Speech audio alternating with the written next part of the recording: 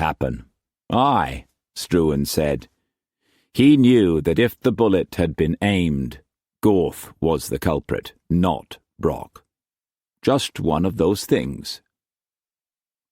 The oil lamps that hung from the rafter swung gently to the heel of the ship as the wind backed slightly.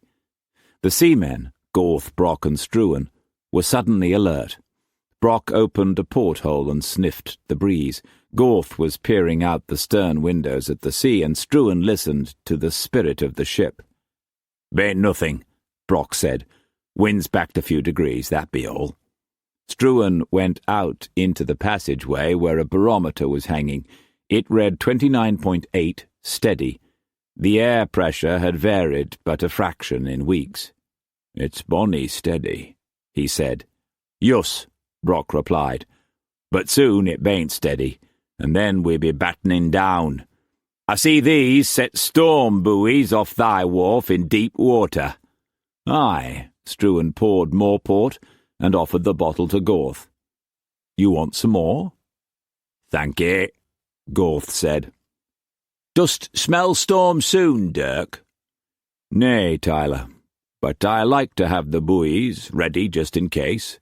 Glessing's ordered them set out for the fleet, though." "Thy suggestion?" "Aye. I hear rumours he be marrying young Sinclair's sister. Seems that marrying's in the air."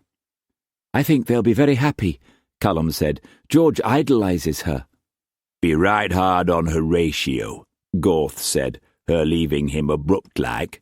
"She be all the kin he has, and she's young, under age." "How old is she?"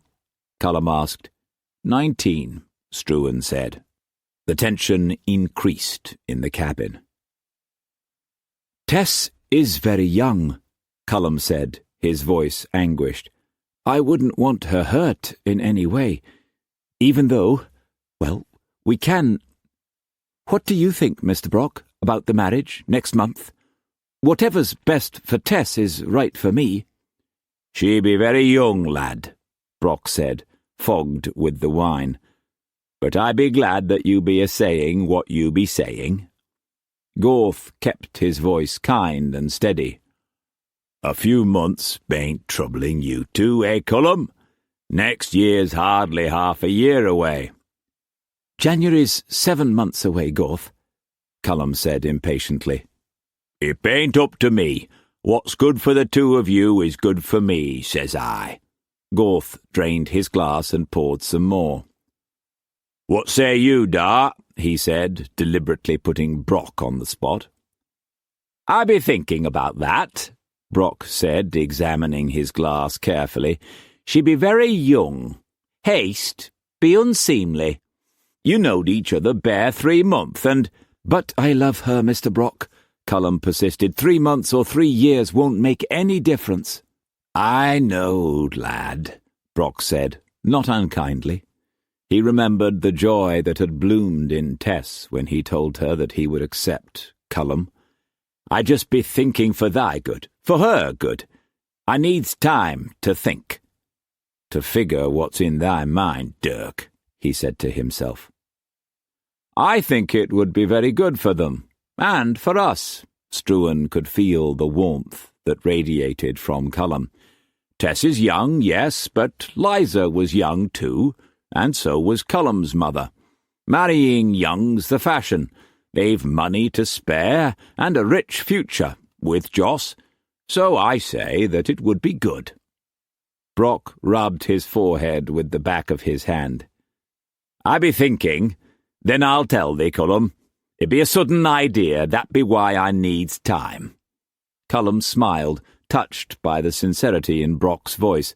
For the first time he liked and trusted him. "Of course," he said. "How much time do you think you'll need, Tyler?" Struan asked bluntly. He saw that Cullum was softening in the face of their false amiability, and he felt that pressure would make them show their true colours. "We should not keep the youngsters like hooked fish, and there'll be a lot to plan. We have to make this the greatest wedding Asia has ever seen.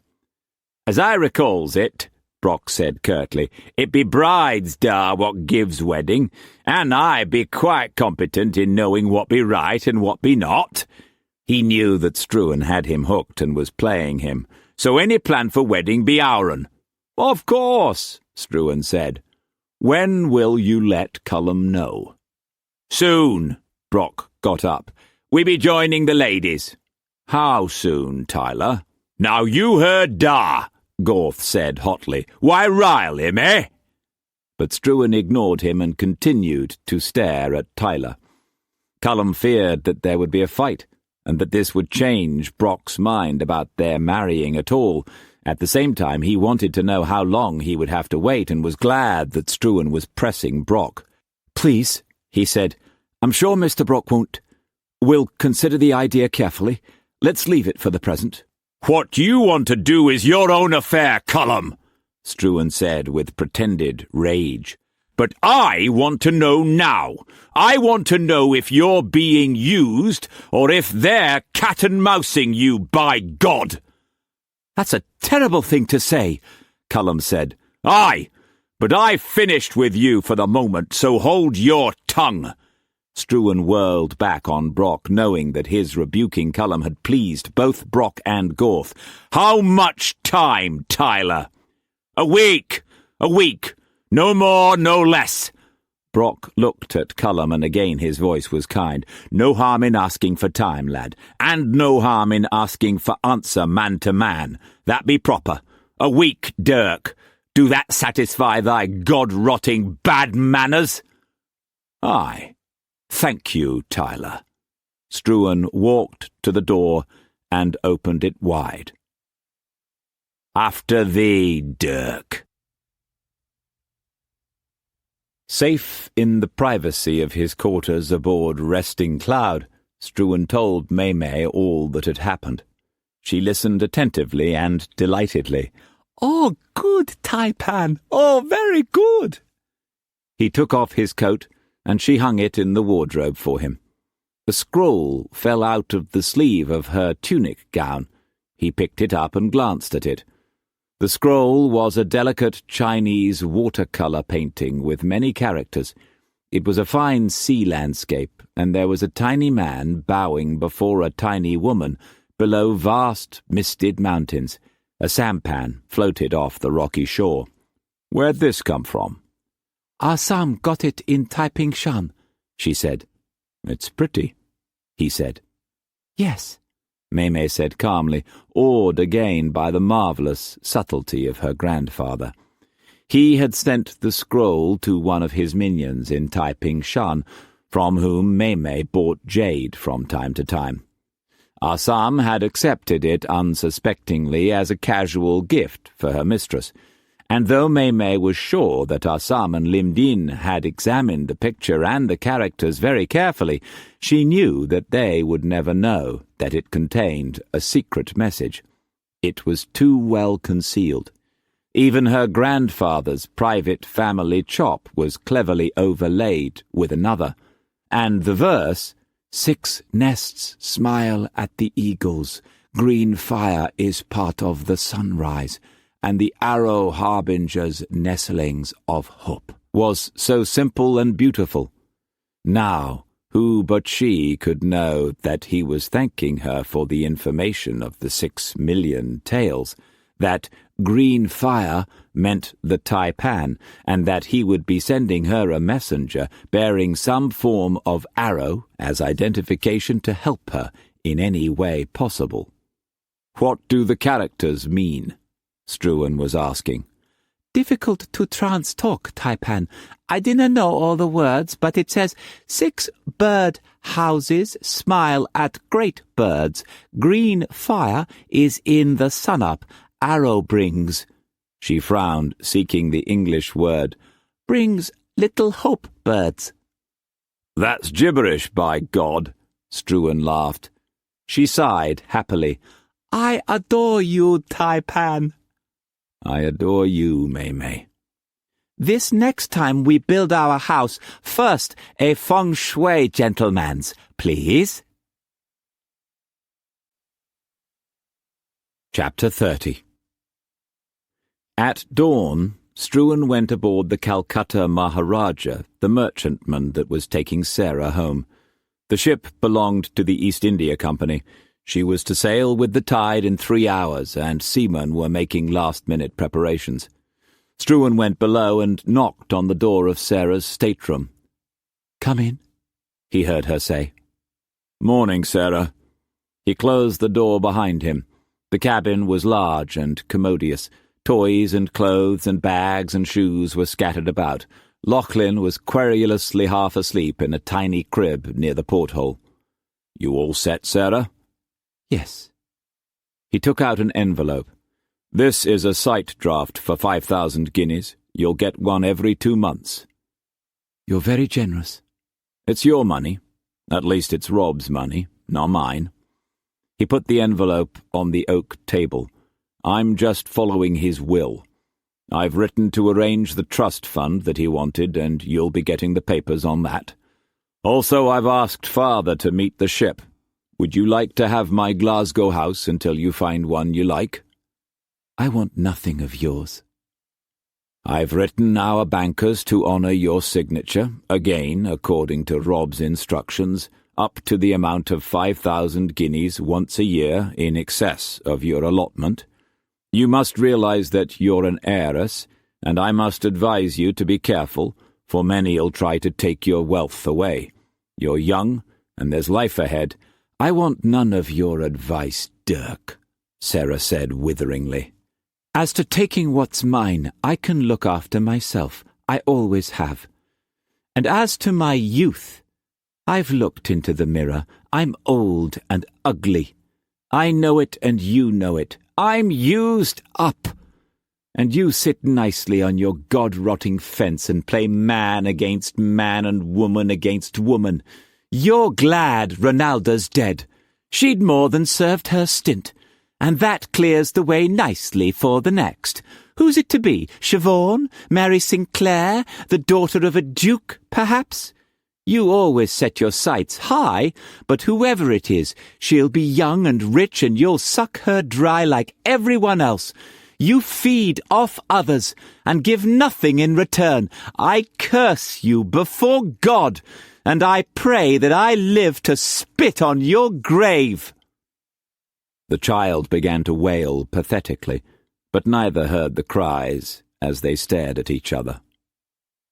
"You forget one truth, Sarah. All your bitterness comes from your belief that you picked the wrong brother. And you made Rob's life a hell because of it." Struan opened the door and left. "I hate the truth," Sarah cried to the emptiness that surrounded her. Struan was slumped morosely at his desk in the factory office, hating Sarah but understanding her, and tormented by her curse. "Do I feed on others?" he unwittingly said aloud. He looked at May's portrait. I suppose I do. Is that wrong? Do they not feed off me all the time? Who's wrong, May? Who's right? He remembered Aristotle Quantz. "Vargas!" "Yes, Signor." "How's Mr. Quantz doing?" "It's very sad, Signor. Very sad." "Send him here, please." Quantz appeared at the door shortly. "Come in, Aristotle," Struan said. "Close the door." Quantz did as he was ordered, and then came and stood unhappily in front of the desk. Struan spoke rapidly. "Aristotle, you've nae time to lose. Sneak out of the factory and get down to the wharf. There's a sampan waiting for you. Get aboard Calcutta Maharaja. She sails in a few minutes." "What? Tai-Pan?" "Help is at hand, laddie. Make a huge scene as you get aboard Calcutta Maharaja. Wave and shout as you sail out of harbour. Let everyone know you're aboard." "God bless you, Tai-Pan!" A flicker of light returned to the eyes. "But I don't want to leave Asia." "I can't leave." There are coolie clothes in the sampan. You can sneak aboard the pilot's lorcha outside the harbour. I've bribed the crew, but not the pilot, so keep out of his way. Great balls of fire! Quance seemed to have grown inches. But where can I hide? Tai-Ping Shan? Mrs. Fotheringill's expecting you. I've arranged a 2-month visit, but you owe me the money I've laid out, by God. Quance threw his arms around Struan and let out a bellow which Struan cut short. God's blood, watch yourself. If Maureen has any suspicion, she'll make our lives a misery and she'll never leave. Quite right, Quance said in a hoarse whisper and raced for the door. He stopped short. Money! I'll need money! Can you make a small loan, Tai-Pan? Struan was already holding up a small bag of gold. Here's 100 guineas. I'll add it to your bill. The bag vanished into Quance's pocket.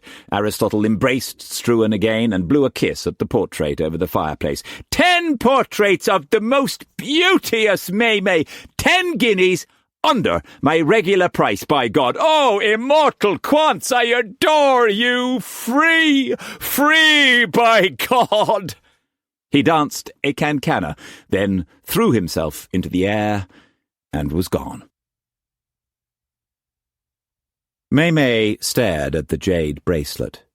She took it closer to the sunlight that streamed through the open porthole and examined it meticulously. She had not mistaken the arrow that was delicately carved on it, or the characters that read, Nestlings of Hope. It's beautiful jade, she said in Mandarin. Thank you, Supreme of the Supreme, Gordon Chen replied in the same language. Yes, very beautiful, May replied, and gave it back to him. He took the bracelet and enjoyed its touch for a moment, but he did not put it back on his wrist. Instead, he threw it deftly out of the porthole and watched it until it had disappeared under the sea. I would be honored if you would have accepted it as a gift, Supreme Lady, but certain gifts belong to the sea darkness. You're very wise, my son, she said, but I am not a Supreme Lady, only concubine. Father has no wife, therefore you are his Supreme of the Supreme. May did not reply. She had been staggered when the messenger turned out to be Gordon Chen, and the jade bracelet notwithstanding, she decided to be very cautious and talk in riddles in case he had intercepted the bracelet, just as she knew that Gordon Chen would be equally cautious and talk in riddles. Will you take tea? That would be too much trouble, Mother. No trouble, my son, she said. She went into the next cabin.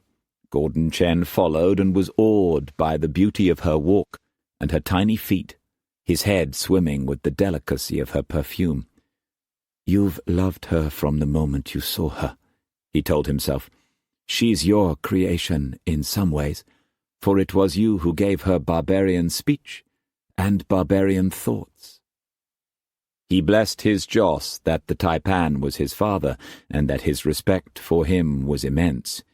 He knew that without this respect, his love for May could not remain filial. Tea was brought, and May dismissed Lim Din. But for propriety she allowed Assam to stay.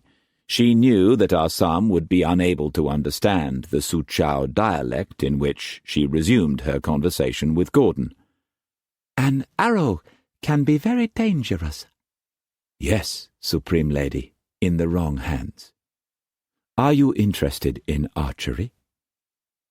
When I was very small, we used to fly kites, my brothers and I. Once I used a bow, but it frightened me. But I suppose that sometimes an arrow could be a gift from the gods, and not dangerous. Gordon Chen thought a moment. Yes, if it was in the hands of a starving man and he aimed at game and hit his prey. Her fan moved prettily. She was glad that she knew the way his mind worked. This made the transfer of information easier and more exciting. Such a man would needs be most careful if he had but one chance to hit the mark. True, Supreme Lady, but a wise hunter has many arrows in his quiver. What game has to be hunted? He asked himself. A poor woman can never experience the masculine joys of hunting, she said calmly. Man is the yang principle. He is the hunter by choice of the gods. Woman is the yin principle, the one to whom the hunter brings food to be prepared. The gods are very wise, very. They teach the hunter what game is fit to eat and what is not. Gordon Chen sipped his tea delicately. Does she mean that she wants someone found, or someone hunted and killed? Who could she want found? Uncle Rob's late mistress and his daughter, perhaps? Probably not, for there'd be little need of such secrecy, and certainly Jinhua would never involve me. By all the gods, what hold has this woman over Jinhua's head? What has she done for him that would force him to order me, and through me, the full power of the triads, to do whatever she wishes? Then a rumor he had heard clicked into place. The rumor that Jinhua knew before all others that the fleet was immediately returning to Canton and not going north as all had presumed it would. She must have sent word privately to Jinhua and thus put him into her debt. Such a debt! Such foreknowledge certainly saved Jinhua 3 to 4 millions of taels. His respect for Mei Mei increased. Sometimes a hunter has to use his weapons to protect himself against the wild beast of the forest, he said, giving her a different opening. True, my son. Her fan snapped closed, and she shuddered. The gods protect a poor woman against such evil things. So she wants someone killed, Gordon thought. He examined the porcelain teacup and wondered who. It's Joss that evil walks in many places, high and low, on the mainland, on this island. Yes, my son, Mei Mei said, and her fan fluttered and her lips trembled slightly. Even on the sea, even among the highborn and the very rich. Terrible are the ways of the gods. Gordon Chen almost dropped his cup. He turned his back on Mei Mei and tried to collect his scattered wits. Sea and highborn meant only 2 people, Longstaff or the Tai-Pan himself, Dragon of Deaths. To go against either would precipitate a holocaust. His stomach turned over. But why? And was it the Tai-Pan? Not my father, oh gods, don't let it be my father! Yes, Supreme Lady, he said with a trace of melancholy, for he knew that his oath bound him to do anything she ordered. The gods have terrible ways. Mei Mei had marked the sudden change in Gordon Chen, and she could not understand why. She hesitated, baffled. Then she got up and walked to the stern window. The flagship was gently at anchor in the harbour, sampans surrounding it in a sparkling sea. China Cloud was beyond at storm anchor and White Witch nearby. The ships are so beautiful, she said. Which do you find the most pleasing? He came close to the windows. He did not think that it could be Longstaff. There would be no purpose in that, not for her, for Jinhua perhaps, but not for her. I think that one, he said gravely, nodding at China Cloud. Mei Mei gasped and dropped her fan. God's blood! She said in English. Assam looked up briefly and Mei Mei was instantly under control. Gordon Chen picked up the fan and bowed low as he returned it to her. Thank you, she continued in Suzhou dialect. But I prefer that ship." She pointed with her fan at the White Witch. She was still shaky from the horrified realization that Gordon Chen thought she wanted her adored Tai-Pan dead. "The other is priceless jade. Priceless, you hear? Inviolate by all the gods. How dare you have the impertinence to think otherwise?" His relief was palpable. "Forgive me, Supreme Lady. I would kowtow 1,000 times to show my abject apology here and now, but your slave might find it curious," he said in a rushing mixture of deliberately intermingled Suchao and Mandarin words. "For a moment a devil entered my foolish head, and I did not understand you clearly. Of course I would never consider a balance of such ships, one against another." "Yes," she said. "If one thread of hempen rope, if one sliver of wood were touched on the other, I would follow him who dared to defile such jade into the bowels of hell, and there I'd claw off his testicles and rip out his eyes and feed him them with his entrails." Gordon Chen winced, but kept his voice conversational. "Never fear, Supreme Lady. Never fear. I will kowtow 100 times as penitence for not understanding the difference between jade and wood. I would never imply, I would never wish you to think that I do not understand." "Good. If you will excuse me now, Supreme Lady, I will be about my business." "Your business is unfinished," she said curtly, "and manners suggest that we should have more tea." She clapped her hands regally to Assam and ordered fresh tea and hot towels. When Assam returned, Mei talked in Cantonese. "I hear many ships are leaving for Macau very soon," she said, and Gordon Chen immediately understood that Brock was to be removed underground in Macau, and at once. Assam brightened. "Do you think we'll be going? Or I'd adore to see Macau again." She smiled coyly at Gordon Chen. "Do you know Macau, honored sir?" "Of course," he said. Normally a slave would not have dared to address him, but he knew that Assam was Mei's personal confidant and private slave, and as such had manifold privileges. Also, he found her very pretty, for a Hoklo boat girl. He glanced back at Mei. "Unfortunately, I won't be able to go this year, though many of my friends ply back and forth." Mei nodded. "Have you heard that last night Father's barbarian son was engaged to be married? Can you imagine it? To the daughter of his enemy. Extraordinary people, these barbarians." "Yes," Gordon Chen said, surprised that Mei thought it necessary to make the removal of Brock any clearer. "Surely she doesn't want the whole family destroyed?" "Unbelievable." "Not that I mind the father. He's old, and if the gods are just, his joss will run out soon." Mei tossed her head and set her jade and silver ornaments a-jingling. "As for the girl, well, I suppose she'll make good sons, though what any man could see in that thick-legged, cow-chested thing I really can't imagine." "Yes," Gordon said agreeably, "so Brock's not to be killed, nor the daughter. That leaves the mother and the brother. The mother is most unlikely, therefore it is the brother. Gorth.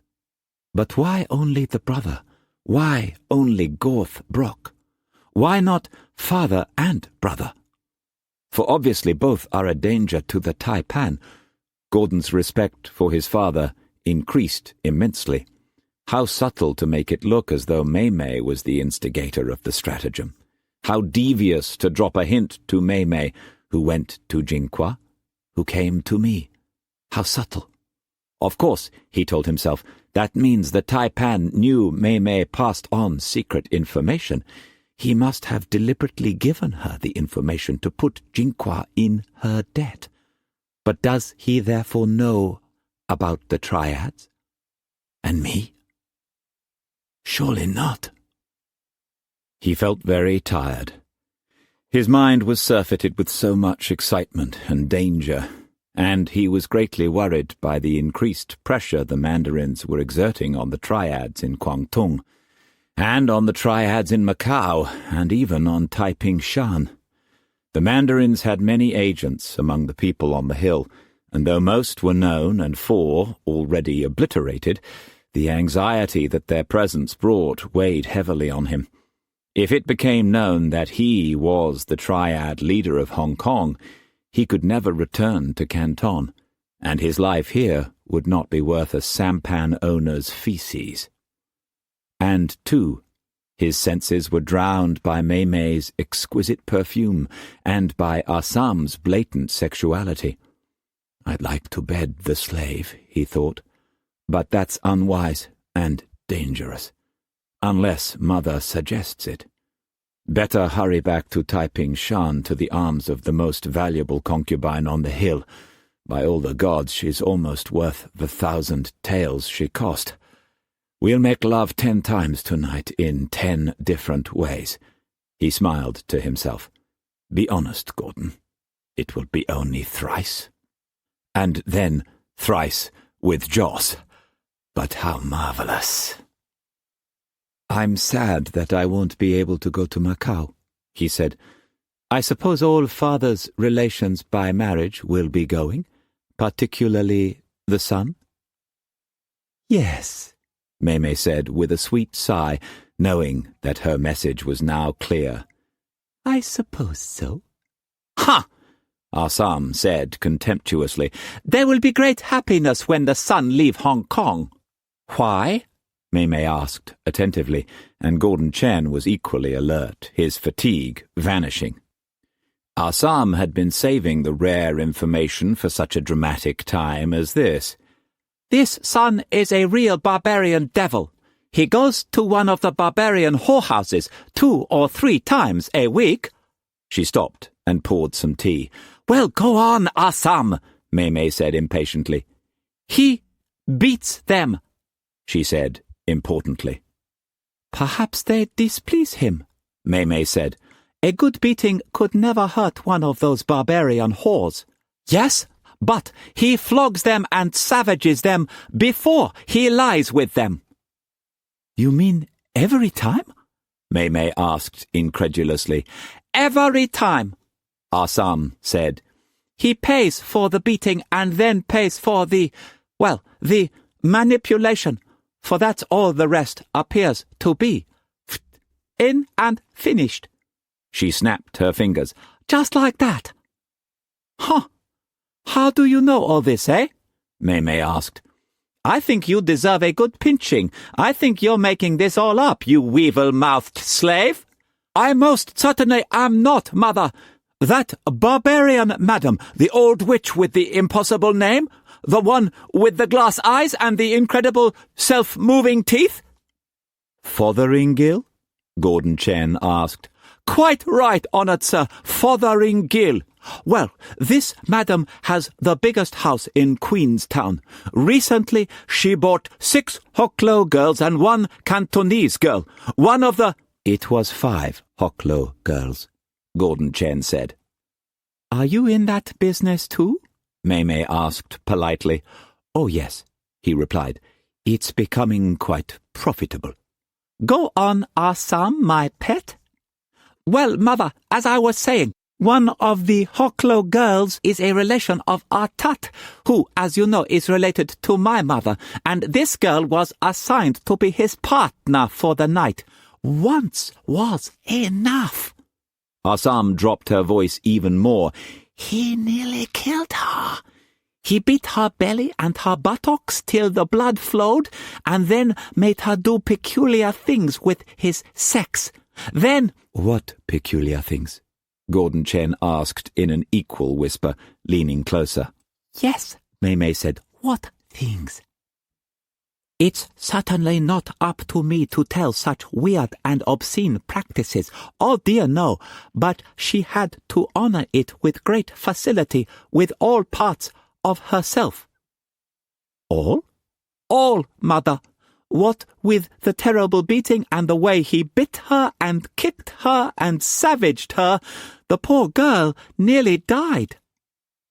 "How extraordinary." Then May told her sharply, "I still think you're making it all up, Assam. I thought you said that it was—" She snapped her fingers imperiously. "Pfft! Like that for him." "Quite right. It is, and he always blames the girl hideously, though it's never her fault. That's the main trouble, that, and being so small and limp."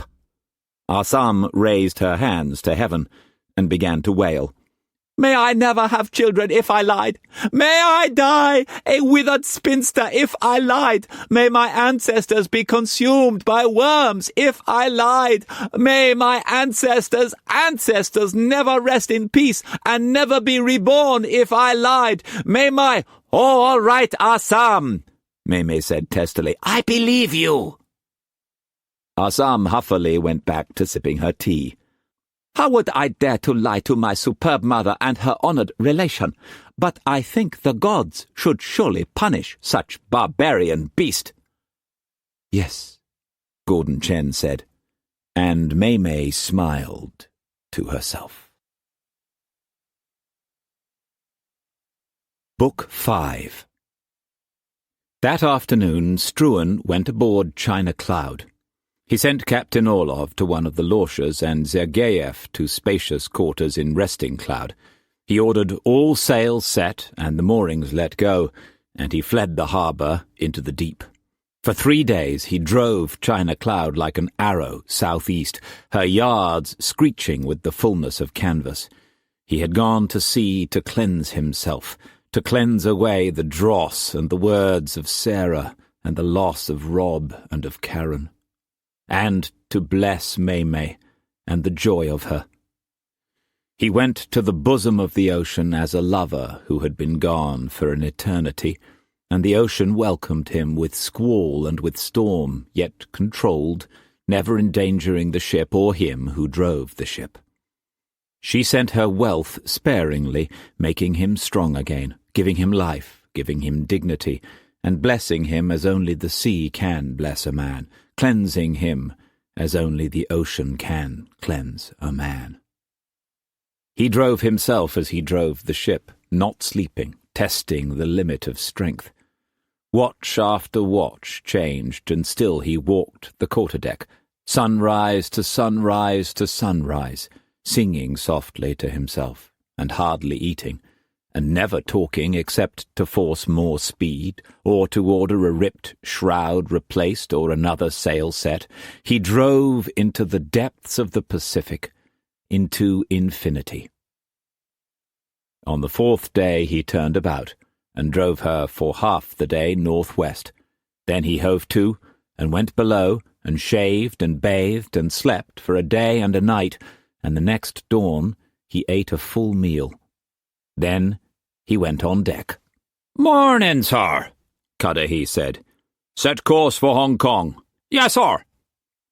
He stayed on the quarterdeck all day and part of the night, and once more he slept. At dawn he shot the sun and marked the chart and again ordered the ship hove to.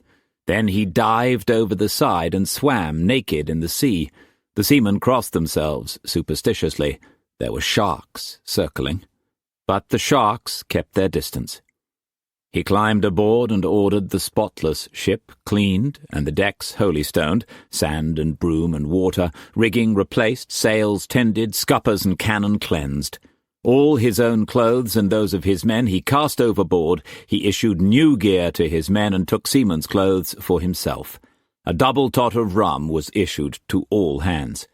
At dawn on the 7th day, Hong Kong loomed on the horizon, dead ahead. The peak was shrouded with mist. There was cirrus aloft and a lusty swell below. He stood on the bowsprit, the spray billowing beneath him. "Do your worst, island!" he shouted into the wake of the east wind. "I'm home!" Chapter 31. China Cloud came back into harbour through the western channel. The rising sun was strong, the wind east and steady and humid. Struan was on the quarter-deck, naked to the waist, his skin deeply tanned and his red-gold hair sun-bleached. He trained his binoculars on the ships of the harbour, first resting cloud. Code flags fluttered on the mizzen, zenith, owner to come aboard immediately. Only to be expected, he thought. He remembered the last time, an eternity ago, that he had read zenith on Thunder Cloud, the time that had heralded the news of so many deaths, and Cullum's arrival. In the harbour there were more troopships than before. They were all flying the East India Company flags. Good, the first of the reinforcements. He saw a large three-masted brigantine near the flagship. The Russian flag flew aft, and the Tsarist pennant aloft the mainmast. There were many more sampans and junks than usual scurrying over the waves.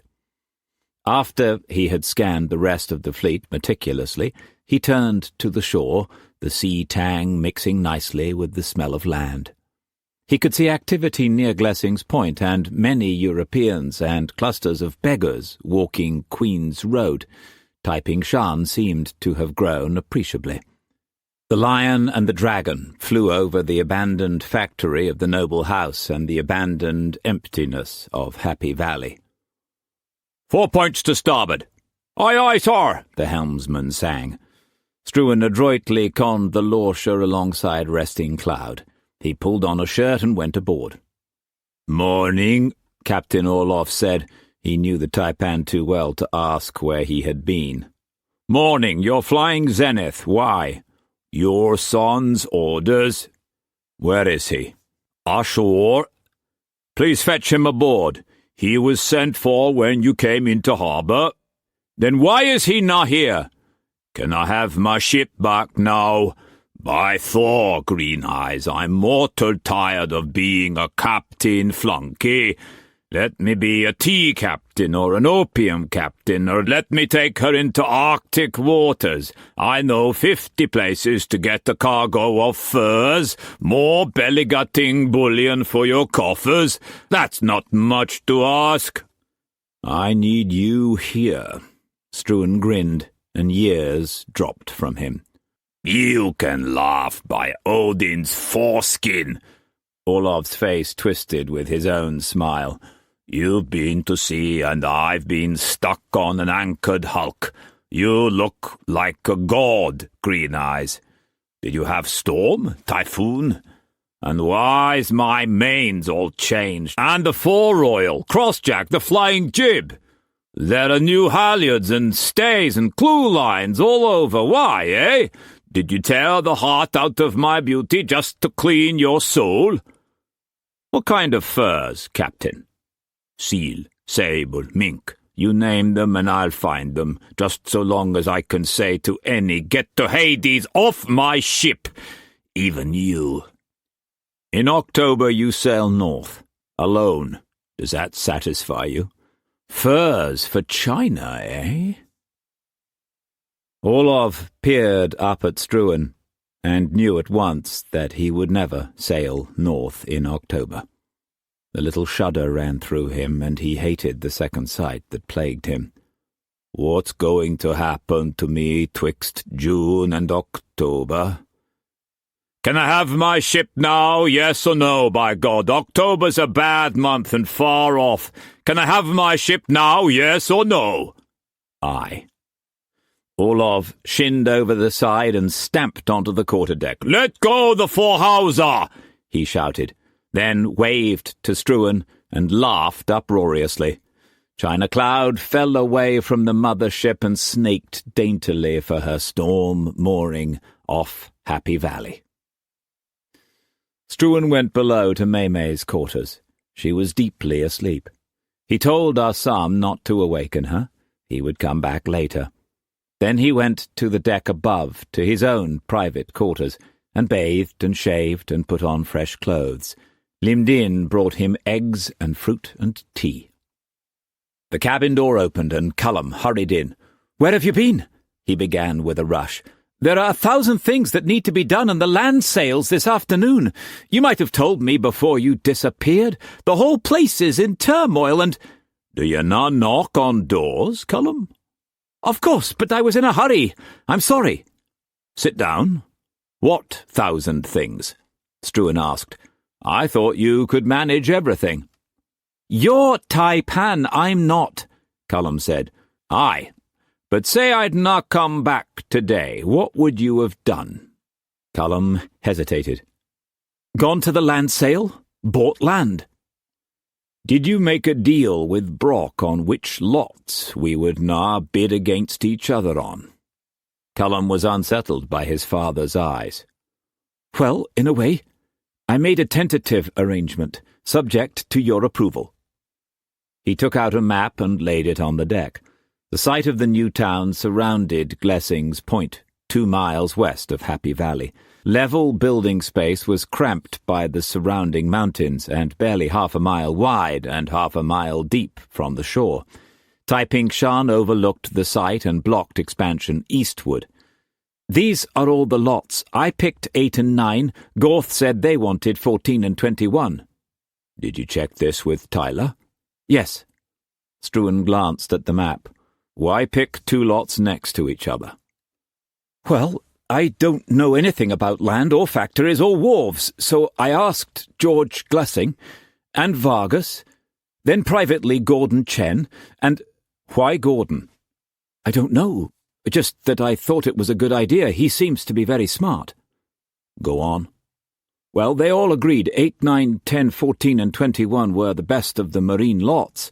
Gordon suggested 2 together in case we wanted to expand, then 1 wharf would service 2 factories.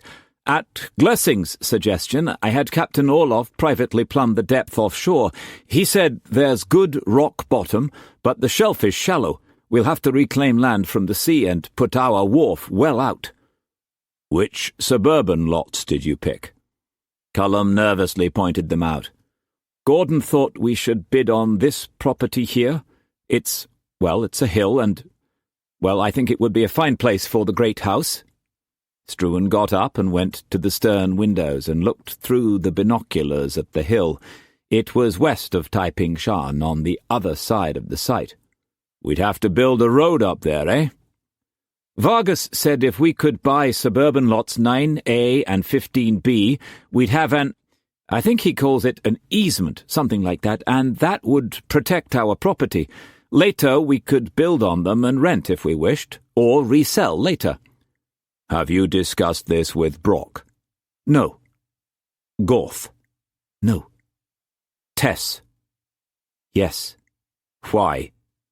No reason. I like talking to her. We talk about lots of things. It's dangerous to talk to her about a matter like this. Like it or not, you've put her to a test. What? If Gorth or Brock bid for 9A and 15B, you know she cannot be trusted. Without the smaller lots, the hill's an extreme gamble. She'd never say anything, Cullum said belligerently. It was private, between ourselves. Perhaps the Brocks have had the same idea. It won't prove anything if they do bid against us. Struan studied him. Then he said, Drink or tea? Tea, thank you. The palms of Cullum's hands felt clammy. He wondered if Tess had indeed talked to Brock or to Gorth. Where did you go? What other things need decisions? Cullum collected his thoughts with an effort. There's a lot of mail, both for you and Uncle Rob. I didn't know what to do about it, so I put it all in the safe. Then Vargas and Chen Sheng estimated our Happy Valley costs, and I signed for the bullion. Longstaff's paid everyone, like you said. I signed for it and counted it, and yesterday a man arrived from England on Zergeyev's ship, Roger Blore. He said he picked her up in Singapore. He wants to see you urgently. He won't tell me what he wants, but, anyway, I put him on the small hulk. Who is he? I dinna ken, lad, Struan said thoughtfully. He rang the bell on the desk and the steward came in. Struan ordered a cutter sent for Blore. What else, lad? Orders for building materials and ships' supplies are piling up. We have to order new stocks of opium, 1,000 things. Struan played with his mug of tea. Has Brock given you an answer yet? Today's the last day. He asked me aboard the White Witch tonight. Tess has not indicated her father's decision. No. Gorth? Again, Cullum shook his head. They're leaving for Macau tomorrow, except Brock. I've been invited to go with them. Are you going? Now that you're back, I would like to. For a week, if he says we can marry soon. Cullum drank some tea. There'd be furniture to buy and, well, that sort of thing. Did you see Sousa? Oh, yes, we did. The land is wonderful, and the plans are already drawn. We can't thank you enough. We were thinking, well, Sousa told us about the separate room for the bath and toilet you designed for your house. We asked him to build us one. Struan offered a cheroot and lit it. How long would you have waited, Cullum? I don't understand. For me to come back. The sea might have swallowed me. Not you, Tai-Pan. One day she might. One day she will. Struan blew out a thread of smoke and watched it float. If I ever leave again without telling you where I'm going, wait 40 days, nay more. I'm either dead or never coming back. Very well. Cullum wondered what his father was getting at. Why did you leave like that? Why do you talk to Tess? That's no answer. What else has happened since I left? Cullum was desperately trying to understand, but he could not. He had greater respect than before for his father, yet he still felt no filial love. He had talked for hours with Tess, and had found an uncanny depth to her, and they had discussed their fathers, trying to fathom the two that they loved and feared and sometimes hated most on earth, yet ran to at the breath of danger. The frigates returned from Quemoy, and they laid waste 50 to 100 junks, big and small, and 3 pirate nests ashore. Perhaps they sank Wu Kwok, perhaps they didn't. I think we'll know soon enough. The day before yesterday I checked your house in Happy Valley. The watchman... Well, you know no one will stay at night. I'm afraid it was broken into and looted badly. Struan wondered if the secret safe had been tampered with. Is there not any good news? Aristotle Quance escaped from Hong Kong. Oh? Yes. Mrs. Quance doesn't believe it, but everyone, at least almost everyone, saw him on the ship, the same that took Aunt Sarah home. The poor woman believes he's still in Hong Kong. Did you know about George and Mary Sinclair? They're going to be married. That's good, even though Horatio is terribly upset about it. But that's not all good either. We've just heard Mary's very sick. Malaria? No, a flux of some kind in Macau. It's very strange. George got a letter yesterday from the Mother Superior of the Catholic Nursing Order. Poor fellow's worried to death. You can never trust those papists. What did the Mother Superior say? Only that she felt she should inform Mary's next of kin, and that Mary had said to write to George. Struan frowned. Why the devil did she not go to the missionary hospital, and why did she not inform Horatio? I don't know. Have you told Horatio? No. Would Glessing have told him? I doubt it. They seem to hate each other now. You'd better go with the Brocks and find out how she is. I thought you'd want first-hand news, so I sent Vargas's nephew Jesus by Lorsha yesterday. Poor George couldn't get leave of absence from Longstaff, and I wanted to help him as well. Struan poured more tea and then looked at Cullum with new respect. Very good. Well, I know she's almost like your ward. Aye. The only other thing is that the inquiry into the Archduke's accident was held a few days ago. The jury found that it was just an accident. Do you think it was? Of course. Don't you? Have you visited Zergeyev? At least once a day. He was at the inquiry, of course, and he said many nice things about you, how you helped him, saved his life, things like that. Zergeyev attached blame to no one and said that he had informed the Tsar to that effect. He said openly that he thought he owed his life to you. Skinner brought out a special edition of the Oriental Times covering the inquiry. I have it for you." Cullum handed him the paper.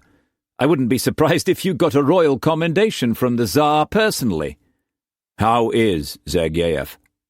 "He's walking now, but his hip's very stiff. I think he's in great pain, though he never mentions it. He says he'll never ride again." "But he's well?" "As well as a man can be who lives to ride." Struan went to the sideboard and poured 2 sherries. The lad's changed, he thought. Aye, very much changed. I am proud of my son. Cullum accepted the glass and stared at it. "Health, Cullum. You've managed very well." "Health, father." Cullum had chosen the word deliberately. "Thank you." "Don't thank me. I want to be Tai-Pan of the noble house, very much. But I don't want a dead man's shoes." "I never thought you did!" Struan snapped. "Yes, but I considered it, and I know in truth, I don't like that idea." Struan asked himself how his son could say such a thing so calmly. "You've changed a lot in the last few weeks. I'm learning about myself, perhaps. It's Tess mostly, and being alone for 7 days. I found I'm not ready to be alone yet." "Does Gorth share your opinion of dead men's shoes?" "I can't answer for Gorth, Tai-Pan. Only for myself. I know that you're mostly right, that I love Tess, that you're going against everything you believe to help me." Again, Struan remembered Sarah's words. He sipped his drink contemplatively. Roger Blore was in his early 20s, his face as taut as his eyes. His clothes were expensive but threadbare, and his short frame spare and fatless. He had dark blonde hair, and his blue eyes were deeply fatigued. "Please sit down, Mr. Blore," Struan said. "Now, what's all the mystery, and why must you see me alone?" Blore remained standing. "You're Dirk Struan, sir?" Struan was surprised. Very few people knew his middle name. "Aye, and who might you be?"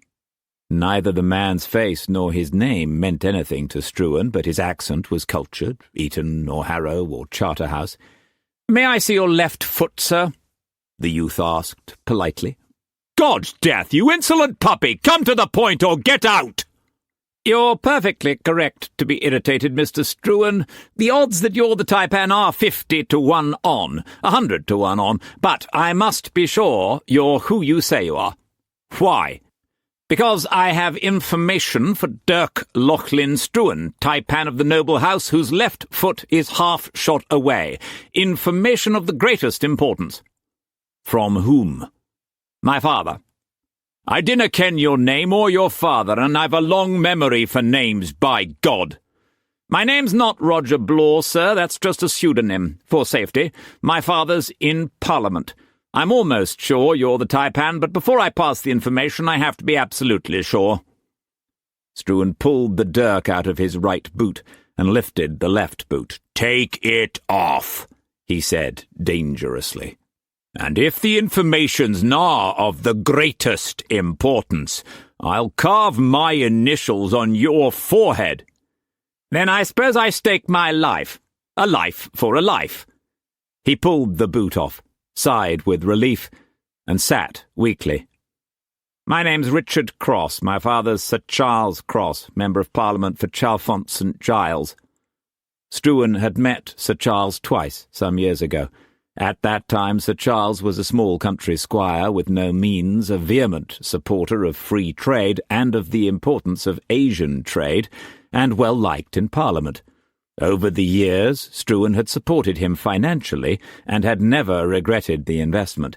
It must be about the ratification, he thought eagerly. Why did you not say so in the first place? Cross rubbed his eyes tiredly. May I have a drink, please? Grog, brandy, sherry, help yourself. Thank you, sir. Cross poured himself some brandy. Thanks.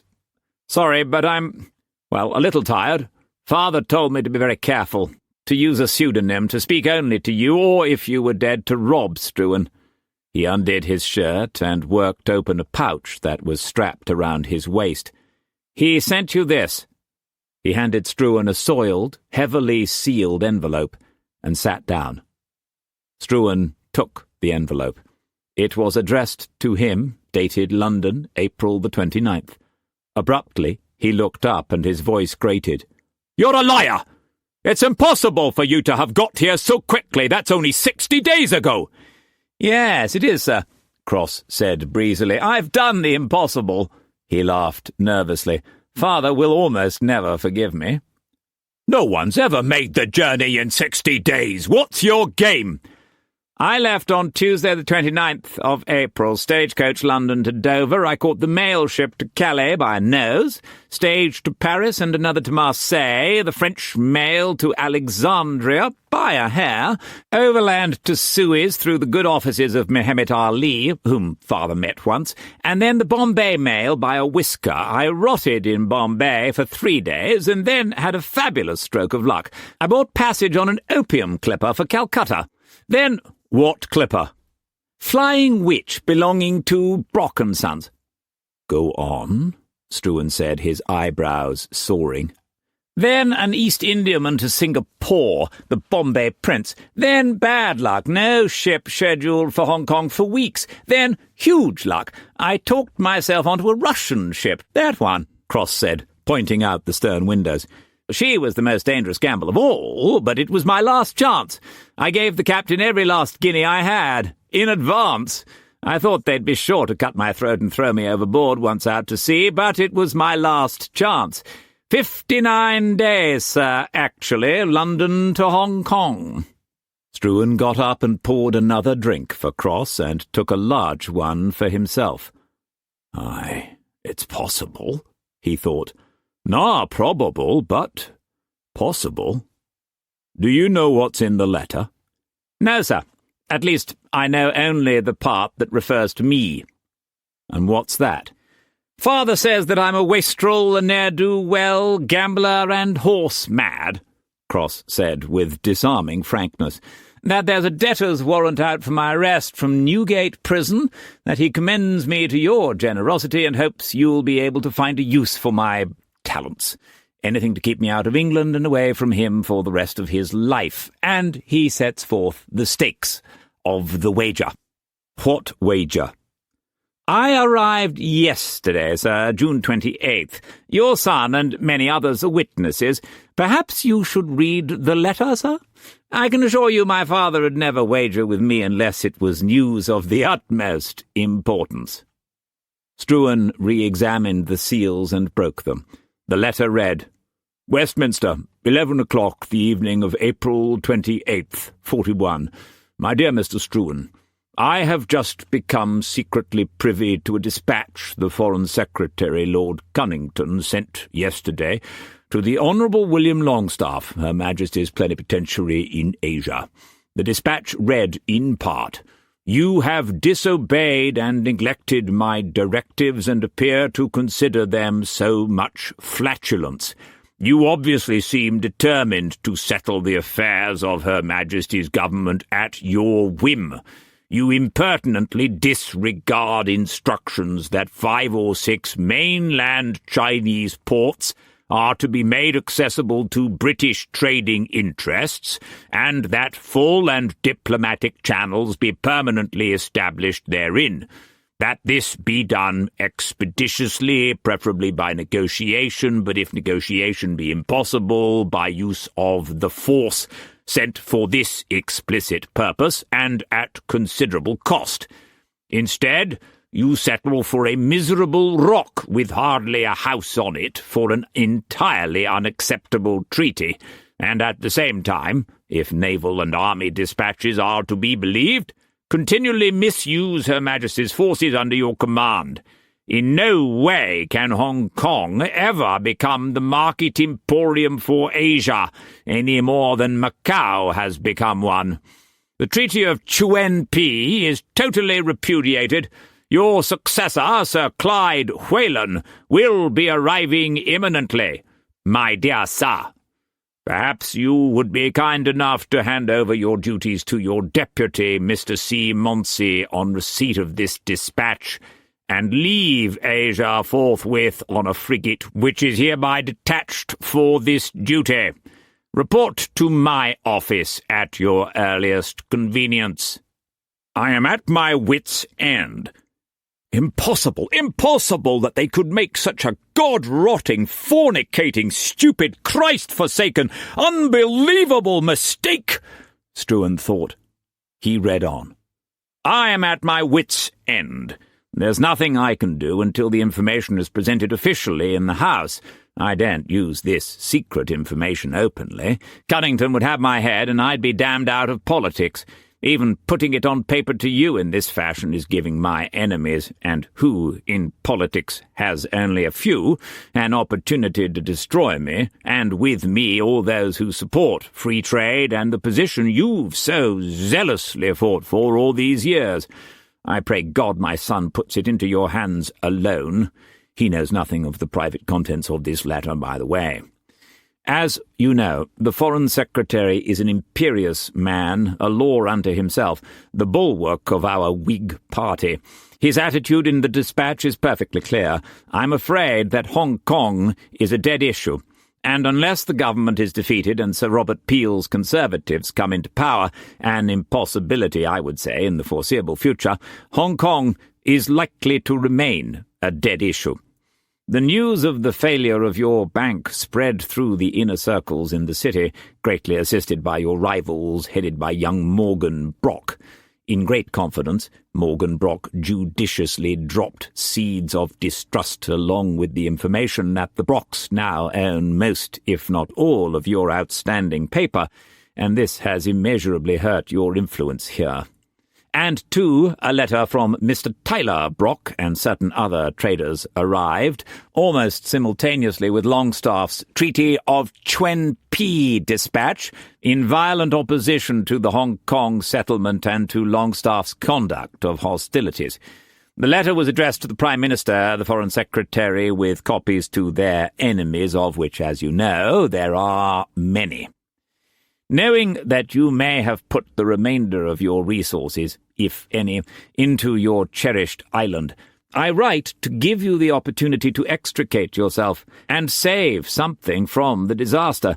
It may be that you have made some form of settlement with Brock, I pray you have, though if the arrogant Morgan Brock is to be believed, the only settlement that will please them is the obliteration of your house. I have good reason to believe that Morgan Brock and a group of continental banking interests, French and Russian, it is further rumoured, started the sudden run on the bank. The Continental Group proposed the ploy when news somehow leaked out about Mr. Rob Struan's planned international structure. They broke your bank in return for 50% of a similar plan which Morgan Brock is now trying to effect. I'm sorry to bear such bad tidings. I do so in good faith, hoping that somehow the information will be of value and that you will be able to survive to fight again. I still believe your plan for Hong Kong is the correct one, and I intend to continue to try to put it into effect. I know little about Sir Clyde Whelan, the new Captain Superintendent of Trade. He served with distinction in India and has an excellent reputation as a soldier. He's no administrator, so I believe. I understand that he leaves tomorrow for Asia. Thus his arrival would be imminent. Last, I commend my youngest son to you. He is a wastrel, black sheep, ne'er-do-well, whose only purpose in life is to gamble, preferably on horses. There is a debtor's warrant out for him from Newgate Prison. I told him that I would a last time settle his debts here if he would forthwith undertake this dangerous journey. He agreed, wagering that if he achieved the impossible feat of arriving in Hong Kong in under 65 days, half the normal time, I would give him 1,000 guineas to boot. To ensure as fast a delivery as possible, I said 5,000 guineas if under 65 days. 500 guineas less for every day over that stipulated period, all provided that he stayed out of England for the rest of my life. The money to be paid at 500 guineas per year until finished. Enclosed is the first payment. Please advise me by return mail the date of his arrival. If there is any way you could use his talents and control him, you would earn a father's undying gratitude. I've tried, God help both me and him, and I've failed, though I love him dearly. Please accept my sorrow at your bad luck. Give my best to Mr. Robb, and I end on the hope that I will have the pleasure of meeting you personally under more favourable circumstances. I have the honour to be, sir, your most obedient servant, Charles Cross. Struan gazed out at the harbour and the island. He remembered the cross that he had burned on the first day, and Brock's 20 golden guineas, and Jinqua's remaining 3 coins, and the lacs of bullion that were to be invested for someone who, one day, would come with a certain chop. Now all the sweat, and all the work, and all the planning, and all the deaths were wasted, through the stupid arrogance of one man, Lord Cunnington. Good sweet Christ, what do I do now? Struan overcame the shock of the news and forced himself to think. The Foreign Secretary's a brilliant man. He would not repudiate Hong Kong lightly. There must be a reason. What can it be? And how am I to control Whelan? How to fit a soldier and no administrator into the future? Perhaps I should stop buying the land today. Let the rest of the traders buy, and to hell with them. Brock will be crushed along with the others, for Whelan and the news will not arrive for a month or more. By that time they'll be deep into desperate building. Aye, that's one way. And when the news is common knowledge, we all retire to Macau, or to one of the treaty ports that Whelan will get, and everyone else is smashed. Or hurt very badly. Aye. But if I can get this information, Brock can too. So perhaps he'll now be sucked in. Perhaps. Aye. But that way you lose the key to Asia, this miserable threadbare rock, without which all the open ports and the future will be meaningless. The alternative is to buy and build and gamble that, like Longstaff, Whelan can be persuaded to exceed his directives, that Cunnington himself can be got at, to pour the wealth of the noble house into the new town, gamble, make Hong Kong thrive, so that the government will be forced to accept the colony. That's mortal dangerous. You cannot force the Crown to do that. The odds are terrible, terrible. Even so, you've nae choice. You have to gamble. Odds reminded him of young Cross. Now here's a valuable lad. How can I use him? How can I keep his mouth shut tight about his fantastic journey? Aye, and how can I create a favourable impression on Whelan for Hong Kong? And get closer to Cunnington? How can I keep the treaty as I want it? Well, Mr. Cross, you did a remarkable voyage. Who knows how long it took you? Any year, sir. Then keep it to yourself. Struan wrote something on a pad of paper. Give this to my chief clerk. Cross read the note. You're giving me the whole 5,000 guineas? I've put it in the name of Roger Blore. I think you'd better keep that name, for the time, anyway. Yes, sir. Now I'm Roger Blore. He stood up. Are you finished with me now, Mr. Struan? Do you want a job, Mr. Blore? I'm afraid there's... Well, Mr. Struan, I've tried a dozen things, but it never works. Father's tried everything, and, well, I'm committed. Perhaps it was preordained to what I am. I'm sorry, but you'd be wasting good intentions. I'll bet you 5,000 guineas you'll accept the job I'll offer you." The youth knew that he'd win the wager. There was no job, none that the Tai-Pan could offer him, that he would accept. But wait, this is no man to play with, no man to wager lightly with. Those devil-calm eyes are flat. I'd hate to see them across a poker table, or at baccarat. Watch your step, Richard Cross, Roger Blore. This is one man who'll collect a debt. Well, Mr. Blore, where are your guts? Or are you not the gambler you pretend? The 5,000 guineas is my life, sir. The last stake I'll get. So put up your life, by God. You're not risking yours, sir, so the wager's uneven. That sum's contemptible to you. Give me odds. 100 to 1. Struan admired the youth's brashness. Very well. The truth, Mr. Blore, before God.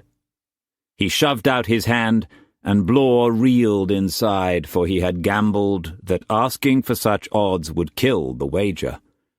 Don't do it, you fool, he told himself. 500,000 guineas! He shook Struan's hand. Secretary of the Jockey Club of Hong Kong, Struan said. What? We've just formed the Jockey Club. You're secretary. Your job is to find horses, lay out a racetrack, a clubhouse, begin the richest, finest racing stable in Asia, as good as Aintree or any in the world. Who wins, lad? Blore desperately wanted to relieve himself. For the love of God, concentrate, he shouted to himself. A racetrack? Aye, you start it, run it. Horses, gambling, stands, odds, prizes, everything. Begin today. But, Jesus Christ! Where are you going to get the horses? Where will you get the horses? Australia, by God! Blore burst out. I've heard they've horses to spare down there. He shoved the banker's draft back at Struan and let out an ecstatic bellow. Mr. Struan, you'll never regret this! He turned and rushed for the door. Where are you going? Struan asked. Australia, of course. Why do you not see the General first? Eh? I seem to remember they've some cavalry. Borrow some horses. I'd say you could arrange the first meet next Saturday. I could? Aye. Saturday's a good day for race day, and India's nearer than Australia. I'll send you by the first available ship. You will? Struan smiled. Aye. He handed back the slip of paper. 500 is a bonus on your first year's salary, Mr. Blore, of 500 a year. The rest is prize money for the first 4 or 5 meets. I'd say 8 races, 5 horses each, every second Saturday. God bless you, Mr. Struan! Then Struan was alone. He struck a match and watched the letter burn. He ground the ashes to dust, then went below. May was still in bed, but she was freshly groomed and looked beautiful. "Heya, Tai-Pan," May said. She kissed him briefly, then continued fanning herself. "I'm gracious glad you're back. I want you to buy me a small piece of land because I've decided to go to business." "What sort of business?" he asked, slightly peeved at the offhand welcome, but pleased that she accepted his going and returning without question and without fuss. "You will see, never mind. But I want some tails to begin. I pay 10% interest, which is first class. 100 tails. You will be a sleep partner." He reached over and put his hand on her breast. "Talking about sleeping, there's—" She removed his hand. "Business before sleepings. You buy me land and lend me tails." "Sleepings before business." "Aye, ya! In this hot," she said with a laugh, Very well. It's terrifical bad to tax yourself in this hot. Your shirt sticks already to your back. Come along, never mind. She obediently walked toward her bedroom door, but he caught her. I was just teasing. How are you? Has the baby given you any troubles? Of course not. I am a very careful mother, and I eat only very special foods to build a fine son, and think warlike thoughts to make him Tai-Pan the brave. How many tails do you want? 100, I already said. Have you no ears? You're terrifical strange today, Tai-Pan. Yes, certainly very strange. You're not sick, are you? You have bad news, or just tired? Just tired. 100 tails, certainly. What's the business? She clapped her hands excitedly and sat back at the table. Oh, you will see. I've thought much since you gone. What do I do for you? Make love and guide you, both terrifical good to be sure, but that's not enough. So now I make tails, too, for you and for my old age. She laughed again, and he delighted in her laugh. But only from the barbarians. I will make fortunes. Oh, you will think I am clevericious. There's nae such word. You know very well what I mean. She hugged him. You want to make love now? There's a land sale in an hour. True. Then best you change clothes and hurry back. A small lot on Queen's Road, but I pay no more than 10 taels rent a year. Did you bring me present? What? Well, it's a good custom, she said, her eyes innocent, that when a man leaves his woman, he brings her present, jades, things like that. Nay, jades, but next time I'll be more attentive. She shrugged. Good custom. Your poor old mother's very impoverish. We eat later, heya? Aye. Struan went to his own staterooms on the next deck above. Lim Din bowed. Bath very cold, all same, massa. Want she? Aye. Struan took off his limp clothes and lay in the bath and let his mind consider the implications of Sir Charles's news, his fury at Cunnington's stupidity almost overwhelming him.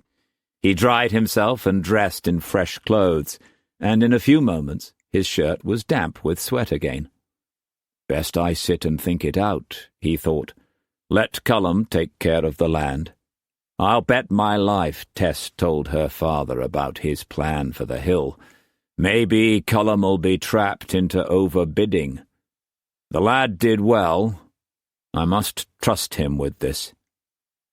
So he sent word to Cullum to bid for the noble house, and also told him to buy a small but good lot on Queen's Road, and he sent word to Horatio that Mary was poorly, and arranged for a lawyer to take him immediately to Macau.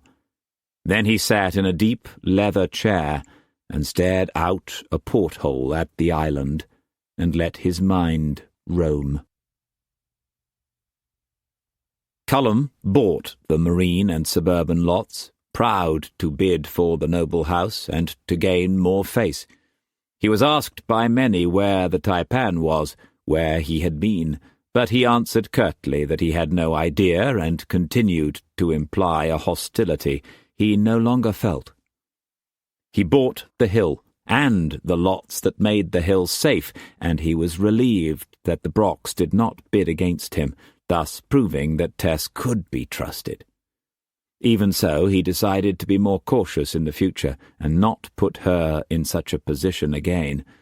It was dangerous to be too open with some knowledge, he thought, dangerous for her and for himself. For example, the knowledge that the thought of her, the slightest touch of her, drove him almost frantic with desire, knowledge that he could never discuss with her or his father, but only with Gorth, who understood. Yes, Cullum, lad, I knows only too well. It be terrible pain, terrible. They can hardly walk. Yes, and it be terrible hard to control. But don't worry, lad. We be pals and I understands. It be right to be frank, thee and me. It be terrible dangerous for thee to be like Monk. Yes, worse than that, it be storing up troubles in the future, and even worse, I hear tell it be making for sickly offspring. The pain in thy guts be the warning of God. Yes, that pain'll sicken a man all his life, and that be the mortal truth, so help me God. Don't thee worry. I knowed a place in Macau. Don't thee worry, old lad. And though Cullum did not truly believe the superstitions that Gawth pronounced, the pains he endured day and night sapped his will to resist. He wanted relief. Even so, he swore, if Brock agrees to let us marry next month, then I won't go to a whorehouse. I won't! At sunset, Cullum and Struan went aboard the White Witch. Brock was waiting for them on the quarter-deck, Gawth beside him. The night was cool and pleasant. "I be decided about thy marrying, Cullum," Brock said. "Next month be unseemly. Next month be probable better. But the 3rd month from now be Tess's 17th birthday, and on that day, the 10th, thee can marry." "Thank you, Mr. Brock," Cullum said. "Thank you." Brock grinned at Struan. "Do that suit thee, Dirk?" "It's your decision, Tyler, not mine. But I think 3 months or 2's nae different to 1. I still say next month." "September suit thee, Cullum, like I said? Be honest, lad." "Yes, of course. I'd hoped, but, well, yes, Mr. Brock." Cullum swore that he would wait the 3 months, but deep inside, he knew that he could not. "Then that be settled proper." "Aye," Struan echoed. 3 months it is, then." "Aye," he told himself, 3 months it is. You've just signed a death warrant, Tyler. Maybe 2. "And Dirk, mayhaps thee'll give me time tomorrow. We can fix dowry and what not." "At noon?" "Yes, at noon. And now I thinks we be joining the ladies below. You be staying for supper, Dirk?" "Thank you, but there are some things I have to attend to." "Like the races, eh? I have to hand it to you. Proper smart to brung that Bloor fellow out from home. He be a proper young spark. The last race o' every meet be the Brock Stakes. We be putting prize money." "Aye, so I hear. It's fitting we have the best track in Asia." Bloor had made the announcement at the land sale. Longstaff had agreed to be the first president of the Jockey Club. The annual membership fee was set at 10 guineas, and every European on the island had immediately joined.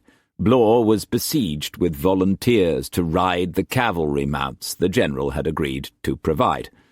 "Thee can ride, Dirk?" "Aye, but I've never raced." "Me likewise, but mayhaps we should try our hands, eh? You ride, Cullum?" "Oh, yes, but I'm not an expert." Gawth clapped him on the back. "We can get mounts in Macau, Cullum, practice a little. Mayhaps we can take on our Dars, eh?" Cullum smiled uneasily. "Aye, we might at that, Gawth," Struan said. "Well, good night. I'll see you at noon, Tyler." "Yus. Night, Dirk." Struan left. During dinner, Cullum tried to heal the antagonism that existed between Gawth and Brock. He found it strange that he liked them both, could see through them both, could understand why Gawth wanted to be Tai-Pan and why Brock would not pass over control, not for a time. And strange why he felt wiser in this than Gawth. Not so strange, really, he thought. Gawth hadn't suddenly been left alone for 7 long days with all the responsibility. The day I marry Tess, I'm throwing away Brock's 20 sovereigns. Not right to keep them now. Whatever happens, we're starting afresh. Only 3 months. Oh, God, thank you. After dinner, Cullum and Tess went on deck by themselves. Both were breathless under the stars, holding hands and aching. Cullum brushed her lips in a first tentative kiss, and Tess remembered the roughness of Nagrek's kiss, and the fire that had followed his hands, and the pain that he had caused. Not pain, really, but an agony pleasure that, in the remembrance, always made her burn anew. She was glad that soon she would be able to quench the fire inside her. Only 3 months, then peace.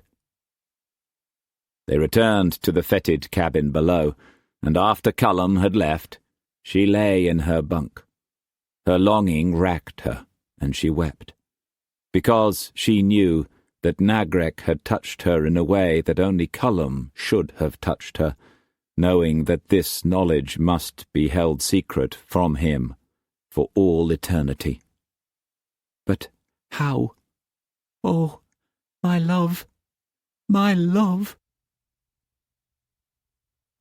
I tell thee, Da, that were a mistake, Gorth was saying in the great cabin, keeping his voice low. A terrible mistake. Brock slammed the tankard down and beer slopped onto the table and the floor. It be my decision, Gorth, and that be the end of it. They be wed come September. And it were mistake not to bid on the hill. That devil's stolen another march on us, and by God. Use thy brains, Gorth, Brock hissed.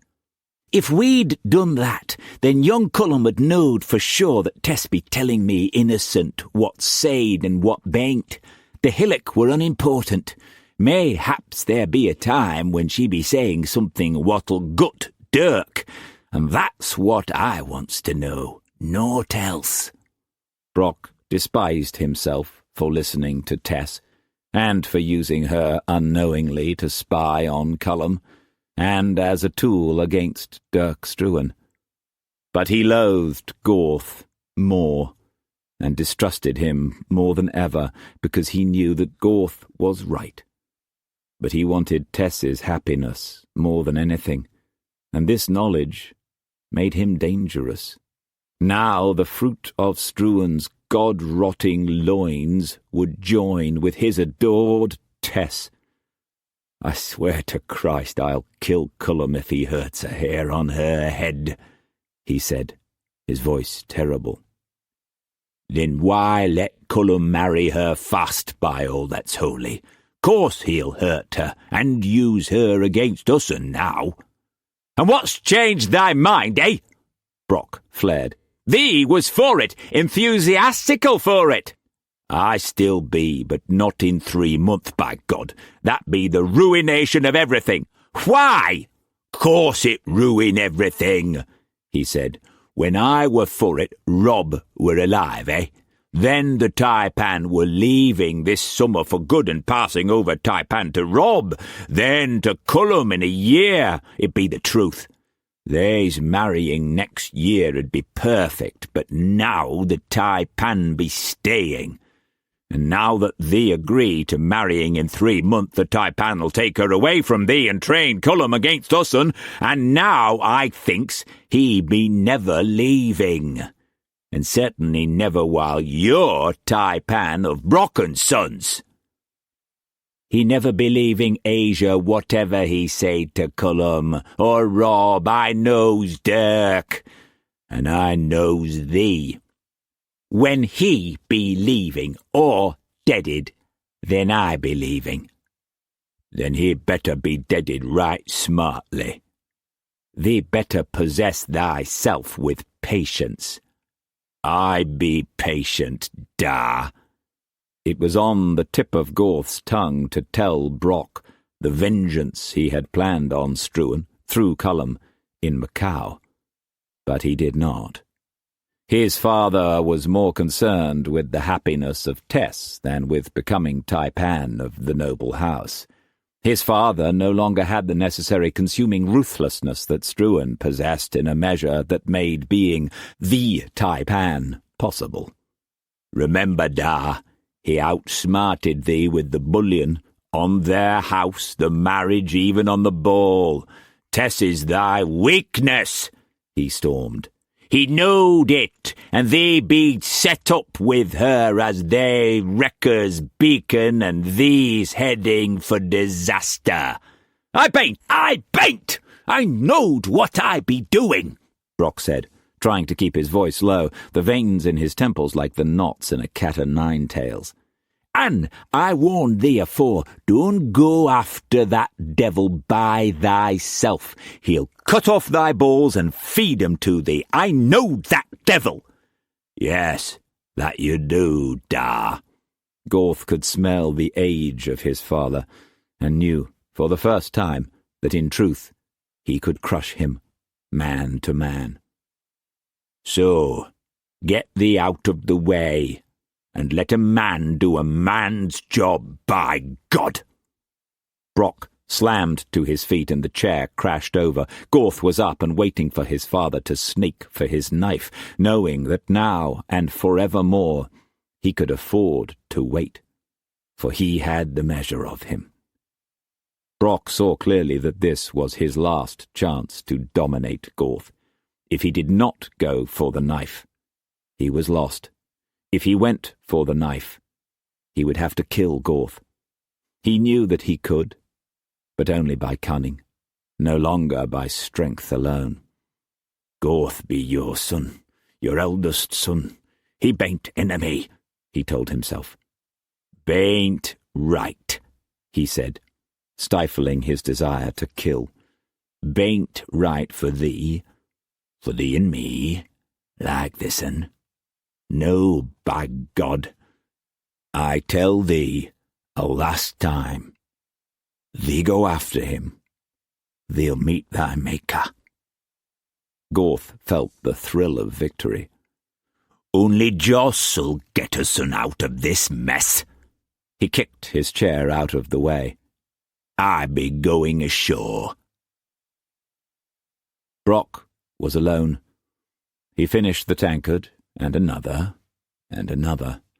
Liza opened the door, but he did not notice her, and she left him to his drinking, and she went to bed and prayed for the happiness of the marriage, and for her man. Gorth went ashore, to Mrs. Fotheringill's house. "I'm not wanting your business, Mr. Brock," she said. "The last one were hurt brutal." What's a monkey to you, you old witch? Here! Gorth slammed 20 gold sovereigns on the table. And here's the same to keep your trap shut. She gave him a young Hakka girl and a cellar far to the back of the house. Gorth abused the girl, flogged her brutally, and left her dying. The next day he set out in the White Witch for Macau, 40 miles southwest. All the Brocks were aboard except Brock himself. Cullum also stood on the quarterdeck, his arm linked with Tess's. Chapter 32. 5 days later was race day, and during this time the foundations of the new town had been laid. Following the lead of the noble house, the traders had harnessed all the labour and skills of Taiping Shan into digging and carrying and building. The traders poured back into the land all the bullion Longstaff had given them. The brickmakers in Macau and the timber makers in Kwangtung, and all those who were concerned with the building of houses or factories or wharves, began to work night and day to satisfy the frantic zeal of the traders to replace that which had been abandoned. Wages rose. Coolies began to be in short supply. The noble house alone employed 3,000 bricklayers, builders, and artisans of all kinds, even though each tide brought more workers. These quickly found well-paid work. Taiping Shan swelled even more. The foreshore around Glessing's Point pulsated with energy. The race day marked the 14th day since Struan and May had left their house in Happy Valley to move aboard Resting Cloud. "You dinna look well, lassie," Struan said. "Best stay abed today." "I think I will," she said. She had been restless all night, and her head and neck and back had begun to ache. "It's nothing, never mind. You look terrifical good." "Thank you." Struan was wearing new clothes that he had had made in honour of the meet. Dark green riding coat of the finest, lightest wool, white drill-pleated trousers thonged under his half-boots, waistcoat of primrose cashmere, green cravat. Maymay eased the ache in her shoulders, and Assam settled the pillow more comfortably for her. "It's just a summer devil. I sent for doctor. You go ashore now." "Aye, the meet begins in an hour. I think I'll get our doctor, lass. He'll—" "I will send for doctor, Chinese doctor, and that's the end of that. Now, dinna forget, 20 tails on number 4 horse in 4th race. The astrologer said it was absolute good winner." "I will not forget." Struan patted her cheek. "You rest yourself." "When I win, I feel fantastical better, heya? Go along now." He tucked her up and saw that fresh tea was brought and an earthenware bottle filled with hot water for her back. Then he went ashore. The racetrack had been laid out to the west of Glessing's Point and was mobbed with people. Part of the foreshore near the post that marked both the starting and finishing lines had been cordoned off for Europeans against the hordes of curious Chinese who swarmed around. Tents had been set up here and there, a paddock and betting stands had been constructed, flags on bamboo poles marked the oval track. The betting was heavy, and Henry Hardy Hibbs had the biggest book. "Take your picks, gents!" he shouted in his sonorous voice, thumping his blackboard upon which he had chalked the odds. "Major Trent up on the Black Stallion. Satan be favourite in the first, even money, 3-1 the field." "God rot you, Hibbs," Glessing said testily, sweating in the heat of the day. 3-1 the field, and you're bound to win. Give me 6-1 on the grey mare, a guinea." Hibbs glanced at the blackboard and whispered hoarsely, "For you, Captain Sir, 5 it is, 1 guinea it is, on Mary Jane." Glessing turned away. He was furious that he was not in Macau and that Cullum's promised letter had not arrived. "Oh, God above," he thought, frantic with worry. "I should have heard from him by this time. What the devil's the delay? What's that bugger Horatio doing? Is he hacking at her again?" He walked moodily down to the paddock and saw Struan and Zergeyev together, but Longstaff joined them, so he did not stop. "What's your choice, Your Highness?" Longstaff was saying jovially. "The gelding," Zergeyev replied, leaning on a stick. The excitement and the smell of the horses refreshed him and lessened much of his constant pain. He wished that he could be a rider, but blessed his luck that he had survived the wound, and blessed Struan. He knew that without Struan's operation he would have died. "La, Your Highness," Siobhan said as she strolled up on Jeff Cooper's arm. She was dressed in shimmering green and shaded by an orange parasol. "Have you a tip for me?" She favoured all of them with a smile, particularly Struan. "The gelding's the best horse, but who the best rider is I don't know, Siobhan," Zergeyev said. Siobhan glanced at the big brown horse, its coat sleek and eyes full. "La," she said with a mischievous twinkle, "poor horse. If I were a horse and that'd be done to me, I swear I'd never run a foot. For no one. Barbaric." They laughed with her. "Are you betting the gelding, Tai-Pan?" "I dinna ken," he said, worried about Maymay. "Somehow I favour the filly, but I think I'll make my final choice when they're at the starting gate." She studied him for an instant, wondering if he was speaking in parables.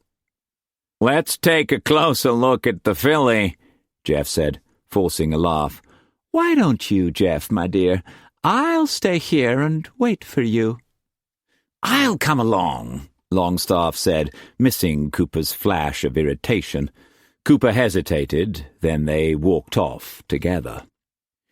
Brock lifted his hat politely as he passed Siobhan and Struan and Sergeyev, but did not stop. He was glad that Struan had decided not to jockey one of the horses, for he was not fond of riding himself, and his dig at Struan had been involuntary. God curse him, he thought. "How is your wound, Your Highness?" Siobhan said. "Fine. I'm almost whole again, thanks to the Tai-Pan." "I did nothing," Struan said, embarrassed by Sergeyev's praise. He noticed Blore down by the paddock in private conversation with Skinner. "I wonder if I gambled correctly on the lad," he thought. "Modesty becomes you, sir," Siobhan said to Struan, and bobbed a graceful curtsy. "Don't they say noblesse oblige?" Struan marked Sergeyev's open admiration for the girl. "You've a fine ship, Your Highness." The Russian vessel was four-masted, 800 tons burden, many cannons. "I'd be honored to have the captain show you over her," Sergeyev said. "Perhaps we could talk specifics with you, when you're ready." "Thank you. I'd like that." Struan would have continued, but Blore rushed up to them, dusty and exhausted. "Almost ready to begin, Tai-Pan. You look whizzo, Miss Tillman. Afternoon, Your Highness," he said in a run. "Everyone put your money on number 4 in the 4th. Decided to ride her myself. Oh yes, Tai-Pan, I checked the stallion last night. He took the bit, so we can use him in the next meet. Your Highness, best let me guide you to your position. You're starting the first race." "I am." "Didn't His Excellency mention it? Blast the... would you care to?" Never had Blore worked so hard, and never had he been so excited. "Would you follow me, please?" He guided Sergeyev hastily through the crowd. "Blore is a nice young man," Siobhan said, glad to be alone with Struan at last. "Where did you find him?" "He found me," Struan said, "and I'm glad he did." His attention was distracted by an altercation near one of the tents. A group of soldier guards was hustling a Chinese out of the enclosure. The coolie's hat fell off, and with it the long queue. The man was Aristotle Quantz. "Excuse me a second," Struan said. He hurried over and stood in front of the little man, shielding him with his bulk. "That's all right, lads, he's a friend of mine," he said. The soldiers shrugged and moved off. "Great thundering cannonballs, Tai-Pan!" Quantz choked out, adjusting his filthy clothes. "Saved in the nick! Bless you!" Struan shoved the coolie hat back on Quantz's head and pulled him behind a flap of the tent. "What the devil are you doing here?" he whispered. "Had to see the races, by God!"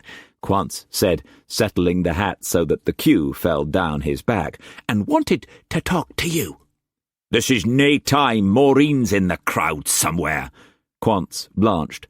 "God protect me!" "Aye, though why he should, I've nae idea. Be off with you while you're safe. I heard she's booked passage for home next week if she suspects. Well, be it on your own head." "Just the first race, Tai-Pan," Quantz begged. "Please. And I've information for you." "What?" To Struan's shock, Quantz told him what Gorth had done to the prostitute. "Ghastly! Poor girl's near death. Gorth mad, Tai-Pan. Mad." "Send me word if the girl dies. Then we'll... Well, I'll have to think about what to do. Thank you, Aristotle. Best you vanish while you can." "Just the first race. Please, for the love of God. You don't know what it means to a poor old man." Struan looked around. Siobhan was studiously ignoring them. Then he noticed Glessing walking by. "Captain!" When Glessing recognized Quantz, his eyes soared to heaven. "By Jove! I thought you were on the high seas." "Do me a favour, would you?" Struan said quickly. "Mrs. Quantz is over by the post. Would you keep Aristotle out of trouble and out of her way? Better, take him over there." Struan pointed to where the Chinese were milling about. "Let him watch the first race, then take him home." "Certainly. Good God, Aristotle, I'm glad to see you, Glessing said. Then to Struan, have you heard from Cullum? I'm terribly worried about Miss Sinclair. No, but I told Cullum to see her as soon as he arrived. We should hear any moment. I'm sure she's all right. I hope so. Oh, where should I take Aristotle after the race? Mrs. Fotheringill's. By Jove! What's it like, Aristotle?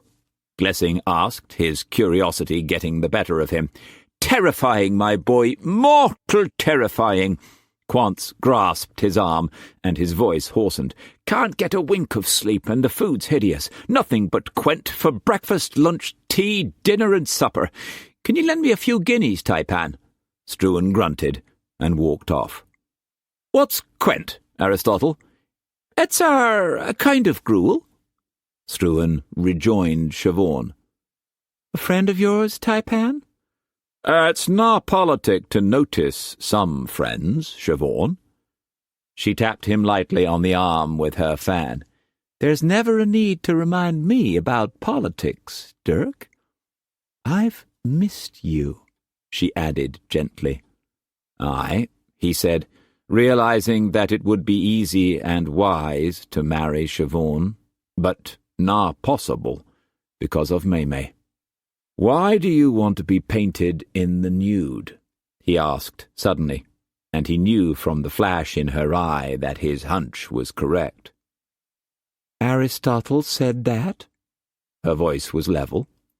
Great God, no, he'd never do that, but some months ago he was teasing us, said he had a new commission for a nude. Why? She blushed and fanned herself and laughed.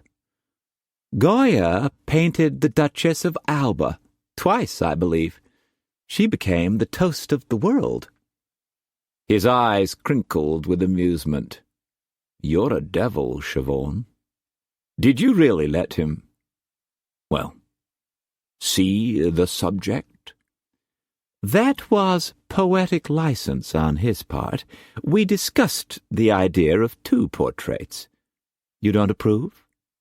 I'd say your uncle and your father would hit the sky if they heard about it, or if the portraits fell into the wrong hands. Would you buy them, Tai-Pan? To hide? To enjoy. You're a strange girl, Siobhan. Perhaps I despise hypocrisy. She looked at him searchingly. Like you. Aye. But you're a girl in a man's world, and certain things you cannot do. There's a lot of certain things I would like to do. There were cheers, and the horses began to parade. Siobhan made a final decision. I think I will leave Asia within 2 months. That sounds like a threat. No, Tai-Pan. It's just that I'm in love, and in love with life as well. And I agree with you that the time to choose the winner is when they're at the starting gate. She fanned herself, praying that her gamble would justify the risk. Who do you pick? He did not look at the horses. The filly, Siobhan, he said quietly. What's her name? She asked. May, he said, the light in his eyes gentle. Her fan hesitated, and then continued as before. A race is never lost until the winner's judged and garlanded. She smiled, and walked away, head high, more beautiful than she had ever been. The filly lost the race. Only by a nose. But she lost. Back so soon, Tai-Pan? May said thinly. Aye, I tired of the meet, and I was worried over you. Did I win? He shook his head. She smiled and sighed. Oh, well, never mind. The whites of her eyes were pink, and her face was grey under the gold. Has the doctor been? Struan asked. Not yet. May curled on her side, but that did not ease her discomfort. She moved the pillow away, but that did not help either, so she replaced it again. "Your poor old mother's just old," she said, with a forlorn grin. "Where does it hurt?" "Nowhere. Everywhere. A good sleep will cure everything, never mind." He massaged her neck and her back, and would not allow himself to think the unthinkable. He ordered fresh tea and light food and tried to persuade her to eat, but she had no appetite. At sunset, Assam entered and spoke briefly to Mei. "The doctor is come, and Gordon Chen," Mei said to Struan. "Good." Struan got up and stretched. Assam walked over to a jewel cabinet and took out a small ivory statue of a nude woman lying on her side. To Struan's astonishment, Mei pointed to parts of the tiny statue and spoke at length to Assam. Assam nodded and went out. Struan followed, bewildered. The doctor was an elderly man, his queue long and well-oiled, his ancient black robes threadbare. His eyes were clear, and a few long hairs grew from a wart in his cheek. He had long, thin fingers, and the backs of his slender hands were blue-veined. "So sorry, Tai-Pan," Gordon said, and he bowed with the doctor. "This is Ki Fa Tan, the best doctor in Taiping Shan. We came as fast as we could." "Thank you. You'd better come this—" He stopped. Assam had gone over to the doctor and had bowed deeply and shown him the statue, indicating parts of it in the same manner as Mei, and now she was answering questions volubly. "What the devil's he doing?" "Making a diagnosis," Gordon Chen said, listening attentively to Assam and to the doctor. "With the statue?" "Yes. It would be unseemly for him to see the lady if it was not necessary, Tai-Pan. Assam is explaining where the pains are. Please be patient. I'm sure it's not serious." The doctor contemplated the statue in silence. Finally, he looked up at Gordon and said something softly. "He says it is not an easy diagnosis. With your permission, he would like to examine the lady." Seething with impatience, Struan led the way into the bedroom. Mei had dropped the curtains surrounding the bed.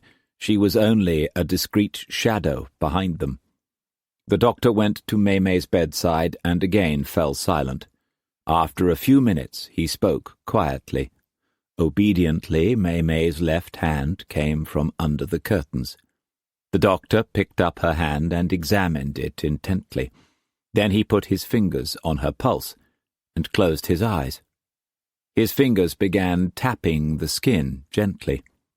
The minutes passed. The fingers were tapping slowly, as though seeking something impossible to find. "What's he doing now?" Struan asked. "Listening to her pulse, sir," Gordon whispered. "We must be very quiet. There are 9 pulses in each wrist, 3 on the surface and 3 a little lower and 3 deep down. These tell him the cause of the sickness. Please, Tai-Pan, be patient. It is most hard to listen with fingers." The finger-tapping continued.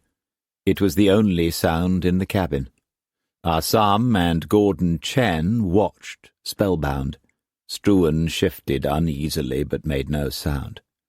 The doctor seemed to be in a mystical reverie. Then suddenly, as if falling on an elusive prey, the tapping ceased, and the doctor pressed hard. For a minute he was like a statue. Then he let the wrist lie on the coverlet, and Mei silently gave him her right wrist, and he repeated the procedure. And again, after many minutes, the tapping abruptly ceased. The doctor opened his eyes and sighed and put Mei's wrist on the coverlet. He beckoned to Gordon Chen and to Struan. Gordon Chen closed the door behind them. The doctor laughed softly and nervously and began speaking quietly and rapidly. Gordon's eyes widened. "What's the matter?" Struan said sharply. "I didn't know Mother was with child, Tai-Pan." Gordon turned back to the doctor and asked a question, and the doctor answered at length. Then silence. Well, what the devil did he say? Gordon looked at him and tried unsuccessfully to appear calm. He says Mother's very sick, Tai-Pan. That a poison has entered her bloodstream through her lower limbs. This poison has centered in her liver, and the liver is now, he sought for the word, maladjusted. Soon there will be fever, bad fever, very bad fever. Then 3 or 4 days of time and again fever, and again. Malaria? Happy Valley fever? Gordon turned back and asked the question. He says yes. Everyone knows it's the night gases, not poison through the skin, by God, he slammed at Gordon. She's not been there for weeks. Gordon shrugged. I only tell you what he says, Tai-Pan. I'm no doctor, but this doctor I would trust. I think you should trust. What's his cure? Gordon queried the doctor. He says, Tai-Pan, I have treated some of those who suffered the Happy Valley poison. The successful recoveries were all strong men who took a certain medicine before the 3rd fever attack. But this patient is a woman, and though in her 21st year and strong with a fire spirit, all her strength is going into the child that is 6 months in her womb. Gordon stopped uneasily. He fears for the lady and the child. Tell him to get the medicine and treat her now, not after any attack. That's the trouble. He can't, sir. He has none of the medicine left. Then tell him to get some, by God! There's none on Hong Kong, Tai-Pan. He's sure. Struan's face darkened. There must be some. Tell him to get it, whatever it costs. But Tai-Pan, God's blood, tell him! Again there was chatter back and forth. He says there is none in Hong Kong, that there will be none in Macau or in Canton, that the medicine is made from the bark of a very rare tree that grows somewhere in the South Seas or in lands across the seas. The tiny quantity he had came from his father, who was also a doctor, who got it from his father. Gordon added helplessly, he says he's completely sure that there's no more. 20,000 taels of silver if she's cured. Gordon's eyes widened. He thought a moment. Then he spoke rapidly to the doctor. They both bowed and hurried away. Struan took out his handkerchief, wiped the sweat off his face, and walked back into the bedroom. Hey, Tai-Pan, Mei said, her voice even thinner. What for is my Joss? They've gone to get a special medicine which'll cure you, nay anything to worry about. He settled her as best he could, his mind tormented. Then he hurried to the flagship and asked the chief naval doctor about the bark. Sorry, my dear Mr. Struan, but that's an old wives' tale. There's a legend about Countess Chinchon, wife of the Spanish Viceroy of Peru, who introduced a bark from South America into Europe in the 17th century. It was known as Jesuit's bark and sometime as Cinchona bark. Powdered and taken with water, it was supposed to cure the fever, but when it was tried in India, it failed completely. Worthless. Damned papists would say anything to get converts. Where the devil can I get some? I really don't know, my dear sir. Peru, I suppose. But why your anxiety? Queenstown is abandoned now. No need to be concerned if you don't breathe the night gas. A friend's just come down with malaria. Oh, then heroic purging with calomel, as soon as possible. Can't promise anything, of course. We'll leech him immediately. Struan tried the chief army doctor next, and then, in the course of time, all the lesser doctors, both service and civilian, and they all told him the same thing. Then Struan remembered that Wilf Tillman was alive. He hastened to the Cooper Tillman opium hulk. And all the while Struan was questioning the doctors, Gordon Chen had returned to Taiping Shan and had sent for the 10 triad leaders under him. Then they had gone to their own headquarters, and had sent for the 10 leaders under them. Word spread with incredible speed that a certain bark of a certain tree was to be found. By sampan, by junk, word filtered out across the harbour to Kowloon, soon to reach hamlets and villages and towns and cities, up the coast, down the coast, inland.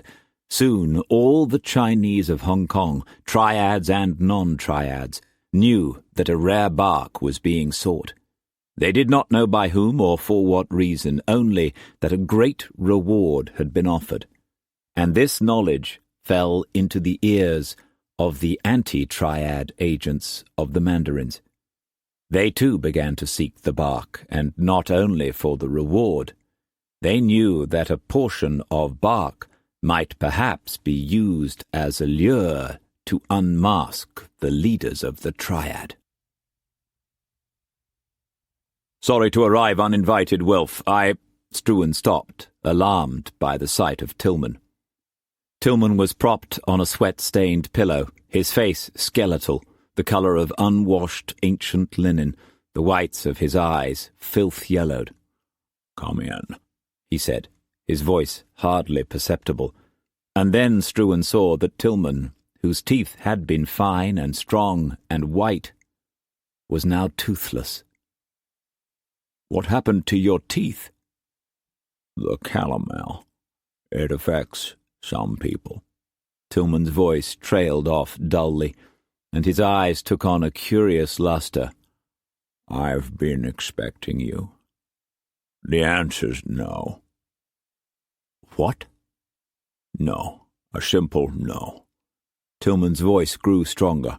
"I'm her guardian, and she'll never marry you." "I did not come here to ask for her. I just came to see how you were and how the malaria—" "I don't believe you." Tillman's voice rose hysterically. "You're just hoping I'll die." "That's ridiculous. Why should I want you dead?" Tillman weakly lifted the handbell that was on the rancid coverlet and rang it. The door opened, and a big Negro, Tillman's slave, came in barefoot. "Jebediah, ask Massa Cooper and Missy to come here at once." Jebediah nodded and closed the door. "Still peddling humans, Wilf?" "Jebediah's content as he is, goddamn you. You've your way and we've ours, you pox-ridden swine." "The pox on your ways, you damned blackbirder." Struan's second ship was etched on his memory, and occasionally he still had nightmares that he was aboard again. With his share of Trafalgar's prize money, he had bought himself out of the Navy, and had signed as cabin boy on an English merchantman that plied the Atlantic. It was only when far out to sea that he discovered she was an illicit slave trader, sailing down to Dakar for slaves, and then across the lower Atlantic and the doldrums to Savannah, the men, women, and children crushed below decks like maggots. Their dying cries and whimpers filling his ears, the stench choking him week after week after week. He, a lad of 8 and helpless. He had deserted at Savannah. This was the only ship that he had deserted in his life. "You're worse than the slavers," he said, his voice raw. "You just buy the flesh and put 'em on the block and take the profit. I've seen a slave market." "We treat them well," Tillman shrieked. "They're only savages, and we give them a good life, we do!" His face twitched as he lay back and fought for strength, desperate with envy of Struan's vitality and health, and feeling near death. "You'll not benefit by my death, God curse you for eternity." Struan turned for the door. "You'd better wait. What I have to say concerns you." "Nothing you could say would concern me." "You call me blackbirder? How'd you get your mistress, you goddamn hypocrite?" The door flung open, and Cooper rushed in. "Oh, hello, Tai-Pan. I didn't know you were aboard." "Hello, Jeff," Struan said, hardly able to control his temper. Cooper glanced at Tillman. "What's up, Wilf?" "Nothing. I wanted to see you and my niece." Siobhan came in and stopped in surprise. Hello, Tai-Pan. Are you all right, Uncle? "No, child, I feel very bad." "What's the matter, Wilf?" Cooper asked. Tillman coughed weakly. "The Tai-Pan came visiting. I thought this a perfect time to settle an important matter. I'm due for another fever attack tomorrow, and I think, well..." The limp eyes turned on Siobhan. "I'm proud to tell you that Jeff had formally asked for your hand in marriage, and I have accepted gladly." Siobhan blanched. I don't want to marry yet. "I've considered everything very carefully." I won't! Tillman pulled himself up on one elbow with a great effort. "Now you will listen to me!" he shrieked, strengthened by his anger. "I'm your legal guardian. For months I've been corresponding with your father. My brother has formally approved the match if I formally decide that it's to your advantage, and I've decided it is. So..." Well, I haven't, Uncle. It's the 19th century, not the Middle Ages. I don't want to marry yet. "I'm not concerned with your wishes, and you're quite right. It is the 19th century. You are betrothed. You will be married. Your father's hope and mine was that during your visit here, Jeff would favor you. He has."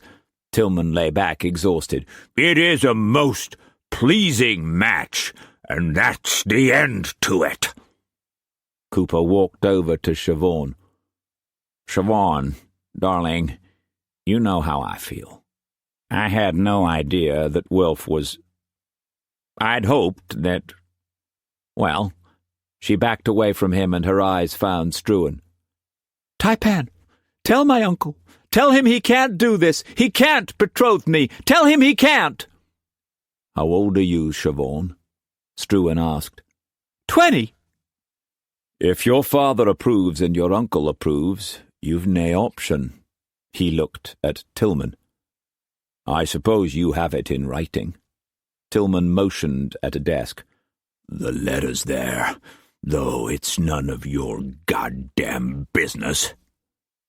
"That's the law, Siobhan. You're a minor and bound to do what your father wants." Struan sadly turned for the door, but Siobhan stopped him. "Do you know why I'm being sold?" she burst out. "Hold your tongue, girl!" Tillman cried. "You've been nothing but trouble since you got here, and it's time you learned manners and respect for your elders and betters." "I'm sold for shares," she said bitterly, "in Cooper Tillman." "That's not so," Tillman said, his face ghastly. "Siobhan, you're overwrought," Cooper began unhappily. "It's just the suddenness and—" Struan started to pass her, but she held on to him. "Wait, Tai-Pan, it's a deal. I know how a politician's mind works. Politics is an expensive business." "Hold your tongue!" Tillman shouted, then whimpered with pain, and collapsed back into the bed. "Without income from here," she rushed on shakily. "Father can't afford to be a senator. Uncle's the oldest brother, and if Uncle dies, Jeff can buy out the Tillman interests at a nominal sum, and then—" "Come on, Siobhan," Cooper interrupted sharply. "That has nothing to do with my love for you. What do you think I am?" "Be honest, Jeff. It is true, isn't it, about the nominal sum?" "Yes," Cooper replied with a grim pause. "I can buy out the Tillman interests under those circumstances, but I haven't made such a deal. I'm not buying a chattel. I love you. I want you to be my wife." "And if I'm not, will you not buy Uncle out?" "I don't know.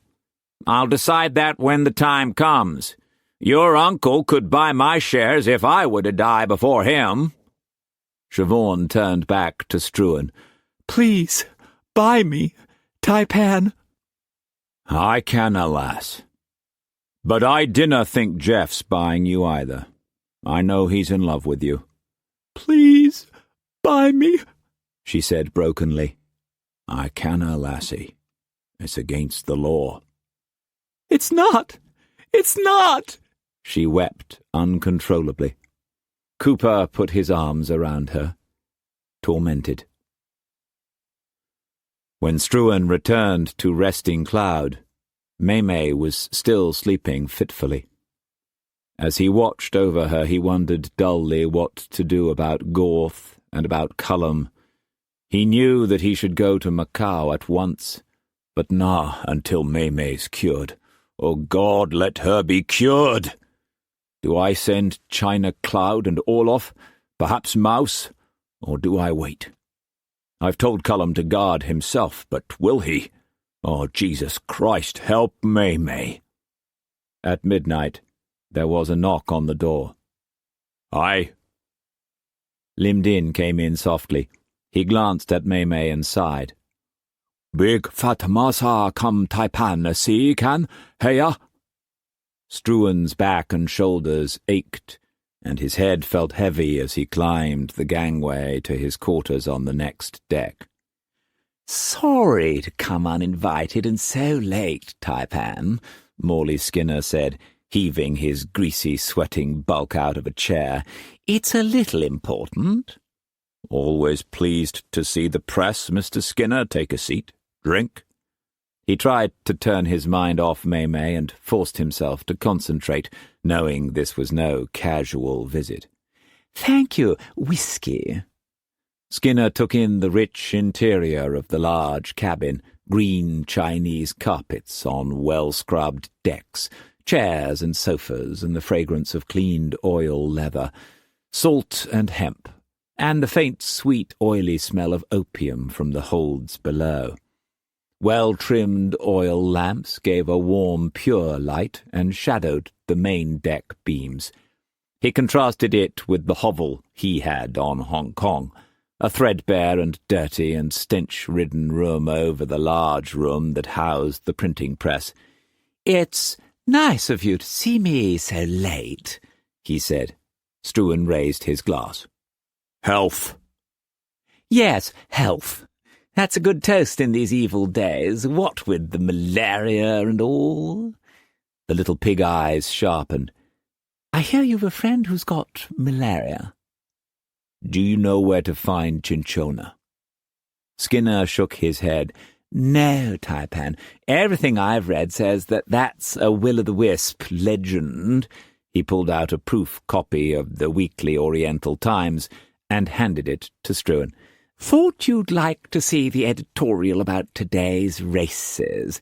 I'm putting out a special edition tomorrow." "Thank you. Is that what you wanted to see me about?" "No, sir."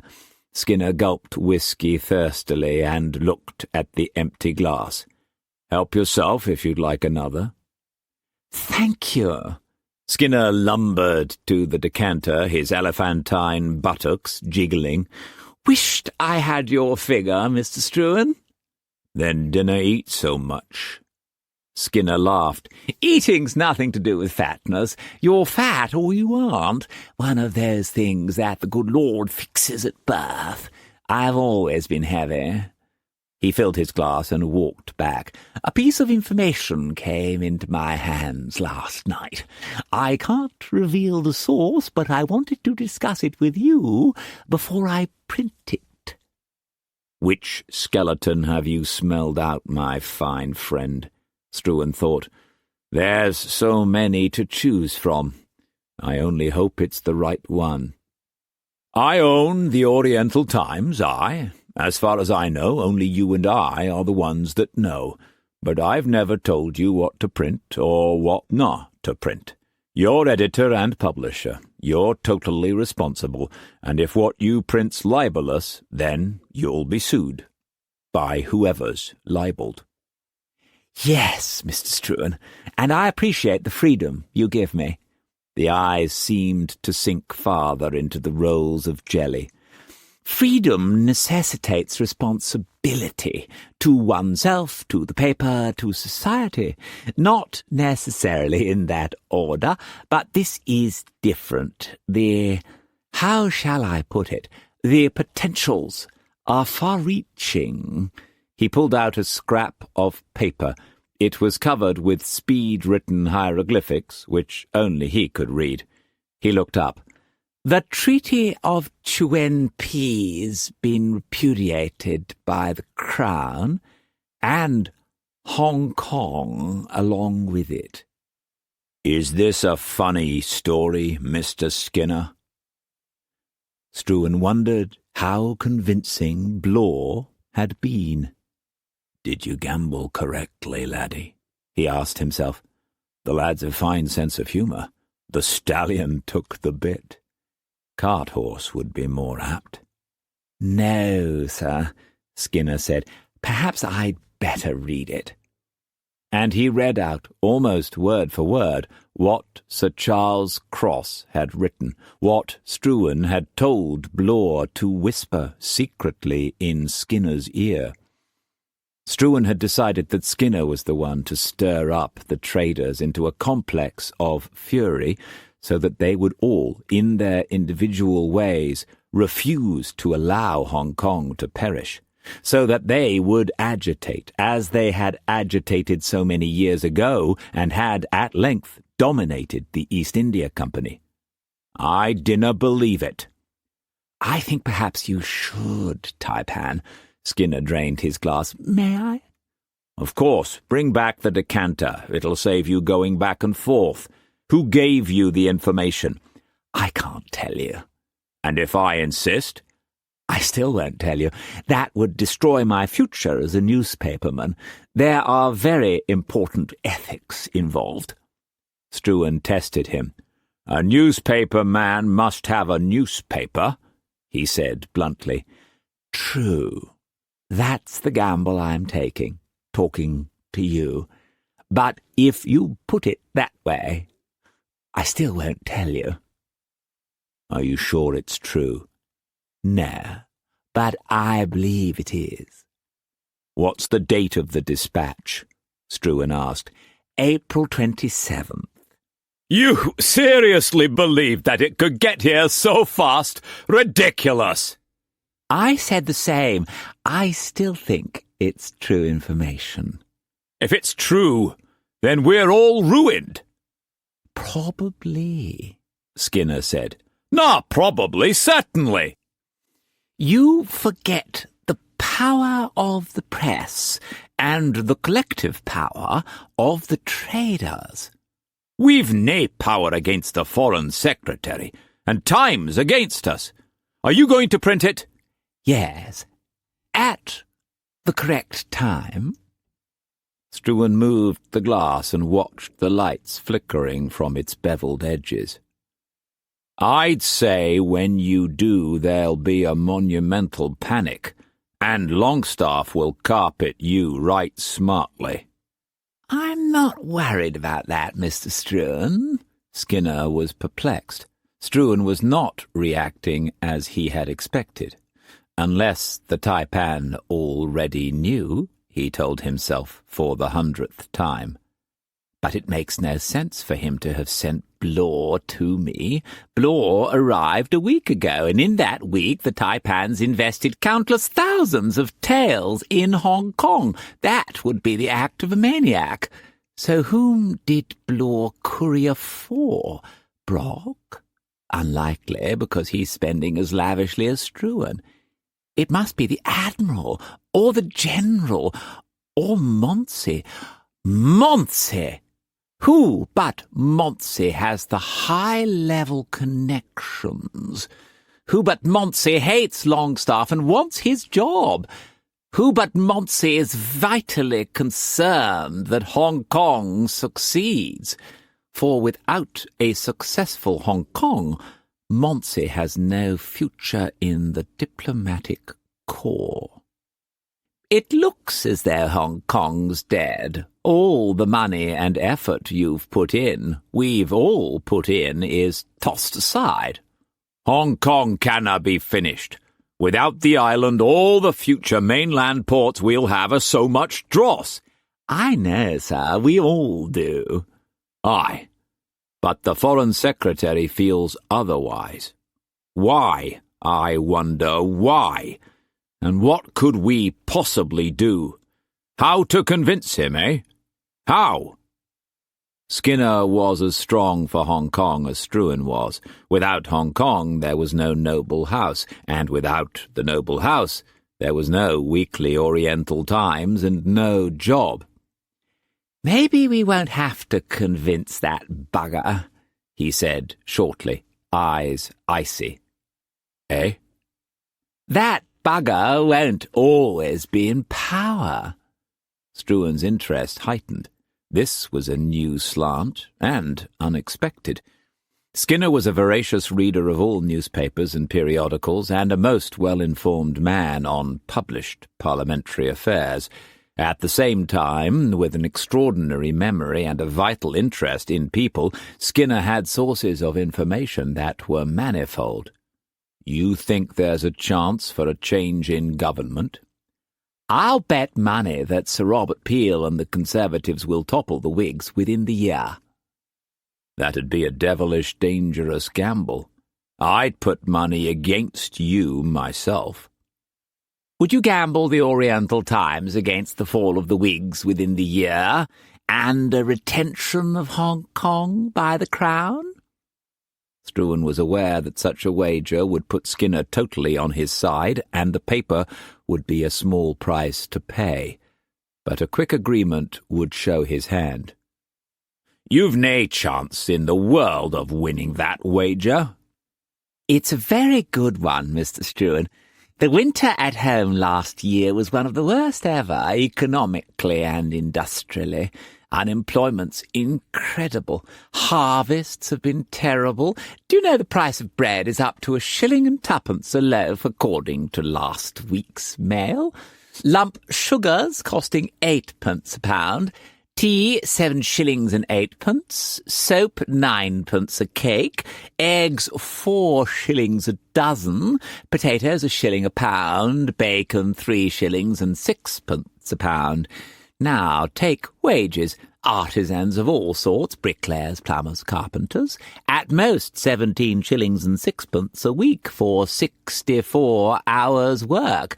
Agricultural workers, 9 shillings a week for God knows how many hours. Factory workers around 15 shillings. All these if work can be found. Good God, Mr. Struan, you live up in the mountains with incredible wealth, where you can give 1,000 guineas to a girl just because she's got a pretty dress. So you don't know, you can't know, but 1 out of every 11 people in England is a pauper. In Stockton, nearly 10,000 persons earned less than 2 shillings a week last year, 30,000 in Leeds under 1 shilling. Most everyone's starving, and we're the richest nation on earth. The Whigs have their heads up their arses, and they won't face up to what anyone can see is outrageously unfair. They've done nothing about the Chartists except to pretend they're anarchists. They won't face up to the appalling conditions in the mills and the factories. Good Christ! Children of 6 or 7 are working a 12-hour day, and women too, and they're cheap labour, and they put the men out of work. Why should the Whigs do anything? They own most of the factories and mills, and money's their god. More and more and ever more, and to hell with everyone. The Whigs won't face up to the Irish problem. My God, there was a famine last year, and if there's another this year, the whole of Ireland will be in revolt again, and it's about time. And the Whigs haven't lifted a finger to reform banking. Why should they? They own the banks too. Look at your own bad luck. If we'd had a rightful, proper law to protect depositors from the cursed machinations of the cursed Whigs—" He stopped with an effort, his jowls shaking and his face florid. "Sorry. didn't mean to make a speech. Of course the Whigs have got to go. I'd say if they don't go in the next 6 months, there'll be a bloodbath in England which will make the French Revolution look like a picnic. The only man who can save us is Sir Robert Peel, by all that's holy. Struan remembered what Cullum had said about conditions in England. He and Rob had discounted it as the ramblings of an idealistic university undergraduate, and he had discounted the things his own father had written as unimportant. If Lord Cunnington's out, who'll be the next Foreign Secretary? Sir Robert himself. Failing him, Lord Aberdeen. But both are against free trade. Yes, but both are liberal and pacific. And once in power, they'll have to change. Whenever the opposition get power and responsibility, they change. Free trade is the only way England can survive, you know that, so they'll have to support it, and they'll need all the support they can get from the powerful and the wealthy. You're saying I should support them? The Oriental Times, lock, stock and printing press against the fall of the Whigs this year, and Hong Kong. You think you can help that? Hong Kong, yes. Oh, yes. Struan eased his left boot more comfortably and leaned back in his chair again. He let a silence hang. A 50% interest, and you have a deal, he said. All or nothing. Perhaps I should throw you out and have done with it. You should, perhaps. You've more than enough wealth to last you and yours forever. I'm asking you how much you want Hong Kong and the future of England. I think I've a key. Struan poured himself some more whisky and refilled Skinner's glass. Done, all or nothing. Would you care to join me in some supper? I'm feeling a little hungry. Yes, indeed. Thank you. Talking's hungry work. Thank you kindly. Struan rang the bell and blessed his joss that he had gambled. Lim Din arrived, and food was ordered. Skinner swilled his whisky and thanked God that he had judged the Tai-Pan correctly. You'll not regret it, Tai-Pan. Now, listen a moment. The loss of Longstaff, I know he's a friend of yours, but I'm talking politically, is a huge piece of luck for Hong Kong. First, he's a highborn, second, a Whig, and third, he's a fool. Sir Clyde Whalen's a squire's son. Second, no fool. Third, a man of action. Fourth, he knows India. Spent 30 years in service to the East India Company. Prior to that, he was Royal Navy. Last, and most importantly of all, even though he's a Whig outwardly, I'm sure he must secretly hate Cunnington and the present government, and would do anything in his power to cause their downfall. Why? He's an Irishman. Cunnington's been the spearhead of most of the Irish legislation for the past 15 years, and directly responsible, all Irishmen feel, for our disastrous Irish policy. That's the key to Whalen, if we can find a way to exploit it. Skinner chewed an ink-stained thumbnail. Lim Din and another servant returned with plates of cold meats and pickled sausages and sweetmeats and cold pies and cold tarts and huge tankards of chilled beer and champagne in an ice bucket. Skinner smiled greedily. A feast fit for a mill owner. Fit for a publisher owner. Help yourself. Struan's mind was racing how to twist Whalen. Will the Whigs fall from power? Should I switch my power to the Conservatives now? Stop supporting men like Cross? By now, word will be back in England that the noble house is still the noble house and stronger than ever. Do I gamble on Sir Robert Peel? When you publish this dispatch, a panic will hit everyone, he said, closing in for the kill. Yes, Mr. Struan, if I wasn't utterly opposed to letting Hong Kong go.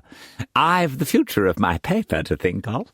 Skinner stuffed more food into his mouth and talked as he chewed.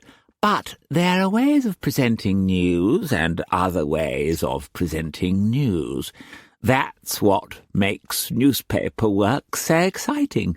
He laughed, and some of the food dribbled down his chin. Oh, yes, I've the future of my paper to think of. He turned his full attention to the food and ate monstrously. Struan ate sparingly, lost in thought. At last, when even Skinner was replete, he stood and thanked him for the information and advice. I'll inform you privately before I publish the dispatch, Skinner said, bloated. It'll be in a few days, but I need time to plan. Thank you, Tai-Pan. He left. Struan went below. May was still tossing in her sleep.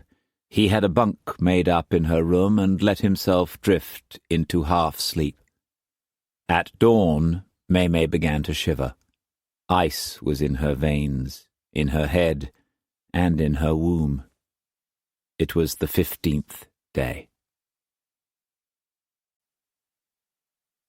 Chapter 33.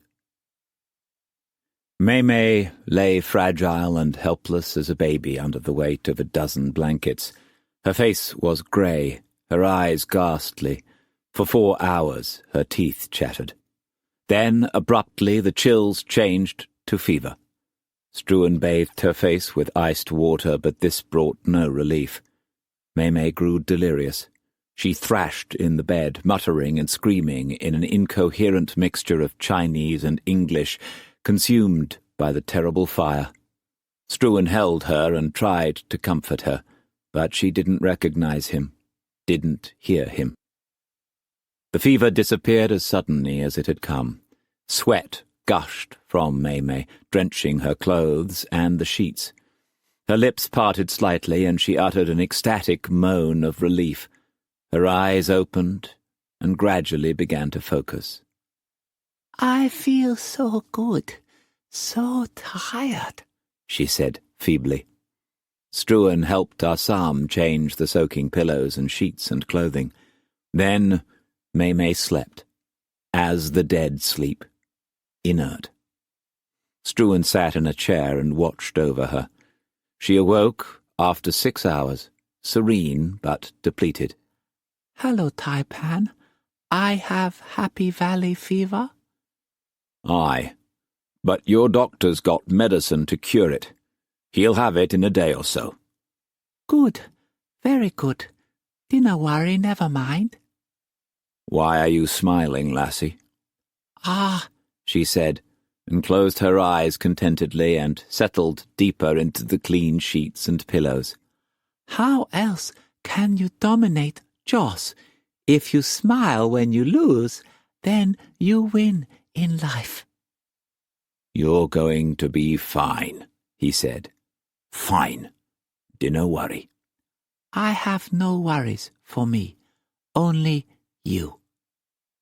What do you mean? Struan was exhausted by his vigil and anguished by the fact that she seemed thinner than before, wraith-like, her eyes deeply shadowed, and aged. Nothing. I would like some soup, some chicken soup. The doctor sent some medicine for you, to make you strong. Good. I feel fantastical weak. I will have the medicine after soup. He ordered the soup, and May sipped a little, then lay back again. Now you rest, Tai-Pan, she said. She furrowed her brow. How many days before next fever? 3 or 4, he said miserably. Dinna worry, Tai-Pan. 4 days is forever, never mind. Go and rest, please, and then later we will talk. He went into his own cabin and slept badly, waking every few moments, then sleeping and dreaming that he was awake, or almost asleep and getting no rest. The dying sun was low on the horizon when he awakened. He bathed and shaved, his brain jumbled and unclean.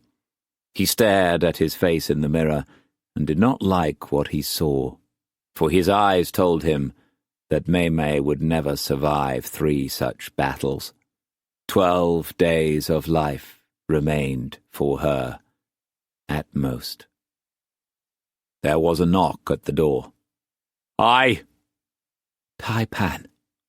"Oh, hello, Gordon. What news?" None, I'm afraid. I'm doing everything I can. How is the lady? "The first attack has come and gone. Nay, good lad." Everything's being done. The doctor sent some medicine to keep her strength up and some special foods. Assam knows what to do. "Thank you." Gordon left, and Struan turned again to his reflections. He groped agonizingly for a solution. Where do I get cinchona? There must be some somewhere. Where would Peruvian bark be in Asia? Nay, Peruvian bark, Jesuits' bark. Then his vagrant thought exploded into an idea. "For the love of God!" he shouted aloud, his hope quickening. "If you want horseflies, go to a horse! If you want Jesuits' bark, where else, you stupid fool?" Within 2 hours, China Cloud was ripping out of the sunset-painted harbour like a Valkyrie, all sails set but tightly reefed against the thickening monsoon. When she broke through the west channel and hit the full force of the Pacific swell and the wind, she heeled over, and the rigging sang exultantly. "Sow by sou'east!" Struan roared over the wind. "Sow by sou'east it is, sir!" the helmsman echoed. Struan peered aloft at the shrouds etched against the implacable coming of night, and was chagrined to see so much canvas reefed, but he knew that this was easterly, and with this sea the reefs would have to stay. China Cloud came onto the new course and gained way into the night, but still fought the sea and the wind. Soon she would turn again and have the wind astern, and then she could run free. After an hour, Struan shouted, "All hands on deck! Ready to wear ship!" The men scurried from the forecastle and stood ready in the darkness on the ropes and hawsers and halyards. "West by sou'west!" he ordered. And the helmsman swung the tiller wheel to the new course, and the clipper swung with the wind. The yards screeched and strained to leeward, and the halyards howled and stretched. And then she was on the new course, and Struan shouted, "Mainsail and top t'gallant reefs, let go!" The ship tore through the waves, the wind well abaft the beam, the bow wave cascading. "Steady as she goes," Struan ordered. "Aye, aye, sir," the helmsman said, straining his eyes to see the flickering light of the binnacle and maintain a steady course, the wheel fighting him. "Take over, Captain Orlov." "It's about time, Green Eyes." "Perhaps you can get more speed," Struan said. "I'd like to be in Macau forthwith." He went below. Orlov thanked God that he had been prepared, as always, for instant departure. He had known the moment he saw the Tai-Pan's face that China Cloud had better be out of harbour in record time or he would be without a ship.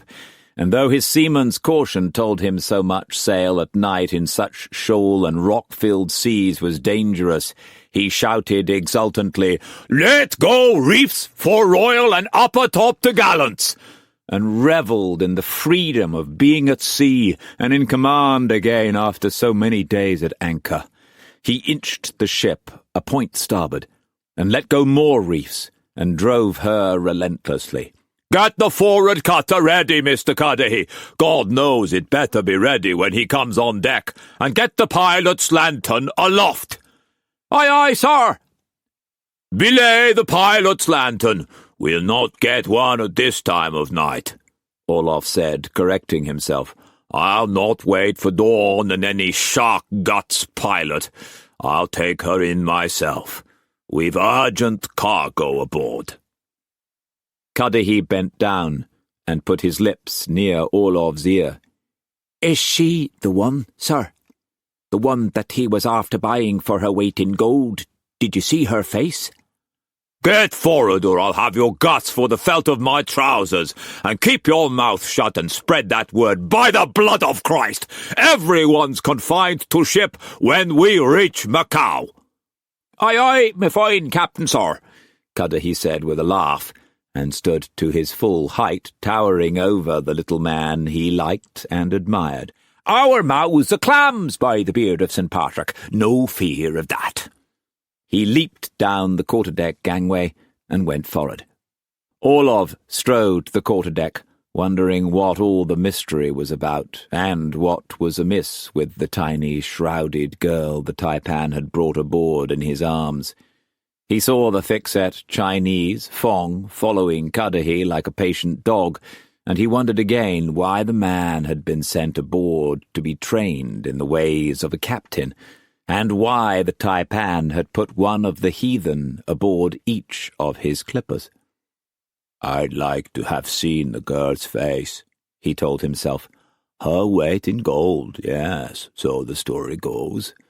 I wish, oh, how I wish I was not as I am, that I could look into a man's face or a woman's face and not see revulsion, and not have to prove that I'm a man like any and better than any afloat. I'm tired of being stride all of the hunchback. Is that why I was afeard when the Tai-Pan said, 'In October you'll go north, alone'?" He looked moodily over the gunwale at the black waves rushing past. "You are what you are, and the sea's waiting, and you're captain of the finest ship in the world, and once in your life you looked into a face and saw the green eyes studying you just as a man." "Ah, green eyes," he thought, his misery leaving him. "I'll go into hell for the moment you gave me."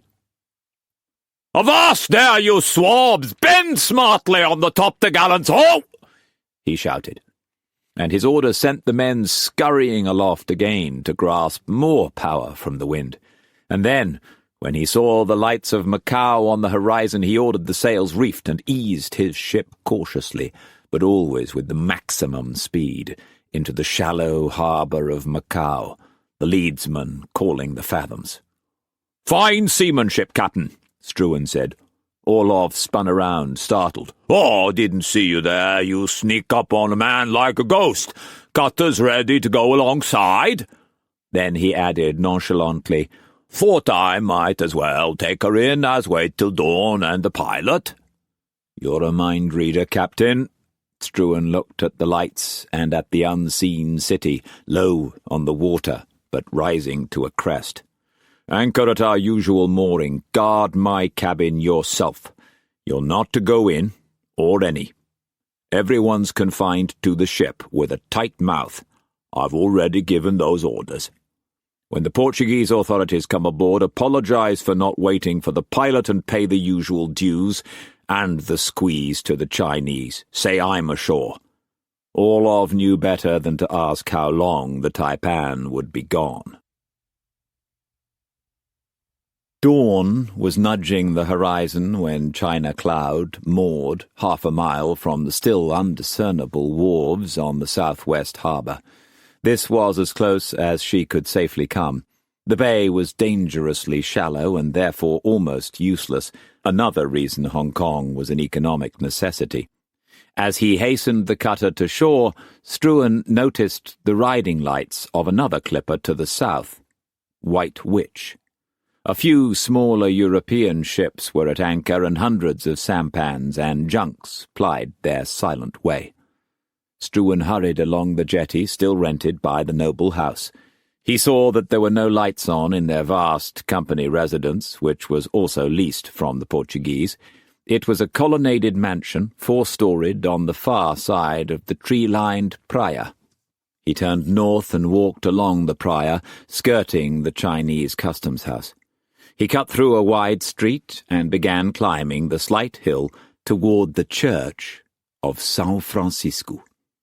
He was glad to be back in Macau, back in civilization amid cobbled streets and stately cathedrals and gracious Mediterranean houses and fountained praças and spacious gardens, sweet-smelling with their abundance of flowers. Hong Kong will one day be like this, he told himself, with Joss. Then he recalled Skinner and Whalen and Malaria and May aboard China Cloud, so frail and so weak, and another fever due in 2 or 3 days. And what about Blue Cloud? She should be home soon. Will she beat Grey Witch, or is she 1,000 miles astern at the bottom of the sea? What about all the other clippers? How many do I lose this season? Let Blue Cloud be first. How is Winifred? And is Cullum all right? And where's Gorth? And will it be today that there will be a reckoning? The city was still asleep in the dawn, but he could feel Chinese eyes watching him. He crested the hill and crossed the beautiful Praça de São Francisco. Beyond the praça, northward at the highest point of the isthmus, were the battlements of the ancient fort of São Paulo do Monte, and beyond this was the Chinese section of Macau, narrow alleys and hovels built on hovels, crusting the north slope of the hill and falling away. For 1/2 mile farther there was flat land, and the isthmus narrowed to barely 150 yards. There were gardens and walks and the emerald of the small racecourse and the cricket ground that the English had developed and sponsored over the centuries. The Portuguese did not approve of racing and did not play cricket. 100 yards beyond the cricket ground was the wall where Macau ended and China began. The wall was 20 feet high and 10 feet thick and stretched from shore to shore. Only after the wall was built 3 centuries ago had the emperor agreed to lease the isthmus to the Portuguese and allow them to settle on the land. In the centre of the wall's length was a portaled guard tower and a single majestic gate. The gate to China was always open, but no European could set foot through it. Struan's boots sounded loud as he hurried across the praça and opened the tall wrought-iron gates of the bishop's palace and walked through the gardens that had been tended for 3 centuries. One day I'll have a garden like this, he promised himself. He crossed the cobbled forecourt, his boots clattering, and went up to the huge door. He pulled the bell and heard it echo within, and pulled it again and again, insistently. At length a lantern flickered past the downstairs windows, and he heard footsteps approaching and a stream of querulous Portuguese. The door opened. "Bom dia, I want to see the bishop." The half-dressed, half-asleep servant stared at him without recognition and without comprehension, then spouted another stream of Portuguese and began to close the door, but Struan shoved his foot in the door, pushed it open, and walked into the house. He turned into the first room, an exquisite, book-tiered study, and sat in a carved-backed chair. Then he let his eyes fall on the gaping servant. "The bishop," he repeated. 1/2 an hour later, Valerian Guinepa, Bishop of Macau, General of the Church of Rome, strode imperiously into the room that Struan had commandeered. He was a tall patrician who carried his 50 years youthfully. His nose was Roman-beaked, his forehead high, his features well used. He wore a magenta skullcap and magenta robes, and around his taut neck hung a bejeweled crucifix. His black eyes were sleepy and hostile, but when they fell on Struan, the anger and the sleepiness vanished. The bishop stopped on the threshold, every fibre of his being alert. Struan stood. "Good morning, Your Grace. Sorry to come uninvited and so early." "Welcome in the name of God, Signor," the bishop said pleasantly. He motioned to a chair. "I think a little breakfast. Would you join me?" "Thank you." The bishop spoke curtly in Portuguese to the servant, who bowed and hurried away. Then he strolled slowly to the window, his fingers on his crucifix, and stared out at the rising sun.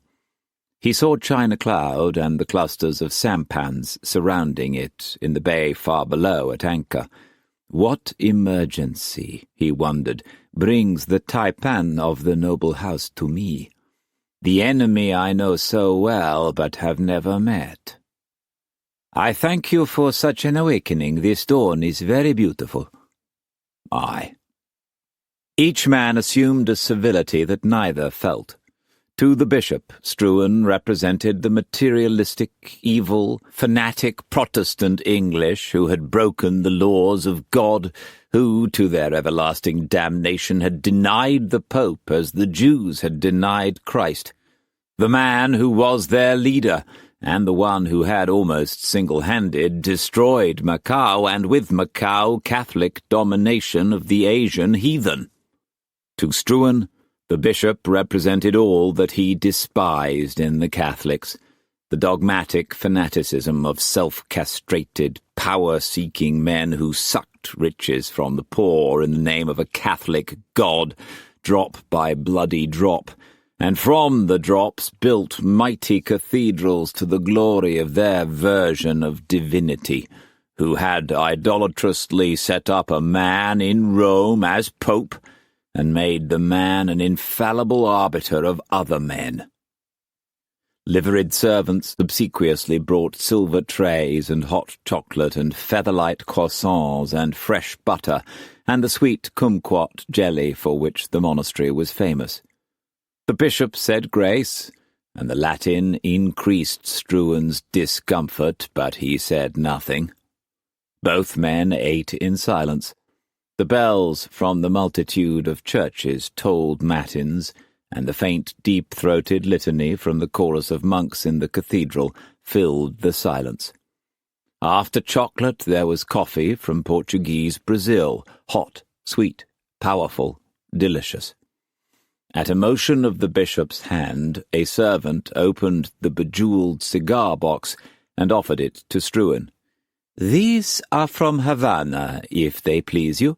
After breakfast, I enjoy Sir Walter Raleigh's gift to humanity." "Thank you." Struan chose one. The servants lit the cigars, and at a sign from the bishop, they left. The bishop watched the smoke spiral. "Why should the Tai-Pan of the noble house seek my help? Papist help," he added, with a brittle smile.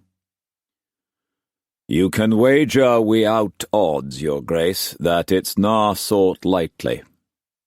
Have you heard of cinchona bark, Jesuits' bark?" "So, you have malaria, Happy Valley fever," he said softly.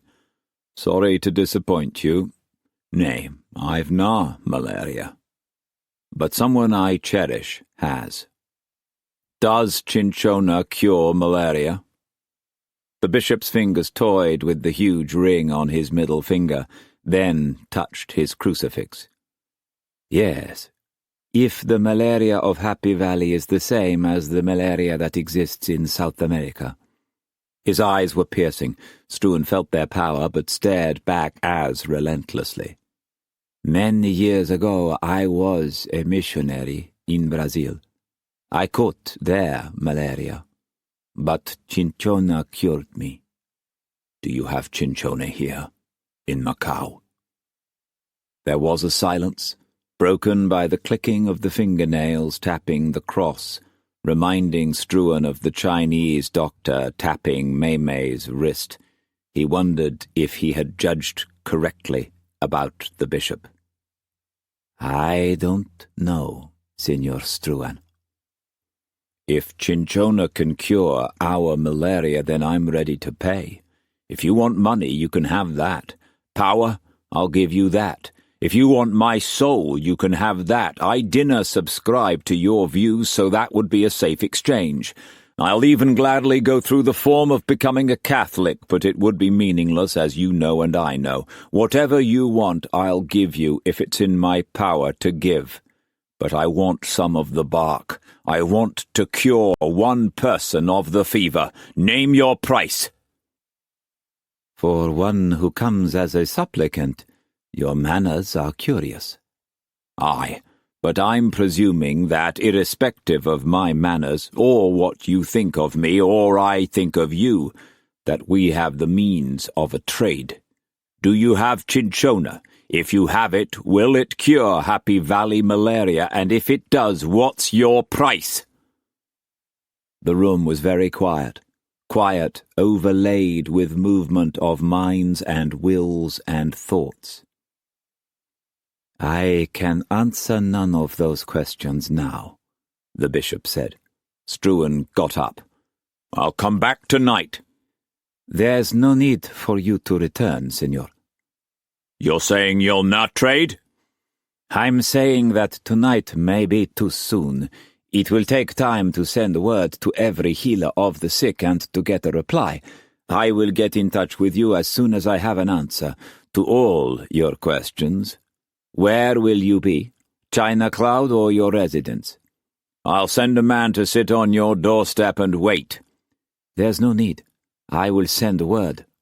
The bishop remained seated in his chair. Then, seeing the depths of Struan's concern, he added compassionately, "Don't worry, Signor. I will send word to both places, in Christ's name." "Thank you." As Struan was leaving, he heard the bishop say, "Go with God." But he did not stop. The front door clanged behind him. In the stillness of the little room, the bishop sighed deeply. His eyes saw the bejeweled crucifix that hung at his chest. He prayed silently. Then he sent for his secretary and ordered the search to begin. Then, alone once more, he split himself into the 3 persons that all generals of the church must simultaneously be. First, the anointed Peter, first Bishop of Christ, with all that spiritually implied. Second, the militant guardian of the church temporal, with all that implied. And last, just a simple man who believed the teachings of a simple man who was the Son of God. He settled back in his chair and let these facets of himself argue one with another, and he listened to them. Chapter 34. Struan walked up the marble stairs of the company residence, fatigued yet strangely at peace. "I've done all I can," he thought. Before he could open the door, it was flung wide with a flourish. Lochum, the major domo of the servants of the noble house in Macau, beamed at him toothlessly. He was a tiny old man with a face like ancient ivory and a pixie smile, and he had been in Struan's service ever since Struan could afford a servant. He wore a neat white smock, black trousers, and rope sandals. "Hallo, Tai-Pan. Bath ready, breakfast ready, clothes is ready. What for Tai-Pan wants ye can? Never mind." "Here you are, Lochum." Struan never ceased being wonderstruck at the rapidity with which news travelled.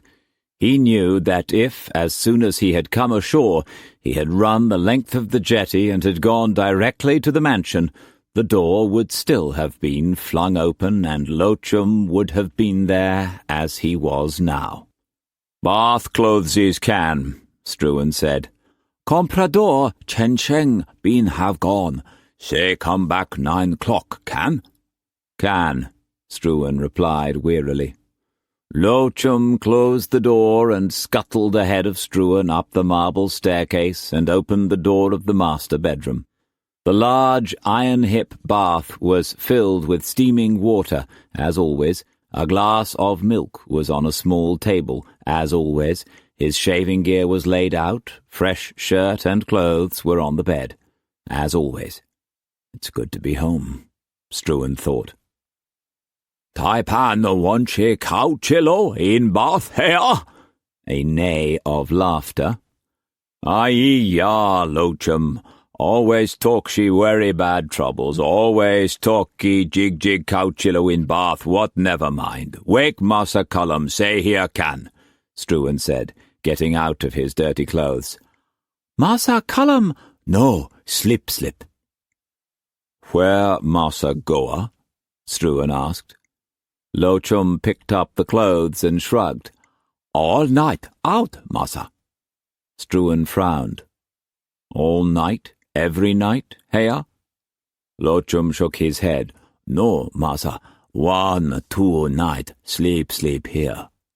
He bustled out. Struan immersed himself in the bath, disturbed by the report of Cullum's absences. I hope to God Cullum's sense enough not to go into Chinatown. Promptly at 9 o'clock, a rich sedan chair stopped outside the mansion. Chen Sheng, comprador of the noble house, lowered himself ponderously. His robes were crimson and his hat bejewelled, and he was very conscious of his majesty. He marched up the steps, and the door was opened by Lochum personally, as always. This gave Chen Sheng great face, for Lochum opened the door personally only to the Tai-Pan and to him. "He is expecting me?" he asked in a dialect of Cantonese. "Of course, Excellency. I'm sorry to arrange your appointment so early, but I felt you would want to be fast." "I hear he left Hong Kong in frantic haste. Do you know what's the matter?" "He went directly to the Tai-Pan of the long skirts, and—" "I know that," Chen Sheng said petulantly. He could not fathom why Struan had rushed to the monastery. "I really don't know why I'm so patient with you, Lochum, or why I continue to pay you monthly squeeze to keep me informed in these very hard times. I knew the ship was in the harbour before you sent word. Disgusting lack of interest in my affairs." "I'm really very sorry, Excellency," Lochum said. "Of course the Tai-Pan did bring his concubine on the ship." "Ah!" "Good," he thought. "I'll be glad to pass back the children and have done with that responsibility." "That's a little better, though I would have been told by others within the hour. What other pearls of wisdom have you that merit so vast a retainer all these years?" Lochum showed the whites of his eyes. "What wisdom could I, a lowly slave, have for such a mandarin as yourself?" He spoke very sadly. "These are hard times, Excellency. My wives harass me for money, and my sons spill tales on gambling as though silver grew like paddy. Distressing. Only by pre-knowledge of great importance can one defend oneself against fate. It is terrible to think that such knowledge could fall into the incorrect ear." Chen Sheng played with his cue, instantly aware Lochum had very special information. "I agree. In such hard times as these, it is very important. The gods have decreed as much, to assist the impoverished," he said gravely. "I was thinking of sending you an unworthy gift on behalf of your illustrious ancestors. 3 roast pigs, 14 laying hens, 2 bolts of Shantung silk, a pearl worth 10 taels of the purest silver, a fine jade belt buckle of the early Qing dynasty worth 50 taels, and some incidental sweetmeats and pastries that are quite inadequate for your palate, but perhaps you would care to give them to your own servants." "A gift of such magnificence I could hardly accept," Lo Chum said with great deference. "It would put me in your debt forever." "If you refuse, then I can only presume that it is an inadequate offering to your illustrious ancestor, and I shall lose faith." At length Lo Chum allowed himself to be persuaded to accept, and Chen Sheng allowed himself to be persuaded that the gift was princely.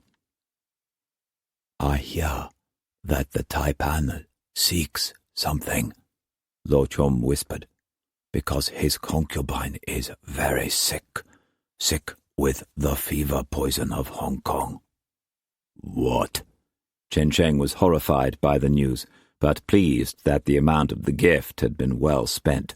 "Please go on." Lo Chum told him about the doctor and the strange medicine, and all that Ah Sam had whispered this morning to a sampan owner whom Lo Chum had sent to her. "Rumor has it further that the Tai-Pan has offered 20,000 taels reward. His son, your third wife's illustrious son, and your foster son, has instituted a frantic search for the drug in Hong Kong." Chen Sheng's mind swam with the implications. He motioned to Lo Chum and was guided into Struan's study. "Hello, Tai-Pan," he said expansively. "Good to see Macau, never mind." "Hello, Chen Sheng," Struan said. He motioned to a chair. "Sit she." "Bota, Blue Cloud, come number 1 here." "Don't know her. Worry when I say you plenty quickie. Chen Sheng want she see my hair?" Chen Sheng was worried. He, the leader of the Macau triads, had been made personally responsible by Jinqua for the safety of Tachung Mei and her children. Only he, of all Jinqua's associates, knew that she was Jinqua's granddaughter, and that, as the Tai-Pan concubine, her value to them personally was enormous, and her value to the future triad cause, which was the cause of China, inestimable. Word that the fleet was returning immediately to Canton instead of going directly to Peking had saved them nearly 4 millions of taels, 100 times the cost of Mei-Mei's education. He blessed his Joss for Mei-Mei. Without her, he would have had to find a substantial amount of that ransom himself. And now, the stupid, worthless woman has had the bad Joss to catch the incurable.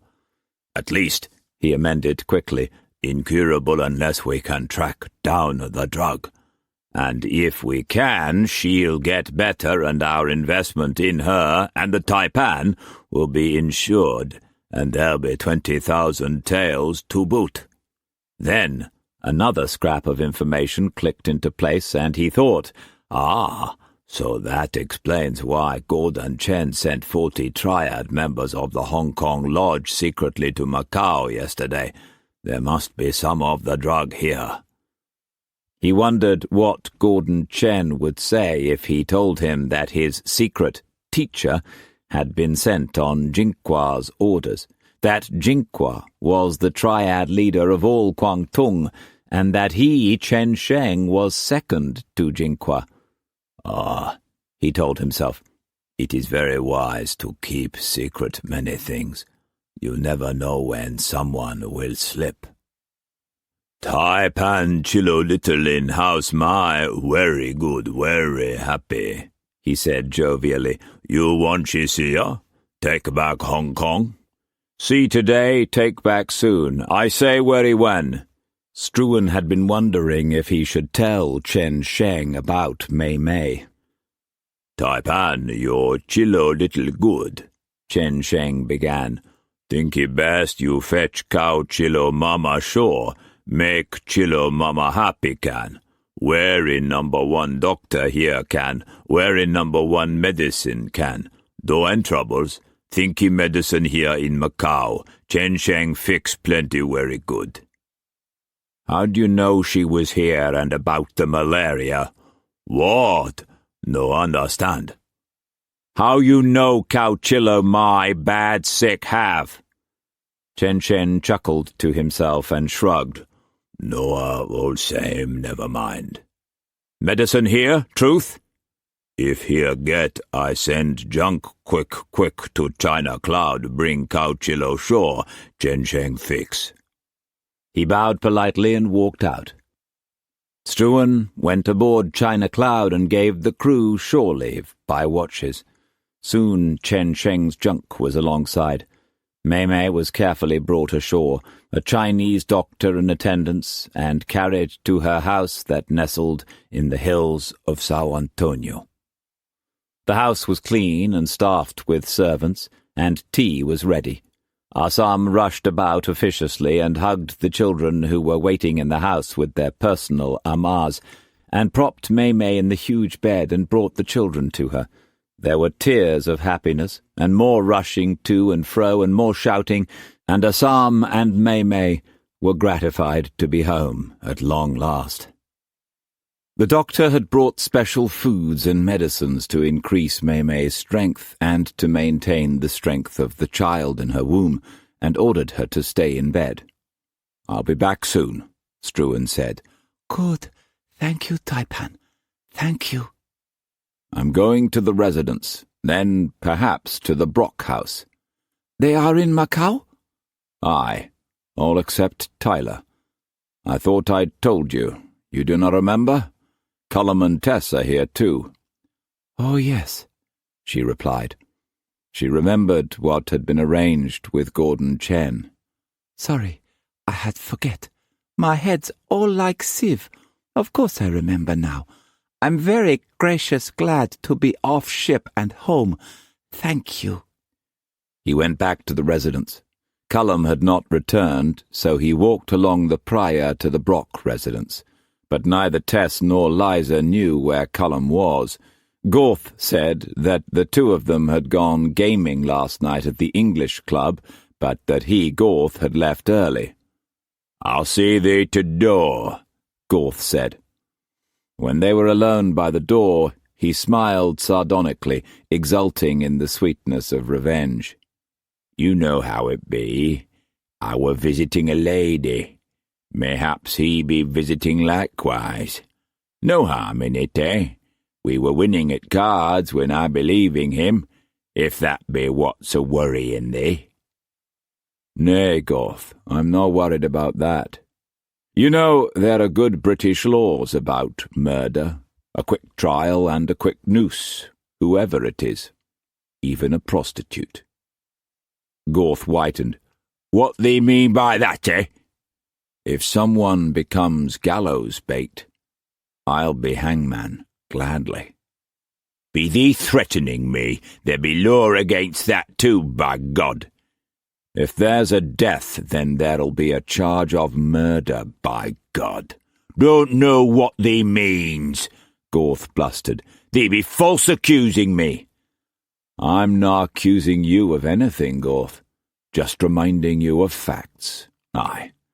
I hear that there are 2 possible witnesses to a possible death who'd be prepared to talk in court." Gorth controlled his panic. "That'll be that god-rotting bitch Fotheringill and that bugger Quance. She were paid enough to keep her tongue quiet. Well, I'll be dealing with they right smartly if necessary, but it won't be, 'cause the little bitch won't die anyways. I bain't afeard of the likes of you or thy god-rotting false accusations." "I'm not accusing you, Gorth," Struan said. He was sorely tempted to provoke the inevitable fight now, but he knew that he would have to wait for Gorth to make the first mistake to insult him unforgivably in public.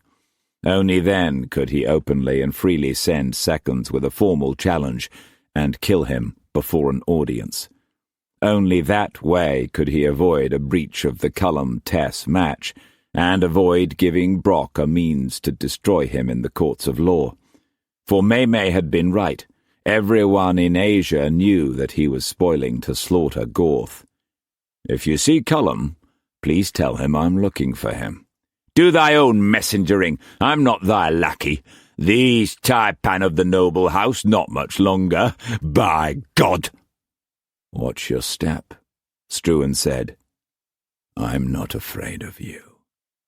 Gorth gorged on the bait. "Nor I, Dirk.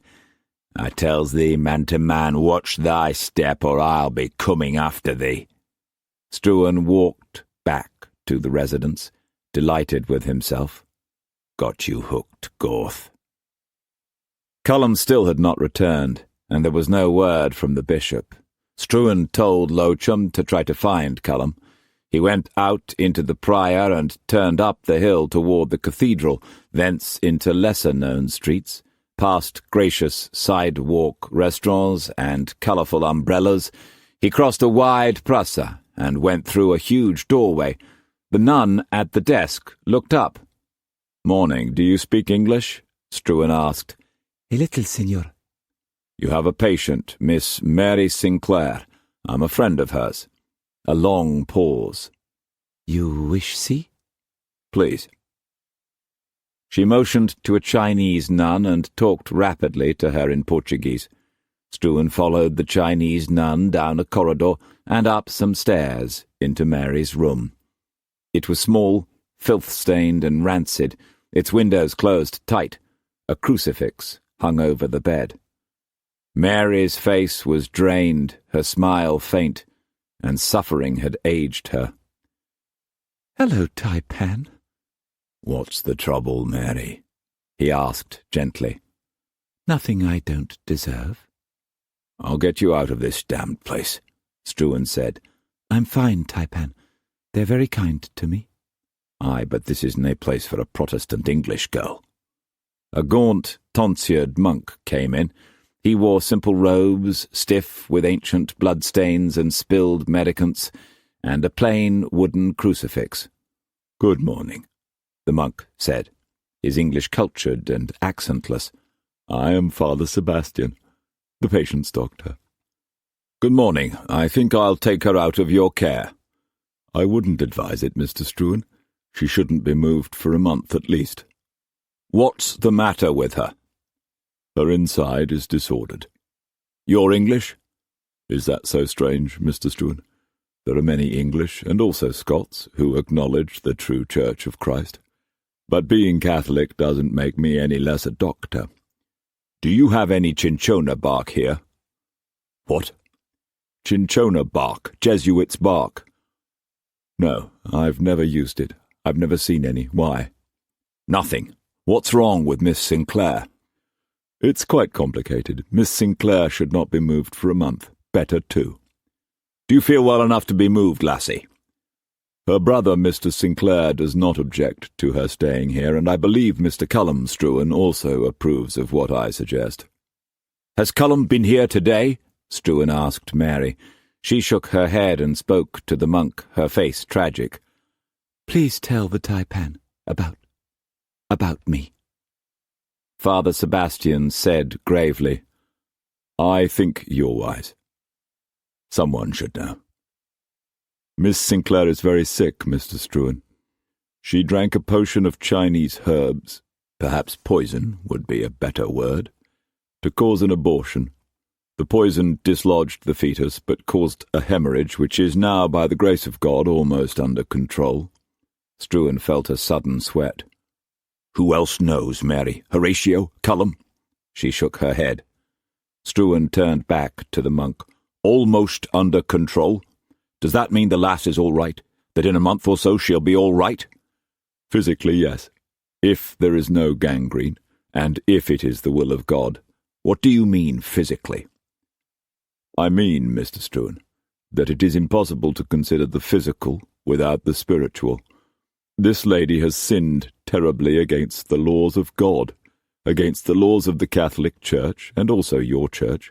So a peace, and a reckoning must be made with God before there can be a healing. That's all I was trying to say. How did she get here? She was brought here by her ama, who is a Catholic.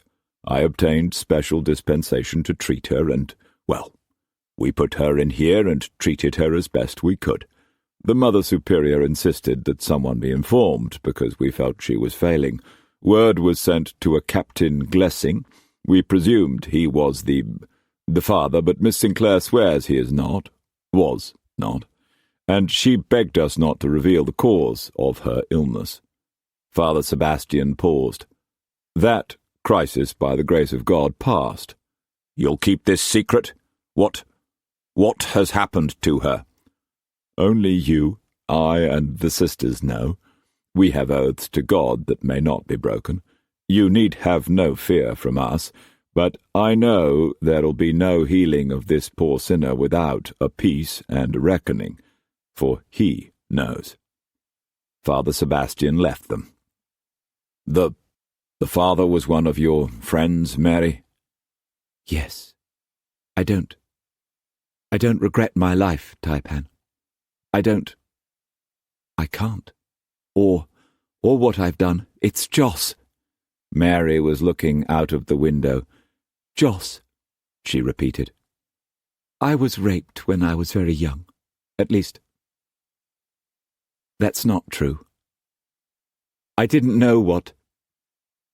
I didn't understand, but I was a little forced the first time. Then it wasn't necessary to force. I wanted.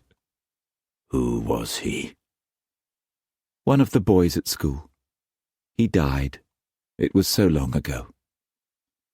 Struan searched his mind, but could remember no boy that had died, no boy that could have had the run of the Sinclair house. Then after that, Mary continued haltingly, I had a need. Horatio was in England, so I asked one of the amas to find me a lover. She explained to me that I could have a lover, many lovers, that if I was clever and she was clever, I could have a secret life and pretty things. My real life had never been pleasant. You know the father I had. So the ama showed me how. She procured for me. We grew rich together, and I'm glad. I bought the 2 houses, and she always brought only very rich men. She stopped, and then after a long time she whimpered, Oh, Tai-Pan, I'm so afraid. Struan sat beside her. He remembered what he had said to her only a few months ago, and her confident reply. Chapter 35. Struan was at the open window, moodily watching the crowded praia below. It was sunset. The Portuguese were all in evening dress, and they strolled back and forth, bowing, conversing animatedly, the young fidalgos and the girls flirting cautiously under the watchful eyes of parents and duennas. A few sedan chairs and their coolies plodded in search of customers or deposited latecomers to the promenade. Tonight there was a ball at the governor's palace, and he had been invited, but he did not know if he would go. Cullum had not returned yet, and word had not come from the bishop. He had seen Horatio this afternoon. Horatio had been furious because Artat, Mary's ama, had disappeared. I'm sure she's the one who fed poor Mary the poison, Tai-Pan, he had said. Mary had told him that she had, by mistake, drunk some herb tea she found in the kitchen. Nothing more. That's nonsense, Horatio. Artat's been with you both for years. Why should she do a thing like that? It was an accident. After Horatio had gone, Struan had searched for the men whom Cullum and Gorth had been with last night. They were mostly cronies of Gorth, and had all said that some hours after Gorth had left, Cullum had left, that he had been drinking, but was no drunker than the rest, than he usually was. You stupid idiot, Cullum, Struan thought. You ought to know better. Suddenly he noticed an immaculate, bewigged, liveried servant approaching, and he recognized the bishop's coat of arms instantly. The man came unhurriedly along the prior, but he passed the residence without stopping and disappeared down the prior. The light was failing fast now, and the oil lights of the lanterned promenade began to dominate the gloaming. Struan saw a curtained sedan chair stop outside the house. 2 half-seen coolies left it and lost themselves in an alley. Struan rushed out of the room and down the stairs. Cullum was sprawled unconscious in the back of the chair, his clothes torn and vomit-stained. He stank of alcohol. Struan was more amused than angry. He pulled Cullum to his feet and threw him over his shoulder, and, careless of the stares of the passers-by, carried him into the house. "Lochum, bath, quick, quick!" Struan laid Cullum on the bed and stripped him. There were no bruises on his chest or back. He turned him over, nail scratches on his stomach, and blotched love bites. "You idiot," he said, examining him quickly but scrupulously. No broken bones, no teeth missing, signet ring and watch gone, pockets empty. "You've been rolled, laddie. Perhaps for the first time, but surely not the last." Struan knew that slipping a drug into a lad's drink was an old trick in whorehouses. Servants brought pails of warm water and filled the iron bath. Struan lifted Cullum into the bath and soaped and sponged him. Lochum supported the lolling head. "Massa plenty terrible crazy drink, plenty terrible jig-jig, heya?" "Aye-ya," Struan said. As he lifted Cullum out, a stabbing pain soared from his left ankle, and he knew that today's walking had tired his ankle more than he had realized. "I'd better bandage it tight for a few days," he thought. He dried Cullum and put him into bed. He slapped him gently around the face, but this did not bring him around, so he had dinner and waited. His concern increased with the hours, for he knew that by this time, however much Cullum had drunk, he should be recovering. Cullum's breath was deep and regular. The heartbeat was strong. Struan got up and stretched. There was nothing to do but wait. "I go a #1 missy. You stay watchy very good, heya?" he said. "Lochum watchy like a mama." "Send word, savvy. What time massa wake, never mind, send word, savvy?" "What for Tai-Pan say savvy, heya? Always savvy very well, never mind, heya?" But Lochum did not send word that night. At dawn, Struan left May's house and returned to the residence. May had slept peacefully, but Struan had heard every passer-by and every sedan chair, and many that were only wraiths of his imagination. Lochum opened the front door. "What for Tai-Pan early, heya? Breakfast ready, bath ready. What for Tai-Pan want she can, heya? Massa wake, heya? What for ask? If wake send word, I savvy plenty very good Tai-Pan," Lochum replied, his dignity offended. Struan went upstairs. Cullum was still heavily asleep. "1, 2 time, massa make like," and Lochum groaned and chomped his jaws and snuffled and yawned and groaned loudly. After breakfast, Struan sent word to Liza and Tess that Cullum had returned, but he did not tell them how. Next he tried to apply his mind to business. He signed papers and approved heavier spending on the Hong Kong buildings, indignant at the rising costs of lumber and brick and labour and all manner of ships, stores, ship repairs, ship equipment. "The pox on't! Costs are up 50% and no sign of them coming down. Do I lay keels for new clippers next year or gamble on what we have? Gamble that the sea will not sink any. You have to buy more." So he ordered 1 new clipper. He would call her Tesson Cloud, and she would be Cullum's birthday present. But even the thought of a new beautiful clipper did not thrill him as it should. It reminded him of Lotus Cloud, soon to be a building in Glasgow, and the sea fight next year with Wu Kwok, if he was still alive, or Wu Feng Choi, the father, and his pirates. He wondered if Scragger's lads would get home safely. It would be another month at least before they were home, another 3 months for the news to come back.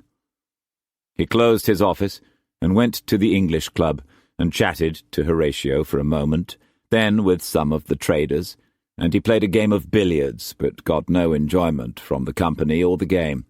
The talk was all business, all anxiety about disaster signs on the international level and the extent of their huge trade gambles of the season. He sat in the large, quiet reading room and picked up the last mail's newspapers of 3 months ago. With effort, he concentrated on an editorial. It told of widespread industrial unrest in the Midlands and asserted that it was imperative to pay a fair wage for a fair day's work. Another article lamented that the huge industrial machine of England was operating at only half capacity and cried that greater new markets must be found for the productive wealth it could spew forth. More production meant cheaper goods, increased employment, higher wages. There were new articles that told of tension and war clouds over France and Spain because of the succession to the Spanish throne.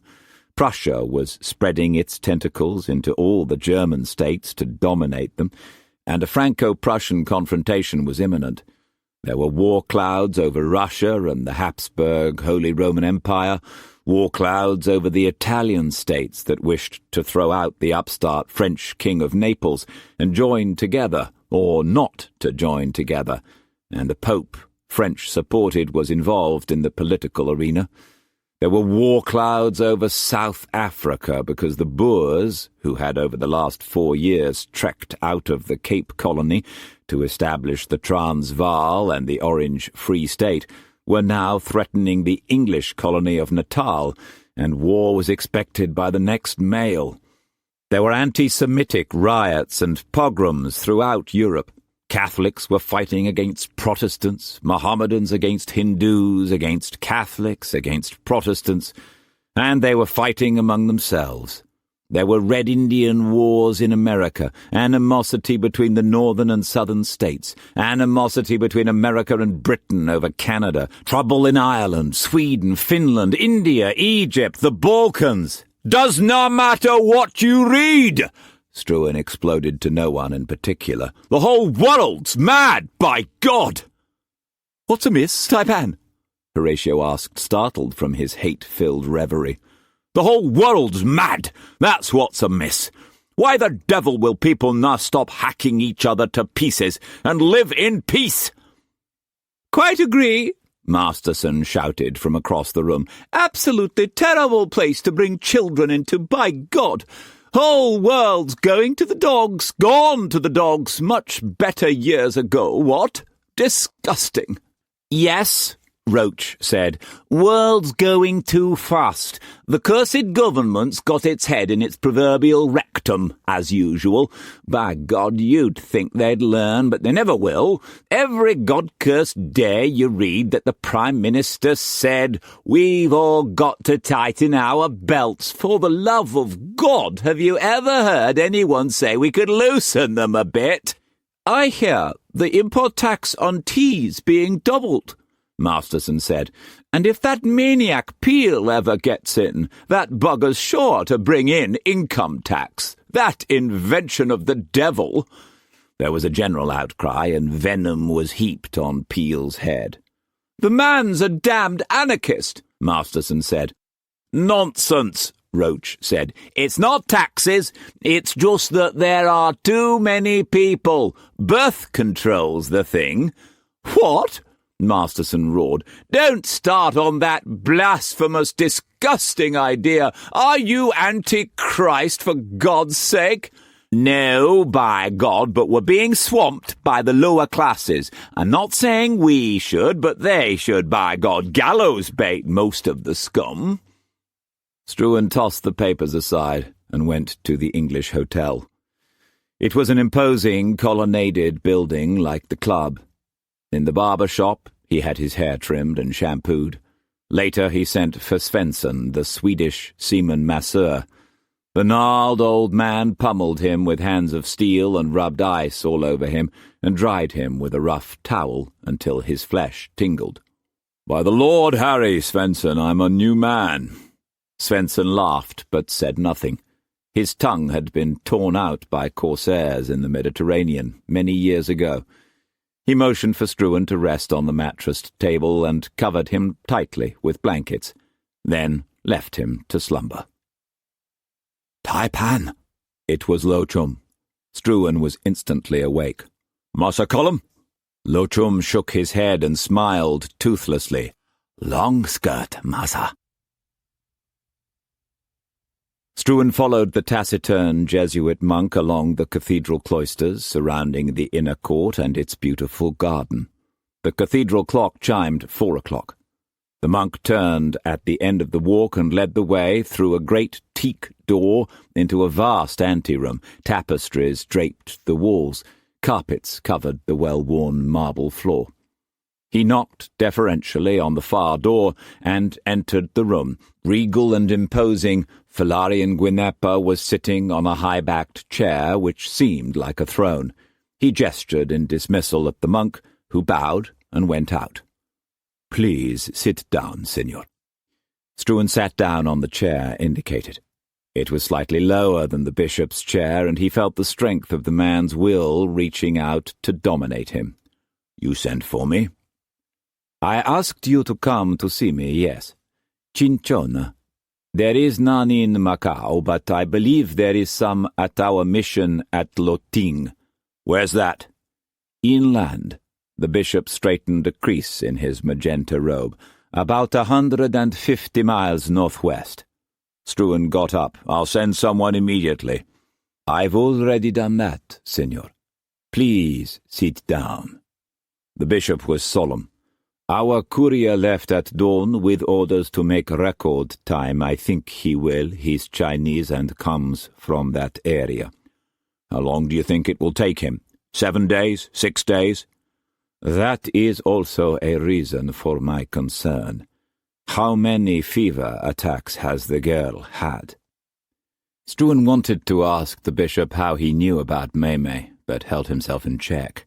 He realized that the sources for secret information of the Catholics were legion, and that in any event, girl would be a simple deduction for so astute a man as the bishop.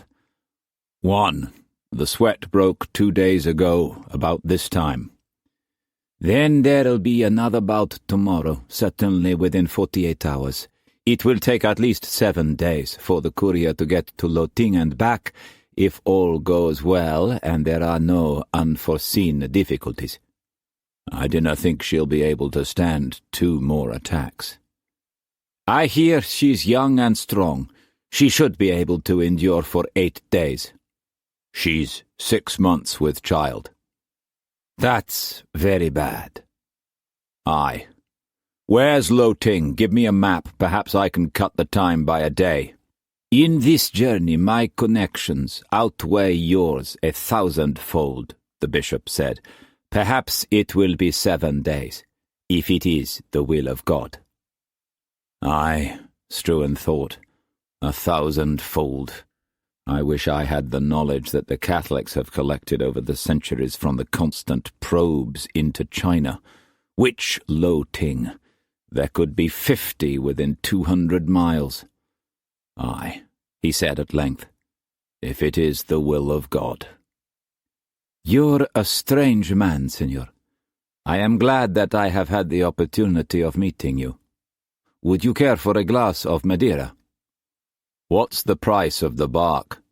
If it exists, and if it's back in time, and if it cures." "Would you care for a glass of Madeira?" "Thank you."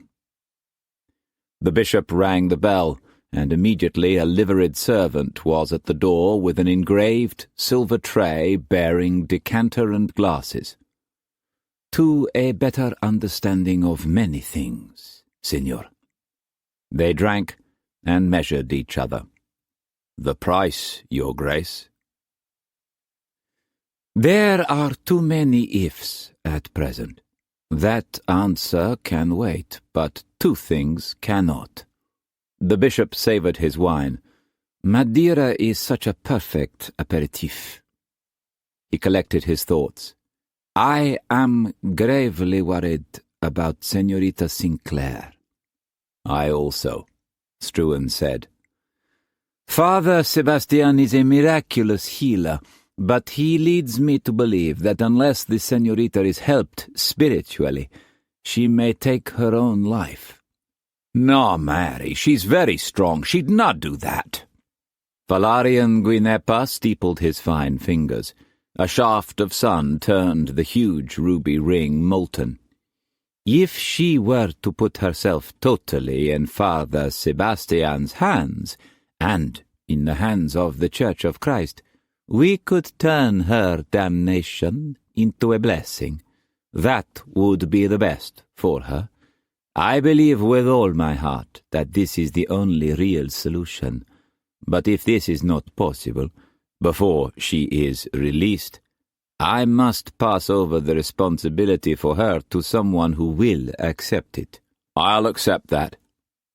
Very well. But I do not think you are wise, Senor. Even so, your life and soul and hers are also in the hands of God. I pray that you and she will be given the gift of understanding. Very well. Before she leaves, I will do everything in my power to try to save her soul, but as soon as she is fit enough to leave, I will send word. The cathedral clock chimed 5 o'clock. How is Archduke Zergieyev's wound? Struan's eyebrows knotted. This is the second thing that cannot wait. For you Britons, perhaps. Valerian Guinepa opened a drawer and pulled out a heavily sealed leather briefcase. I have been asked to give you this, prudently. It seems that certain diplomatic authorities are most concerned with the Archduke's presence in Asia. The church authorities? No, Signor.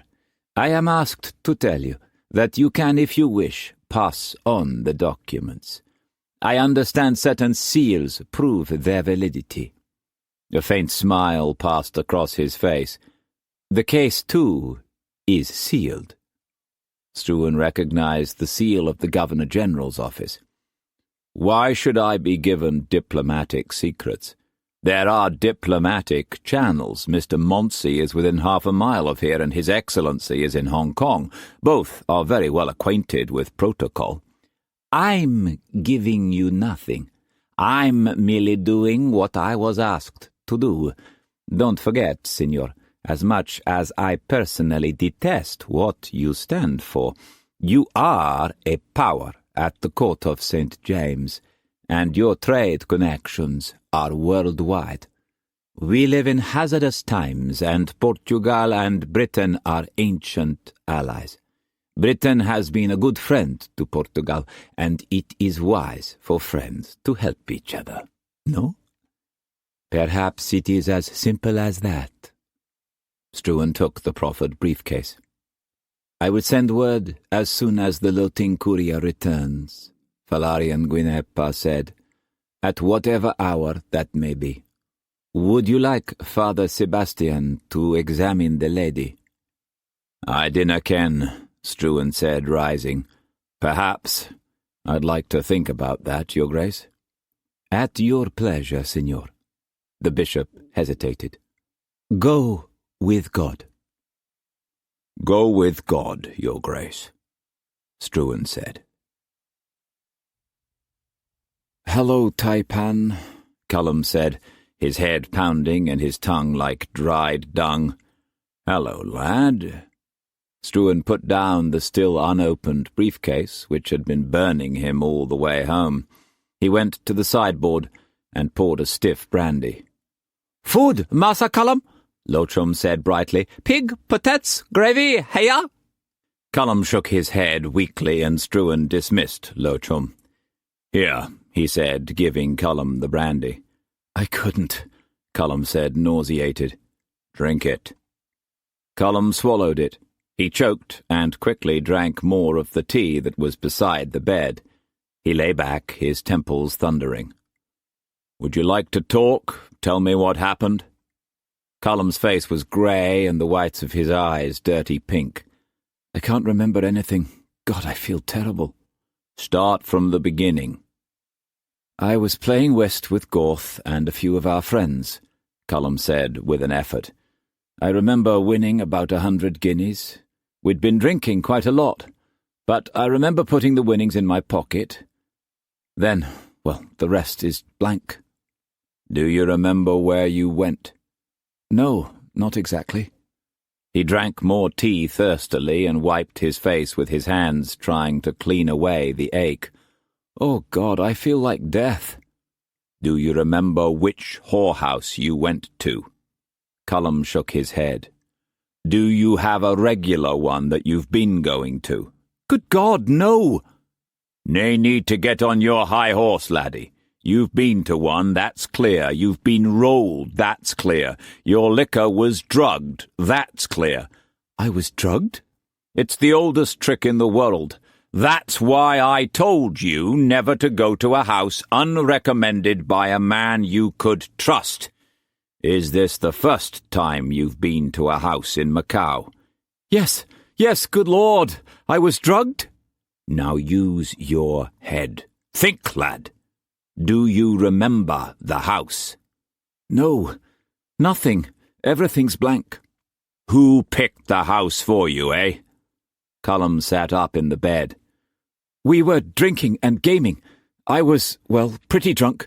Then, well, everyone was talking about girls and houses and, well," he looked at Struan, his shame and torment open. "I was just, well, with the liquor and I felt well on fire for a girl. I just decided that I had to go to a house." "Nay harm in that, lad. Who gave you the address?" I don't know, but I think they each gave me one. They wrote addresses or told me addresses. I can't remember. I do remember going out of the club. There was a chair waiting and I got into it.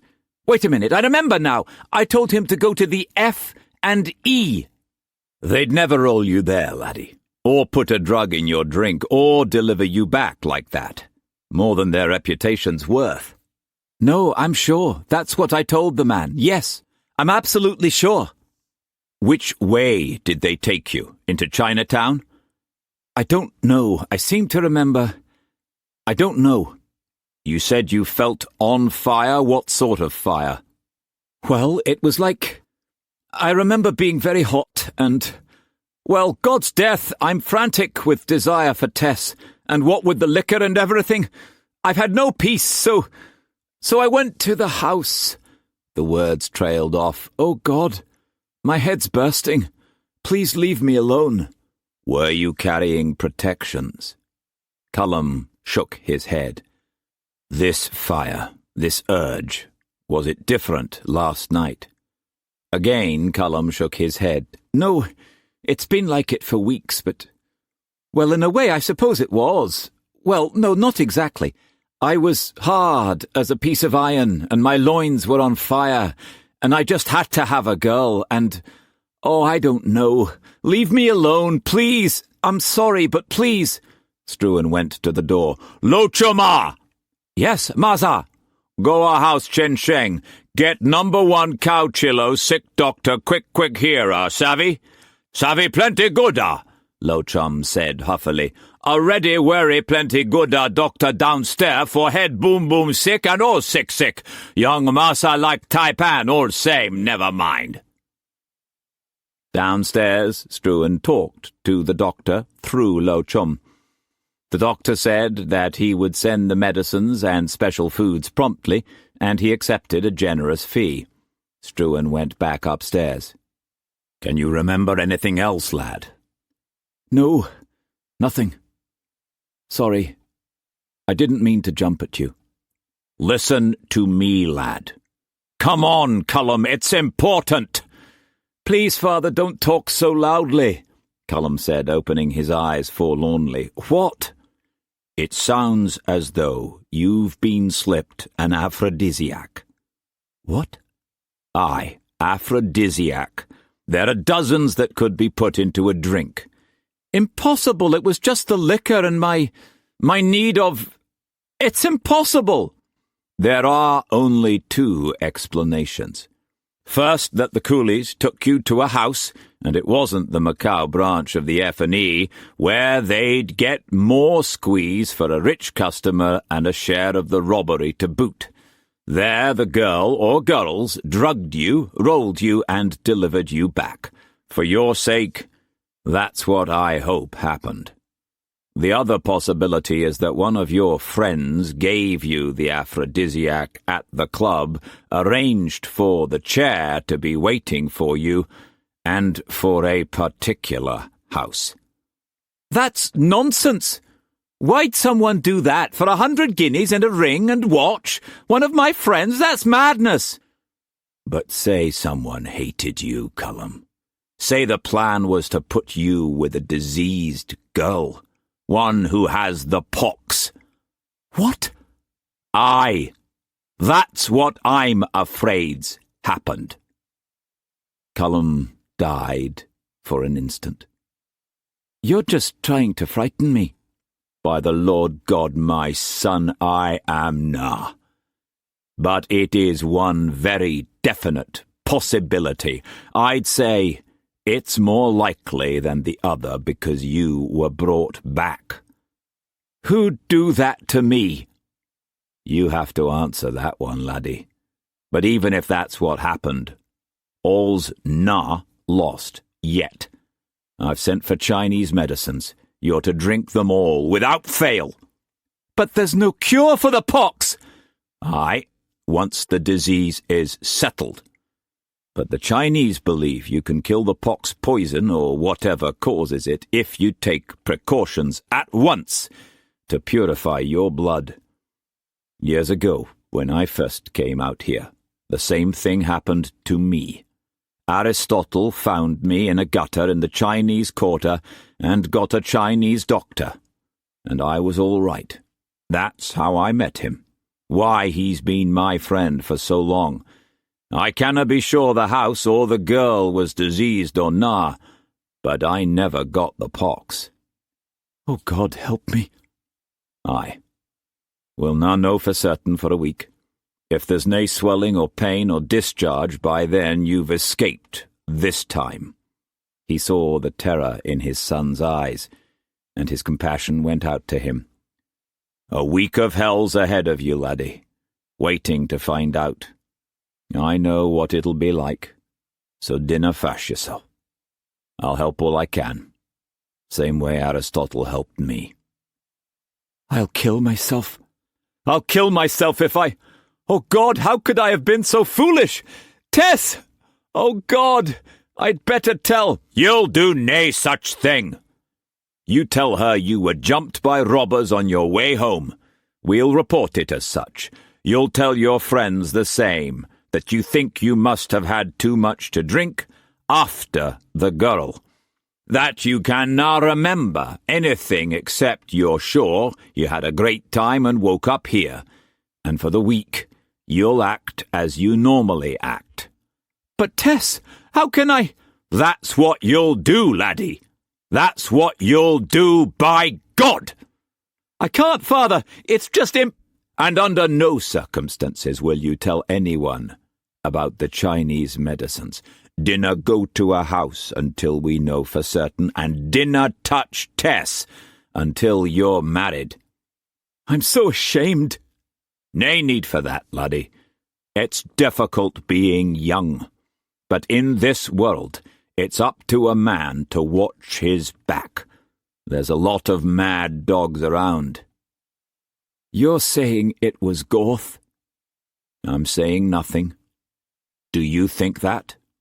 No, of course not. But that's what you're thinking, isn't it? Dinna forget, you've got to act normally, or you'll lose Tess. Why?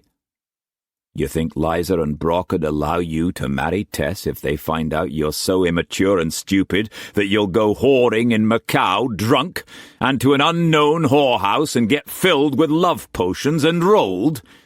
If I was Brock, I'd say you had not enough sense to be my son-in-law. Sorry. You get some rest, laddie. I'll be back later. And all the way to May's house, Struan was deciding on the way to kill Gorth.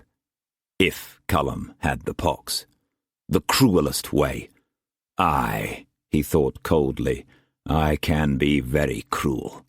This will na be just a simple killing, or quick, by God. You look terrible, Cullum, darling, Tess said. You really ought to have an early night. Yes. They were promenading along the Praia in the night quiet. It was after dinner, and his head was clearer, but his agony almost unbearable. What's the matter? She asked, sensing his torment. Nothing, darling. I just drank too much, and those highwaymen weren't very gentle. By the Lord God, I'm forswearing drink for a year. Please God, don't let anything happen. Hurry the week and let nothing happen. Let's go back, she said, and taking his arm firmly, turned him toward the Brock residence. A good night's rest will do you the world of good. She felt very maternal, and couldn't help feeling happy that he was almost helpless. I'm glad you're forswearing drink, my dear. Father gets terrible drunk sometimes, and Gorth, my word, many's the time I seed him besotted. I've seen him, he said, correcting her. I've seed him besotted. Oh, I'm so glad we'll soon be wed. What possible reason could Gorth have for doing that? Cullum asked himself. The Tai-Pan must be exaggerating. He must be. A servant opened the door, and Cullum took Tess into the parlour. Back so soon, loves? Liza said. I'm a little tired, Ma. Well, I'll be off, Cullum said. See you tomorrow. Will you be going to the cricket match? Oh, yes, let's, Ma. Mayhaps the ale escort us, Cullum lad. Thank you. I'd like that. See you tomorrow. Cullum kissed Tess's hand. Good night, Mrs. Brock. Night, lad. Cullum turned for the door just as Gorth was entering. Oh, hello, Gorth. Hello, Cullum. I were waiting for thee, just going for a drink at the club. Come along. Not tonight, thanks. I'm all in. Too many late nights, and there's the cricket tomorrow. A drink won't hurt thee. After thy beating, it be best. Not tonight, Gorth. Thanks, though. See you tomorrow. As thee wish, old lad. Now take care of thyself.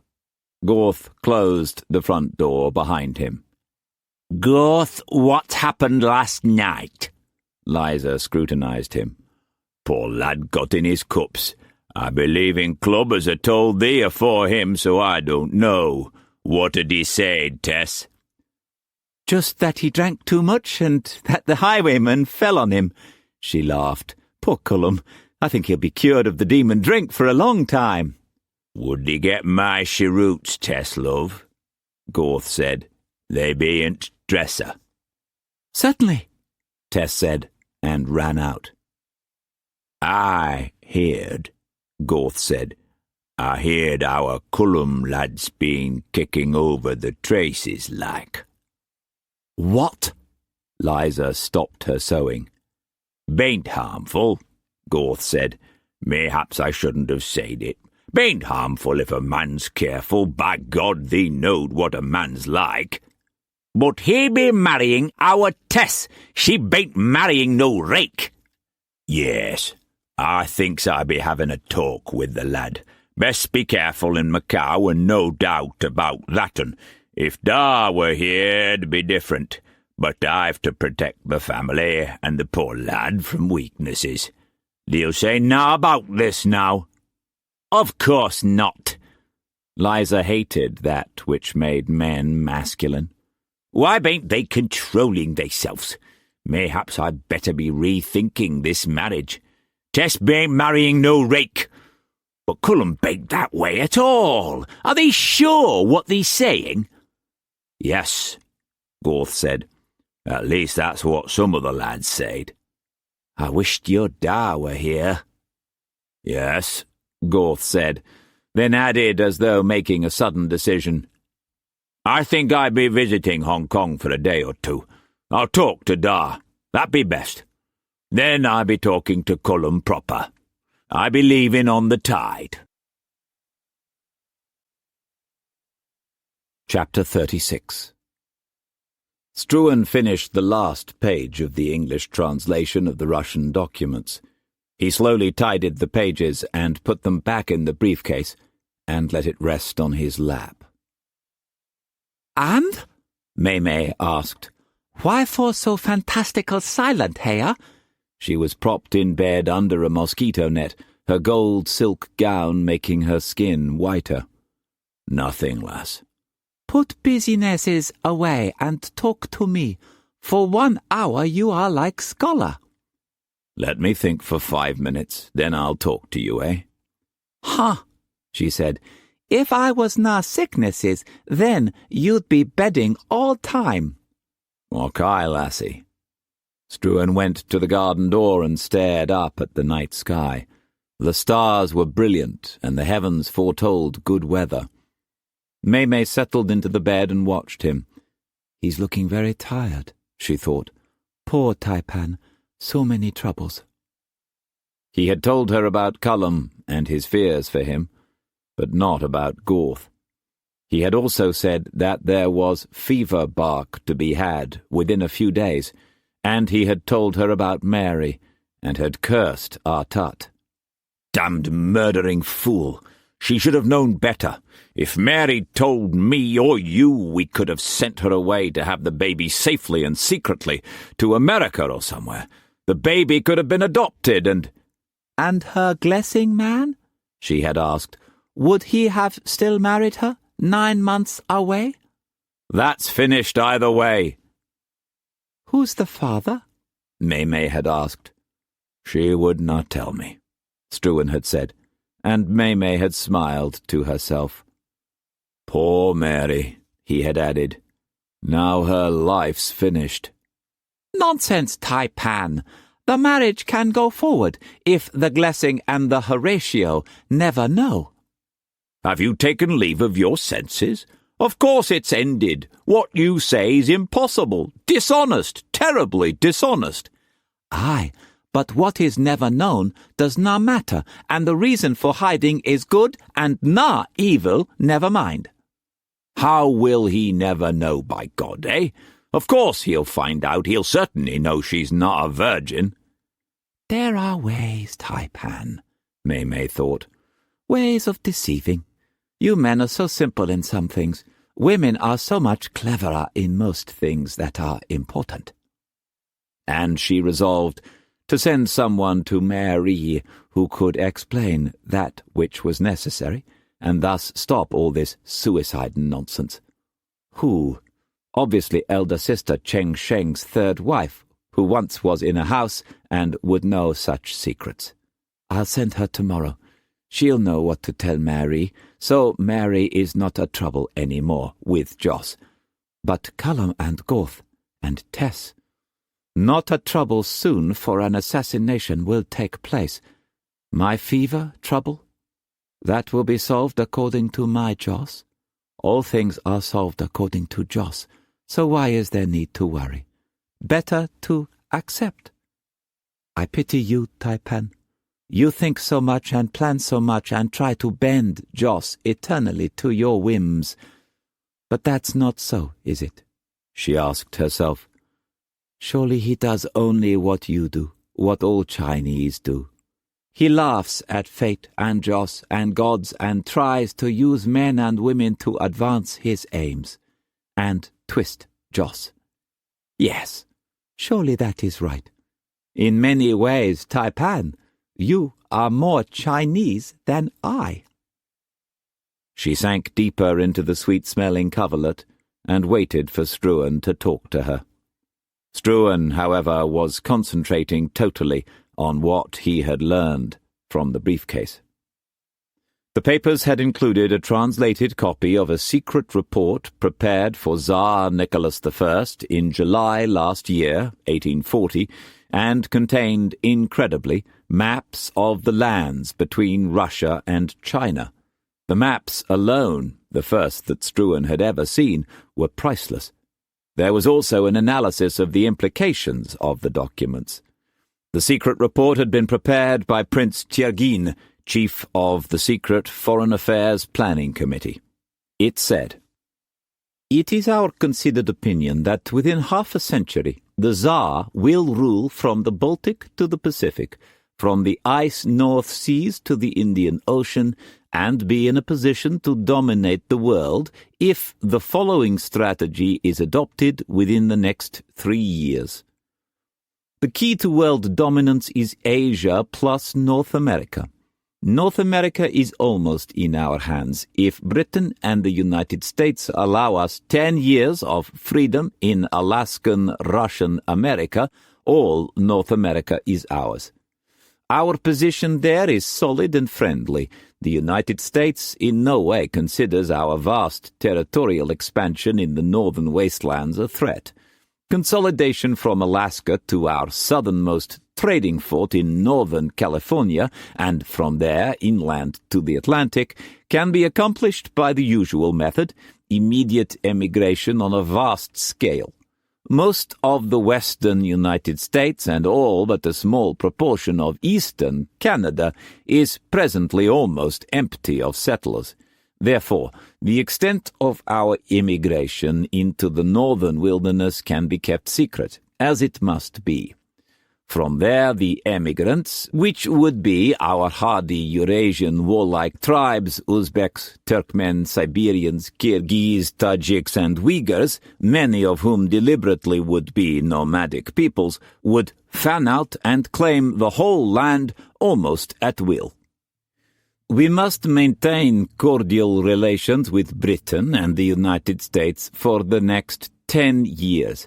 By that time, emigration will have made Russia the most virile American power, and our tribes, who in ancient days made up the hordes of Tamerlane and Genghis Khan, armed with modern weapons and commanded by Russians, can at our whim sweep the Anglo-Saxon into the sea. But 1,000 times more important, Asia. We could concede the Americas, never Asia. The key to Asia is China, and China lies at our feet. We share almost 5,000 miles of continuous land border with the Chinese Empire. We must control her or we will never be safe. We can never allow her to become strong or dominated by another great power, or we would be trapped between East and West and might be forced to war on 2 fronts. Our Asian policy is axiomatic. China must be kept weak, vassal, and a Russian sphere of influence. Only one power, Britain, stands between us and success. If she can be prevented by guile or pressure from acquiring and consolidating a permanent island fortress off China, Asia is ours. Of course, we dare not alienate our ally, Britain, at this time. France, Poland, Prussia, and the Habsburgs are in no way content with the Dardanelles détente, any more than Russia is, and we must be on constant guard against their continuous harassment. Without British support, our sacred heartland would be open to invasion. Providing the British adhere to their stated position in China, that they merely wish to establish trade relations and trading deposits which all Western nations may share equally, we can move forward into Xinjiang, Turkestan and Mongolia, and control the land route to China. We already dominate invasion routes within easy reach of the Khyber Pass and Kashmir, thence into British India. Should word leak out about our land conquests, our official position will be that Russia is merely subduing hostile wild tribes in our hinterland. Within 5 years we should be poised on the threshold of China's heartland, northwest of Peking. Then, with simple diplomatic pressure, we will be in a position to force advisors on the Manchu emperor and, through him, control the Chinese empire, until such time as it may be conveniently partitioned into vassal states. The hostility between Manchu overlords and Chinese subjects is vastly to our advantage, and we will, of course, continue to encourage this. At all cost, we should encourage and assist British trading interests to settle in the mainland ports of China, where they would be restrained by direct Chinese pressure, which we would in time diplomatically control, and at all costs we must discourage England from fortifying and colonizing any island, as they have done at Singapore, Malta, Cyprus, or an impregnable position like Gibraltar, which would not be subject to our pressure and would serve as a permanent bastion for her military and naval might.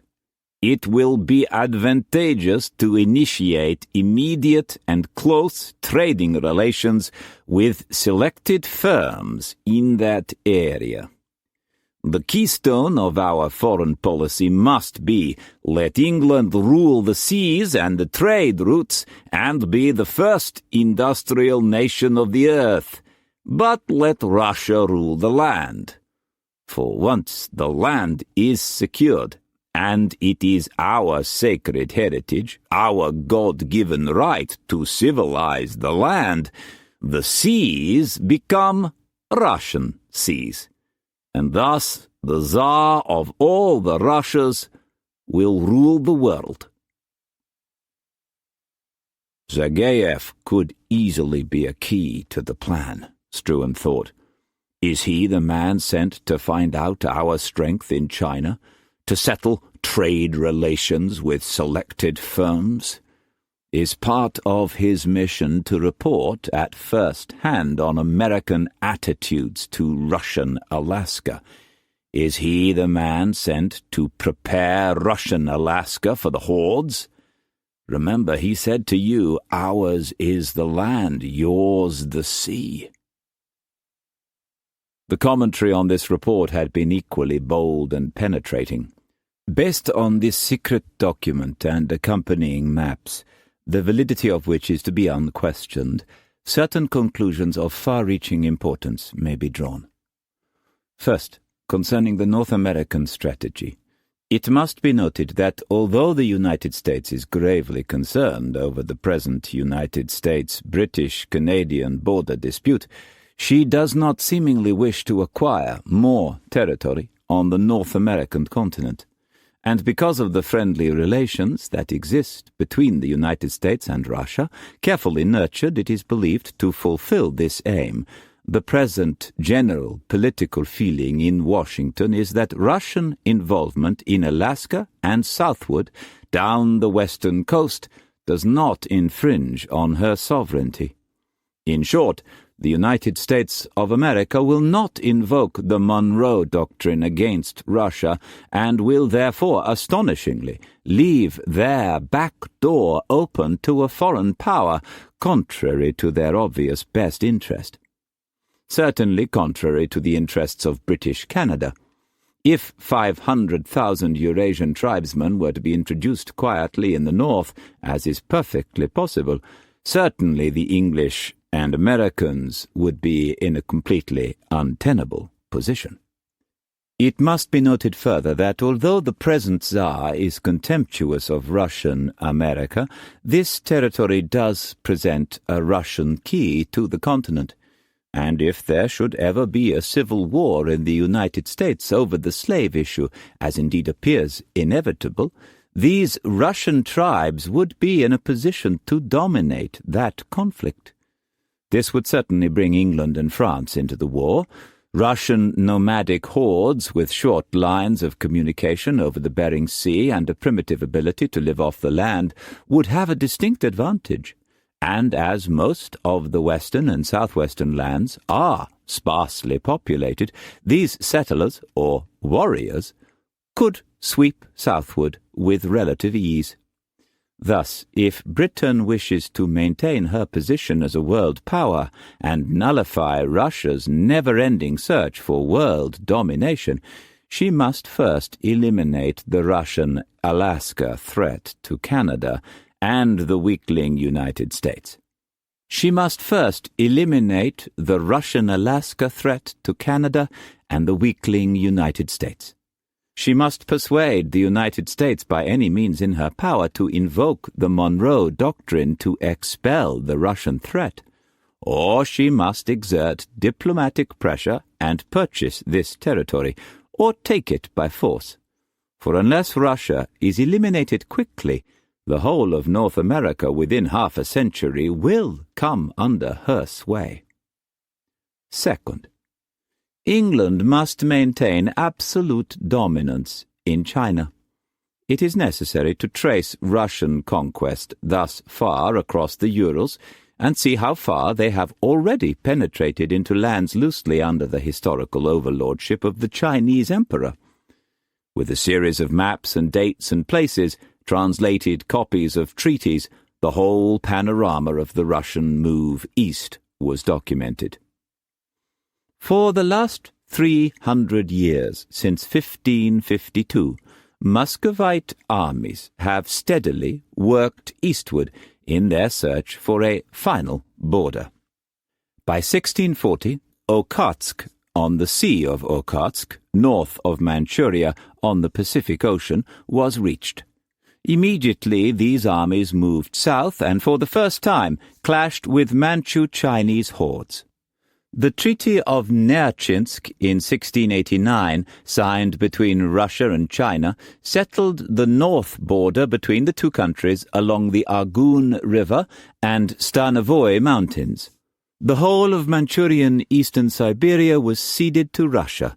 To date, this line was a final Russian border north of China.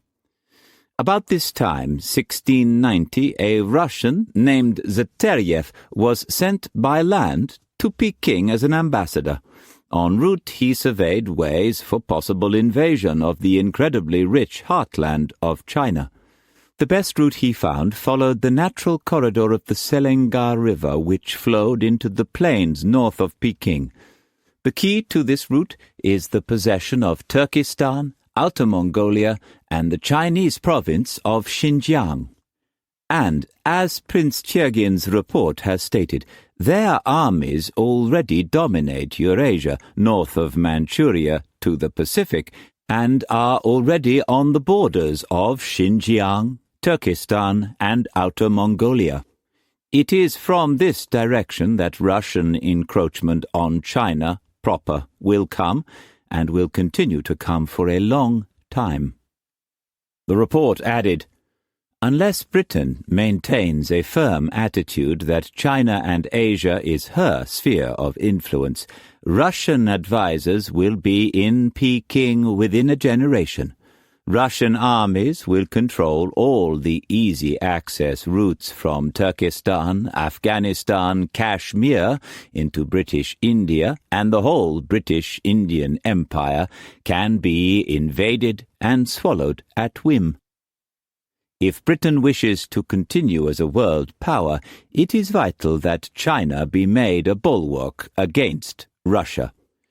It is vital that Russian advances be halted in the Xinjiang area. It is vital that a dominant British fortress be centered in China, for, by herself, China is helpless. If China is allowed to wither in her ancient ways and is not helped to emerge into the modern era, she will be conquered easily by Russia and the balance of Asia destroyed.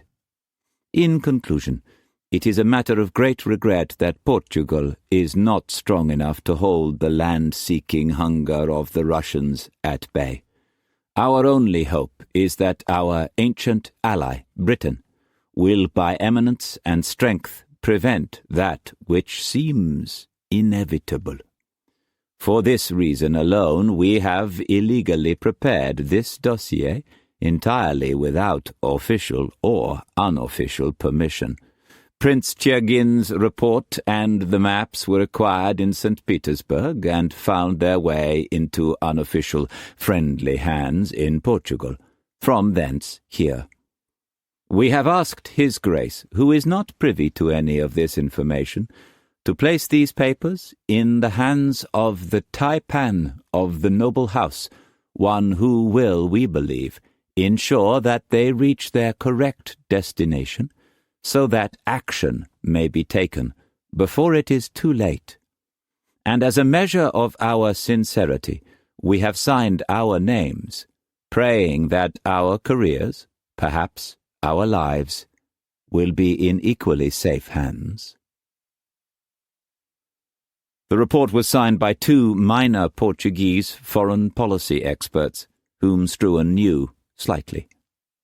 He threw the butt of his cheroot into the garden and watched it burn itself out. "Aye," he said to himself, "it's inevitable. But nah, if we keep Hong Kong, goddamn Lord Cunnington. How to use the information? That's easy. As soon as I get back to Hong Kong, a word in Longstaff's ear and Cooper's ear. But what do I gain by that? Why do I not go home myself? This type of knowledge is a chance in a lifetime. What about Sergeyev? Do we talk specifics now? Do I bargain with him?" "Tai-Pan?" "Aye, lass." "Would you close garden window door? It's getting very gracious cold." The night was warm. Chapter 37.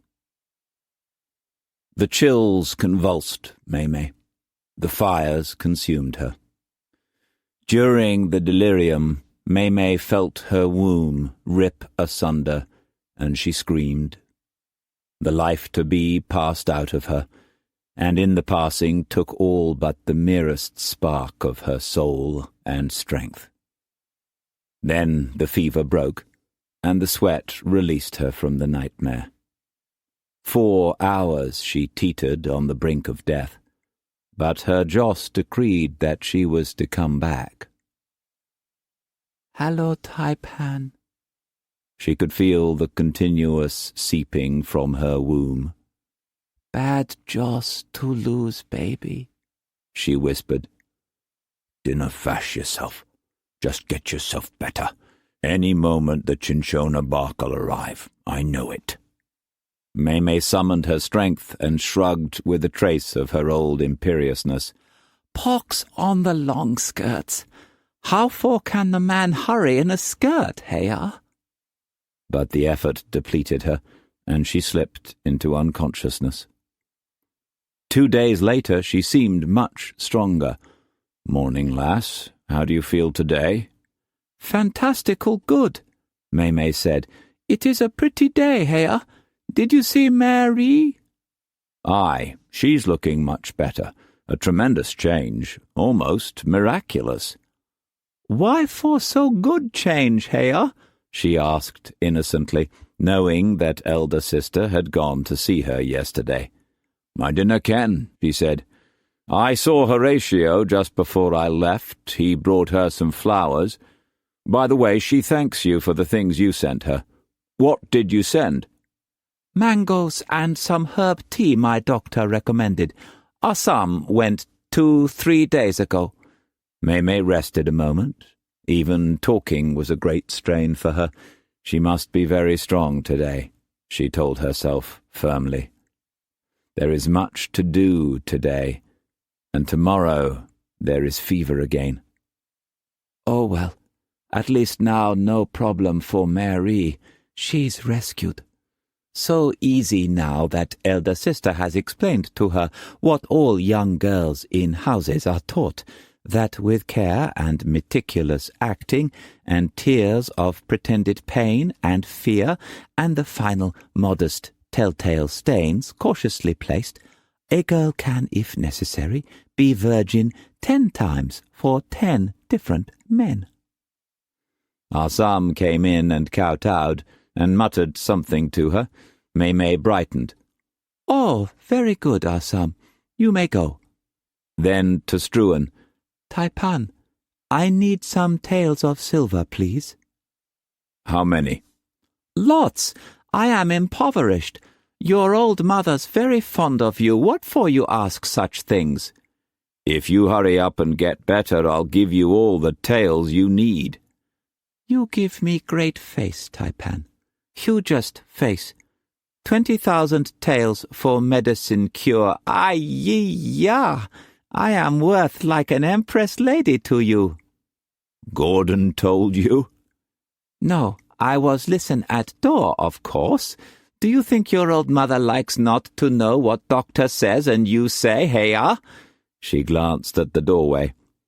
Struan turned to see a lovely young girl bowing gracefully. Her hair was coiled in a thick, dark snake atop her exquisite head, and adorned with jade ornaments and flowers. Her almond-shaped face was like purest alabaster. This is Yin Shi, Mei said. She is my sister. I did not ken you had one, lass. She's very pretty. Yes, but, well, she's not really sister, Tai-Pan. Chinese ladies often call each other sister. It's politeness. Yin Shi's your birthday present. What? I bought her for birthday. Have you taken leave of your senses? Oh, Tai-Pan, you are very trying sometimes badly, Mei said, beginning to cry. Your birthday is in 4 months. At that time, I would have been heavy with child, so I arranged search for a sister. It has been difficult to decide bestest choice. She is bestest, and now, because I am sick, I give her now, and now wait. You dinna like her? Good God, lass, dinna cry. Mei, listen. Dinna cry. Of course I like your sister, but you dinna buy girls as birthday presents for the love of God. Why not? Well, because you just dinna. She's very nice. I want her for my sister. I was going to teach her for the 4 months, but now... She broke out sobbing again. Yin Shi hurried from the doorway and knelt beside Mei and held her hand and dried her tears solicitously and helped her to drink a little tea. Mei had warned her that barbarians were sometimes strange and showed their happiness by shouting and cursing, but not to worry. Look, Tai-Pan, how pretty she is, Mei said. You like her surely. That's not the point, Mei. Of course I like her. Then that's settled then. Mei closed her eyes and lay back in her nest of pillows. It's not settled, then. She summoned a final broadside. It is, and I'll not argue with you any more, by God. I paid huge moneys, and she's bestest, and I canna send her away, for she'll lose all face, and she'd have to hang herself. Dinna be ridiculous. I promise you she will, Tai-Pan. Everyone knows I was looking for a new sister for me and for you, and if you send her away, her face is finished. Fantastical finished. She'll hang herself, truly. Dinna cry, lassie, please. But you dinna like my birthday present to you. I like her, and you need not send her away, he said quickly, anything to stop the tears. Keep her here. She'll be a sister to you, and when you're well, we'll find a good husband, eh? There's nae need to cry. Come on, lassie. Now stop the tears. At length, Mei stopped weeping and lay back again. Her outburst had sapped too much of her precious energy, but it was worth the price, she exulted. Now Yin Shi will stay. If I die, he will be in good hands. If I live, she will be my sister, and the second sister in his household, for of course he will want her. Of course he will want her, she told herself as she drifted away. She's so pretty. Assam came in. Massa, young Massa outside, see can? Struan was alarmed by Mei's dreadful pallor. Get doctor plenty quick, savvy? Savvy, Massa. Struan bleakly left the room. Assam closed the door after him and knelt beside the bed and said to Yinshi, "Second mother, I should change Supreme Lady's dressings before the doctor comes." "Yes, I will help you, Assam," Yinshi said. "Father certainly is a strange giant. If Supreme Lady and you hadn't warned me, I would have been very frightened." "Father's very nice, for a barbarian. Of course, Supreme Lady and I have been training him." Assam frowned at Mei, who was deep in sleep. "She looks very bad indeed." "Yes, but my astrologer foretold good tidings, so we must be patient." "Hello, Cullum," Struan said as he came into the beautiful walled garden forecourt. "Hello, Tai-Pan. I hope you don't mind my coming here." Cullum rose from the willow-shaded seat and took out a letter. "This just arrived and, well, instead of sending Lo Chum, I thought I'd like to see how you were and find out how she is." Struan took the letter. It was marked personal, private and urgent, and came from Morley Skinner. "She lost the bairn the day before yesterday," he said. "How terrible," Cullum said. "Has the Cinchona come?" Struan shook his head. "Sit down, lad." He tore open the letter. Morley Skinner wrote that he had intended to withhold the repudiation news until Struan's return. He felt it dangerous to release it in his absence, but that now it was imperative to publish the report immediately. "A frigate from England arrived this morning. My informant on the flagship said that the Admiral was delighted with the private Admiralty dispatch he received, and was heard to say, 'It's about bloody time, by God. With any luck, we'll be north within the month.' This can only mean that he too is privy to the news, and that Whalen's arrival is imminent. I cannot stress too highly the necessity of your return. By the way, I hear there's a curious private codicil to the Longstaff Ching-So agreement over Canton's ransom. Last, I hope you have been able to prove one way or another the value of cinchona bark. I regret that, as far as I know, none is to be found here. I am, sir, your most humble servant, Morley Skinner." May'll not last another fever spell, Struan thought, anguished. That's the truth, and you have to face it. Tomorrow she'll be dead. Unless the Cinchona arrives. And who knows if it really will cure her. If she dies, you must save Hong Kong. If she lives, you must save Hong Kong. But why? Why not leave that cursed island as it was before? You may be wrong.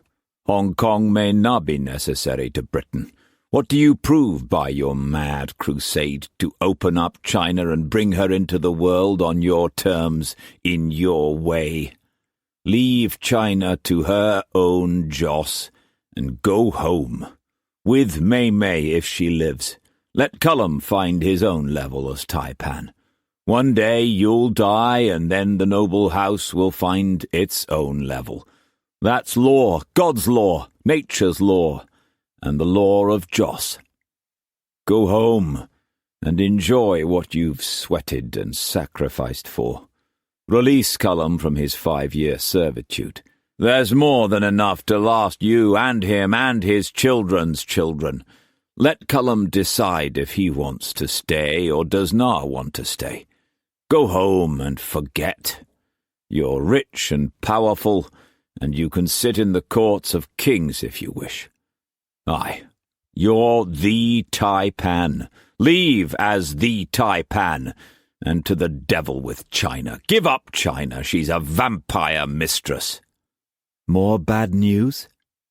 Oh, sorry, Cullum, lad. I'd forgotten about you. What did you say? "More bad news?" Nay, but important. Struan noticed that the last 7 days had taken their toll on Cullum. Nay youth to your face now, laddie. You're a man.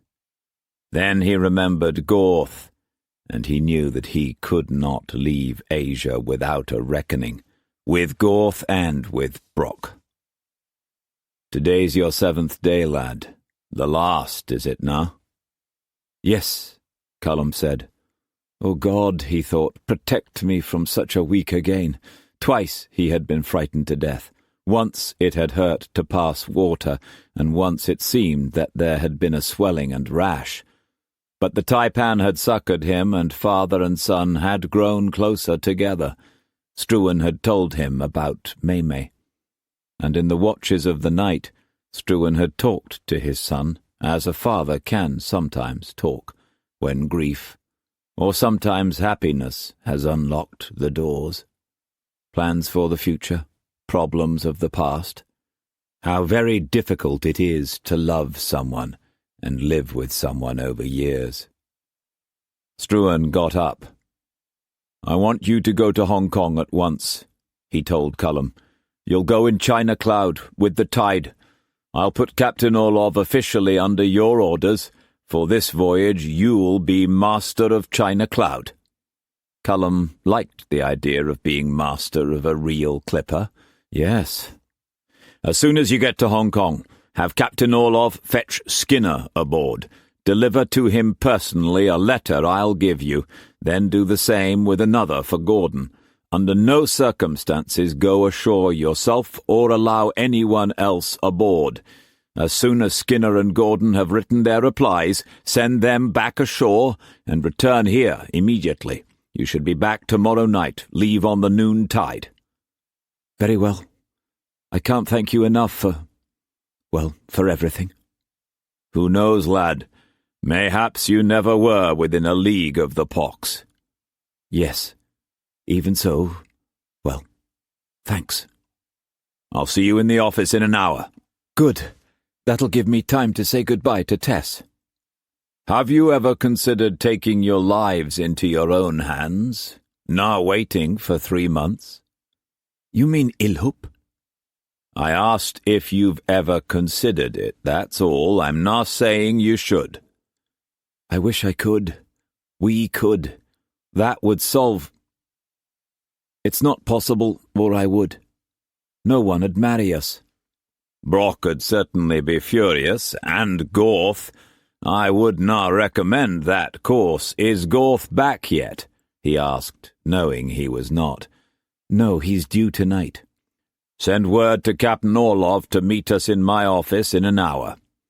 You'll put him under my absolute orders? Cullum asked.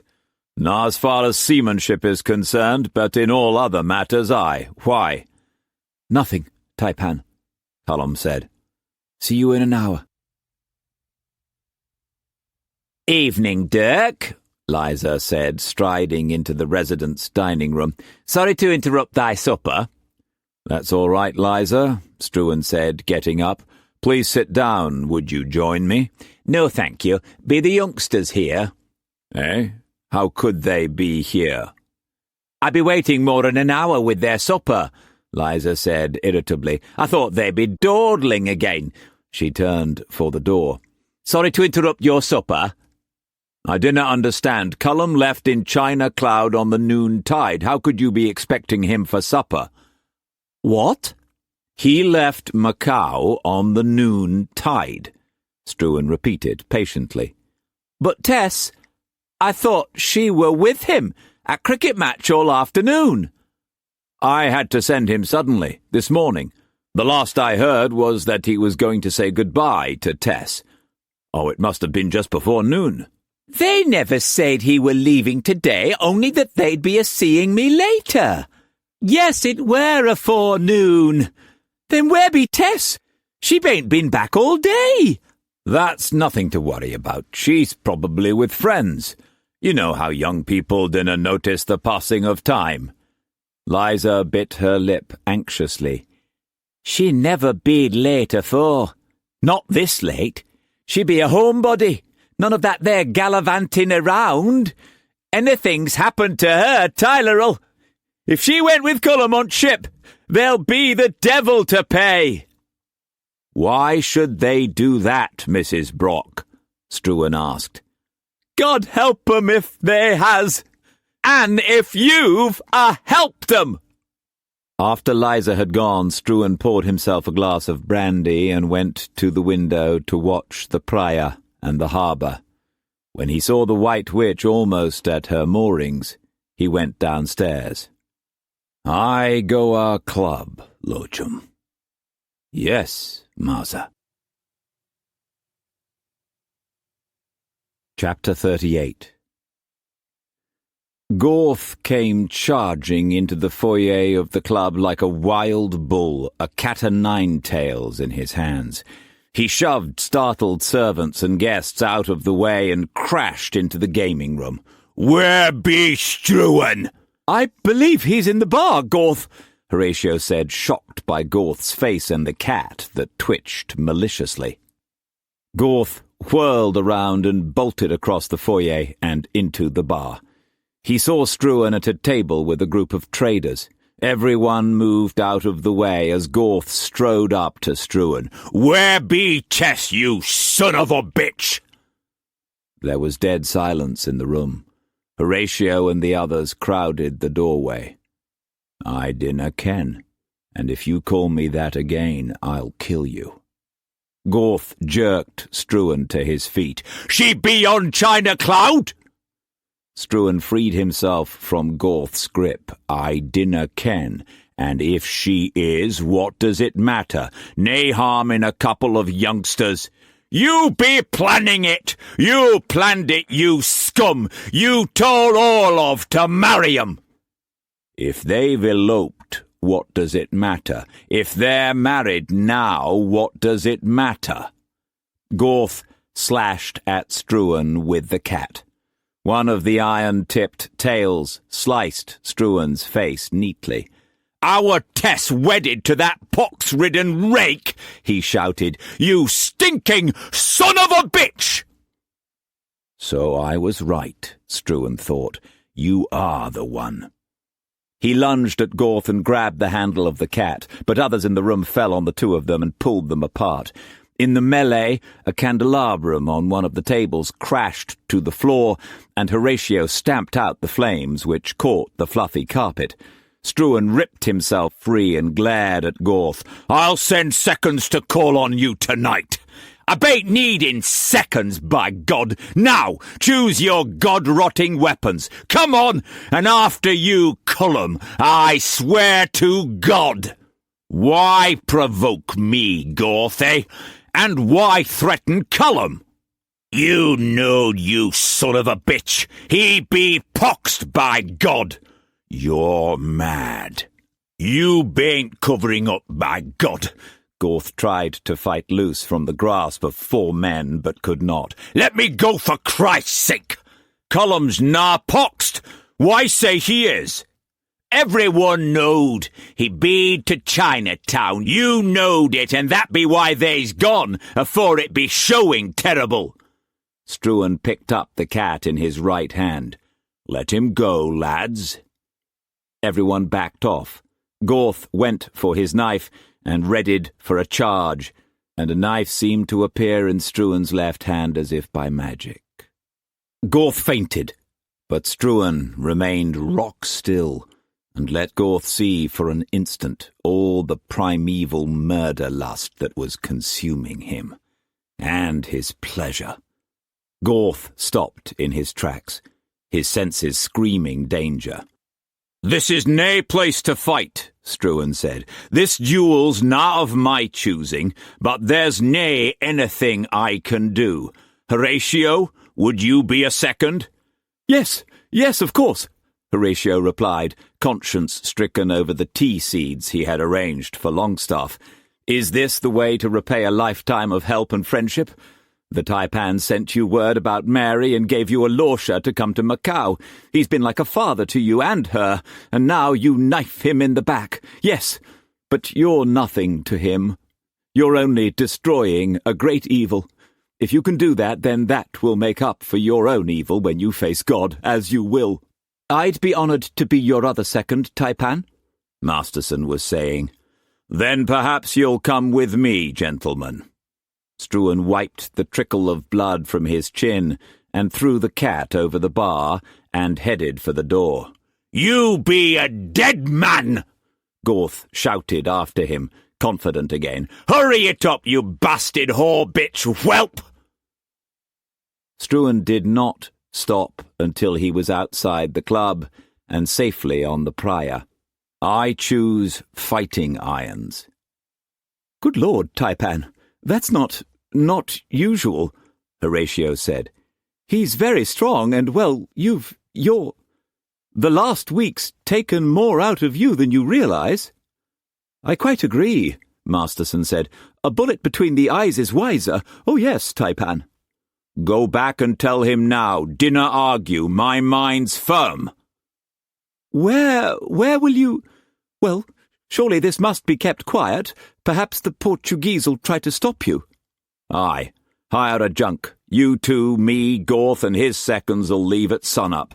I want witnesses and a fair duel. There'll be more than enough room on the deck of a junk. I'm not going to kill you, Gorth, Struan exulted to himself. Oh no, that's too easy. But by the Lord God, from tomorrow on you'll never walk again. You'll never feed yourself again. You'll never see again. You'll never bed again. I'll show you what vengeance is. By nightfall, the news of the duel had flown from mouth to mouth, and with the news the betting began. Many favoured Gorth. He was in the full flush of strength, and, after all, had good reason to challenge the Tai-Pan if there was truth to the rumour that Cullum was poxed, and that, knowing this, the Tai-Pan had sent Tess and Cullum to sea with a captain who could marry them beyond the 3-mile limit. Those who put money on the Tai-Pan did so because they hoped, not believed, he would win. Everyone knew of his frantic anxiety over the cinchona, and that his legendary mistress was dying, and everyone could see the havoc this had caused in him. Only Lo Chum, Chen Sheng, Assam and Yin Shi borrowed every penny they could and bet on the Tai-Pan, confidently, and petitioned the gods to watch over them. Without the Tai-Pan, they were lost anyway. No one mentioned the duel to May. Struan left her early and went back to his residence. He wanted to sleep soundly. The duel did not trouble him. He was sure that he could handle Gorth, but in the process he did not care to be mutilated, and he knew that he would have to be very strong and very fast. Calmly, he walked the quiet streets in the warmth of another beautiful starlit night. Lo Chum opened the door. "Night, massa." He motioned blandly to the anteroom. Liza Brock was waiting. "Evening," Struan said. Be Cullum poxed? Of course he's not poxed. God's blood, we dinna even know if they're married yet. Perhaps they just went for a secret trip. But he be to house who knowed where that night with the highwayman. Cullum's nah got the pox, Liza. Then why dost others sayed it? Ask Gorth. I did, and he said he were told it. I'll say it again, Liza. Cullum does nah have the pox. Liza's huge shoulders shook with sobs. Oh God, what have we done? She wished that she could stop the duel. She liked Gorth even though he was not her own son. She knew that her hands also were guilty with the blood that would be spilled. Gorth's, or the Tai-Pan's, or Cullum's, or her man's. If she hadn't forced Tyler to let Tess go to the ball, then all this might never have happened. Dinna worry, Liza, Struan said kindly. Tess is all right, I'm sure. If they're wed, then you've not anything to fear. When be China Cloud coming back? Tomorrow night. Thee be letting our doctor examine him? That's up to Cullum, but I'll not forbid him. He does not have the pox, Liza. If he had, you think I'd allow the marriage?" "Yes, I do," Liza said, tormented. "You be a devil, and only the devil knowed what be in thy mind, Dirk Struan. But I swear to God, if thee be lying, I be killing thee if my men do'n." She groped for the door. Lochum opened it and closed it after her. "Massa best slep, Lochum said cheerfully. "Tomorrow soon, heya?" "Go to hell." The iron front door knocker sent a dull reverberation through the sleeping residence. Struan listened keenly in the warm, airy darkness of his bedroom, and then heard Lochum's soft footsteps. He slipped out of bed, knife in hand, and grabbed his silk robe. He went out onto the landing quickly and silently, and peered over the balustrade. 2 floors below, Lochum put down the lantern and unbolted the door. The grandfather clock chimed 1:15. Father Sebastian stood on the threshold. Tai-Pan see me can? Lochum nodded and put away the cleaver that he had been carrying behind his back. He started up the staircase, but stopped as Struan called out, "Aye?" Father Sebastian craned up into the darkness, the hackles of his neck crawling from the suddenness of the cry. "Mr. Struan?" "Aye," Struan said, his voice strangled. "His Grace sent me. We've got the cinchona bark." "Where is it?" The monk held up a small, soiled bag. "Here, His Grace said you'd be expecting someone." "And the price?" "I know nothing about that, Mr. Struan," Father Sebastian called out weakly. "His Grace simply said to treat whomsoever you'd take me to, that's all." "I'll be there in a second," Struan shouted, charging back into the room. He threw on his clothes, fought into his boots, rushed for the door, and stopped. After thinking a second, he picked up the fighting iron and came down the stairs, 4 at a time. Father Sebastian saw the fighting iron and flinched. "Morning, Father," Struan said. He hid his disgust at the monk's filthy habit and hated all doctors anew. "Lochum, when Massa Sinclair here, you fetch, savvy?" "Savvy, Massa." "Come on, Father Sebastian." "Just a moment, Mr. Struan. Before we go, I must explain something. I've never used cinchona before. None of us have." "Well, that does not matter, does it?" "Of course it matters," the gaunt monk exclaimed. "All I know is that I've to make a tea of this bark by boiling it. The trouble is we don't know for certain how long to boil it, or how strong to make it, or how much the patient should have, or how often the patient should be dosed. The only medical treatise we have on cinchona is archaic Latin, and vague." "The bishop said he'd had the malaria. How much did he take?" "His Grace doesn't remember, only that it tasted very bitter and revolted him. He drank it for 4 days, he thinks. His Grace told me to make it quite clear that we treat her at your own risk." "Aye, I understand very well. Come on!" Struan dashed out the door, Father Sebastian beside him. They followed the prior for a little way and started up a silent, tree-lined avenue. "Please, Mr. Struan, not so fast," Father Sebastian said, out of breath. "The fever's due tomorrow. We've to hurry." Struan crossed the Praça de São Paulo and headed impatiently into another street. Suddenly his instincts warned him, and he stopped and darted to one side. A musket ball smashed into the wall beside him. He pulled down the terrified priest. Another shot. The ball nicked Struan's shoulder, and he cursed himself for not bringing pistols. "Run for your life!" He pulled the monk up and shoved him across the road into the safety of a doorway. Lights were going on in the houses. "This way!" he hissed, and rushed out.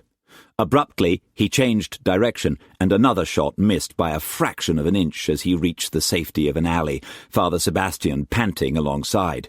"You've still the cinchona?" Struan asked. "Yes, for the love of God, what's going on?" "Highwayman!" Struan took the frightened monk's arm and ran through the depths of the alley and up onto the open space of the fort of São Paulo do Monte. In the shadows of the fort he took a breather. "Where's the cinchona?" Father Sebastian held up the bag limply. The moonlight touched the livid whip-sear on Struan's chin and flickered in the eyes and seemed to make him more huge and more devilish. "Who was that? Who was firing at us?" he asked. "Highwayman," Struan repeated. He knew that actually Gorth's men, or Gorth, must have been in ambush. He wondered for a moment if Father Sebastian had been sent as a decoy. Unlikely, nor by the bishop and nor with Cinchona. Well, I'll know soon enough, he thought, and if he is, I'll cut a few papist throats. He studied the darkness warily. He slipped his knife out of his boot and eased the fighting iron thong around his wrist. When Father Sebastian was breathing less heavily, he led the way across the crest, past the church of Sao Antonio, and down the hill a street to the outer wall of May's house. A door was set into the high, thick granite wall. He rapped harshly with the knocker. In a few moments Lim Din peered through the spy-hole. The door swung open. They went into the forecourt, and the door was bolted behind them. "We're safe now," Struan said. "Lim Din, tea, drink, plenty quick. He motioned Father Sebastian to a seat and laid the fighting iron on the table. "Catch your breath first." The monk took his hand off the crucifix he had been clutching and mopped his brow. "Was someone really trying to kill us?" "It felt that way to me," Struan said. He took off his coat and looked at his shoulder. The ball had burned the flesh. "Let me look at that," the monk said. "It's nothing." Struan put his coat on. "Dinna worry, Father. You treat her at my risk. You're all right?" "Yes." The monk's lips were parched and his mouth tasted rancid. "First, I'll prepare the Cinchona tea." "Good, but before we begin, swear by the cross that you'll never talk to anyone about this house, or who's in it, or what happens here." "That's not necessary, surely. There's nothing that—" "Aye, there is. I like my privacy. If you'll not swear, then I'll treat her myself. Seems that I know as much as you about how to use Cinchona. Make up your mind." The monk was distressed by his lack of knowledge and longed desperately to heal in the name of God. "Very well. I swear by the cross my lips are sealed." "Thank you." Struan led the way through the front door and down a corridor. Arsam came out of her room and bowed tentatively, pulling her green pyjamas closer to her. Her hair was tousled and her face still puffed with sleep. She followed them into the kitchen with the lantern. The cooking room was small, with a fireplace and a charcoal brazier, and adjoining the cluttered back garden. It was filled with pots and pans and tea kettles. Hundreds of bunches of dried herbs and mushrooms, vegetables, entrails, sausages hung on the smoke-grimed walls. Rattan sacks of rice littered the filth-stained floor. 2 sleep-doped cook amas were half upright in untidy bunks, staring groggily at Struan. But when he carelessly swept a mess of pans and dirty plates off the table to make a space, they leaped out of their beds and fled out of the house. "Tea, massa?" Arsam asked, bewildered. Struan shook his head. He took the sweat-stained cloth bag from the nervous monk and opened it. The bark was brown and ordinary and broken into tiny pieces. He sniffed it, but it had no odour. "What now?" "We'll need something to cook the brew in." Father Sebastian picked up a fairly clean pan. "First, will you please wash your hands?" Struan pointed to a small barrel and the nearby soap. "What?" "First, wash your hands, please." Struan dipped into the barrel and offered the soap. "You'll not do anything till you've washed your hands." "Why is that necessary?" "I dinna ken. An old Chinese superstition. Please, go on, Father, please."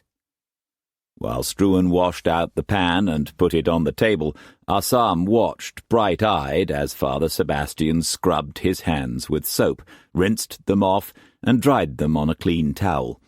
Then he closed his eyes and steepled his hands and breathed a silent prayer.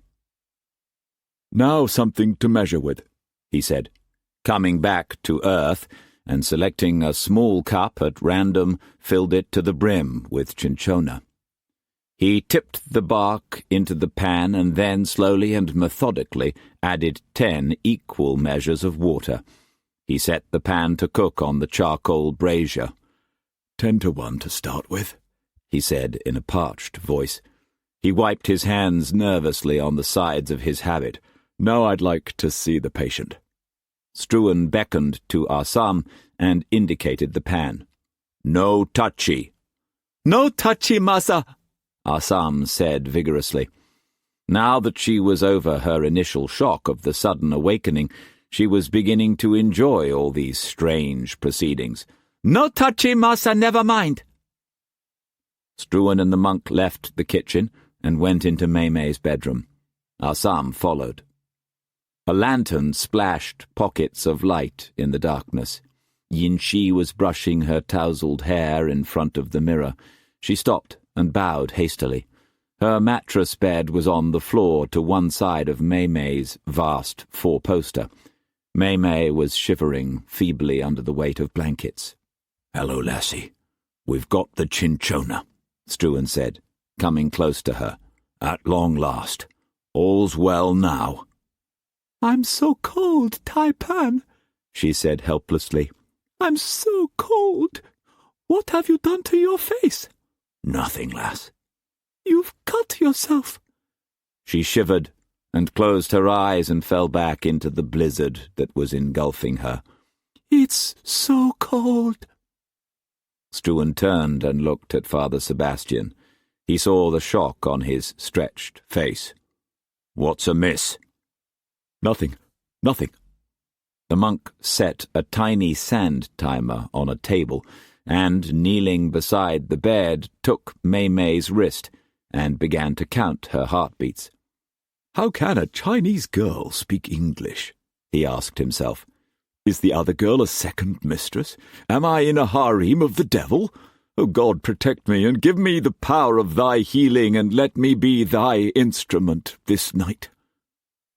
May's pulse was so slow and soft that he had great difficulty in feeling it. With extreme gentleness he turned her face around and peered into her eyes. Do not be afraid, he said. There's nothing to be afraid of. You are in God's hands.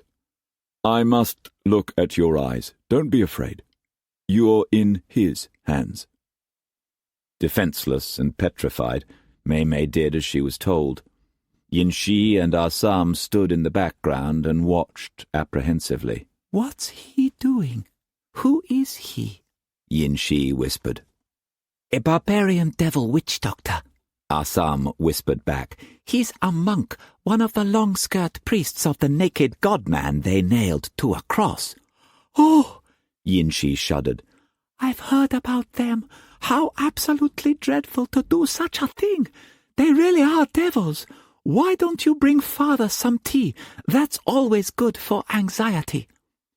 Limdin's getting it second, mother, Assam whispered, swearing that not for anything would she move, for then she might miss something of great import. I wish I understood their dreadful tongue. The monk put May's wrist on the coverlet and looked up at Struan. His Grace said the malaria caused an abortion. I must examine her. Go on, then. When the monk moved the blankets and sheets aside, May tried to stop him, and Yin-Shi and Assam anxiously hurried to help her. No, Struan snapped. Stay her. He sat beside May and held her hands. It's all right, my lassie. Go on, he said to the priest. Father Sebastian examined May and then settled her comfortably again. The hemorrhage has almost stopped. That is very good. He put his long fingers on the base of her skull and probed carefully. May felt the fingers smooth away some of her pain, but the ice was forming in her again and her teeth began chattering. Tai-Pan, I'm so cold. Can I have a warm bottle or blankets? Please, I'm so cold. Aye, lass, just a moment. There was a hot bottle at her back. She lay under 4 down quilts. "Have you a watch, Mr. Struan?" Father Sebastian asked. "Aye." "Please go to the kitchen. As soon as the water boils, note the time. When it has simmered 1 hour." Father Sebastian's eyes mirrored his awful desperation. 2. Half an hour? How much? Oh God, please help me in this hour of need." 1 hour, Struan said firmly, confidently. "We'll set the same amount to simmer for 2 hours. If the first's nae good, we'll try the second lot." Yes. Yes. Struan checked his watch under the lantern's light in the kitchen. He took the brew off the brazier and set it to cool in a bucket of water. The second pan was already simmering. "How is she?" he asked as the priest came in, Assam and Yin-Shi close behind. "The chills are severe. Her heart is very weak. Can you remember how long she shivered before the heat came?" 4 hours, perhaps 5, I dinna ken. Struan poured some of the hot liquor into a tiny teacup and tasted it. "God's blood, it's horribly bitter." The priest took a sip, and he grimaced too. "Well, let's begin. I only hope she can keep it down. A teacupful every hour." He selected a cup at random from a smoke-stained shelf and picked up a dirty scrap of rag from the table. "What's that for?" Struan asked. "I'll have to strain the bark out of the brew. This'll be fine. The mesh is coarse enough." "I'll do it," Struan said. He took out the silver tea strainer that he had ready and wiped it clean again with a clean handkerchief. "Why are you doing that?" "The Chinese are always very careful to keep the teapot and cups clean. They say it makes the tea more wholesome." He began to pour the foul-smelling bark tea into an immaculate porcelain teapot. He willed the strength of the liquor to be correct. "Why not the same with this, eh?" He carried the pot and the cup into the bedroom. Mei vomited the first cup, and the second. In spite of her pathetic pleadings, Struan forced her to drink again. Mei held it down. Anything not to have to swallow another. Still, nothing happened, except that her chills grew more severe. An hour later, Struan made her drink again. She retained this cupful, but the chills continued to worsen. "We'll make it 2 cups, Struan said, fighting his panic, and he forced her to consume the double measure. Hour after hour, the process was repeated. Now it was dawn. Struan looked at his watch. 6 o'clock. No improvement. The riggers made Mei flutter like a twig in a fall wind. "For the love of Christ!" Struan burst out. "It's got to work!" "With the love of Christ, it is working, Mr. Struan," Father Sebastian said. He was holding Mei's wrist. "The fever heat was due 2 hours ago. If it doesn't begin, she has a chance. Her pulse is imperceptible, yes, but the cinchona is working." "Hold on, lassie," Struan said, gripping Mei's hand. "A few more hours. Hold on." Later, there was a knock at the gate in the garden wall. Struan walked blearily out of the house and unbolted the door. "Hello, Horatio. Hey, lo chum." "Is she dead?" "Nay, lad. I think she's cured, by the grace of God." "You got the cinchona?" "Aye."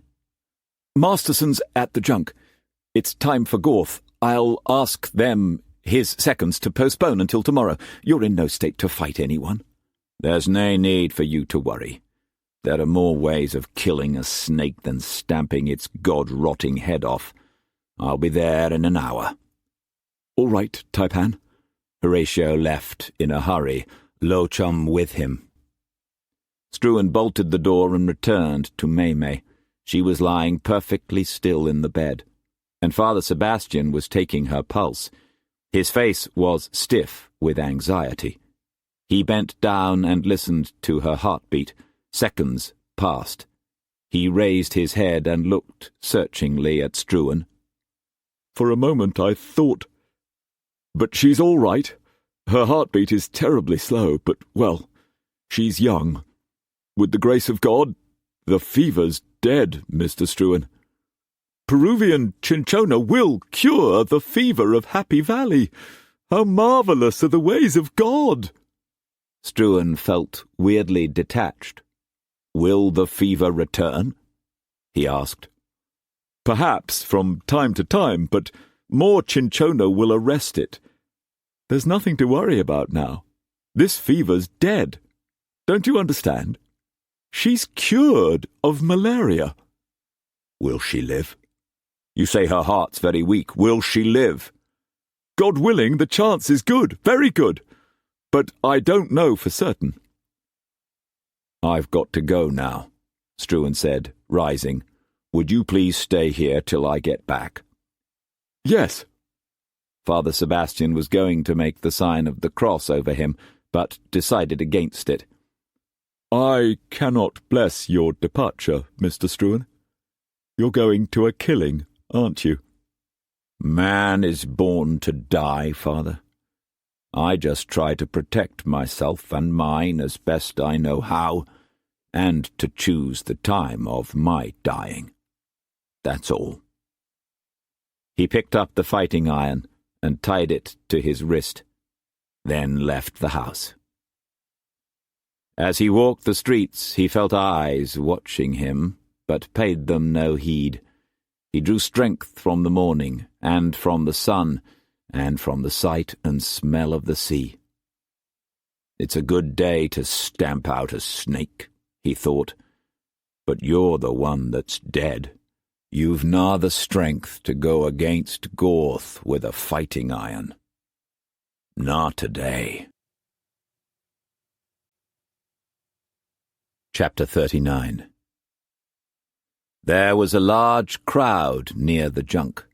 Traders, a detachment of Portuguese soldiers under a young officer, seamen. The junk was moored to a jetty off the Praia. When Struan appeared, those who had wagered on him were dismayed, and those who had wagered on Gorth were exultant. The Portuguese officer politely intercepted Struan. "Good morning, senor." "Morning, Captain Machado," Struan replied. "The Governor-General wishes you to know that duels are forbidden in Macau." "I realize that," Struan said. "Perhaps you'll thank him for me and tell him I'd be the last to break Portuguese laws. I know we're all guests, and guests have responsibilities to their hosts." He shifted the thong of his fighting iron and walked toward the junk. The crowd parted, and he saw the animosity on the faces of Gorth's men, and on those who wished him dead. There were many. Lochum was waiting on the high quarter-deck beside Horatio. "Morning, massa." He held up the shaving gear. "You want she?"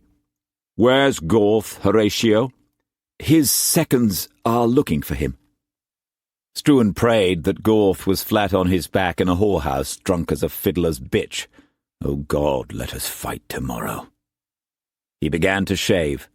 The crowd watched silently, and many crossed themselves, awed by the serenity of the Tai-Pan. When he had shaved, he felt somewhat better. He looked at the sky. Threads of cirrus touched the heavens, and the sea was calm as a lake. He called to Cudahy, whom he had taken off China Cloud. "Guard my back?" "Yes, sir." Struan stretched out on a hatch and fell asleep at once. "Good Lord," Roach said. "He's inhuman." "Yes," Vivian said. "He's the devil, all right. Double the wager, if you're so confident." "No, not unless Gorth arrives drunk." "Say he was to kill Gorth. What about Tyler?" "They'll fight to a death, I'm thinking." "What'll Cullum do, if Gorth be victor today?" "Nothing. What can he do? Except hate, maybe. Poor lad, I rather like him. He hates the Tai-Pan anyway, so maybe he'll bless Gorth, He becomes Tai-Pan right enough. Where the devil's Gorth?" The sun rose relentlessly in the sky. A Portuguese soldier raced out of an adjacent street and spoke animatedly to the officer, who immediately began to march his men at quick time up the Prior. Bystanders began to follow. Struan awoke to aching reality, every fibre shrieking the need for sleep. He groped leadenly to his feet. Horatio was looking at him strangely. Gorth's brutally savaged body was lying in the filth of an alley near the wharves of Chinatown, and around the corpse were the bodies of 3 Chinese. Another Chinese, more dead than alive, with the haft of a broken spear in his groin, was lying moaning at the feet of a patrol of Portuguese soldiers. Traders and Portuguese were crowding for a closer look. Those who could see Gorth turned away, sickened. "The patrol says they heard screaming and fighting," the Portuguese officer told Struan and others who were near. "When they rushed down here, they saw Signor Brock on the ground, as he is now. 3 or 4 Chinese were spearing him. When the murdering devils saw our men, they vanished up there." He pointed at a silent cluster of hovels and twisting alleys and passageways. "The soldiers gave chase, but—" He shrugged. Struan knew that he had been saved by the assassins. "I'll offer a reward for the ones who escaped," Struan said. 100 taels dead, 500 if alive." "Save your dead money, Signor. The heathen will merely produce 3 corpses, the first they can find. As to alive," the officer jerked a disdainful thumb at the prisoner, "unless that bastardo degenerado tells us who the others are, your money is quite safe. On second thought, I think the Chinese authorities would be, shall we say, more deft in interrogation." He spoke sharply in Portuguese, and the soldiers put the man on a broken door and carried him away. The officer flicked a smudge of dirt off his uniform. "A stupid and unnecessary death. Signor Brock should have known better than to be in this area. It seems that no honour has been satisfied." "You be right lucky, Tai-Pan," one of Gorth's friends sneered. "Right lucky." "Aye, I'm glad his blood's not on my hands." Struan turned his back on the corpse and slowly walked away. He broke out of the alley and climbed the hill to the ancient fort. Once on the crest, surrounded by sea and sky, he sat on a bench and thanked the Infinite for the blessing of the night and the blessing of the day. He was oblivious of passers-by, of the soldiers at the gate of the fort, of the song of the church bells, of birds calling, or the gentle wind, or the healing sun, or of time. Later he tried to decide what to do, but his mind wouldn't function. "Get hold of yourself," he said aloud. He walked down the hill to the bishop's residence, but the bishop was not in. He went to the cathedral and asked for him. A monk told him to wait in the cloistered garden. Struan sat on a shaded bench and listened to the fountains bubbling. The flowers seemed more brilliant than ever to him, their perfume more exquisite. The beating of his heart and the strength of his limbs and even the constant ache of his ankle, these were not a dream, but reality. Oh God, thank you for life. The bishop was regarding him from the cloistered walk. "Oh, hello, Your Grace," Struan said, exquisitely refreshed. "I came to thank you." The bishop pursed his thin lips. "What were you seeing, Signor?" "I dinna ken," Struan replied. "I was just looking at the garden, enjoying it, enjoying life. I dinna ken exactly." "I believe you were very close to God, Signor. You may not think so, but I know you were." Struan shook his head. "Nay, Your Grace, Just happy on a glorious day in a lovely garden. That's all. But Falarian Guinepa's mien did not change. His lean fingers touched his crucifix. I was watching you for a long time. I could feel that you were close. You! Surely that's wrong, he sighed. Yet how can we poor sinners know the ways of God? I envy you, Signor. You wished to see me? Aye, Your Grace. The cinchona cured the fever. Deo gratias! But that is wonderful!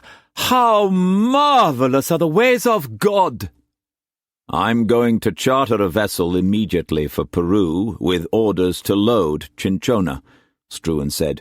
With your permission, I'd like to send Father Sebastian to find out how they harvest the bark, where it comes from, how they treat their malaria, everything. We share the cargo and the knowledge equally when he returns. I'd like him, under your authority, to write a medical paper immediately and send it to the Lancet in England and to the Times about your successful treatment of malaria with cinchona. Such an official medical treatise would have to be sent through official Vatican channels, but I will order him to do so. As to sending him, that I will have to consider. However, I shall send someone with the vessel. When will it leave? 3 days. Very well. We will share the knowledge and cargo equally. That is very generous. We did not fix a price for the cure. She's cured. So now will you please tell me the price? Nothing, Senor. I do not understand. There is no price on a handful of the cinchona that saved the life of one girl. Of course there's a price. I said whatever you wanted. I'm ready to pay. 20,000 taels were offered in Hong Kong. I'll send you a sight draft. No, Senor, the tall priest replied patiently. If you do, I will only tear it up. I want no payment for the bark. I'll endow a Catholic church on Hong Kong, Struan said. A monastery, if you wish. Dinner play with me, Your Grace. A trade is a trade. Name your price. You owe me nothing, Senor. You owe the church nothing. But you owe God very much. He raised his hand and made the sign of the cross. In nomine Patris, et Filii, et Spiritus Sancti, he said quietly, and left. Chapter 40. May found herself awakening, Struan's arms supporting her and the cup at her lips. She vaguely heard Struan talking quietly to Father Sebastian, but she did not make the effort to understand the English words. Obediently she swallowed the cinchona and let herself slide back into semi-consciousness. She heard the monk leave and felt the alien presence gone, and this pleased her. She felt Struan lift her again, and she swallowed the second cup, the foulness of the taste still nauseating her. Through the comfortable mist she heard Struan sit in the bamboo chair, and soon came his heavy, regular breathing, and she knew that he was asleep. This made her feel very safe. The sounds of the amahs chattering in the kitchen, and Assam's brittle, caustic humour, and the perfume of yin-shi were so enjoyable that May would not let sleep embrace her wholly. She lay quiet and gathered strength by the minute, and she knew that she would live. I will burn incense to the gods for my Joss, perhaps a candle to the long-skirt god. After all, the monk brought the bark, didn't he? However foul it tastes. Perhaps I should become a long-skirt Christian. That would give the monk great face. But my Tai-Pan wouldn't approve of that. Even so, I might as well. For if there's no long-skirt god, no harm is done, and if there is, then I will have been very clever. I wonder if the barbarian god is like our Chinese gods, who, if you think about it, are very stupid, but not really. They're like human beings with all our weaknesses and strengths. That's so much more sensible than pretending, as the barbarians do, that their God is perfect and sees all and hears all and judges all and punishes all. I'm glad I'm not one of them. She heard the sibilance of Yin-Shi's clothes and breathed her perfumed presence. She opened her eyes. "You look better, Supreme Lady," Yin-Shi whispered, kneeling close to her. "Look, I've brought you some flowers." The tiny bouquet was very pretty. Mei nodded weakly, but felt her strength coursing. Struan was sprawled in the reclining chair, heavily asleep, his face young in repose, dark shadows under his eyes, and the raw red of a wheal on his chin. "Father's been there for an hour or more," Yin-Shi said.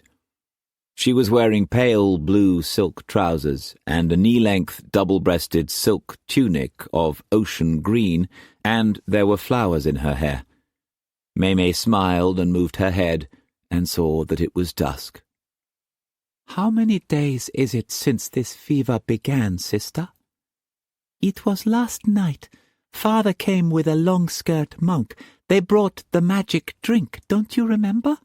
I sent that miserable slave Assam to the Joss house early this morning to give thanks to the gods. Why don't you let me wash you? Let me arrange your hair. You'll feel so much better." "Oh, yes, please, sister," Mei said. "I must look dreadful." "Yes, Supreme Lady, but that's only because you almost died. 10 minutes and you'll be as beautiful as you always are, I promise." "Be as quiet as a butterfly, sister," Mei said. "Don't wake Father, whatever you do, and tell those turtle-dung slaves if Father wakes before I'm presentable, you'll personally, on my orders, put the thumbscrews on them." Yin-Shi delightedly shuffled away. A vast silence fell on the house. Yin-Shi and Assam tiptoed back into the room and bathed Mei with perfumed water and brought sun-fresh trousers of finest crimson shantung and a crimson tunic and helped her to dress. They bathed her feet and changed her bandages, then propped her while she brushed her teeth and rinsed her mouth out with baby urine. Finally, Mei chewed fragrant tea leaves and felt greatly purified. They combed and brushed her hair, braided it and dressed it elegantly with fresh, sweet-smelling flowers, and changed the sheets and the pillows, and sprinkled them with perfume, and put aromatic herbs under the pillow. And even though the moving and changing had sapped much of her strength, Mei felt reborn. "Now some broth, Supreme Lady, and then a fresh mango," Yin-Shi said. "And then," Assam said importantly, her silver earrings jingling, "we have marvelous news for you." "What?" "Only after you've eaten, Mother," Assam said. When Mei began to protest, Assam shook her head firmly. "We have to look after you. You're still a patient. Second Mother and I know that good news is marvelous for digestion, but first you must have something to digest." Mei drank some broth and ate a little of the sliced mango. They encouraged her to eat more. "You must build up your strength, Supreme Lady." "I'll finish the mango if you tell me the news now," Mei said. Yin-Shi frowned, then she nodded to Assam. "Go on, Assam, but begin with what Lo Chum told you, how it all started." "Not so loud," Mei said warningly. "Don't wake Father." "Well," Assam began, "the night before we arrived, 7 dreadful days ago, Father's barbarian son fell into the clutches of the devil incarnate, a barbarian. This monstrous barbarian laid a plot so foul, so fiendish, to destroy father's beloved son, that I almost cannot describe it.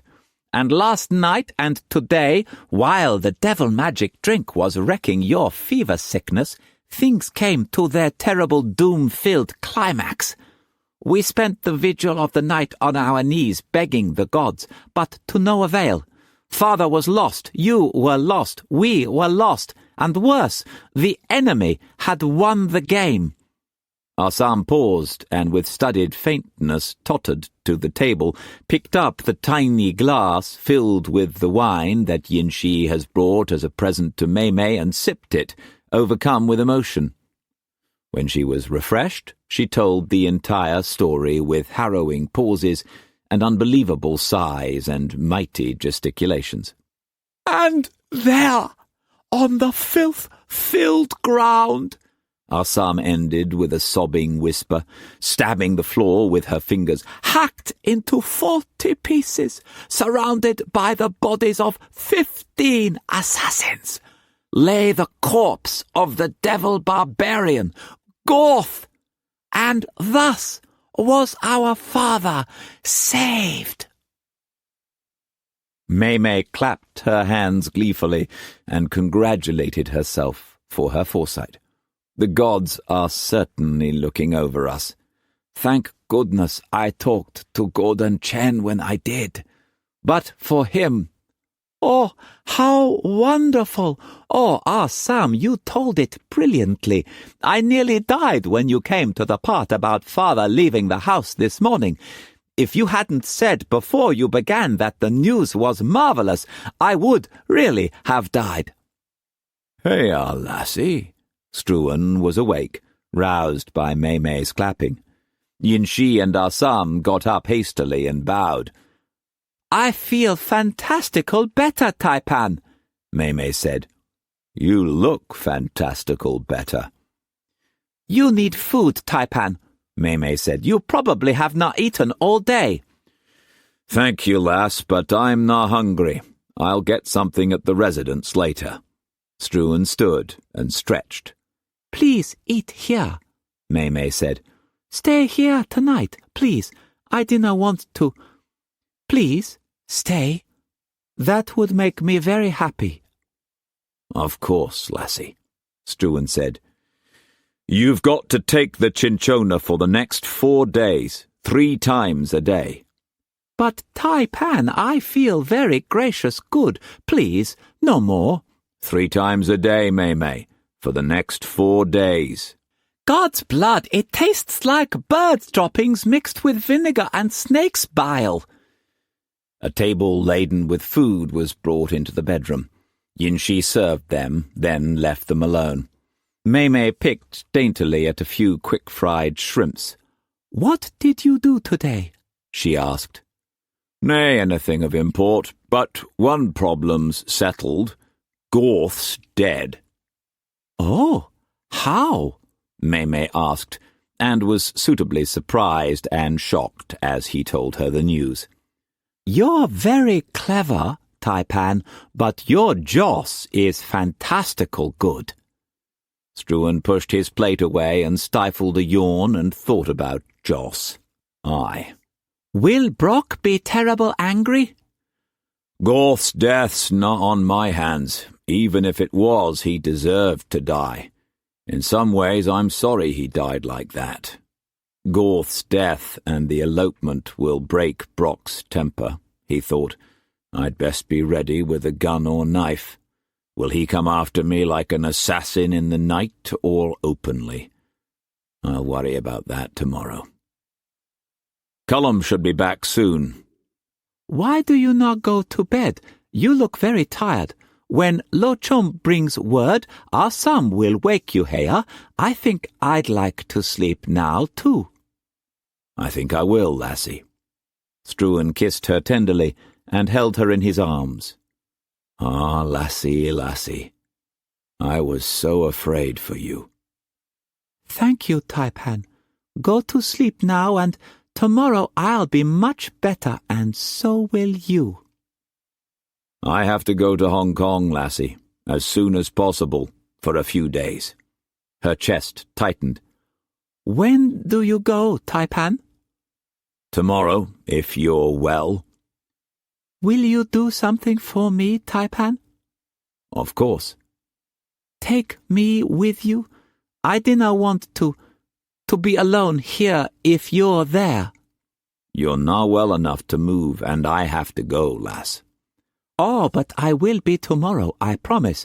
I'll stay in bed on the ship, and we can live on Resting Cloud as we did before. Please?" "I'll only be a few days, lass, and it would be better for you to stay here, much better." But May nestled closer to him, needling him. "Please, I'll be very good and take all the cups without troubles and stay in bed and get well and eat and be fantastical very good, I promise. Please dinna leave me until I'm truly better." "Well, you sleep now and we'll decide tomorrow." She kissed him. "No decides tomorrow. If you go off, I will not eat and not take the cups, by God. There," she said, aping his gruffness. "Your old mother's put her feet in the deck and she'll not budge." Struan held her very close.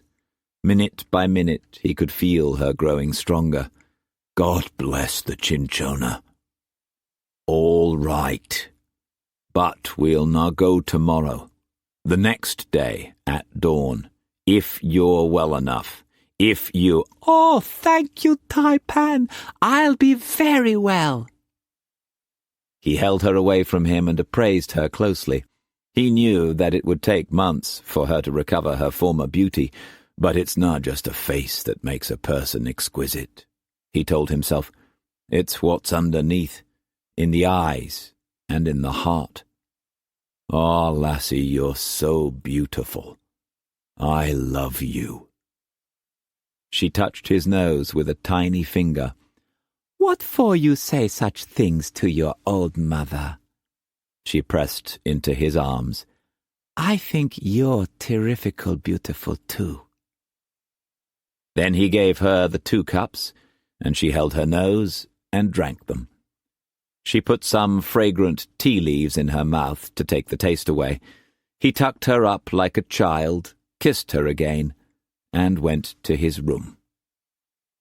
He threw off his clothes and got into the bed and lay blissfully in the cool sheets. Sleep came quickly. And while he slept, the Chinese assassin continued to be questioned. His torturers were very patient and very skilled in the art of extracting information. Chapter 41. China Cloud returned to Macau harbour just after dawn. By the time she approached her moorings, Struan was hurrying down the jetty. His cutter was waiting. "Dirk!" He looked up, startled. "Morning, Liza." Liza Brock was sallow and drawn. "I be going with thee." "Of course."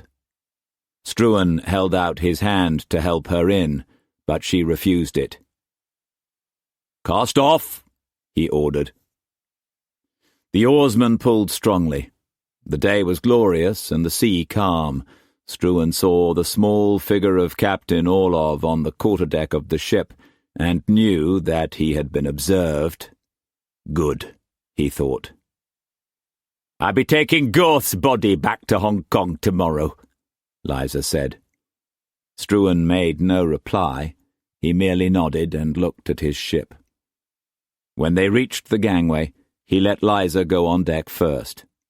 "Morning," Captain Orlov said. "Is Miss Brock aboard?" Struan asked. "Aye."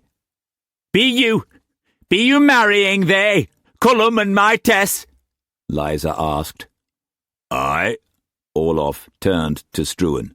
"You put me under his orders. He ordered me to marry them. The master is the master, and that's your law. I followed orders." "I quite agree," Struan said mildly. "You were not responsible except in matters of seamanship. I made that clear to Cullum. Liza whirled on Struan furiously. Then it were deliberate! Thee arranged this'n! Thee knowed they were eloping! No, he didn't, Mrs. Brock. Cullum was emerging from the gangway, confident but tense. It was my idea. Hello, Tai-Pan. I ordered Orlov to marry us. It's my responsibility. Aye, let's below, lad. Liza, her face ashen, took Cullum by the shoulder. Be thee poxed! Of course not. What put that in your head? Do you think I'd marry Tess if I were? I pray to God you be telling truth. Where be Tess? In the cabin. We're... Come below. Be she all right? Of course, Mrs. Brock. This is nae place for family matters, Struan said. He went down the gangway and Liza followed. Hello, Tess said shyly, coming out of the main cabin. Hello, Mama. Be you all right, love? Oh, yes. Oh, yes. Then mother and daughter were in each other's arms. Struan motioned Cullum out of the cabin. I'm sorry, Tai-Pan, but we decided it was best. Listen, lad, there was trouble while you were away. He told Cullum about Gorth. There's nae doubt it was him. He set you up like we thought. There's no chance that after 7 days, is there? Nay. But best to go to Brock's doctor. It'll set Liza's mind at rest. You were right again. You warned me. God in heaven, you warned me. Why would Gorth do that? How could any man do that to another? He asked himself. I dinna ken. Is everything all right twixt you and Tess? Oh, yes. Damn Gorth! He's ruined everything. He took 2 letters from his pocket. Here are the replies from Skinner and Gordon. Thank you, lad. Dinna worry about... We be going ashore, Liza said, standing formidably in the doorway. I be taking Tess, and then... Cullum interrupted her. You won't take my wife anywhere, Mrs. Brock. As to the rumours about the pox, we'll see your doctor instantly and settle that right now. Tyler'll have marriage broke. It were without permission. We're married before God, legally, and that's the end to that. Cullum was saying what he and Tess had planned to say, but his boldness seemed hollow now, because of Gorth. I'm sorry we eloped. No, not sorry. We're married, and I'll do everything in my power to be a good son-in-law, but Tess stays with me and does what I say. Tyler'll horsewhip you! Oh, Mama, no! Tess burst out, running to Cullum. We be wed, and it be the same as 3 months, and that's over. Tell her, Tai-Pan, tell her that she's wrong. I'm sure your father will be angry, Tess, rightly so. But I'm also sure he'll forgive you both. Liza, can you now forgive them, here and now? It's not me, Dirk Struan, who's to forgive. Come on, Mama, Tess said. Nothing can happen now, she told herself. Now that we're husband and wife and he's loved me, and it hurt like afore, but different, and he's satisfied and so gentle and wonderful. She had cast Negrek away forever. Let's all have breakfast together. Liza wiped her sweat-beaded lips. You'd best move into house. I'll send word to thy da. We'll be staying at the English hotel, Cullum said. Nae need for that, Cullum, Struan said. There's a suite for you in our residence. Thank you, but we've decided it's best. We think we should go back to Hong Kong immediately and see Mr. Brock and ask his forgiveness. Please, Mrs. Brock, let's be friends. Father told me about what happened to Gorth. It wasn't of his choosing. I think it were, lad. And thee can't leave immediate. We've to take coffin back tomorrow. What? Tess asked. Gorth was killed, darling, said Cullum, yesterday. What? He were foully murdered by assassins!" Liza screamed. "Oh, God, no!" Struan told her everything, except what Gorth had tried to do to Cullum. "I had nae option but to challenge him," Struan ended. "But his blood is not on my hands. I think it best we all go ashore." Tess was sobbing quietly. Cullum kept his arm around her. "Come on, love. Dry your eyes. It was none of our doing, or Father's doing." He led her out of the cabin. Struan broke the silence. "They're married and happy, Liza. Why not leave it at that?" "If it were me, I'd say yes. If what Cullum says be truth. But Tyler won't. Thee knowed him as he knowed thee. I knowed thee planned this and Dirk. He'll know it. He'll kill thee, or try to kill thee. And I think thee's planned it that way. Tyler and thee'll kill each other once he starts on thee or thee on him. Why bain't thee leaving it be? 3 months were not much to wait, but now, oh God!" Struan looked up from the letters as Cullum came dejectedly into the office and sat down. "All's well?" "Yes. The doctor said I was clean." "Have you had lunch?" "No. Neither of us felt like eating. Oh, God. Everything had been going so well. Goddamn Gorth and his goddamn madness." "How's Mrs. Brock?" "As well as can be expected, as the papers would say." Did the Cinchona arrive?" "Aye. She's fine now." "Oh, that's wonderful." "Aye." But in spite of his feeling of well-being, Struan was troubled by a vague yet piercing apprehension. It was nothing that he could articulate, just an awareness of danger somewhere. The letters had given no hint of what it might be. Gordon Chen had written that he still had hopes of finding the Cinchona, and Skinner had said that he would release the news immediately and expect Struan today. But it canna be today now. I wish to God I'd been firm and told Maymay she'll stay. I'll be returning to Hong Kong tomorrow. You two'd best come with me." I think we'd better go in White Witch with Mrs. Brock and Lillibut, Cullum said. Mrs. Brock sent word to Brock by Losha this morning. About us and about Gorth. "Dinna worry, lad. Liza Brock'll come around, and Tyler will not trouble you either. He swore an oath, remember?" Cullum studied the Tai-Pan for a moment. "Did you know I was going to take Tess on China Cloud?" "Well, lad, when she was missing, I hoped you had," Struan said circumspectly. Cullum picked up a paperweight that was on the desk. It was white jade and heavy. "I've been very stupid." "I dinna think so. Best thing you could have done. You're settled now." "I've been very stupid because, again, I've been a puppet." "Eh?" "I think you put the idea of eloping into my head.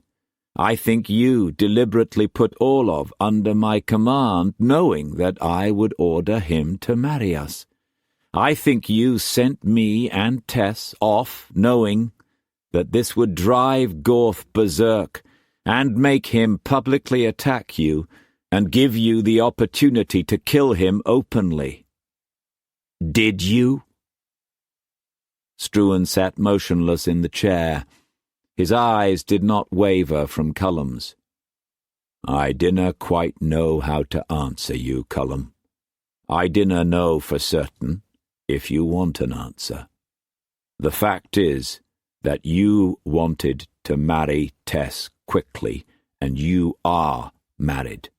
The fact is that Gorth did try to murder you in the foulest way a man could conceive. The fact is that he's dead.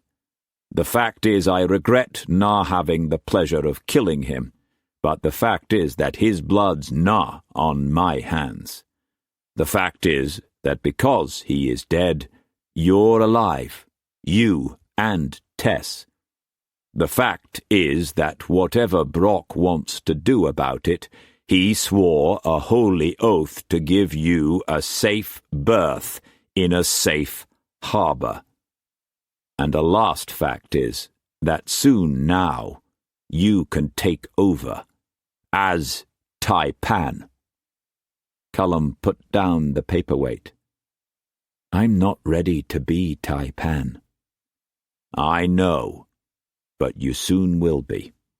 I'm going home in a few months, Struan said. I'll bring Lotus Cloud back next year and deal with Wu Kwok, but everything else will be your problem. Cullum thought about being Tai-Pan, about being on his own. But he knew that now he was not on his own. Now he had Tess. I think I can make peace with Brock, if you don't try to do it for me, he said. Did you plan all this? Can I have a yes or a no? He waited, desperately wanting a no. Struan said deliberately. I used certain facts to achieve a calculated end. When I'm Tai-Pan, I'm joining Struan and company with Brock and Sons, Cullum said. Brock'll be the first Tai-Pan, and I'll be after him. Struan was on his feet. That bastard'll not be Tai-Pan of the noble house. He'll now run my ships. They're not your ships. They're the company's. Isn't Brock just another pawn to be used or abused at whim? I swear to God, Cullum, I didn't understand you. Your whole life's put into your hands, and now you'll do the one thing to destroy it? Cullum suddenly saw his father clearly, as a man. He saw the size and strength and the hard, weathered face, the red-gold hair and the startling green of the eyes. And he knew that he would always be this man's tool. He knew he could never battle with him, or persuade him that the only way he could survive alone as Tai-Pan would be to join with Brock and gamble that Brock would leave him and Tess in peace. I can never be the Tai-Pan of the noble house. I'm not like you, he said with calm finality. I don't want to be, and I never will. There was a knock. Aye, Struan grated. Lo Chum opened the door. Soja, Maza, see, can? I will not be a minute. Cullum got up. I think I'll go and... Just a minute, Cullum. Struan turned back to Lo Chum. See now, savvy? Lo Chum huffed irritably and opened the door wider. The young Portuguese officer entered. Good afternoon, senor. Please sit down, Captain Machado. Do you know my son, Cullum? They shook hands and the officer sat down. As the leader of the English nationals, my superiors have asked me to tell you officially the result of our investigation into the murder of Signor Brock, he began. Have you caught the others? Struan interrupted. The officer smiled and shook his head. No, senor. I doubt if we ever will. We passed the assassin over to the Chinese authorities, as we are bound to do. They investigated him in their inimitable way. He admitted he was a member of a secret society, the Hung Mun. Triads, I believe you call them. It seems he came here from Hong Kong a few days ago.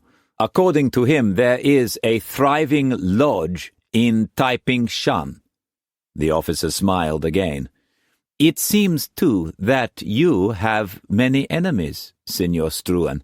That Cabral claimed your natural son, Gordon Chen, was the leader.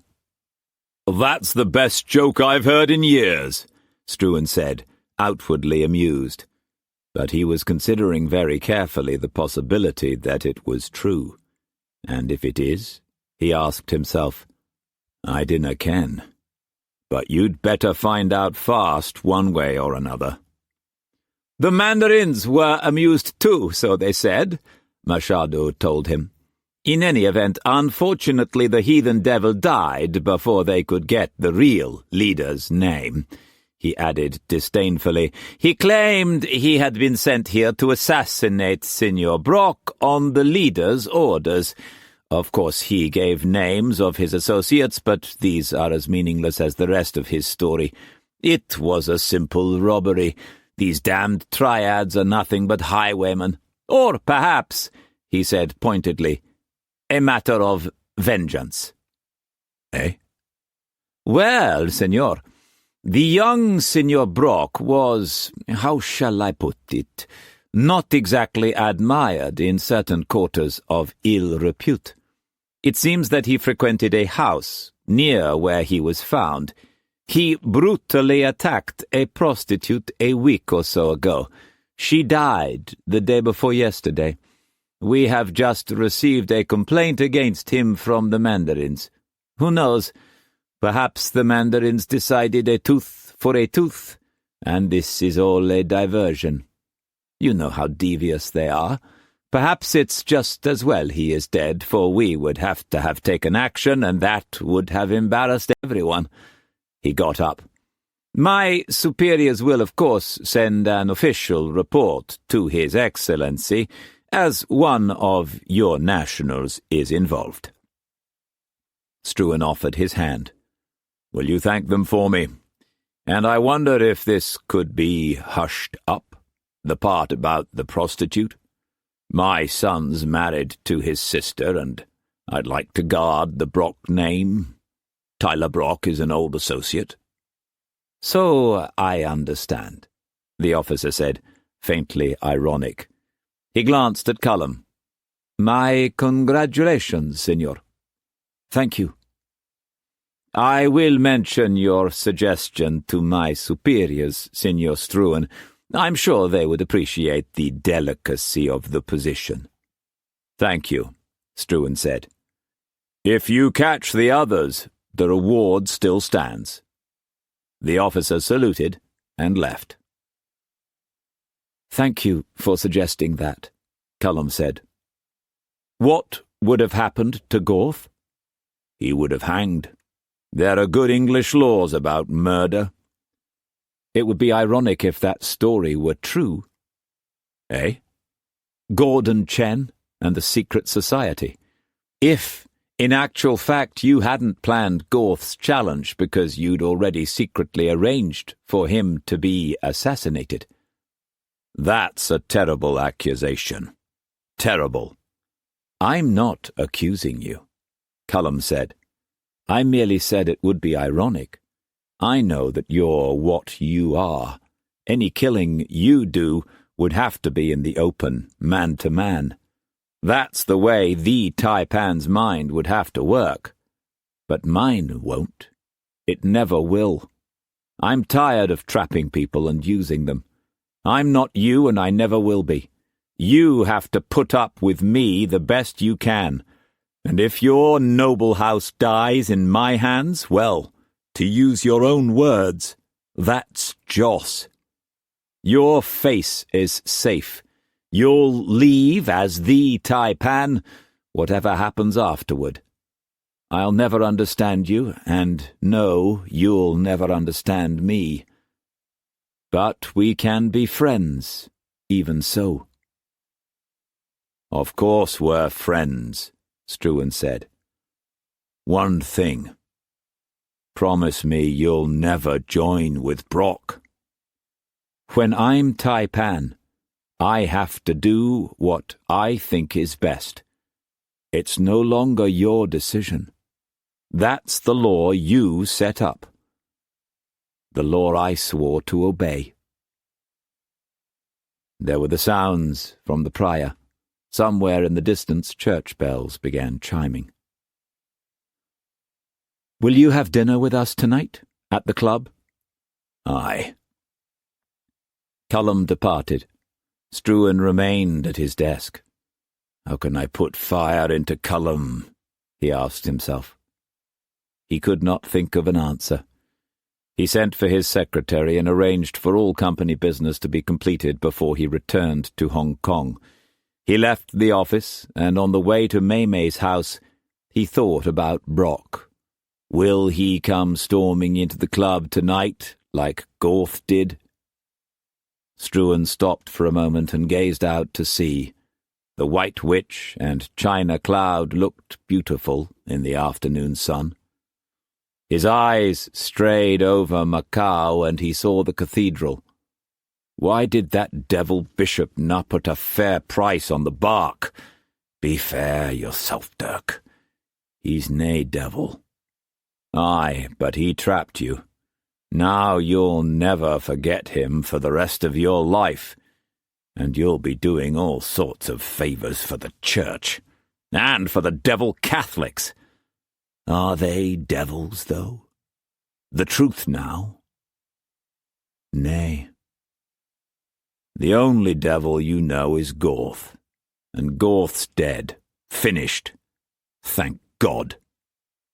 Aye, Gorth's dead. But forgotten. Book 6 Chapter 42 China Cloud slipped her moorings at dawn. The sea was calm and the wind east and firm. But 2 hours out to sea the breeze freshened, and Struan left Mei-Mei in the great cabin and went on deck. Orlov was scanning the sky. It was clear to the horizon, but far off a few cumulus clouds were gathering. "No danger there," he said. "Nothing amiss there either," Struan said, gesturing toward the sea. He strolled along the deck and then swung into the foremast shrouds. He climbed easily, the wind tugging him pleasantly, and he did not stop until he was braced on the topgallant halyards at the pinnacle of the foremast. He searched the sea and the sky, meticulously seeking the squall or storm that might be lurking, or the hidden reef or uncharted shoal, but there were no danger signs as far as the horizon. For a moment he let himself enjoy the speed and the wind and the limitlessness, blessing his Joss for life and for Mei-Mei. She was much better, still quite weak but strong compared to yesterday. He examined all the rigging in sight, checking for damage or weakness, then climbed down and went back to the quarterdeck. An hour later the wind freshened again, and the clipper heeled over more, spray digging into the lower sails. "I'll be glad to be in harbour tonight," Orlov said uneasily. "Aye, you feel it too?" "I feel nothing, only that I'll be happy to be in harbour tonight." Orlov spat to leeward and shifted his tobacco quid. "Sea's fair, wind's fair, sky's clean. Even so, there's devilment a-brewing."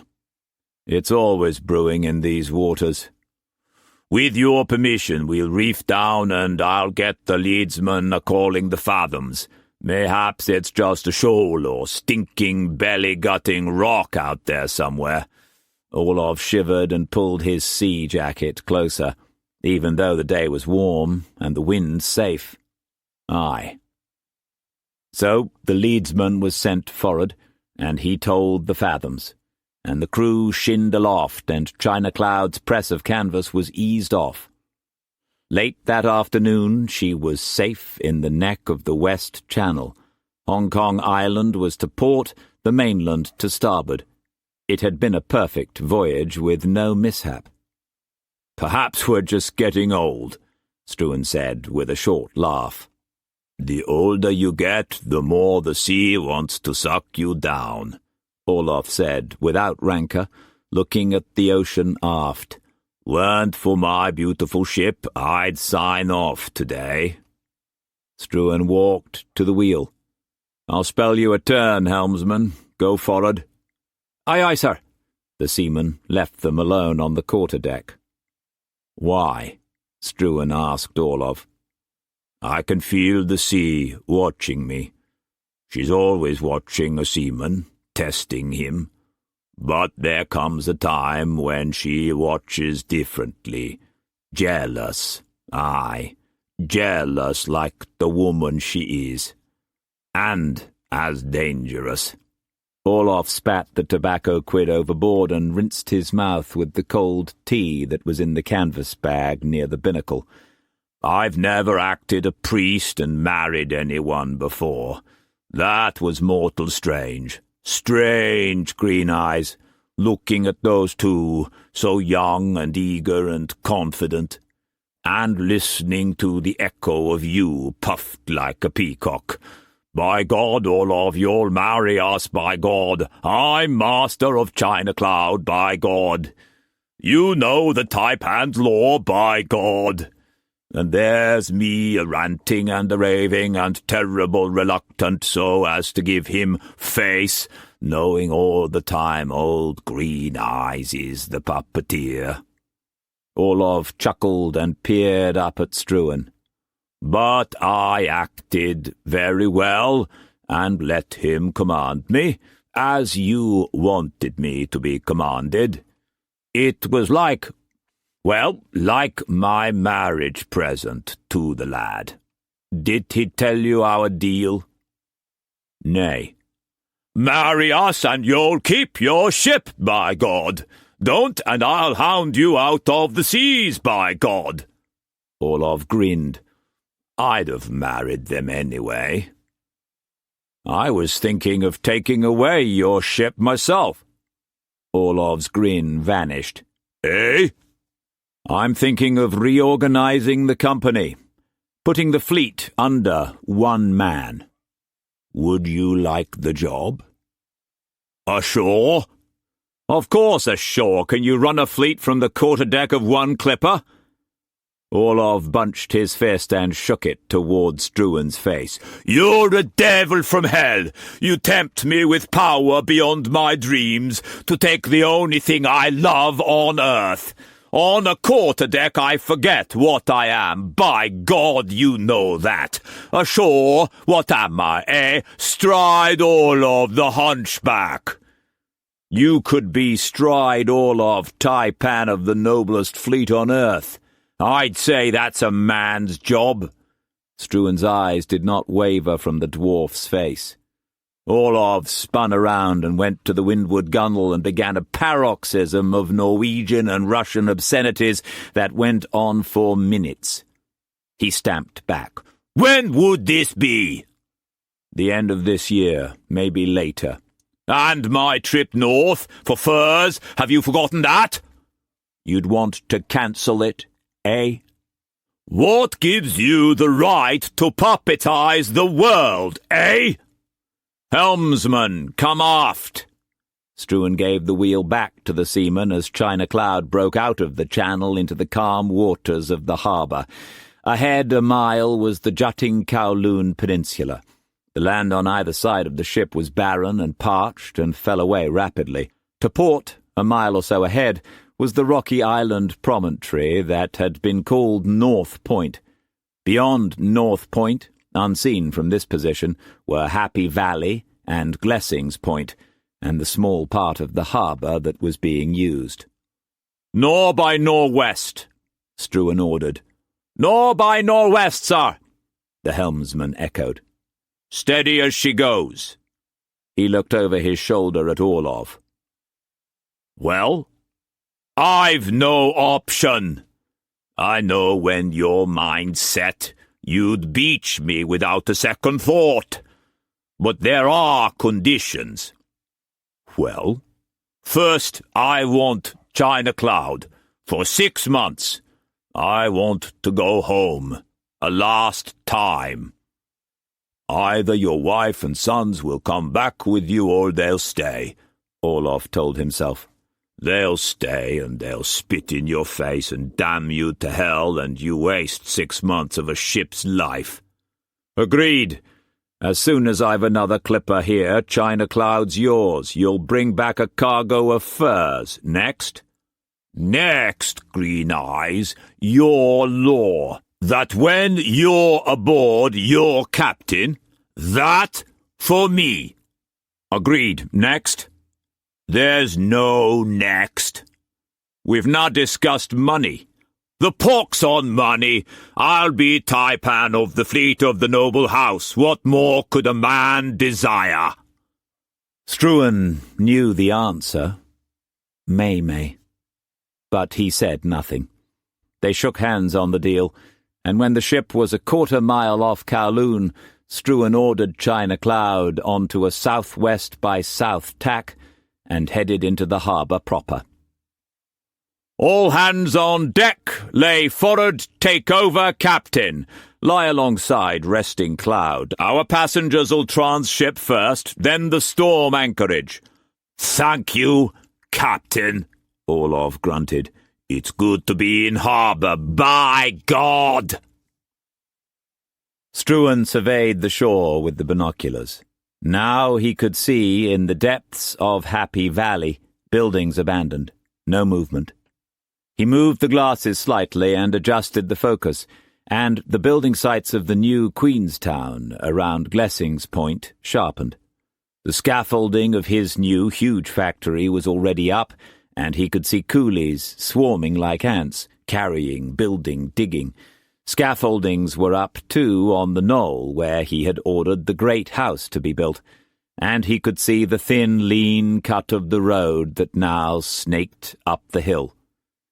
Taiping Shan had grown appreciably, where there had been a few hundred sampans plying back and forth to the mainland. Now there were 1,000. More warships and transports were swinging at anchor, and a few more merchantmen. Houses and hovels and temporary shelters were sprawling the ribbon of Queen's Road that skirted the shore, and the whole foreshore was pulsating with activity. China Cloud saluted the flagship as she rounded the headland, and there was an answering cannon. "Signal from the flagship, sir," the lookout called. Struan and Orlov swung their binoculars on the flags, which read, "Captain requested to report aboard immediately." "Shall I lay alongside her?" Orlov asked. "Nay, put the cutter over the side when we're within 2 chains. You're responsible for seeing my passengers aboard Resting Cloud safely, without any alien eyes sniffing around." "Leave it to me." Struan went below and told May that he would see her soon, and got her and Assam and Yinshi ready to transship. Orlov's eyes darted around the ship. "A sure job, eh? Well, we'll see. There's many a league to travel yet," he told himself. "Devil take him. Yes, but I'd go against the devil himself for Green Eyes. Odin's whelp. He needs a man like me. But he's right again. That would be a man's job." His thought warmed him very much. "Look lively!" he roared at the crew, knowing that many glasses would be trained on them, and he kept full sail and ripped carelessly toward the flagship. His heart sang with the rigging, and then at the last second he shouted, "Helm a-lee!"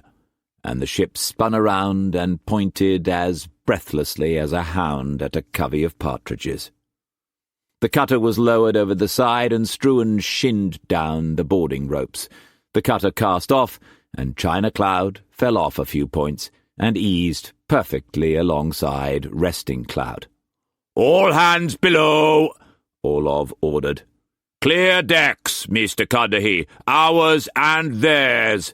We're transshipping a cargo that's not about to be counted, by God!" Struan opened the door to the flagship's main cabin. "By God, Dirk, we're all ruined!" Longstaff said agitatedly, coming over to him and waving a copy of the Oriental Times in his face. "Have you seen this? Ruined! Ruined!" Struan took the paper.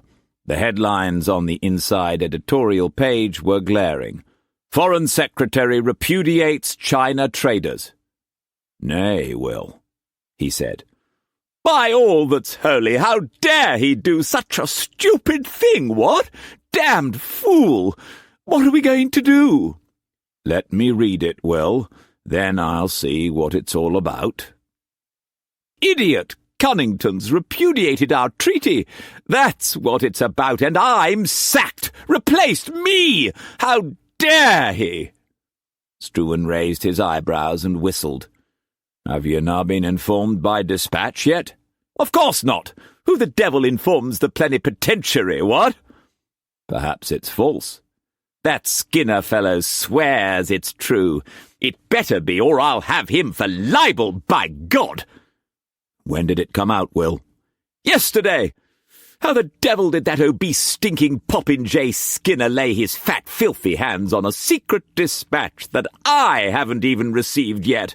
He ought to be horsewhipped. He poured a glass of port, drained it, and poured another. Didn't sleep a wink last night, worried to death over our future in Asia. Read it! God damn Cunnington! As Struan read, he found himself beginning to smoulder. Although the article ostensibly presented the broad facts and documented the dispatch word for word, as Cross had written to him, Skinner's editorial implied that Cunnington, well known for his imperious handling of foreign affairs, had totally repudiated not merely the treaty itself, but the whole experience of the trading community, the Royal Navy and Army as well. Lord Cunnington, who has never been east of Suez, is setting himself up as an expert on the value of Hong Kong. More than likely, he does not know whether Hong Kong is north or south of Macau, east or west of Peking. How dare he imply that the admiral of our glorious fleet is a bag of wind and knows nothing about seamanship and the historic value of the greatest harbour in Asia? Where would we be without the Royal Navy, or the Army, who are equally discounted, nay, insulted by the stupid mishandling of our affairs? Without Hong Kong, where will our soldiers find haven, or our ships sanctuary? How dare this man, who has been in office far too long, say that the experience of all the traders, who have rightly invested their future and their wealth in Hong Kong, are fools? How dare he imply that those who have spent their life in China for the glory of England know nothing about affairs Chinese, the huge value of a free port, a trade emporium, the island fortress? And the article evaluated the island and described how, at great risk to themselves, the traders had developed Happy Valley, and, when it had to be abandoned, had dauntlessly begun the new town for the glory of Britain. It was a masterly piece of news slanting. Struan hid his delight. He knew that if he, who had planted the story, could be aroused by the editorial, others would be violent. I'm shocked that he would dare! Cunnington should be impeached! My thought entirely! Longstaff drained his glass again and slammed it down. Well, now I'm sacked. All the work and sweating and talking and warring, all down the spout because of that imperious, jumped-up maniac who thinks that he's master of the earth. Damned if he'll get away with it, Will. We have to do something about him. He'll not get away with it. He has, by God! Longstaff got up and paced the cabin, and Struan felt a tinge of pity for him. What's going to happen? My career's ruined. We're all ruined. What have you done about this, Will? Nothing. Longstaff glared out of the cabin windows. That cursed island's at the root of all my troubles. That hell-spawned rocks destroyed me, destroyed all of us. He sat down morosely. There was damned nearly a riot yesterday. A deputation of traders came here and demanded I refuse to leave.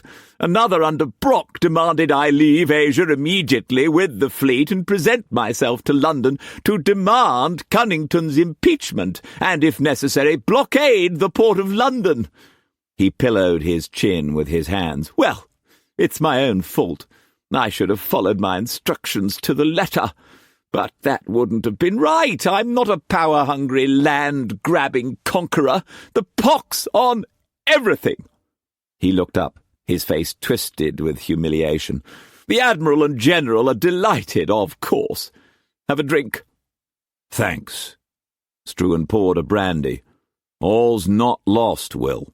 On the contrary, once at home, you can put your power to work. Eh? What you did here is right. You'll be able to convince Cunnington, if he's still in office. Face to face, you're in a very strong position. You have right on your side, definitely. Have you ever met Cunnington? Longstaff asked bitterly. You don't argue with that monster. True, but I have a few friends. Say you had a key to prove you were right and he was wrong. Longstaff's eyes gleamed. If Struan was not worried by the terrible news, all was not lost. What key, my dear fellow? He asked. Struan sipped his brandy, relishing it. Diplomats are permanent. Governments change. Before you get home, Peel'll be Prime Minister. Impossible! Probable. Say you brought with you news of the highest importance that proved Cunnington an idiot. How would Peel and the Conservatives view you? Admirably. 'Pon me word. What news, Dirk? My friend? There was a commotion outside the door, and Brock crashed in, a hapless sentry trying futilely to restrain him. Struan was up in a split second, ready to go for his knife. Brock's face was swollen with malice. Be they wed? Aye. Be Goth murdered? Aye. When be White Witch due? Before nightfall, I'd say. She was scheduled to leave mid-morning. First I be talking with Liza, then they two, then by the Lord God I be talking with thee! He stormed out. Ill-mannered sod, Longstaff huffed. He might have at least knocked.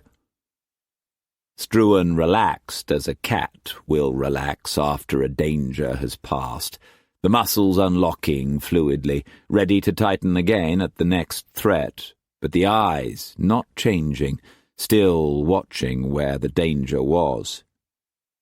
You've nothing to fear from Cunnington, Will. He's finished. Yes, of course, Dirk. And damn good riddance. He looked at the door and remembered the prize fight, and knew that the fight between Dirk and Brock would be equally vicious. What's in Brock's mind, eh? Is he going to challenge you? Of course we heard about your fracas with Gorth. Bad news has a habit of travelling fast, hasn't it? Terrible business, damned good luck he was killed by others. Aye, Struan said. Now that the danger had passed, he felt slightly sick and weak. What possessed those two stupid idiots to elope? Stands to reason Brock would go berserk. Stupid! Not stupid, Will. Best thing for them to do. Of course, if you say so. And Longstaff wondered if the rumours were true, that the Tai-Pan had deliberately precipitated the marriage and the duel. The Tai-Pan was much too smart not to plan that, he told himself. So, Tai-Pan versus Brock. What about Peel, Dirk? You're a diplomat, Will. Diplomats should not have specific party associations. At least they should be well thought of by all parties. My views entirely. Longstaff's eyes widened. You mean Become a conservative? Support Peel? Support Whig and Conservative equally. Hong Kong's correct for England. Your Hong Kong will. Perhaps this, Struan waved the paper, is a huge stroke of luck for you. It proves Cunnington's not only a fool, but also a blabbermouth. It's shocking to read a private dispatch in the paper. Then he told him about the briefcase, but only enough to set Longstaff's head reeling. Good God! If, as the Tai-Pan indicated, there was a copy of the actual secret report with maps of the Russia-China border areas and hinterland, bless my soul, they'd be a passport to an ambassadorship and a peerage. Where'd you get it? From a source of undoubted trust. Struan got up. I'll put it into your hands before you go. Use it how you like. It'll certainly prove that you're right and Cunnington wrong, apart from anything else. Will you dine with me, Dirk? Longstaff felt better than he had in years. We can chat about old times. Not tonight, if you'll excuse me. Perhaps tomorrow. Fine. Thank you. And I'm so glad our judgment's vindicated. Last, there's something else that needs immediate attention. The triads. Eh? Gorth Brock was murdered by triads from Hong Kong, from Taiping Shan. Pon me word. Why? I dinna ken. Struan related what the Portuguese officer had told him about the triads and about Gordon Chen. He knew that he had to give Longstaff this information, else it would seem as if he were trying to protect his son when it came out officially. If Gordon was involved with them, this would flush him out. If he was not, then nae harm done. Bless my breeches, Longstaff said with a laugh. A ridiculous story. Aye, spread by my enemies, nae doubt about it, but issue a proclamation about triads and order Major Trent to crush them, else we'll have the cursed mandarins on our necks. Good idea. Excellent, by Jove. I'll get Horatio. Damn it, I gave him Macau leave for 2 weeks. Can I borrow Mouse? Certainly. I'll send him to you. When Struan had gone, Longstaff sat down elatedly at his desk. "My dear Sir William," he said to his glass, "I feel wonderful. If the truth be known, I'm damned glad to be leaving this malodorous island. I couldn't care a tinker's cuss what happens to it, to the traders, the Chinese, or the poxy triads." He went to the window and began to chuckle. "We'll see what the briefcase contains, and when we get back to England we'll decide. If Cunnington's out, we can safely back Hong Kong to advantage. If Cunnington's still in, I can agree he's right and dump the island as one of those things, because I'll have the papers, a key to any foreign secretary's bedchamber, and also lots of tea." He roared with laughter. A few days ago, a private emissary had come from Chingsu to tell him the seeds that Horatio had requested would be shipped within 2 weeks. "I'd say you've done a fine day's work, Your Excellency." Aboard Resting Cloud, Struan found May already in bed in her own quarters, looking very well and even stronger. "I'm very gracious happy to be home, Tai-Pan. There, you see, your old mother obeys like seaman. I've had 2 cups of cinchona and am prepared for 3 more. "Eh?" he said, his suspicions rising. Why, absolute yes. And dinna look like that. I am truth speaking. Am I a hocklow whore, a dog-meat beggar? Do I lie in my face? A promise is a promise, and dinna forget it. Of course, she added sweetly. Now I take dung-tasting poison magic with mango juice, which any normal woman's would think of immediate, but nay man's. Oh dear, no, that's much too simple. She tossed her head with her old imperiousness. Man's! Struan hid his smile, and his pleasure that she was more her own self. I'll be back later, and you stay in bed. Huh? Do I break promises? Am I a good-for-nothing turtle-dropping? She held out her hand like an empress. Tai-Pan! He kissed her hand gallantly, and she burst into laughter and hugged him. Run along, my son, and no dirty whorehouses. Struan left her and went to his own cabin. He unlocked his safe and took out one of 2 copies of the briefcase papers and maps that he had meticulously made. He put them in his pocket, with the small sack which contained the remains of the cinchona bark. He boarded his cutter again. "Boston Princess," he ordered, naming the Cooper Tillman hulk. The sun was teetering on the horizon, but it glowed dully, as though a veil had been drawn across the heavens. "What do you make of that, bo'sun?" "Don't know, sir. I seed it like that in the South Seas afore good weather and bad. If moon be ringed tonight, then mayhaps we be getting a spell of rain." Or worse, Struan added to himself. He stood up and looked to the West Channel. There was no sign of the White Witch. Well, he thought, maybe they'll stand off and come in at dawn. I will not think about you yet, Tyler. The cutter swung alongside the Boston Princess. She was a huge, 3-decked, converted merchantman, permanently at anchor. Struan ran up the gangplank. "Permission to come aboard," he said to the American officer on deck. "Perhaps Mr. Cooper would see me. It's urgent." "Just a minute, Mr. Struan." The officer went below. Struan lit a cheroot and threw the match overboard. China Cloud was bearing off toward her moorings that lay in deep water abreast of Happy Valley. "Hello, Tai-Pan," Jeff Cooper said, briskly coming on deck.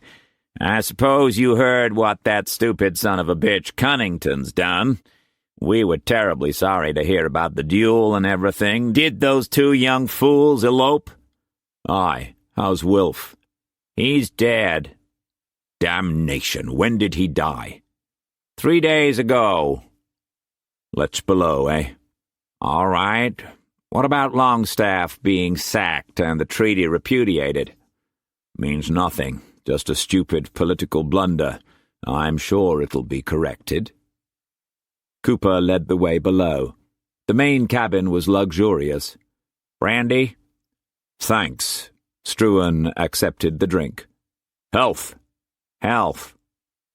Struan opened the small bag and took out some of the cinchona. "See this, Jeff? It's a bark. Cinchona bark.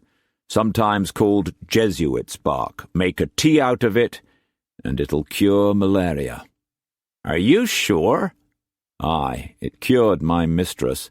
That part's private, but it cures for certain." Cooper picked up a piece of the bark, his fingers trembling. "Oh my God, Tai-Pan! Do you realize what you're saying?" "Aye. Malaria's worldwide. You've got it in the States, all over Florida, and the Louisiana Purchase. I know a cure and how to get the bark. What does that lead you to?" "A service to mankind, and a fortune to whoever gets in first." "Aye, laddie. I'm proposing a partnership." Struan put the bark back in the bag, suddenly sad. "Ironic, is it not? A few weeks ago this could have saved Rob and little Karen. All the others, and even Wilf, though I despised him." "He died badly," Cooper said. I'm sorry for that. Struan tasted the brandy and dismissed what was past. My proposal is simple. We form a new company to specialize in the bark. We put up equal money, 4 directors, you and your appointee, myself and Cullum. You run the company. I supply the where and the how and the what immediately, and you start planning tomorrow. Cooper put out his hand. You've a deal.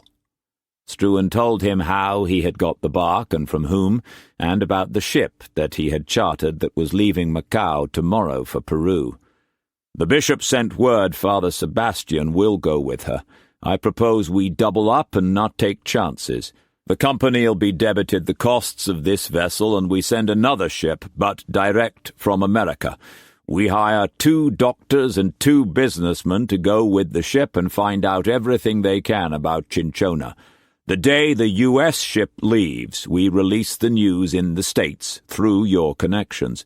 We'll be 1 step ahead of our competitors, and we'll cover my bet with the bishop. We release the news instantly here to take the curse off Happy Valley, and as soon as we can in Europe. By the time our ships are back, doctors throughout the world will be screaming for Cinchona. My ships will freight to the British Empire, you take care of the American continent, and we split the rest of the world. We could sell it by the ton in southern Italy alone. Who else knows about it? Only you, today. I'm giving Skinner a story tonight if I can find him. So, business is over. Now, how's Siobhan? Good and bad. She's accepted the fact that she's betrothed, but I have to admit, however much I love her, she doesn't love me. Will you buy out Tillman's interests? Not if Siobhan marries me. If she hadn't agreed, well, it would be bad business not to. Now that Wilf's dead, I'll have to find another partner. That will mean giving a stock interest. You know very well the problems. Aye. What's Sergeyev up to? Oh, he's still here. His hip doesn't trouble him very much. We see quite a lot of him, dine with him 2 or 3 times a week. Cooper smiled wanly. He's very much attached to Siobhan, and she seems to like him.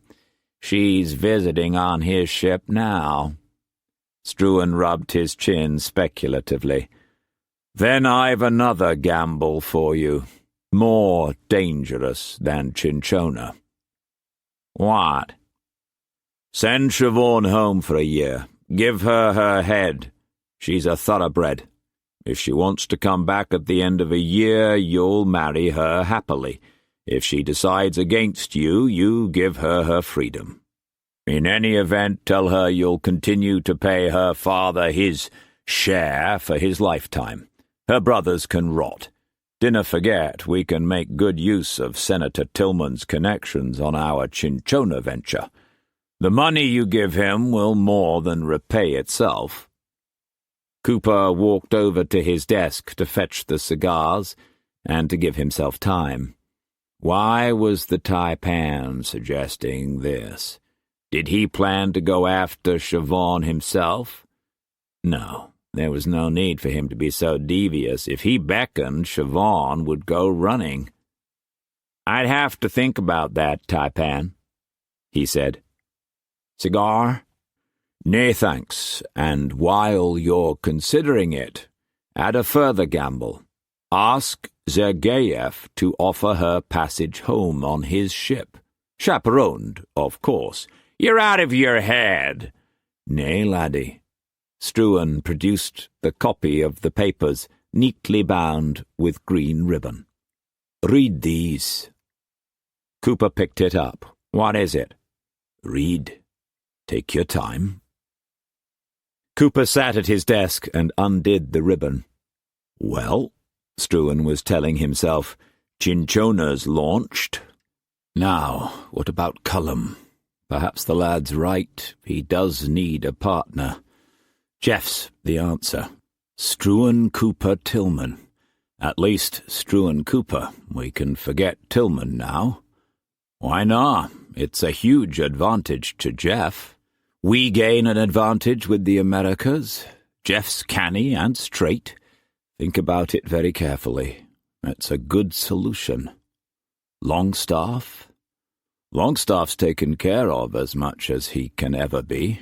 Once out of your sight, he'll only do what the next strong man tells him to do. How about Skinner? Thus far, he's done well. Blore? Must check on him. Mouse, too. What next? Home and Maymay. Perhaps Orlov was right. Perhaps all you felt was the sea watching you. You've had a fair run for your money. Dinna put aside such feelings lightly. Inexorably his mind bore down on Brock. Aye, there's a killing to be done. And Liza was right. Once it starts, perhaps it'll never end. Or it will end with both of you. How true is this? Cooper had finished with the dossier. The source could be called Beyond Question. What's your feeling about it? It's diabolical.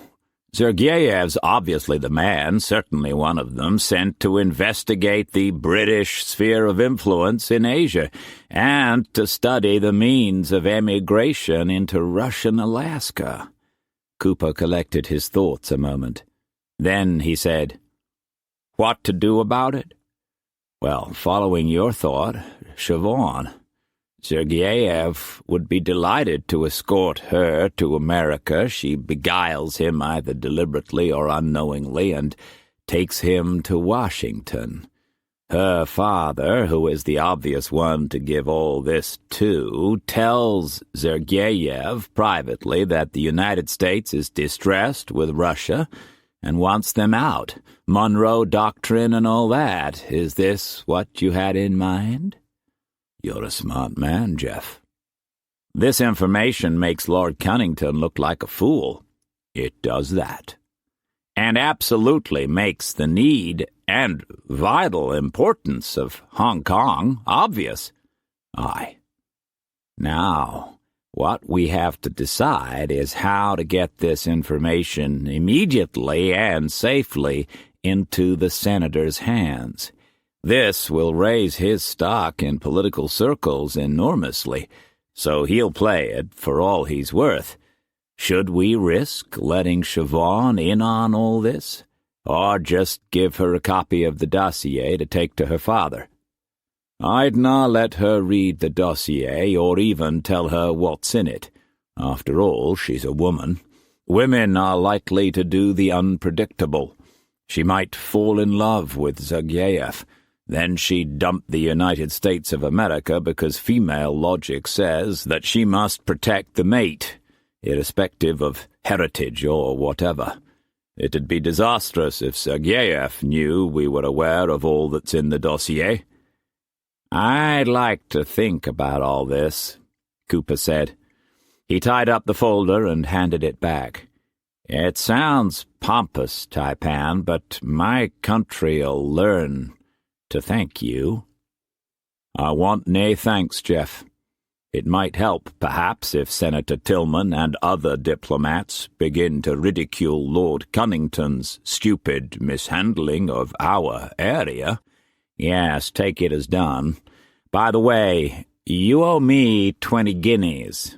For what? Don't you remember our bet over who was the nude? The first day, Dirk. Aristotle's painting of the seeding of the island was part of the bet, don't you remember? Aye, who was she? Struan asked. 20 guineas is not much against a lady's honour, he thought. Aye, but damn it, I like that painting.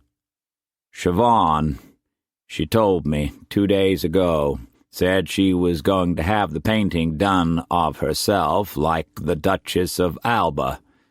Are you going to let her? I don't know. Cooper's face crinkled with a wan smile and lost, momentarily, its usual anguish. The sea voyage would stop that, wouldn't it? Not with that lassie. I'll send the purse aboard tomorrow, As I remember, the loser was to have Aristotle paint the winner in to boot. Take it as done. Perhaps you'd accept the painting as a gift. I'll have Aristotle paint both of us in, eh? Well, thank you. I've always fancied that painting. Cooper motioned at the papers. Let's talk some more about these tomorrow. I'll decide overnight about sending Siobhan. Struan thought about tomorrow. He handed the papers back to Cooper. Put this in your safe, for safety.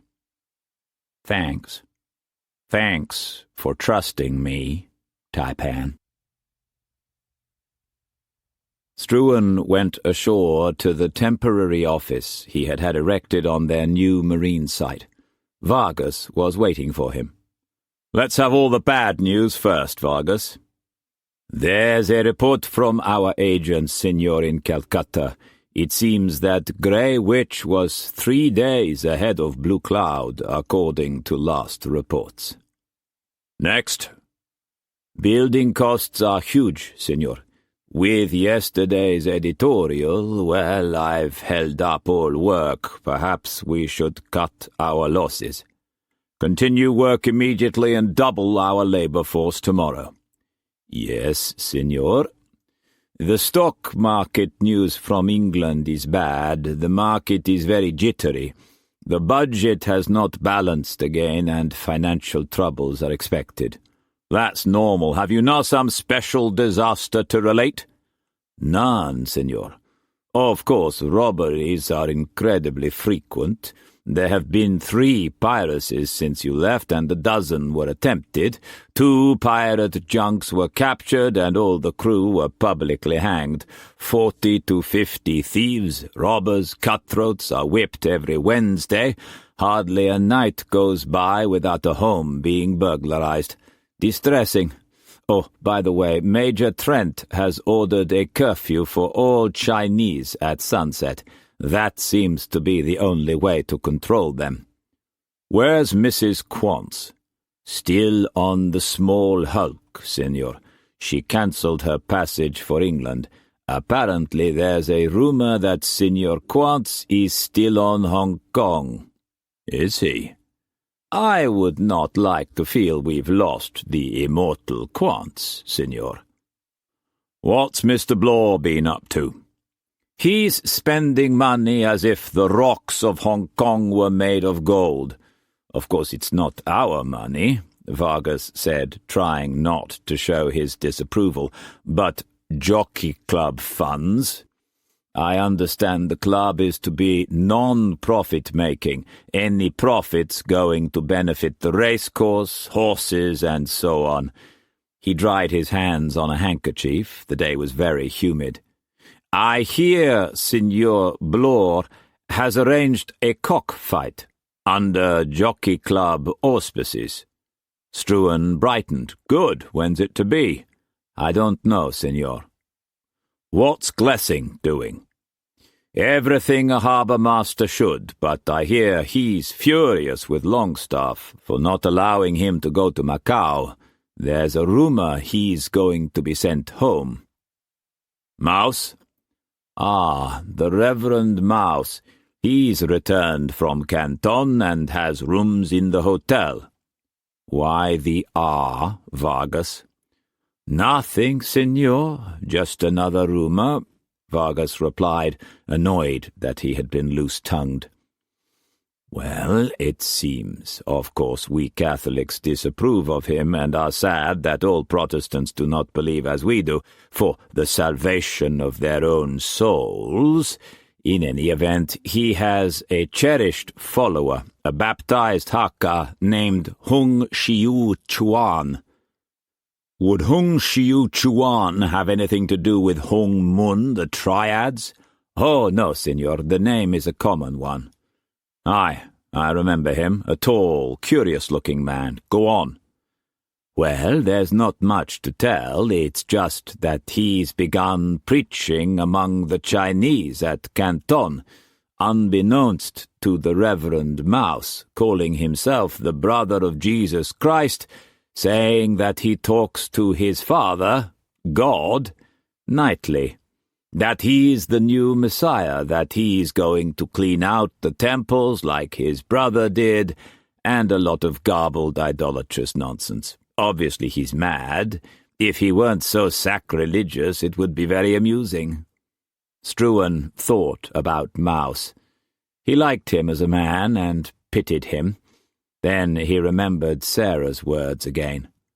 "Aye," he told himself, "you've used Wolfgang in many ways. But in return, you gave him what he wanted, the chance to convert the heathen.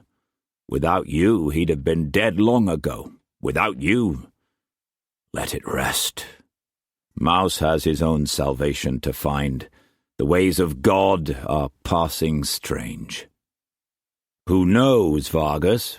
Perhaps Hung Shiu Chuan is what he claims. In any event," he added, seeing Vargas bridle, "I agree, it is not amusing.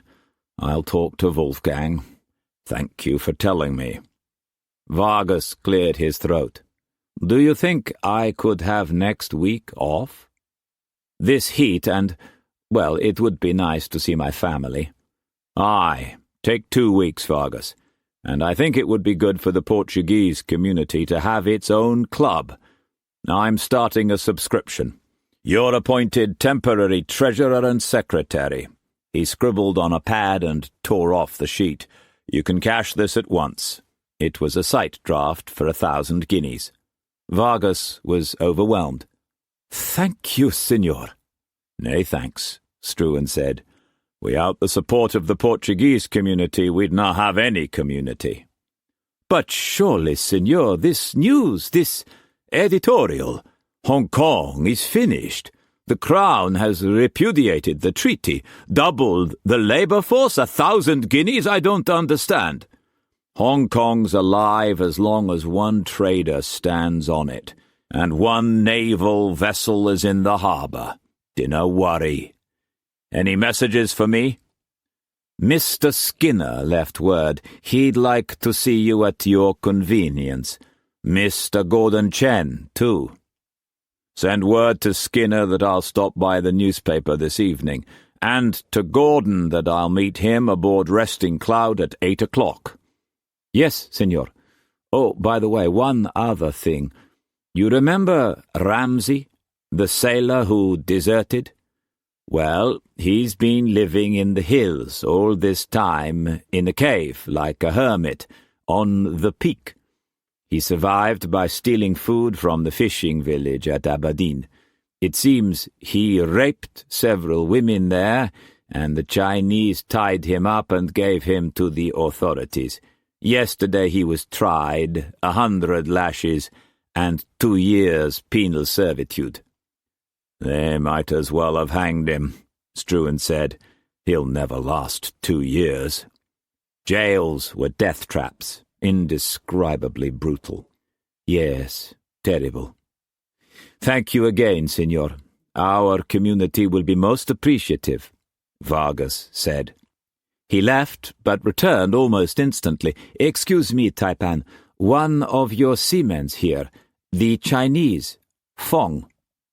"Send him in." Fong bowed himself in silently.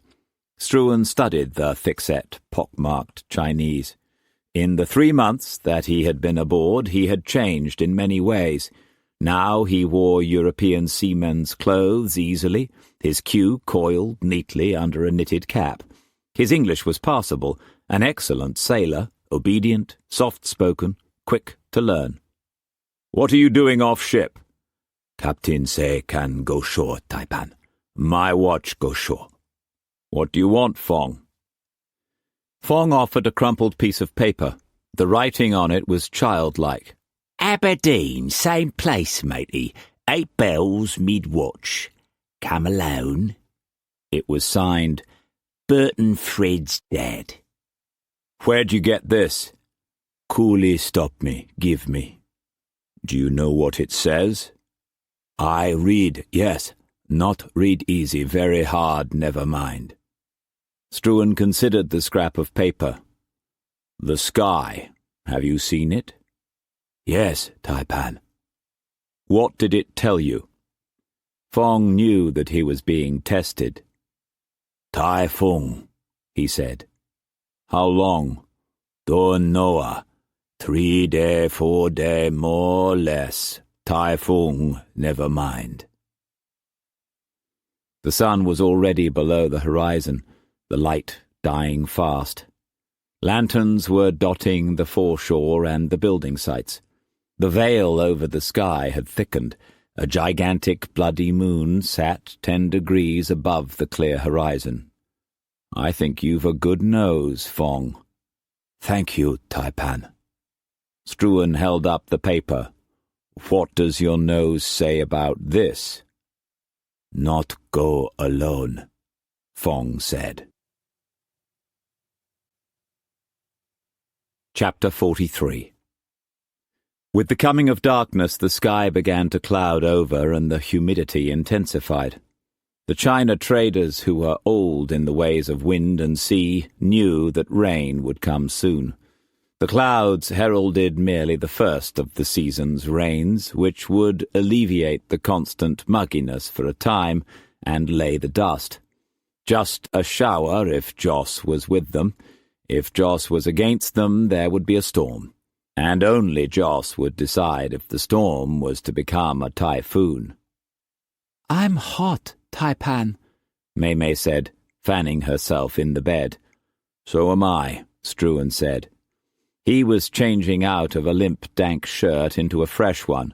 I told you should stay in Macau. It's much cooler there. "That may be, but then I'd not have the pleasure of telling you that I'm hot, by God." I preferred you when you were sick. Nay cheek then, and nay vulgar swearing. "Ha!" she snorted. "Dinna be mendacious with me." What, with you? "Mendacious, Tai-Pan. Do you not ken the English? While you're out all day, now worrying about your poor old mother, I've been terrifical busy reading your Dr. Johnson word book, improving my mind with the barbarian tongue. Everyone knows mendacious. It means lying. That's what you are, by God." She forced a pout, and this made her even prettier. "You dinna adore me any more." "I've a good mind to mendacious your bottom." Mei forced a long-suffering groan. "Tai-Pan want she cow chilo jig, hey massa? Can, Oko, never mind." Struan approached the bed and Mei backed off. "Now, Tai-Pan, that was joke." He held her tight. "Ah, lassie, you catch yourself well. That's the important thing to do." She was wearing a soft blue silk tunic, and her hair was done elegantly, her perfume intoxicating. "Don't you dare go to whorehouses, eh?" "Dinna be silly." He kissed her and finished dressing. He put his knife in its back holster and the small dirk in his left boot, and retied his hair neatly with a ribbon at the nape of his neck. "Why for you cut your hair, Tai-Pan? Grow it into a queue like a civilized person, very pretty." Lim Din knocked and came in. Massa Chen here, Cam? See our cabin topside." "You come back, Tai-Pan?" "Nay, lassie, I'll go straight ashore." "Ask Gordon to see me, yes?" "Aye, lassie." "Where you go?" "Out, by God. And you better behave yourself while I'm away. I'll not be back till after midnight, but I'll look in as soon as I'm aboard." "Good," she purred. "But wake me if I'm sleepings. Your old mother would like to know her mendaciousical son's safe." He patted her fondly and went to the cabin on the next deck. "Hello, Gordon." Gordon Chen was wearing a long robe of blue silk and light silk trousers. He was hot and greatly worried. "Good evening, Tai-Pan. Welcome back. I'm so happy to hear about the cinchona. How is the Lady Tuchung?" "Very well, thank you." I'm sorry my inadequate efforts were fruitless. Thank you for trying. Gordon Chen was again vexed because he had to lay out a substantial number of tales on the quest, but his vexation was nothing compared to his anxiety over Hong Kong. The whole Kwangtung hierarchy of the triads was in an uproar over the news from England. He had been summoned by Jinhua and ordered to sound out the Tai-Pan, to use the total power of the triads and whatever means were necessary, bullion, squeeze, increased trade, to prevent the barbarians from leaving the island and to encourage them to stay. There's a matter of grave importance, Tai-Pan. Otherwise I would not have intruded. Hong Kong, this editorial, is it true? If it is, we're lost, ruined. I hear you're Tai-Pan of the Hong Kong Triads. What? Tai-Pan of the Hong Kong Triads, Struan repeated blandly, and told him what the Portuguese officer had said. Stupid story, eh? Not stupid, Tai-Pan, terrible indeed, a shocking lie. If Gordon had been alone, he would have torn his hair and clothes and screamed with rage. Why should triads murder Gorth? I don't know. How should I know what those anarchists do? Tai-Pan of the triads, me? What a foul accusation! My life's not worth a piece of a coolie's droppings, he was shouting to himself. That turtle-dung traitor! How dare he divulge secrets? Get your wits about you. The Tai-Pan of the barbarians is staring at you, and you'd better give him a clever answer. I simply have no idea. Good heavens, triads in Taiping-shan under my very nose! Ghastly! Have you enemies who'd spread such a story? I must have, Tai-Pan, great heaven. I wonder if— The whites of his eyes showed. If what? Well, I am— Well, you are my father. Could it be that someone is trying to attack you through me? It could be, Gordon. It could be you are chief of the triads. An anarchist? Me? Oh, gods, why have you forsaken me? I spent 50 taels on incense and offerings and on having prayers said only last week. Am I not the most lavish supporter of all your temples without favour? Have I not personally endowed 3 temples and 4 burial grounds? And have I not a retinue of 43 Buddhist priests on my personal payroll? Why should I mix with those felons? Through you I am becoming rich. I've no need to steal or rob. But you'd like the Manchus off the throne of China? Manchus or Chinese, it's all the same to me, Tai-Pan. Why should I care? Nothing to do with me. Oh, gods, close your ears for a moment. I'm not Chinese. I'm English. I'd think the last person any Chinese secret society would trust is me. That would be dangerous, don't you think? Perhaps. I dinna ken. Perhaps you should spend some taels, Gordon. Start a spy system. Find out who these men are, who their leaders are. At once, Tai-Pan. 3 months should be enough for a man of your astuteness to produce the leaders. 6 months, Gordon Chen said automatically, desperately trying to think of a way out of the trap. Now he had an inspiration. Of course. Let the barbarians be the ones to deal with the anti-triad turtle dung. We'll recruit spies from among them and arrange for them to join a sub-lodge and initiate them with false ceremonies. Excellent.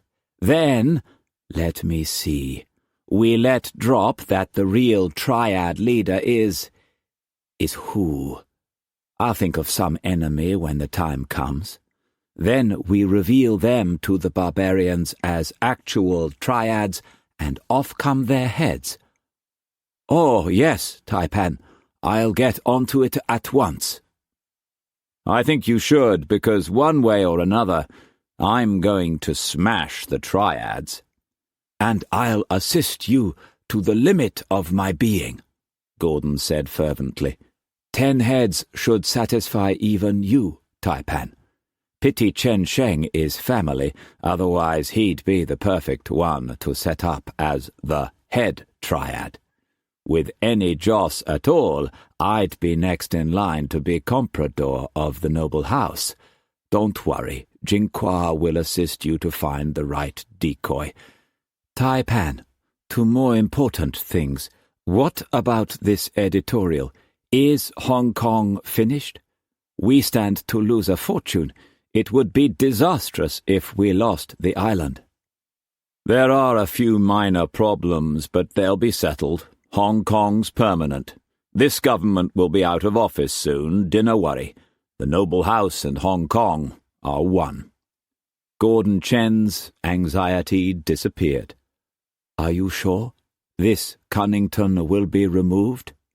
One way or another, aye. He looked at his father with admiration. Ah, he thought, even by assassination. Excellent. He would have liked to tell the Tai-Pan that he had eliminated Gorth and thus saved his life, but this could wait until a more important time, he said to himself, filled with delight. Excellent, Tai-Pan. You've reassured me marvellously. I agree. The noble house and Hong Kong are one. If they're not, you're a dead duckling, he thought. But you'd better not set foot on the mainland ever again, not without this triad story set in motion. No, you're committed to Hong Kong. It's your palace or your tomb. Then we'd better expand, gamble heavily. I will work to make Hong Kong very strong. Oh yes, you can depend on me. Thank you, Tai-Pan, for reassuring me. My lady wished to say hello. Go below, eh? Thank you. And thank you for warning me about that ridiculous but dangerous story. Gordon Chen bowed and left. Struan had watched his son very carefully. Is he or is he nah? He asked himself. The surprise could have been real, and what he said makes a lot of sense. I dinna ken. But if Gordon is, you'll have to be very clever to catch him. And what then? Struan found Skinner in the printing press room of the Oriental Times. It was stifling and noisy. He complimented the newspaperman on the way he had handled the release.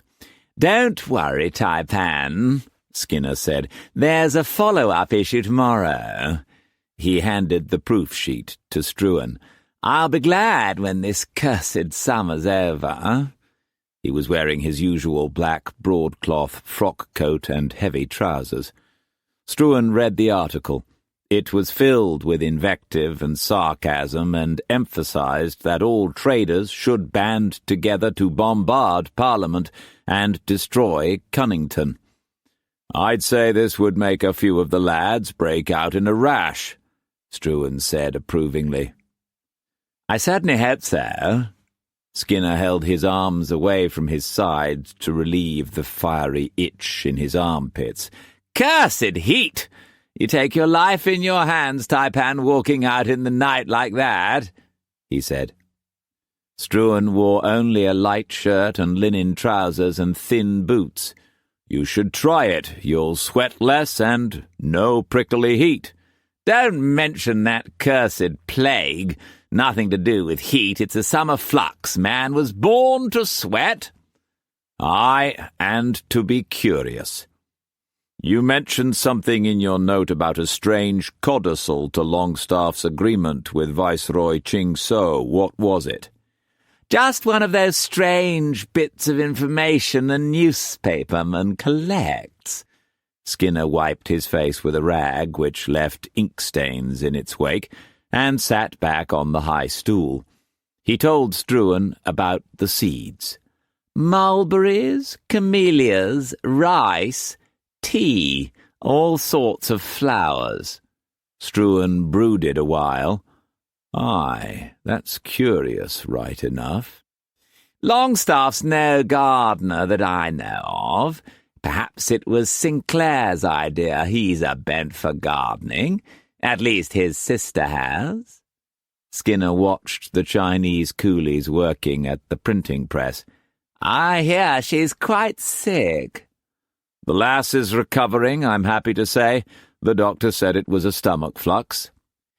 I hear Brock was aboard the flagship this afternoon. Your information's very good. I was wondering whether I should be preparing an obituary. Sometimes I dinna find your humour amusing. The sweat ran down Skinner's jowls and dropped onto his soiled shirt. That wasn't meant as a pleasantry, Tai-Pan. Well, I'm taking it as such, Struan said easily. Bad joss to talk about obituaries. He watched the press spewing out tomorrow's paper. I had a thought about Whalen. Longstaff named the old town Queenstown. Now we have a new town. Perhaps Whalen should have the honour of choosing another name. Skinner chuckled. That would involve him nicely. What name have you decided on, Tai-Pan? Victoria. I like it. Victoria, eh? In one simple stroke, Longstaff's obliterated. Take it as suggested, Tai-Pan. Leave that to me. Whalen will never realize it wasn't his own idea, I guarantee. Skinner scratched his belly contentedly. When do I own the paper? The day Hong Kong's accepted by the Crown and the treaties ratified by both governments. Struan gave him a document.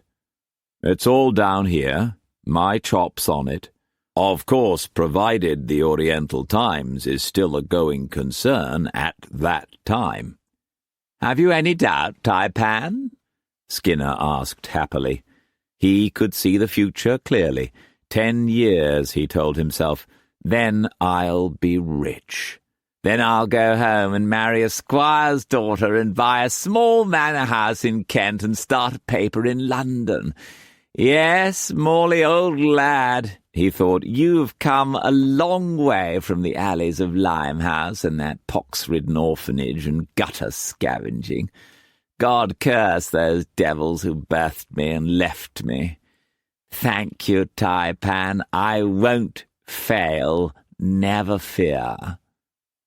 By the way, you might like an exclusive story. Cinchona cures the malaria of Happy Valley. Skinner was momentarily speechless. Oh my God, Tai-Pan, that's not a story, that's immortality, he finally blurted out. Exclusive, did you say? This is the greatest story in the world, of course, he added craftily. The peg to that story is the she, or he, who was cured. Write what you like, but dinna involve me or mine. No one'll ever believe it unless they've seen the cure with their own eyes. The doctors will say it's hogwash. Let 'em. Their patients will die. Say so, Struan told him bluntly. I believe the story so much that I'm putting a substantial investment into it. Cooper and I are now partners in the Cinchona business. We'll have stocks available in 6 months. Can I print that? Struan laughed shortly. I'd not tell you if it was secret. On Queen's Road, Struan was blasted by the heat of the night. The moon was high and misted in a sky almost completely cloud-locked. But, as yet, there was no nimbus.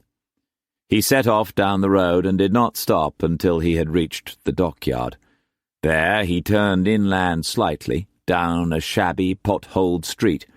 He went up a short flight of stairs and into a house. "Bless my soul," Mrs. Fotheringill said, her false teeth making her smile grotesque. She was in the parlour having supper, kippers and brown bread and a flagon of ale. "Ladies," she called out, and rang a bell that was attached to her belt. "Nothing like a good frolic on a hot night, I always say." She noticed Struan was in shirt-sleeves. "No wasted time undressing, is that the idea, Tai-Pan?" "I just came to see, your guest." She smiled sweetly. "That old bugger's outstayed his welcome." 4 girls ambled in. Their feathered woolen kimonos were stained, and they stank of perfume and stale sweat. They were barely 20, hard, rough, and used to the life they led. They waited for Struan to choose. "Nellie's the one for you, Tai-Pan," Mrs. Fotheringill said. 18 and sound in limb and vigorous." "Thank you, ma'am." Nellie bobbed a curtsy, and her full breasts swayed out of the kimono. She was heavy and blonde, her eyes ancient and frosted. "You want to come with me, Tai-Pan, love?" Struan gave them each a guinea and sent them away. "Where is Mr. Quance?" "Second floor back, left, the blue room." Mrs. Fotheringill peered over her spectacles at him. "Times is very hard, Tai-Pan. Your Mr. Quance eats like a horse and swears something terrible, shocking for the young ladies. His bill's long overdue." "Where'd you get the girls, eh?" A stony glint came into the old woman's eyes. "Where there's a market, there's always ladies to service it, eh? From England, some from Australia, here and there. Why?" "How much does one cost you?" "Trade secret, Tai-Pan. You've yours, we've ours." She nodded to the table and changed the subject. "You'd like to sup? The Kippers is special from home, this week's mail ship." "Thank you, but I've already eaten." "Who's to pay dear Mr. Quance's bill?" "How much is it?" "He has the reckoning.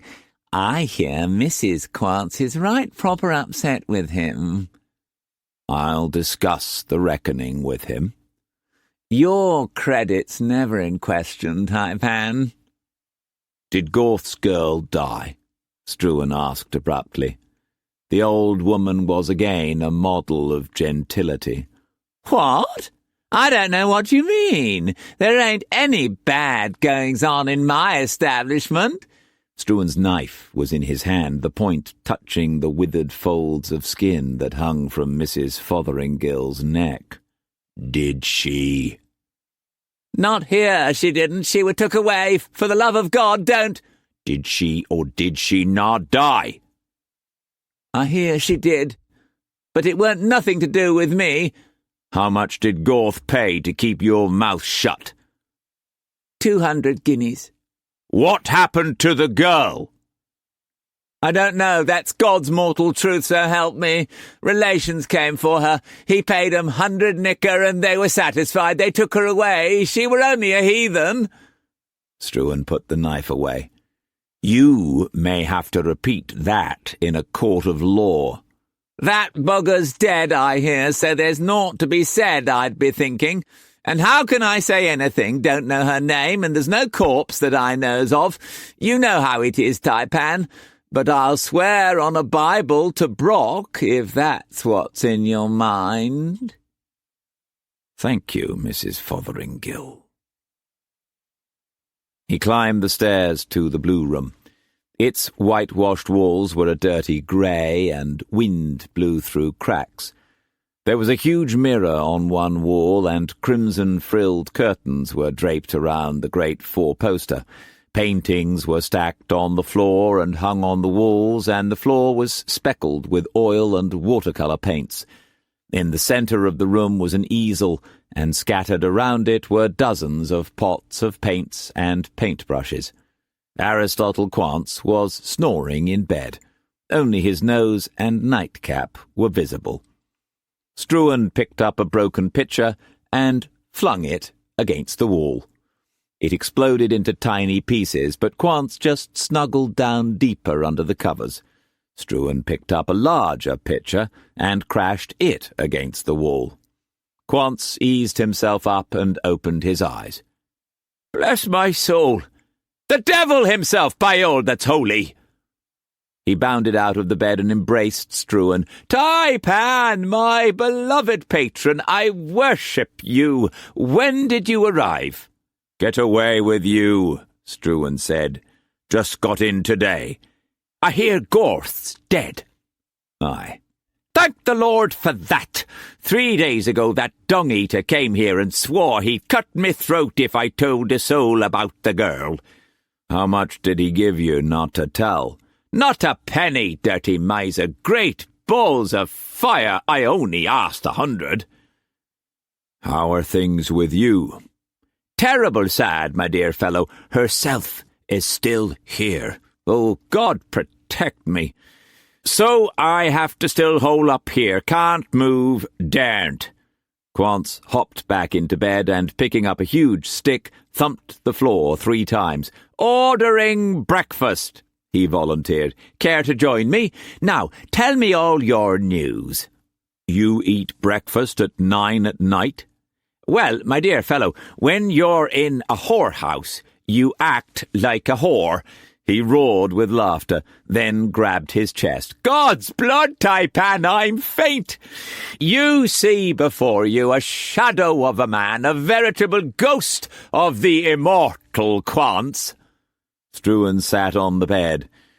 "Mrs. Fotheringill said something about a bill. I gave you a bag of gold, by God." "Bill?" Quance rummaged under the pillow and shoved a half-eaten sandwich, 2 books, a few paintbrushes and several articles of female underwear out of the way, and found the paper.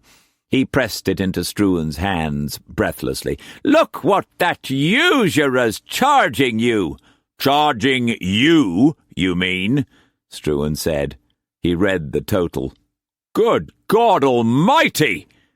The bill came to £416, 4 shillings and 4pence, and a farthing. 7 and 6pence per day, board and lodging, £107 for paints, brushes, canvas. The balance was headed miscellaneous charges. "What the devil's this figure?" Quance pursed his lips. "'Pon my word, that's what I've tried to get out of the old cat." Struan went to the door and bellowed downstairs. "Mrs. Fotheringill!" "Did you call me, Tai-Pan?" she asked sweetly from the well of the stairs. "Aye, would you kindly step this way?" "You wanted me?" she asked even more sweetly as she came into the room. "What the devil's this?" Struan stabbed the bill viciously with a finger. "Miscellaneous, nearly £320. "Ah," she replied archly. "Trade, Tai-Pan." "Eh?" "Mr. Quance likes company at all hours, and that's the amount of his trade since he's been in our care." She sniffed disdainfully. "We keep proper books here. It's correct to the minute." "Lies!" Quance howled. "She's cooked the books, Tai-Pan. It's blackmail." "Blackmail?" Mrs. Fotheringill shrieked. "Why, you... And here's me and my ladies saving you from worse than death, and the second time to boot." "But £300 odd," Struan said. "Correct to the minute, by God. He likes to paint them as well as... My bookkeeper's the best in Asia. Has to be." "It's impossible," Struan insisted. Quance stood on the bed and put one hand over his heart and with the other pointed at the woman. "I refuse the entire bill on your behalf, Tai-Pan." He was puffed up like a peacock. "It's usury." "Oh, it is it? Well, I'll tell you, you blathering old fart dung heap, right to your face. Out you go, and I'll send word to that woman tonight." The little woman spun around and screeched. "Ladies?" "Now, Mrs. Fotheringill, there's no need for temper," Quance said tentatively. The girls came running, 8 of them. "Take them out and put 'em in me room," she ordered, waving at the paints and brushes and paintings. "No more credit, and them's mine until the bill's paid to the penny." And she huffed out. Quance scrambled out of bed, his nightshirt flaring. "Ladies, you'll touch nothing, by God!" "Now be a good boy," Nellie said calmly. "If Ma'am says they's to go, if the Lord himself was standing there, they's to go."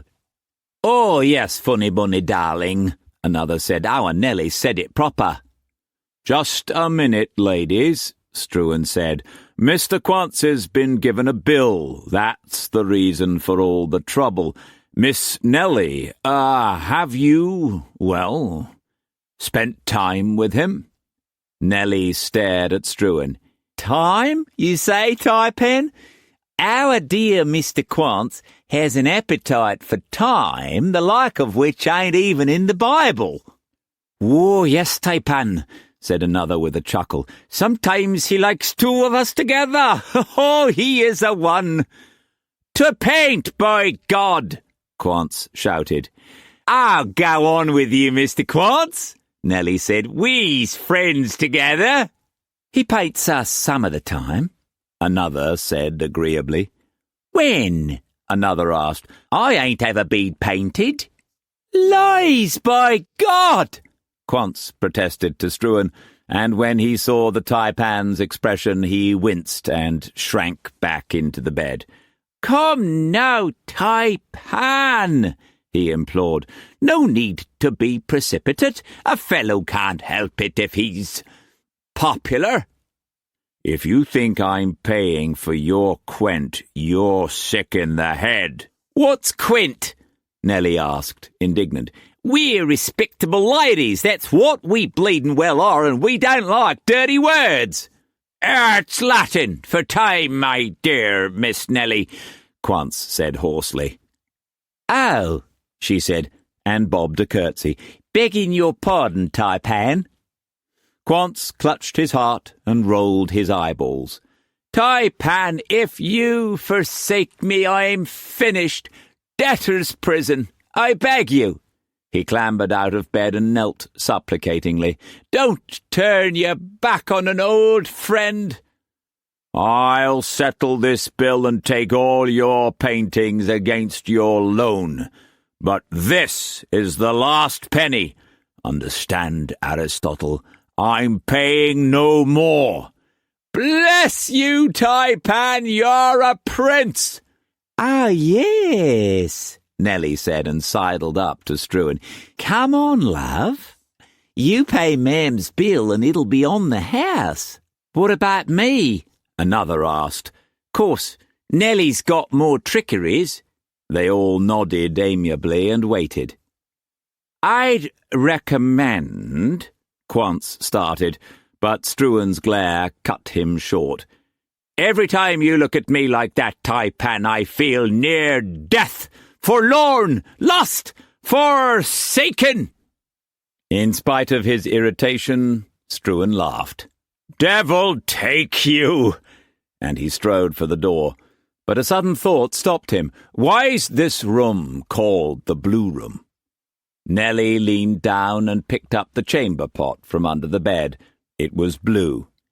"Ma'am started a new fashion, Tai-Pan. Each room have a different colour, Tai-Pan. Mine's green." "I've got the old cracked gold one," another said with a sniff. "Ain't ladylike at all." Struan shook his head hopelessly and disappeared. "Now, ladies," Quance said in an exultant whisper, and there was an expectant hush. "as the slate's clean, after breakfast, I propose a modest celebration." "Oh, good," they said, and clustered around the bed. Chapter 44. At midnight, the Lauscher nosed the beach at Aberdeen, and Struan jumped into the shallows, Fong beside him. Earlier he had landed his men secretly just to the west and positioned them around the well. He tramped up the beach toward the well and the fork in the path. Fong carried a lantern and was very nervous. The moon was hidden by the low overcast, but a trace of its glow filtered through. The air was heavy with the stench of low tide, and the hundreds of sampans in the narrow inlet were like so many hibernating wood bugs. No lantern except Fong's cut the darkness. There were no sounds but for the inevitable foraging of dogs. The village was equally ominous. As Struan broke out onto the fork in the path, he searched the night. He could feel many eyes watching him from the sampans. He loosened the pistols in his belt and stood carefully out of the light of the lantern that Fong had placed on the lip of the well. The silence intensified. Suddenly Fong stiffened and pointed shakily. Just beyond the fork, lying across the path, was a sack. It looked like a rice sack. His pistols ready, Struan motioned Fong ahead, not trusting him. Fong advanced, panic-stricken. When they reached the sack, Struan tossed Fong a dirk, haft first. "Cut it open." Fong knelt down and slit the hempen sacking. He let out a terrified whimper and backed off. Scragger was in the sack. He had no arms or legs or eyes or tongue, and the stumps of his limbs were cauterized with tar. "Top of the evening, matey!" Wu Kwok's malignant laughter echoed harrowingly out of the night, and Struan jerked to his feet. The laugh seemed to come from the sampans. "What do you want, you devil from hell?" Struan shouted back. There was a guttural stream of Chinese, and Fong blanched. He shouted something back, his voice constricted. "What did he say?" Wu Kwok says I'm to go there." "You stay where you are," Struan said. "What do you want, Kwok?" he yelled at the sampans. "You alive? For Kimoy, by God! You and your muck-pissed frigates?"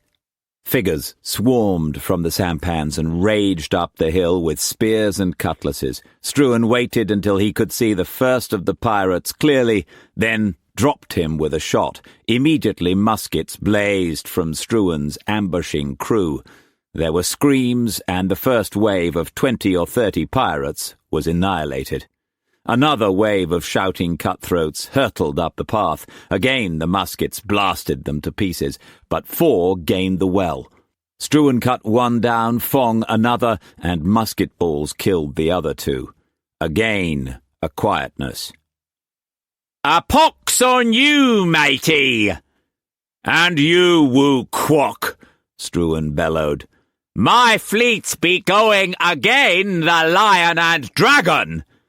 "Come out of your rat hole and face me, and I'll kill you now, scum!" "When I catched you, that be your way o' dying, matey. A limb a week. That scum live 5-6 week, but you be a year a dying, I'll be bound. We meets face to face in a year, if not a 4. Again the evil laugh, and then silence. Struan was tempted to fire the sampans, but he knew that hundreds of men and women and children were aboard. He stared down at the half-opened sack. "Pick it up, Fong." And he called to his men in the surrounding darkness. "Fall back on the Lauscher, lads." He covered Fong and they withdrew. When he was well out to sea, He put a chain around the sack and read a service over it and cast it into the deep. He watched it disappear in a tiny circle of sea froth. Struan would have liked to tell Scragger about the farewell he had had with his sons. He had put them into the hands of the captain at Whampoa, with letters to the noble house's agents in London, whom he had made responsible for the boys and their schooling. "Well, good luck, lads. When I get home, I'll come to see you." "Can I be seeing you, your worship, privy?" little Fred had asked, trying not to cry. "Aye, laddie, come along." Struan had taken him into a cabin, and Bert, the Eurasian, had been uneasy to be left alone, and Wu Puck had held on to Bert's hand. "Aye, Fred?" he had asked when they were alone.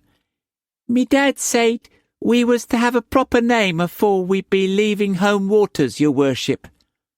"Aye, lad, it's on your papers. I told you last night, do you not remember?" "Begging your pardon, no, your worship, I forgets. Can we be knowing it again, please?" "You're Frederick McStruan," he had said, for he had taken a liking to the boy, and the clan name was a good one. "And Bert's Bert Chen."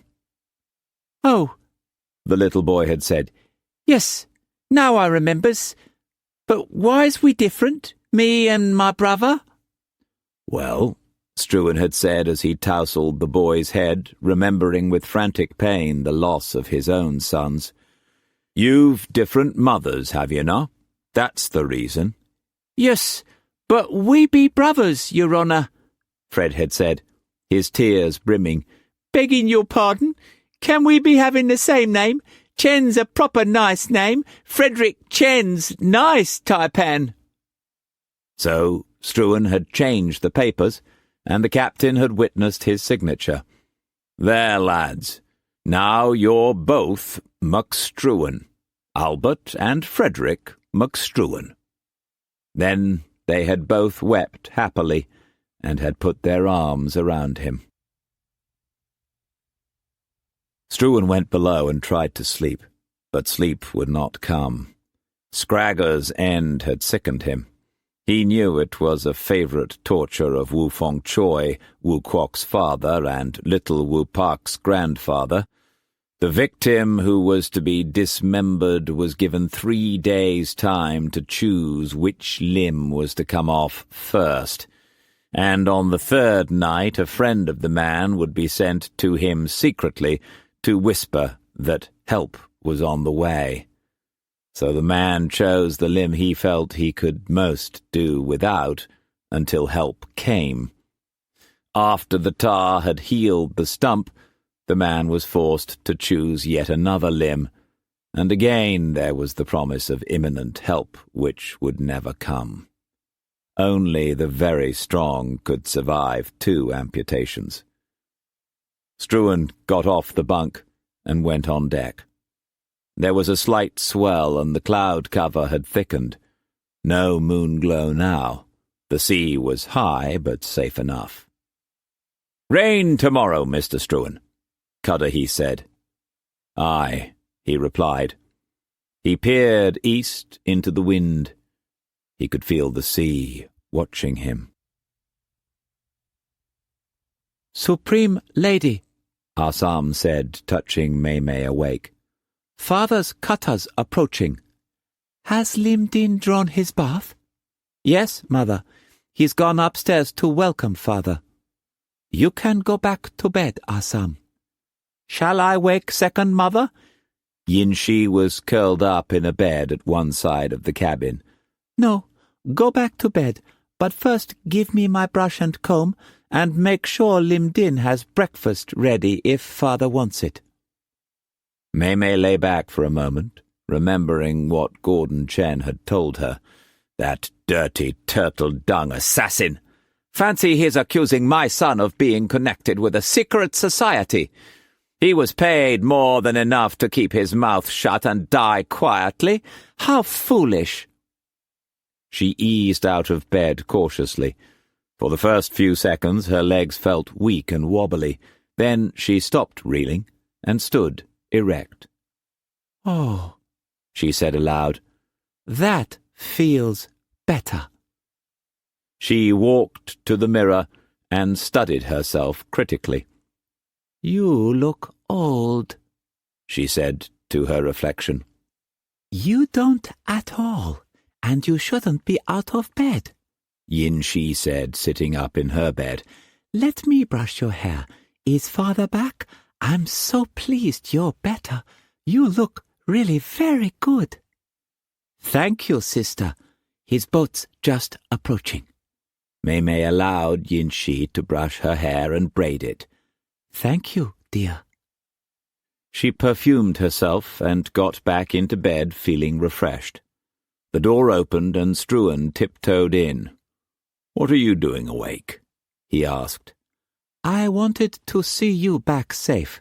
Your bath's ready, and breakfast. I'm very glad you're back safe and sound." "I think I'll turn in for a few hours.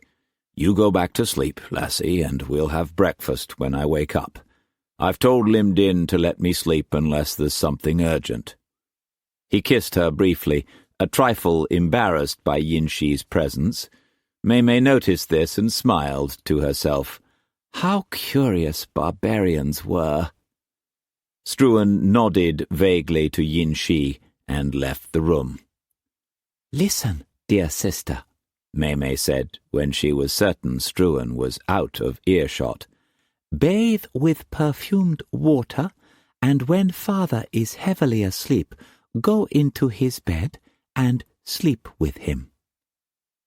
"But, Supreme Lady, I'm sure that father did not indicate in any way that he wanted me to go to him.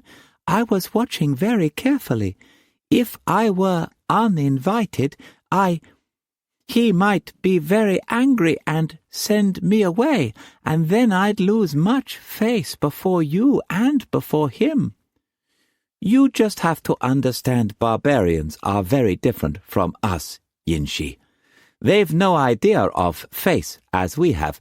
Now, do as I say. He'll have a bath and go to bed. Wait an hour, then join him. If he wakes up and orders you out, just be patient and say," she changed to English, "Supreme Lady sent me." Yin-Shi repeated the English words and memorized them. "If that's no use, come back here," Mei continued. "No face is lost, I promise you. Don't be afraid. I know a lot about father and how he views face. We certainly can't have him visiting those dirty whorehouses. The naughty man went straight to one of them last night." "No," Yin-Shi said.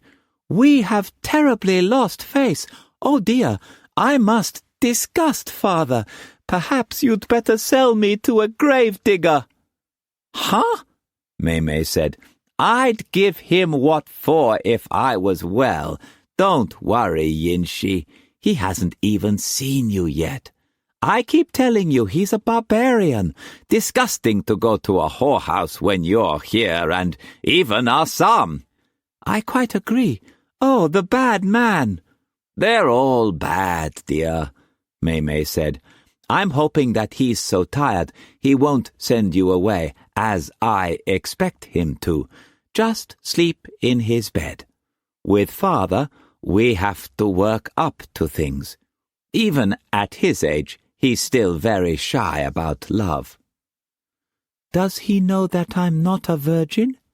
Yin-Shi was caressing Mei's head. "He's much too young yet to need virgins to excite him, dear sister, and much too old to have the patience yet to teach a virgin in the ways of love again. Just say to him, 'Supreme Lady sent me.'" Yin-Shi repeated the English words again. "You're very pretty, sister. Run along now, wait an hour, then go to him."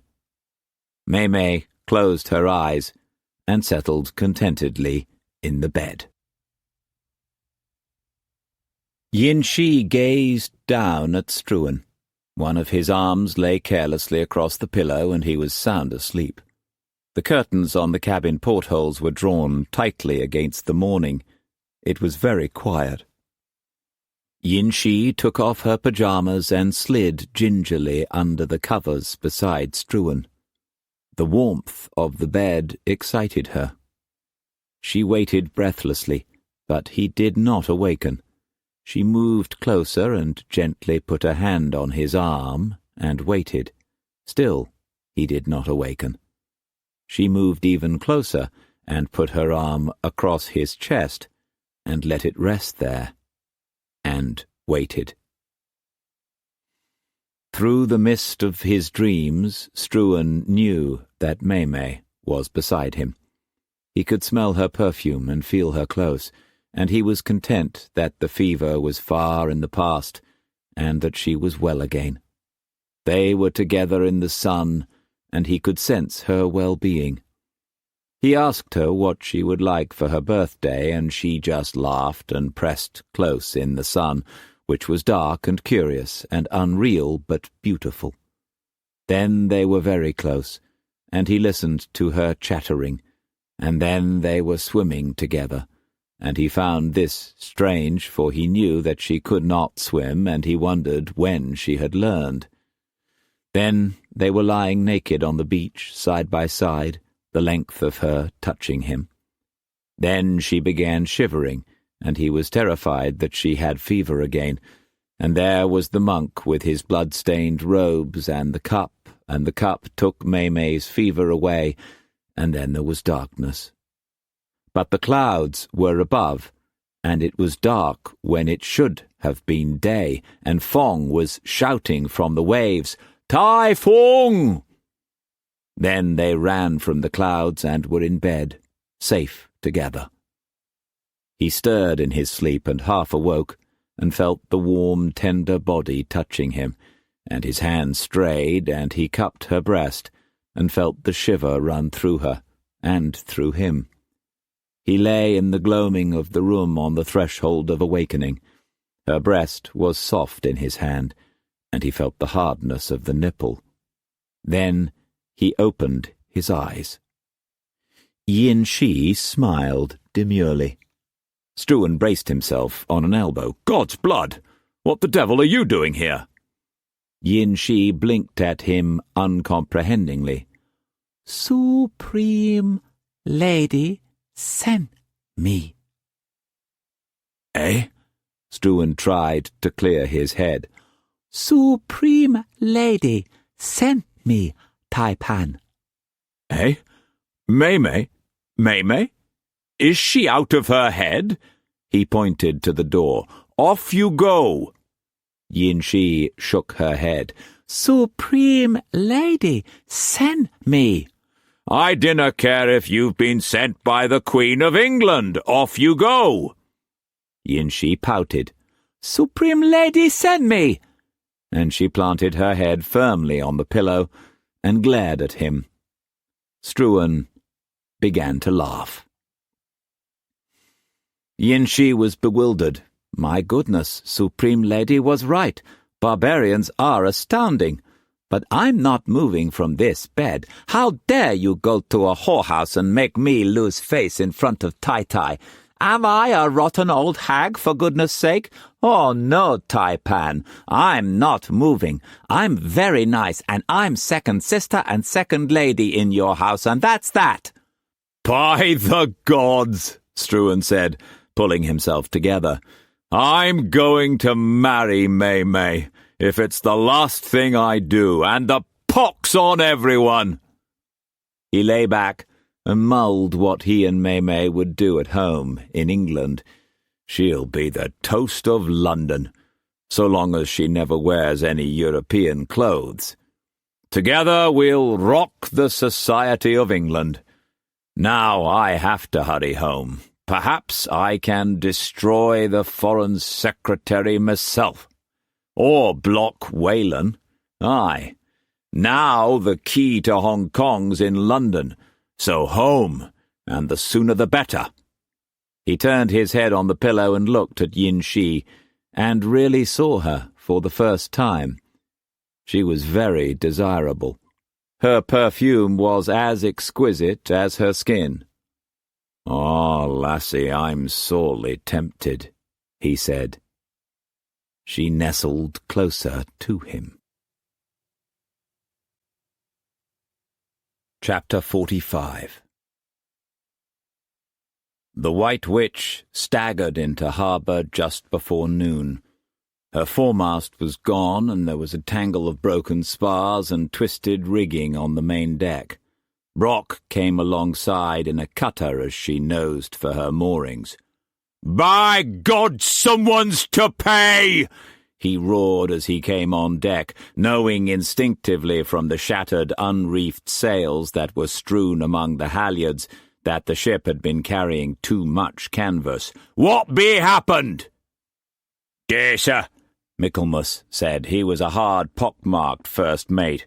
"I took over for Mr. Gorth till I knowed what was in your mind." There was a lash in his huge fist. "We run into squall 2 hour out of Macau. God-rotting squall almost turned us on our beam end, carried mast away and blew us and off course for 50 league. Brock bunched a fist and shook it in the man's face. "Don't thee know enough to see squall? Don't thee know enough to reef in this season?" "Yes, Mr. Brock," Michaelmas said without fear, "but the squall came up a lee. Don't curse me for squall, by God." Brock's fist smashed him against the gunwale, and he collapsed to the deck unconscious. "Pennyworth!" Brock bellowed to the second mate, a thick-set, burly young man. "You be captain till further orders. Get storm anchors out, we be in for dirty weather." Then he saw Cullum on the quarter-deck. The seamen scattered as he climbed over the rigging and walked up the short gangway. He loomed over Cullum. "Morning, Mr. Brock. I wanted—" "Where be Mrs. Brock?" "Below, sir. It wasn't Mr. Michaelmas's fault, and I wanted—" "Shut thy face!" Brock snarled and then contemptuously turned his back on Cullum. Cullum boiled at the insult. Brock would never turn his back on the Tai-Pan. "No one be allowed ashore!" Brock shouted. "Get this mess cleaned up, Pennyworth, or you'll be beached like that bugger Michaelmas! Get him off my ship!" He whirled back on Cullum. "I be talking to thee right smartly." "I'd like to talk now." "One more word afore I'm ready, and I'll grind thee to dust." Cullum followed Brock below, and wished that the Tai-Pan were there. "Oh God, how can I handle Brock? Why did we have to run into that cursed squall?" Tess was standing at the door to her cabin. She smiled tentatively and curtsied, but Brock shoved past and opened the main cabin door and slammed it behind him. "Oh, God help us, darling," Tess cried to Cullum. "Don't worry, we'll be all right." Cullum tried to level his voice, and he desperately wished he had a pistol. He went to a rack and pulled out a belaying pin and motioned Tess into the cabin. "Don't worry, he made a holy oath. He promised." "Let's run while we've the chance," she begged. "Can't run now, darling," Cullum said. "Don't worry. It's best to have it out now. We must." "So, you let Tess slip out and that bugger pull wool over thy face, eh?" Brock was saying. "Yus," Liza said, and she was trying to contain her panic. "I were watching careful, and I never thought, but they did, and I be at fault. But they's married, lad, and there bain't naught I be deciding that, by God! What happened with Gorth?" She told him all she knew. "It were Gorth what challenged Dirk Struan," she said. She was terrified, not only for herself, but even more for Tess and Cullum and her man. If Tyler be going after that devil like this'n, he be a goner. "It were Gorth, Tyler. He called the Tai-Pan terrible names, and hit him with lash," In public he did. I told Goth to wait, to come here and get thee, but he hit me and left. What? He pulled her hair away from her right ear. It was puffed and black, and the inside was caked with dried blood. It still hurt something terrible. She undid her blouse. Her chest was hideously bruised. He did this, your son. He be a right devil, and thee knowed it. By God, Liza, if I knowed, it be best he be dead. But not by assassins, and not without honour, by God. His face terrible, he drew a mug of ale from the barrel, and Liza thanked God that she'd had the foresight to have a fresh keg ready. The doctor be sure about the pox, that young bugger. He has no pox, and he bain't a bugger. He's thy son-in-law. I know that, God curse him. Tyler, forgive they too. I be begging thee. He be a good boy, and he be terrible in love with Tess, and she be happy, and hold thy tongue. Brock gulped the beer and slammed the tankard down. Dirk be planning all this, and I knowed it, to spite me. First he be out to destroy my eldest son, and then takes away me marrying my girl proper. God curse Struan! He even took that from me. He hurled the tankard against the bulkhead. We be burying Goth at sea today. Tyler, love, Liza began. She touched his arm. Tyler, love, there be something else. It must be said. Thee's got to forgive. Thee's a lot to forgive about Nagrek. Eh? Goth told me what thee and him did to Nagrek. That be terrible, but he be deserving it 'cause he laid with Tess. He did. But Cullum don't know, it seem. So thy girl be saved from a terrible fate. The muscles around Brock's eye socket began twitching fiercely. What be thee saying? It be true, Tyler, Liza said, and then her torment broke. At least give they a chance. It were thy oath afore God, and God helped us and with Tess, lad. Forgive they. She buried her head in her arms and sobbed convulsively. Brock's lips moved, but no sound came out. He lumbered to his feet, crossed the corridor, and then he was standing before Cullum and Tess. He saw the terror in Tess's eyes. This hurt him, and made him cruel. Thee chose to go again my wish. 3 months, I said, but thee— Oh, da! Mr. Brock, can I— Shut thy face! They'll get thy say soon enough, and thee, Tess, thee choose to run off like a cheap doxy. Very well. Go say good-bye to thy ma. Then thee's out of our life and ashore with thy man. Oh, da, please listen. Go on! I want to talk to him. I bain't leaving! Tess shouted hysterically. She picked up the belaying pin. Thee'll not touch him! I'll kill thee! He snatched the belaying pin out of her hands before she knew he had moved. Out you go and ashore! Brock was watching himself as though in a nightmare. He wanted to forgive, and he wanted her arms around him, but some depraved other self was driving him, and he could not resist. Out, by God!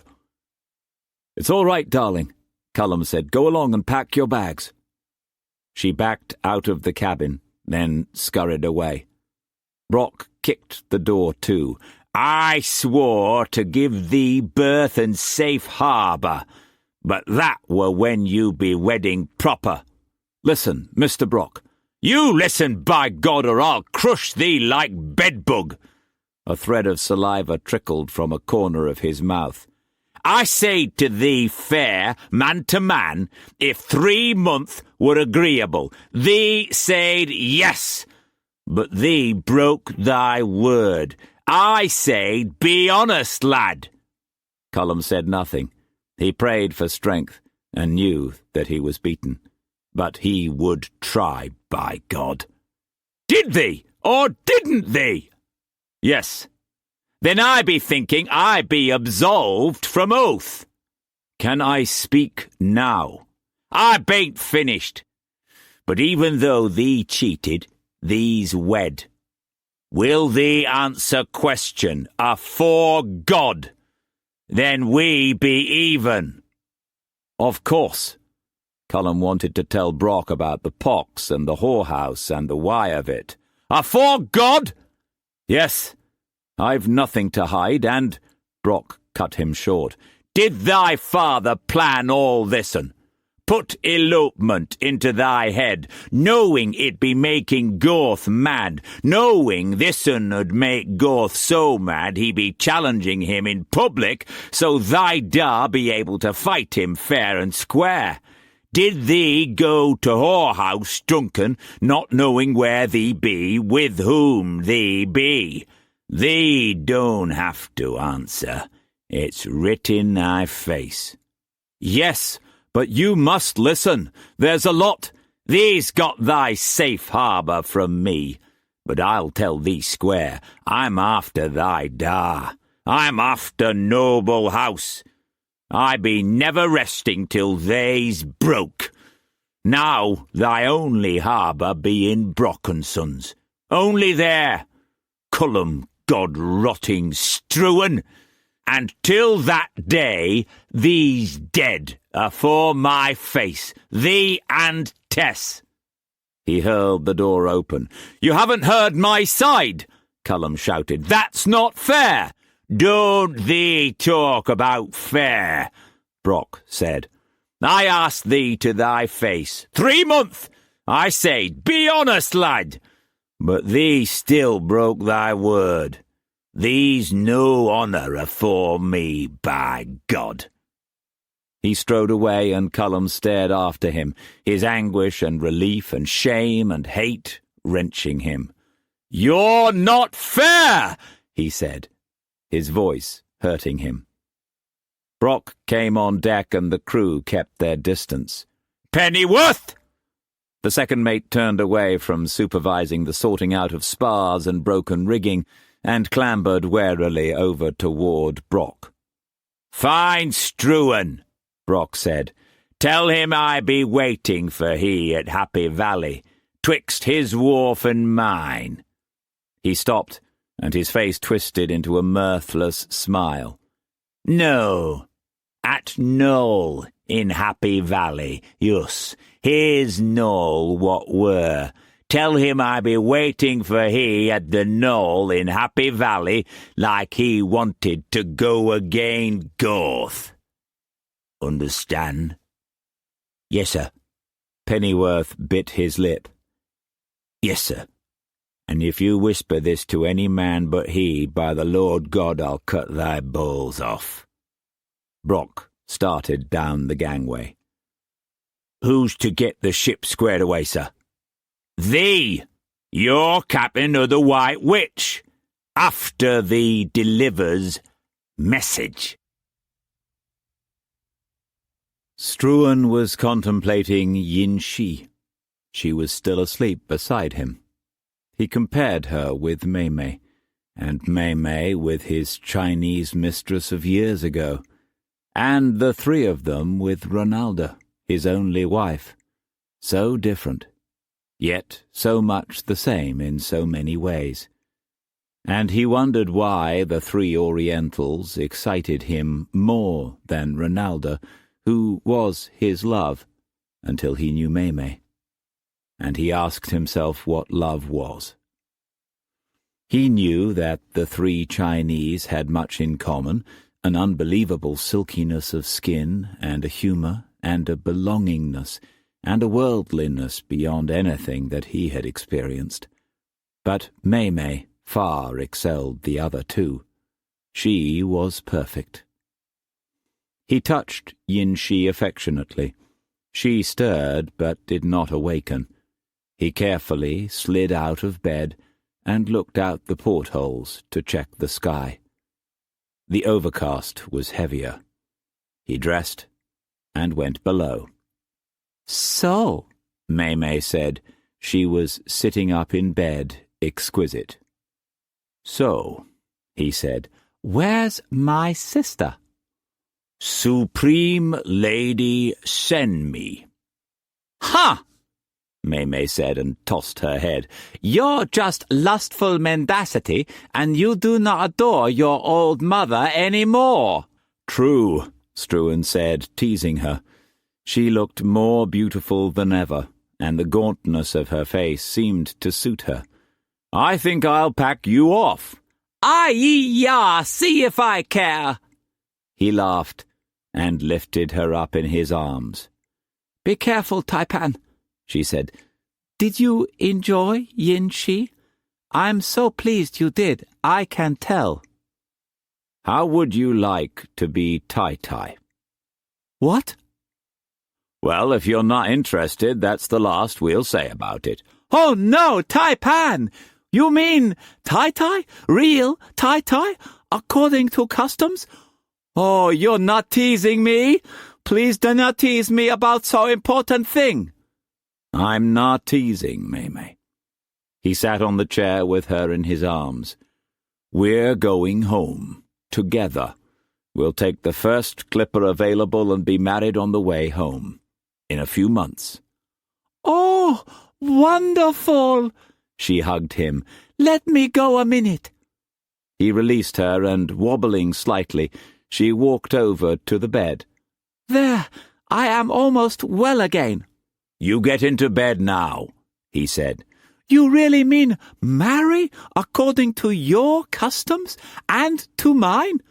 Aye, both, if you wish. She knelt gracefully in front of him and touched her forehead to the carpet and kowtowed. I swear I will be worthy to be Tai-Tai.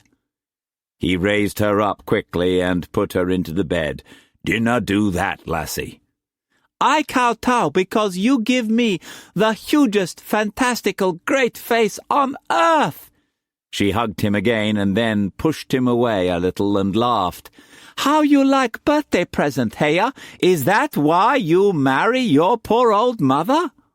Nay and I. It's just the thought. She's nice. I like her very gracious much. I'm glad you like her too. Where did you find her? She was a concubine in a house of a mandarin who died 6 months ago. Did I tell you she was 18? His house fell on bad times, so Tai-Tai asked a marriage broker to find a good match for her. I heard about her and interviewed her. When? In Macau? Oh, no, 2-3 months ago. Mei snuggled closer. I talked to her in Canton. Jinqua's Tai-Tai told me about her. When I became with child, I thought, very good, so I sent for her. Because my man is lustful and instead of staying home, perhaps goes to whorehouse. You promised not to go, but last night you go whorehouse, dirty turtle droppings. I did not go with one of the girls just to see Aristotle. Ha! Mei shook a finger in his face. That's your story. I dinna mind whores, but not those ones.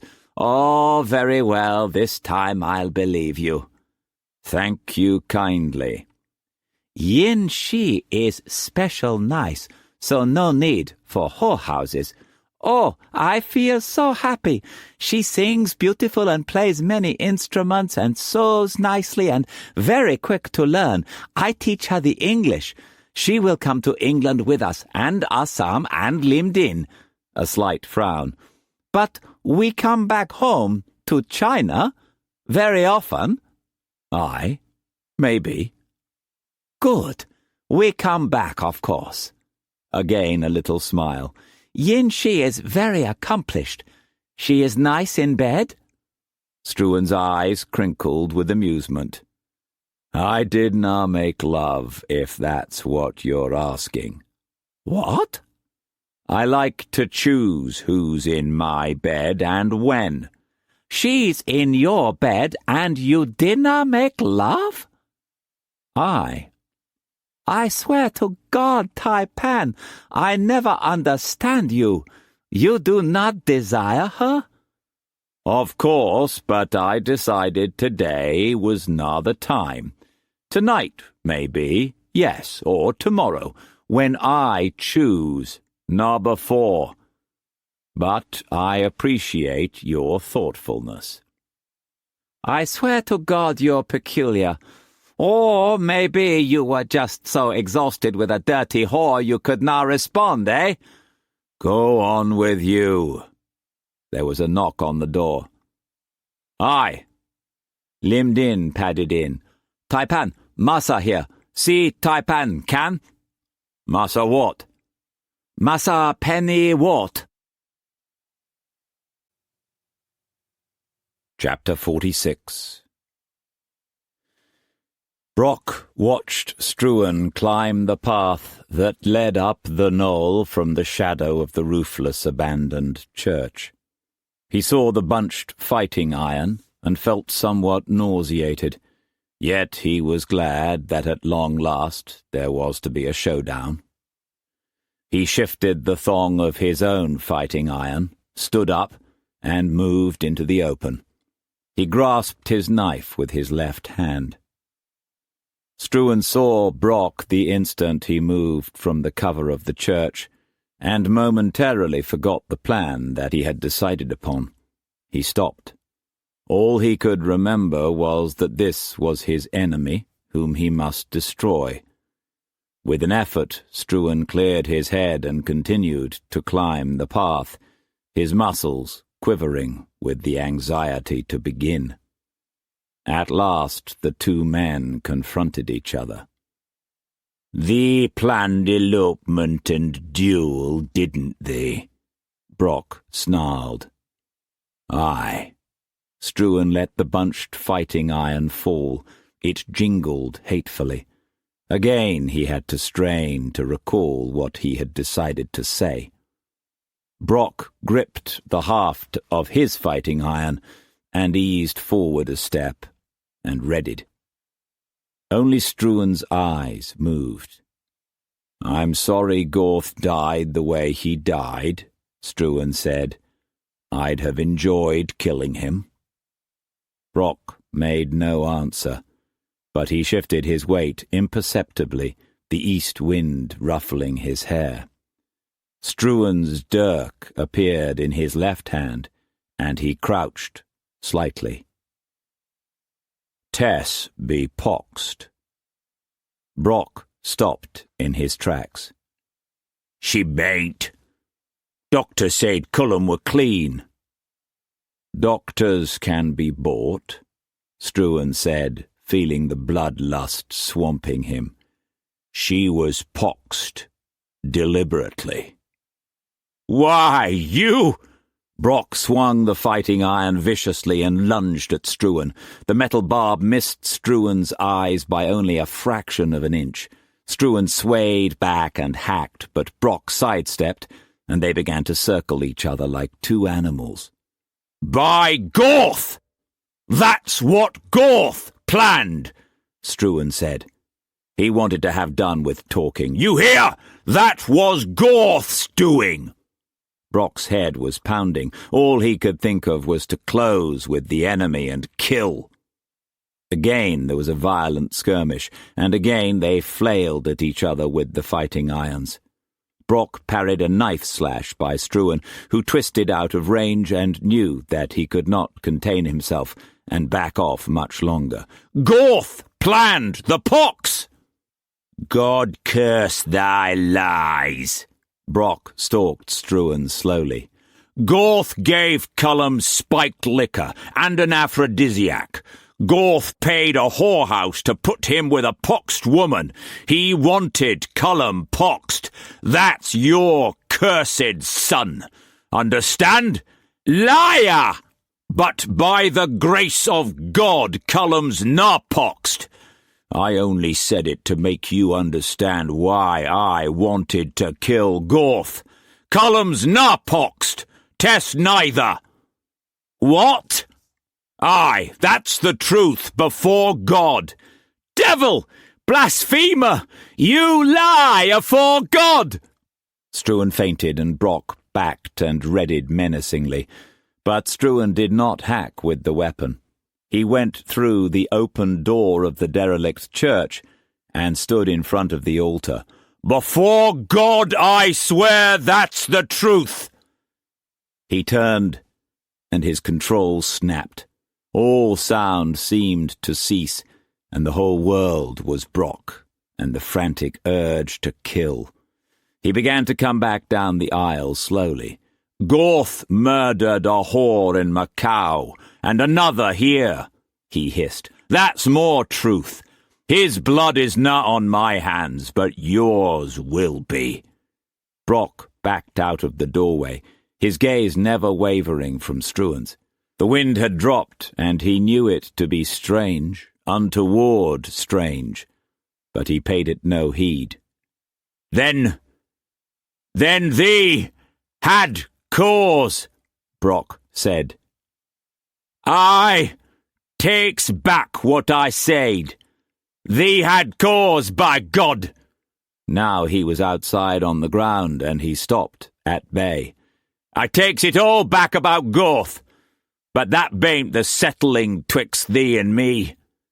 His rage at Gorth and at Struan and at all the years scorched him, and he knew only that now he must fight and hack and kill to stay alive.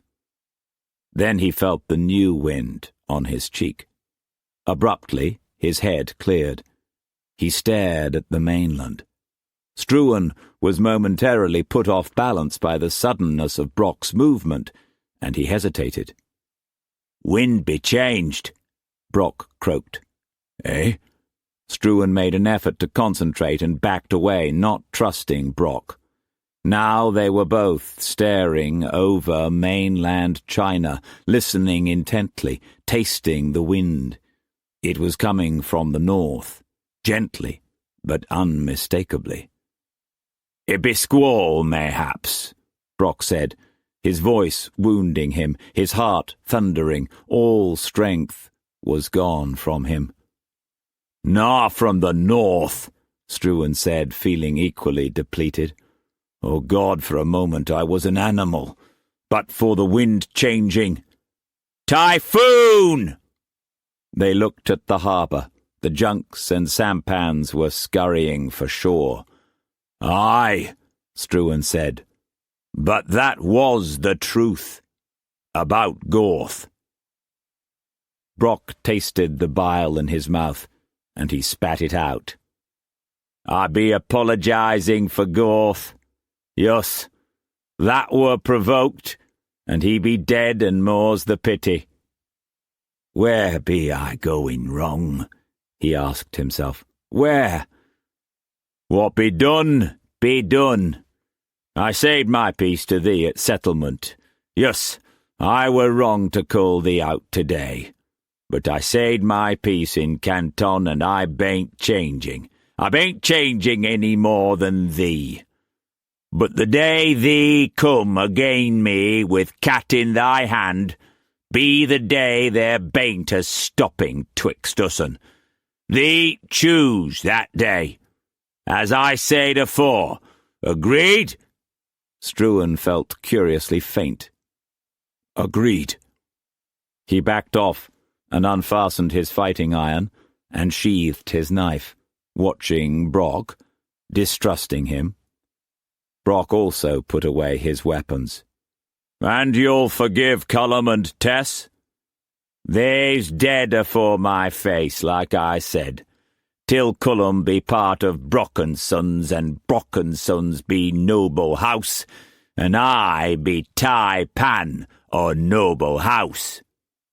Struan dropped his metal whip on the ground, and Brock dropped his. Both men swiftly left the hill by different paths. Chapter 47. All that day the north wind increased. By nightfall Queenstown was as prepared as it would ever be. Windows were shuttered and doors jammed, and those who had had the foresight to dig cellars blessed their joss. Those with makeshift or temporary habitations sought stronger buildings, but few buildings were strong, except in Happy Valley, and few men were prepared to risk the night gases, even though they had read today's Oriental Times about a cure for malaria. Today there was no cinchona to be had. All ships were battened down and every available anchor was bedded deeply. The ships were eased as far apart as possible to give maximum swinging room when the wind would back or veer. But there were some who said that because this wind was constant from the north, it could not possibly herald a typhoon. Never had anyone known the typhoon to blow from the north alone. A typhoon wind veered or backed constantly. Even Struan was inclined to agree. Never had the barometer stayed so high, and never had there been a typhoon without the barometers dropping. Drizzle came at nightfall from a lowering ceiling and brought relief from the heat. Struan had weighed the dangers carefully. If he had had only himself to worry about, he would have put to sea in China Cloud and run south until the wind backed or veered. Then he would have taken the safest course and escaped. But some instinct he did not understand told him not to risk the sea. Instead, he moved Mei and Yin-Shi and Assam and Lim Din to the vast abandoned factory in Happy Valley and put them in his quarters on the 3rd floor. He felt that the rain and the wind would blow away the night gases. Mei would be safer protected by brick and stone than on the sea or in a hole in the ground, and that was all that counted. Cullum had thanked Struan for the offer of a berth in the factory, but had said that he preferred to bring Tess into the harbour master's office. It was a low granite building, and Glessing had set aside space for Cullum and Tess in the quarters that were part of the building. Struan had told them what had happened on the knoll, and that a peace of sorts had been made. And all day, while he was preparing against a typhoon that might never come, he brooded over the violence of man. "What's the matter, husband?" Mei had asked. "I dinna ken. Brock, mysel. Typhoon, I dinna ken. Maybe the cloud ceiling's too low." "I'll tell you what's wrong.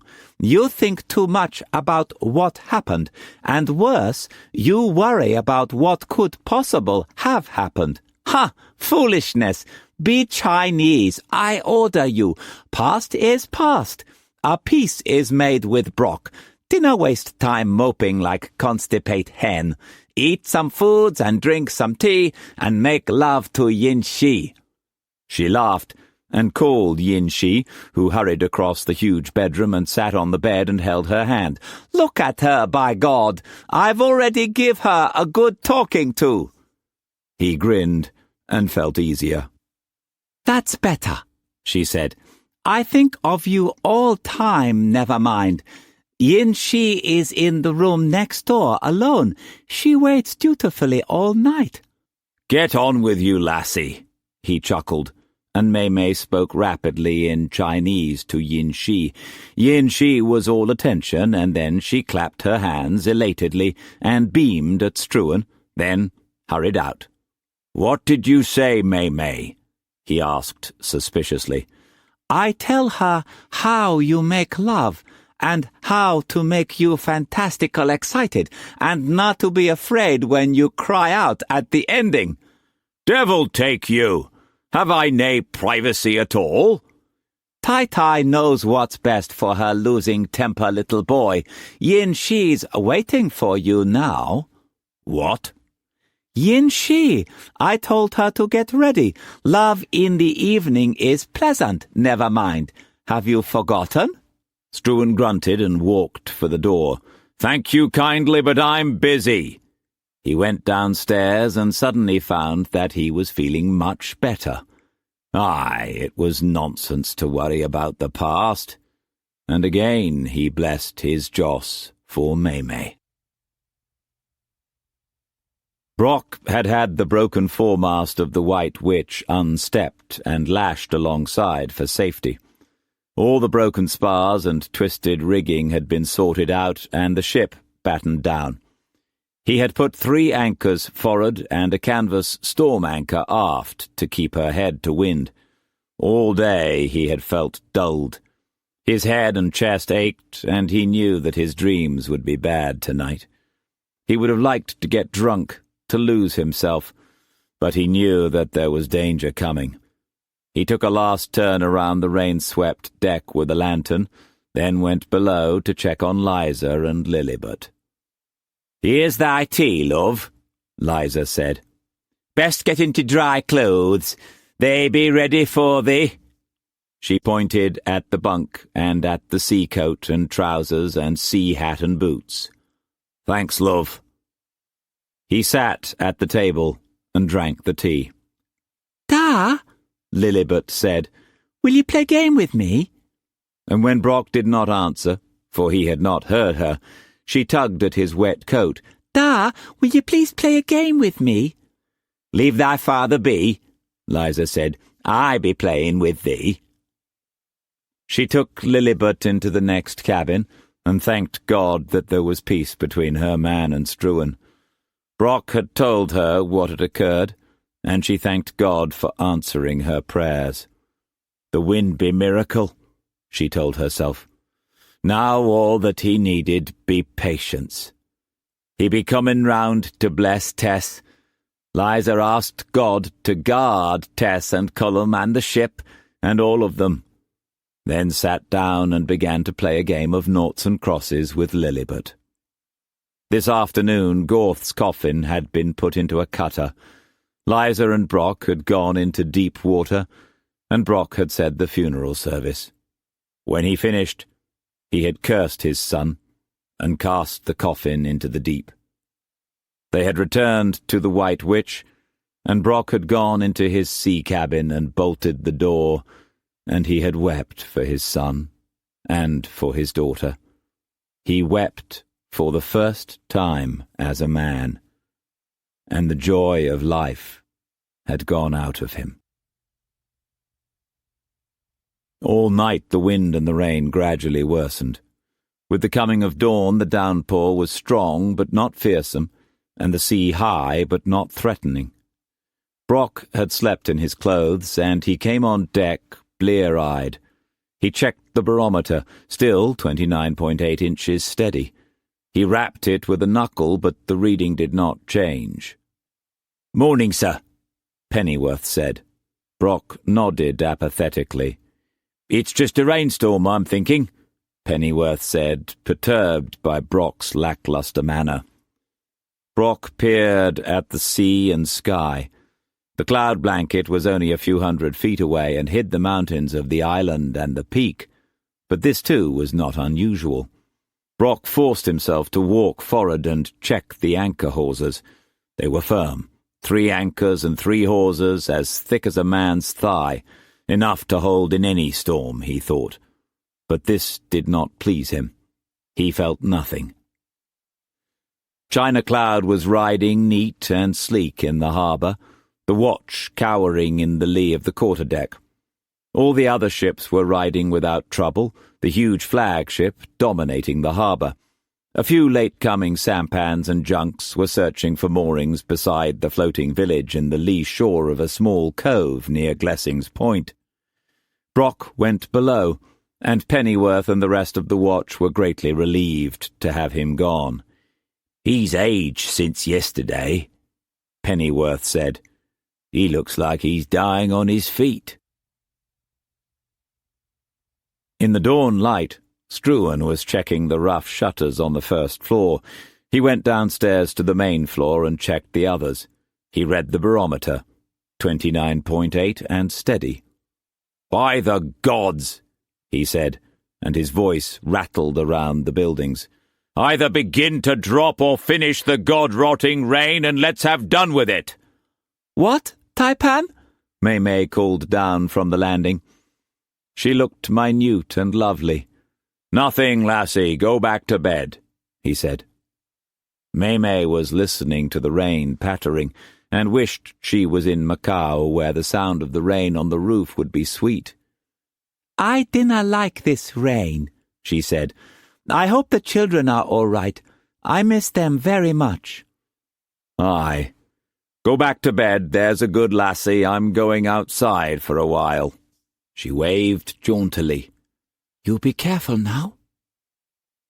Struan pulled on his heavy seacoat and went outside. Now the rain was slanting. It had not increased in the last hour. In fact, he thought it seemed to be lessening. The clouds were very low. He studied the lie of China Cloud. "She's pretty and safe," he told himself. He went back and checked the barometer. No change. He ate a good breakfast and prepared to leave again. "Up, down, why you so impatient? Where you go now, heya?" May asked. "The harbour master's office. I want to see if Cullum's all right. Dinner on any account. Go out or open any of the windows or doors. Supreme Lady Tai-Tai or nay, Supreme Lady Tai-Tai." "Yes, husband." May kissed him. Queen's Road was deeply puddled and almost empty, but the wind and the rain felt bracing, and it was better than being shut up in the box of the factory. It was just like a spring nor'easter in England, he thought. Nay, not as strong as that. He entered the harbour master's office and shook the rain off. Glessing got up from his desk. "Morning. Strange storm, isn't it? Care for tea?" He motioned to a chair. "Suppose you're looking for Cullum and Mrs. Struan. They've gone to early service." "Eh? They'll be back any minute. It's Sunday." "Oh, I'd forgotten." Glessing poured the tea from a huge pot, then put it back on the side of the brazier. The room was large and filled with charts. A mast came through the raftered ceiling, and beside it was a hatch. Signal flags were in neat cubicles, muskets in racks, and the whole room was tidy and shipshape. "What's your opinion of the storm?" "If it's a typhoon, then we're dead in its path. That's the only answer. If the wind does not back or veer, then the vortex'll pass over us." "God help us if you're right." "Aye. Once I got caught in a typhoon off Formosa. Never want to be in a sea like that again. And we weren't anywhere near the vortex, if there is such a thing."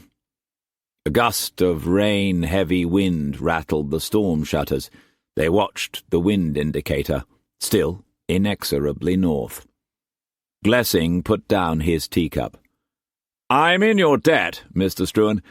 I got a letter the day before yesterday from Mary. She told me how kind you were, you and Cullum, particularly you. She sounds very much better. I saw her just before I left. She certainly was 10 times better than the first time I saw her. She says she'll be released in 2 months, that you told the papist you'd accept responsibility for her. Of course, that's up to me now." "As you wish. It's only a formality." Struan wondered what Glessing would do when he found out the truth about Mary. Of course, he had to find out. How could May believe that he would not? "Did the doctor say what her trouble was?" "A stomach disorder." "That's what she wrote. Again, thanks." Glessing moved a chart on his desk and wiped a tea stain off the teak. "Cullum mentioned that you were Royal Navy as a lad, at Trafalgar. Hope you don't mind my asking, but my father had the honour of serving there too. I was wondering what ship you were in. He was Flag Lieutenant to Admiral Lord Collingwood in Royal Sovereign," Struan said to him. "Aye, I was aboard." "By Jove!" was all that Glessing could splutter. Struan had kept this private from Glessing deliberately, always knowing that he had another ace to play should he need it to bring him to his side. "Aye, of course, I dinna remember your father. I was a powder monkey and scared out of my wits. But the Admiral was aboard and I was in Royal Sovereign." "By Jove!" Glessing repeated. He had seen the 110-gun ship of the line off Spithead once as a boy. "A ship's company of 836 and the future Tai-Pan of the noble house. No wonder we won, by God!" "Thank you," Struan said, "but I had little to do with the battle." "By gad, Tai-Pan, if I may call you that, I think this is wonderful. I'm very glad. Yes, I am, my word. Used to hate your guts, as you know, don't anymore. I still think my decision was right at the Battle of Chuen Pi, but I realize now that that cursed, nit-headed, misbegotten sod Longstaff was right when he said if I'd been you or you'd been me, our attitudes would have been the same." "What are you riled at Longstaff for?" Glessing's face lost its warmth. "Bloody sod had the impertinence to interfere in naval affairs. He suggested to the Admiral that I be sent home. Thank God the Admiral's Royal Navy and the bugger's sacked. And while we're on the subject of fools, I'm sure you've read last night's paper. That stupid bastard Cunnington. How dare he say Hong Kong's a godforsaken rock with hardly a house on't? Absolute bloody nerve, best harbour on earth. How dare he say we don't know anything about the sea?"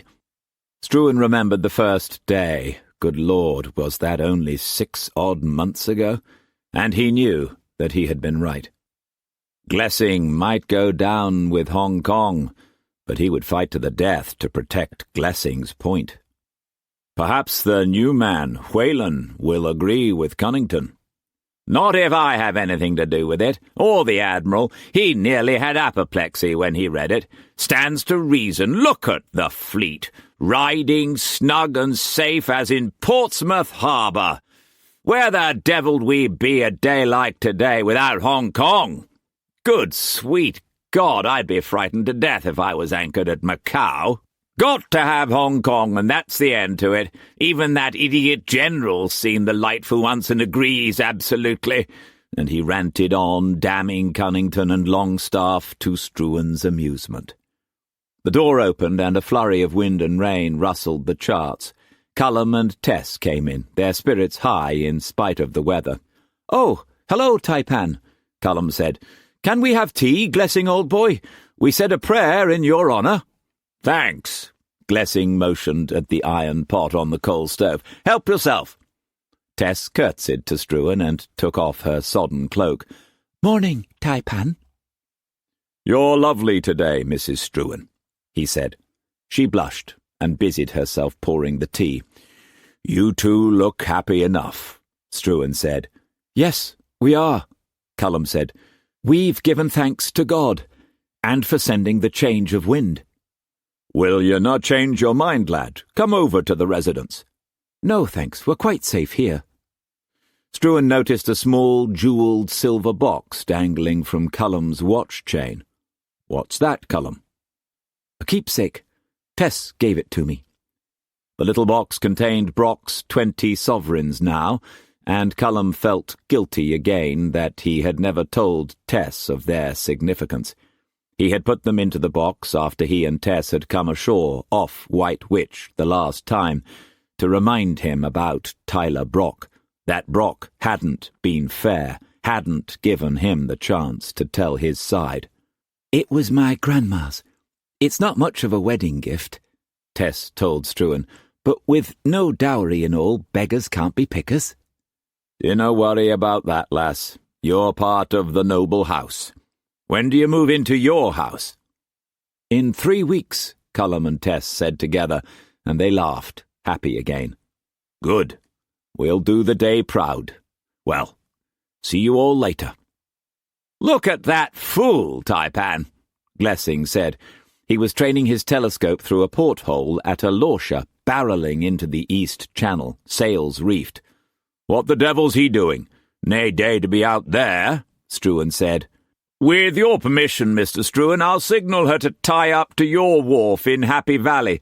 She'll have trouble anchoring in the roads. And your wharf's clear. Aye, with pleasure. Who is she?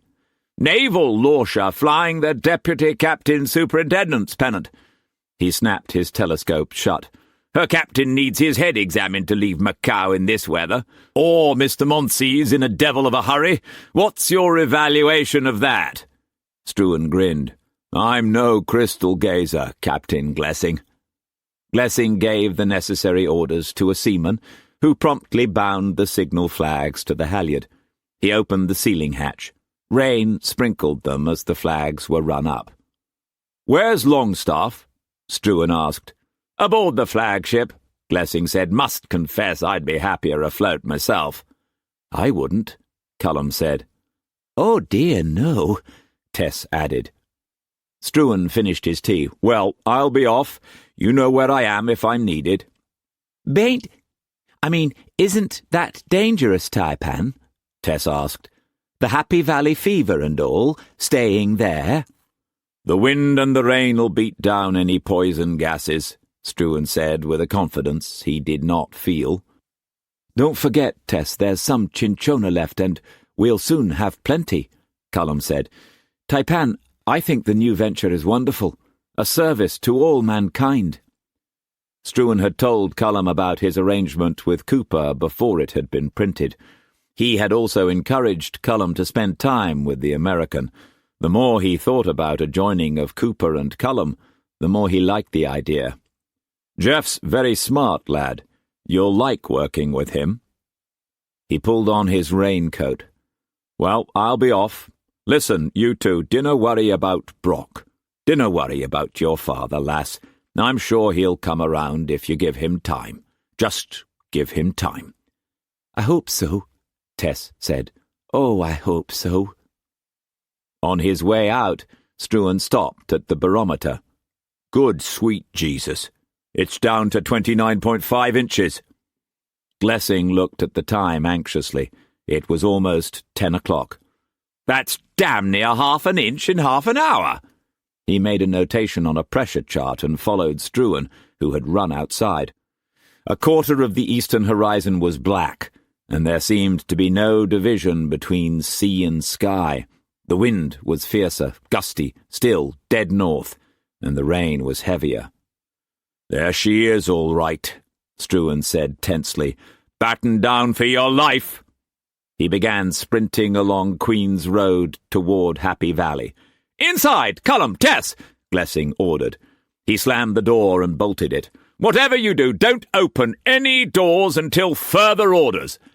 He pulled the porthole covers over the storm windows and checked all the fastenings, and he realized that Struan was right.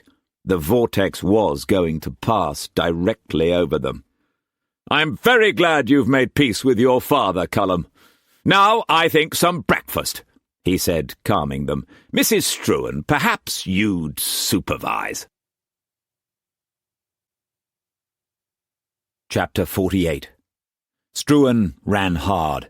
A few Chinese sedan chair coolies were hurrying for Taiping Shan, and a few stray Europeans were scurrying for cover. Through the rain, Struan could see the naval Lauscher abreast of him in the harbour, scudding fast for Happy Valley under many reefs. The churning sea was dull grey-green. The dark line of a squall raced at incredible speed across the harbour. Its edge caught the Lauscher, tore off her mainsail, and heeled her over.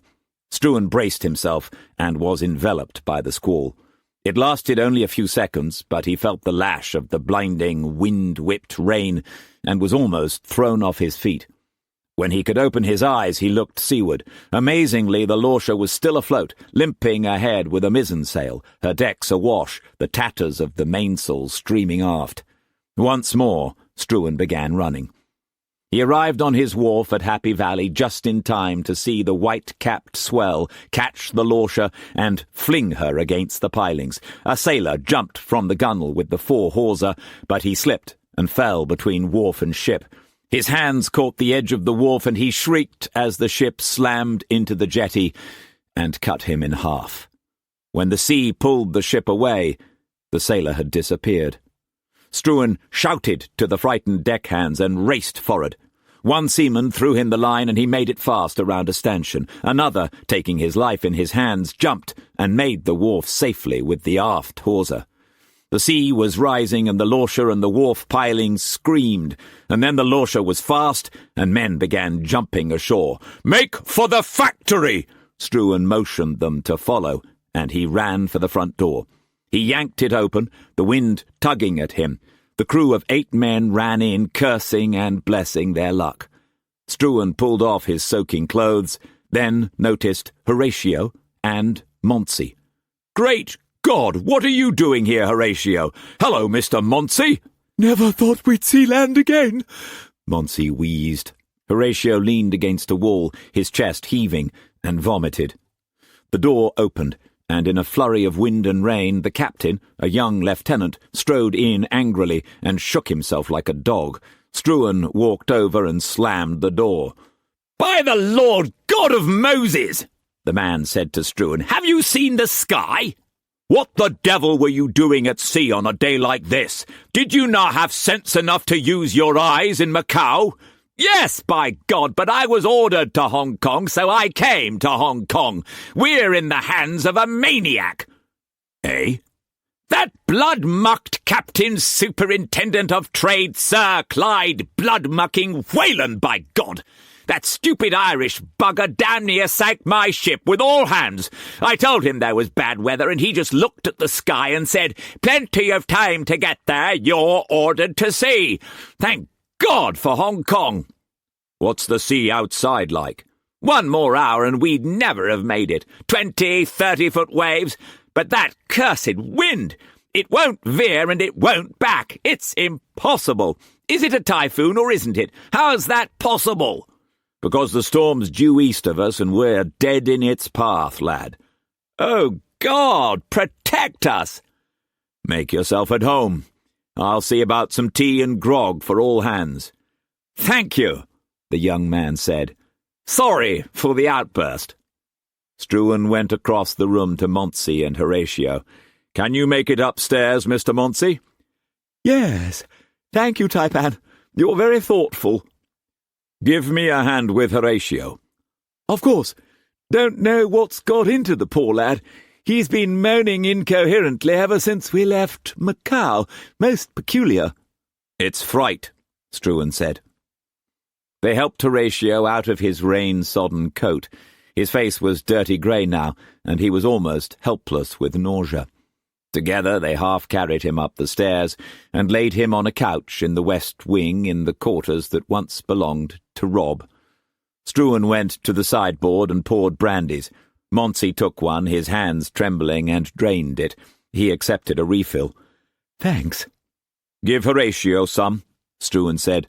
"I'll be back in a minute."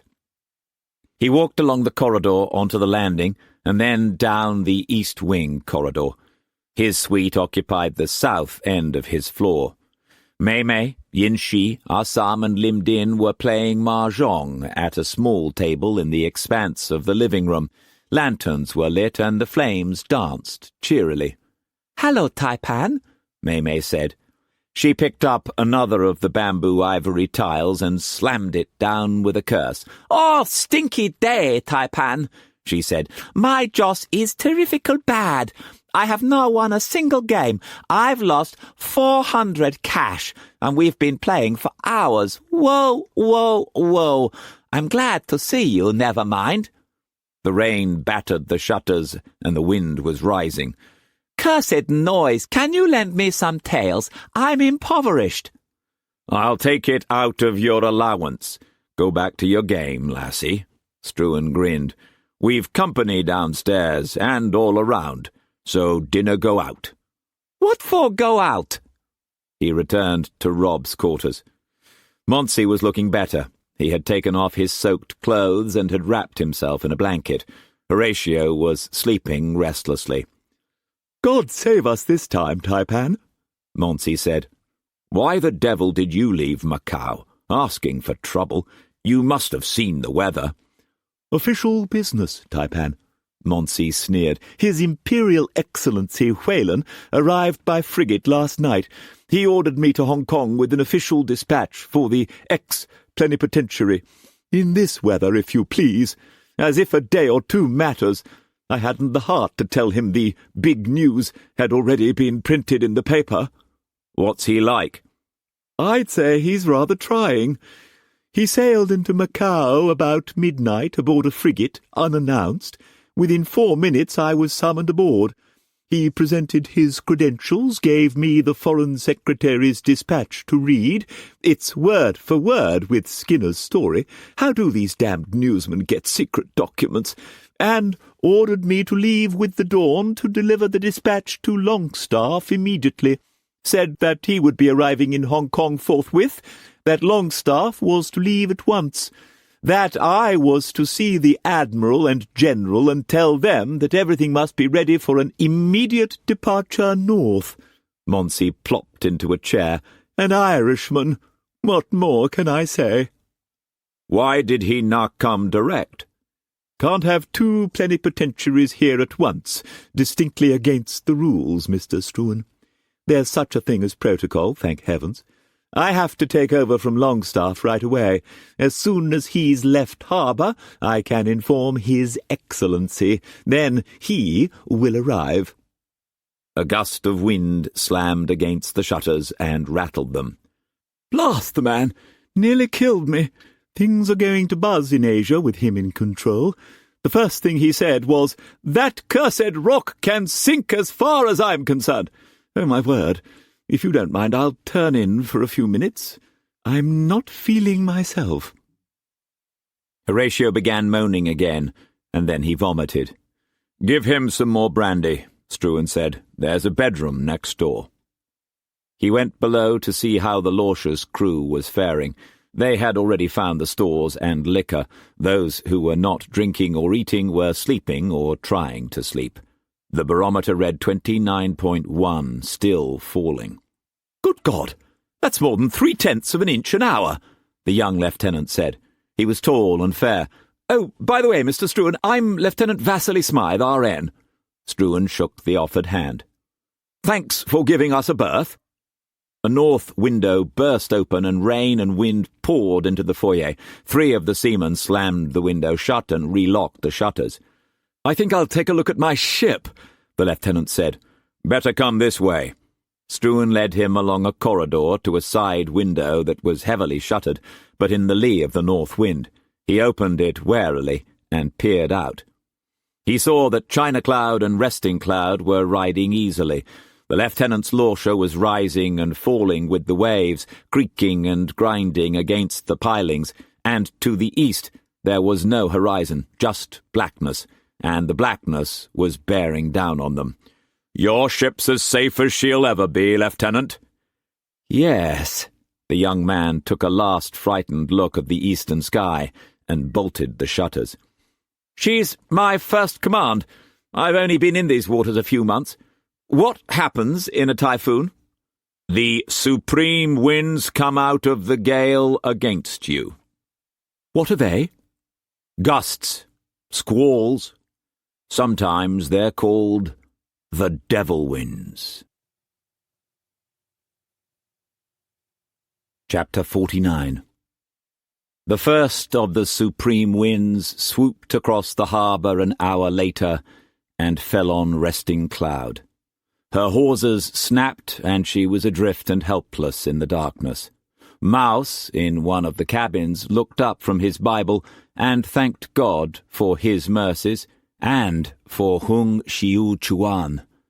The gale heeled Resting Cloud over, slamming Mouse unconscious against the bulkhead, and the ship was driven, almost on her beam ends, toward the shore.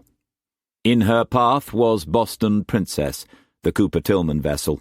The 2 ships collided violently, and Resting Cloud's bowsprit tore away part of the other vessel's upper works before it snapped off, and she careened away, stern toward the shore.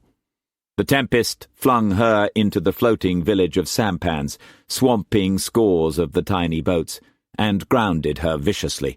Hundreds of Chinese were drowning, and those still secure in the sampans cowered under their flimsy bamboo coverings. But the next supreme wind snatched up the coverings, and with them many families. Aboard Boston Princess, Jeff Cooper dragged himself off the deck of the main cabin and helped Siobhan to her feet. The gale rose in violence and battered the vessel, but her hawsers held. "Are you all right?" Cooper shouted above the tumult. "I think so. Oh, God, help us!" "Stay here!" Cooper opened the cabin door and fought his way toward the deck, pandemonium surrounding him. But the gale and horizontal rain drove him below. He went down 3 decks and along a corridor and into the hold. He peered around with a lantern. Where Resting Cloud had hit, the timbers were crushed and the seams starting to go. Cooper went back to Siobhan. "It's all right," he lied, "so long as we don't break our moorings." The supreme wind struck Glessing's point and snapped the flagpole, throwing it like a javelin at the harbour master's office. The flagpole smashed through the granite wall and chopped Glessing's arm off at the elbow. It punched its way through the other side of the building, throwing Cullum aside and cascading bricks and debris and burning coals on Tess before coming to rest. The rain and gale howled through the broken walls, and Tess's dress was ablaze. Cullum groped to his feet and beat at the flaming clothes with his hands. When he had extinguished the fire, he held Tess in his arms. She was unconscious. Her face was white, and her hair was partially singed. He ripped off her dress and examined her carefully. There were burns on her back. Cullum heard screaming. Turning around, he saw Glessing, blood spurting from his stump, and across the room he saw the disjoined arm. Cullum stood up, but his legs would not move. "Do something, Cullum!" he shouted against the wind. His muscles obeyed, and he grabbed a flag halyard and bound a tourniquet around the stump and stopped the bleeding. He tried to decide what he should do next, and then he remembered what his father had done when Zergiev was shot.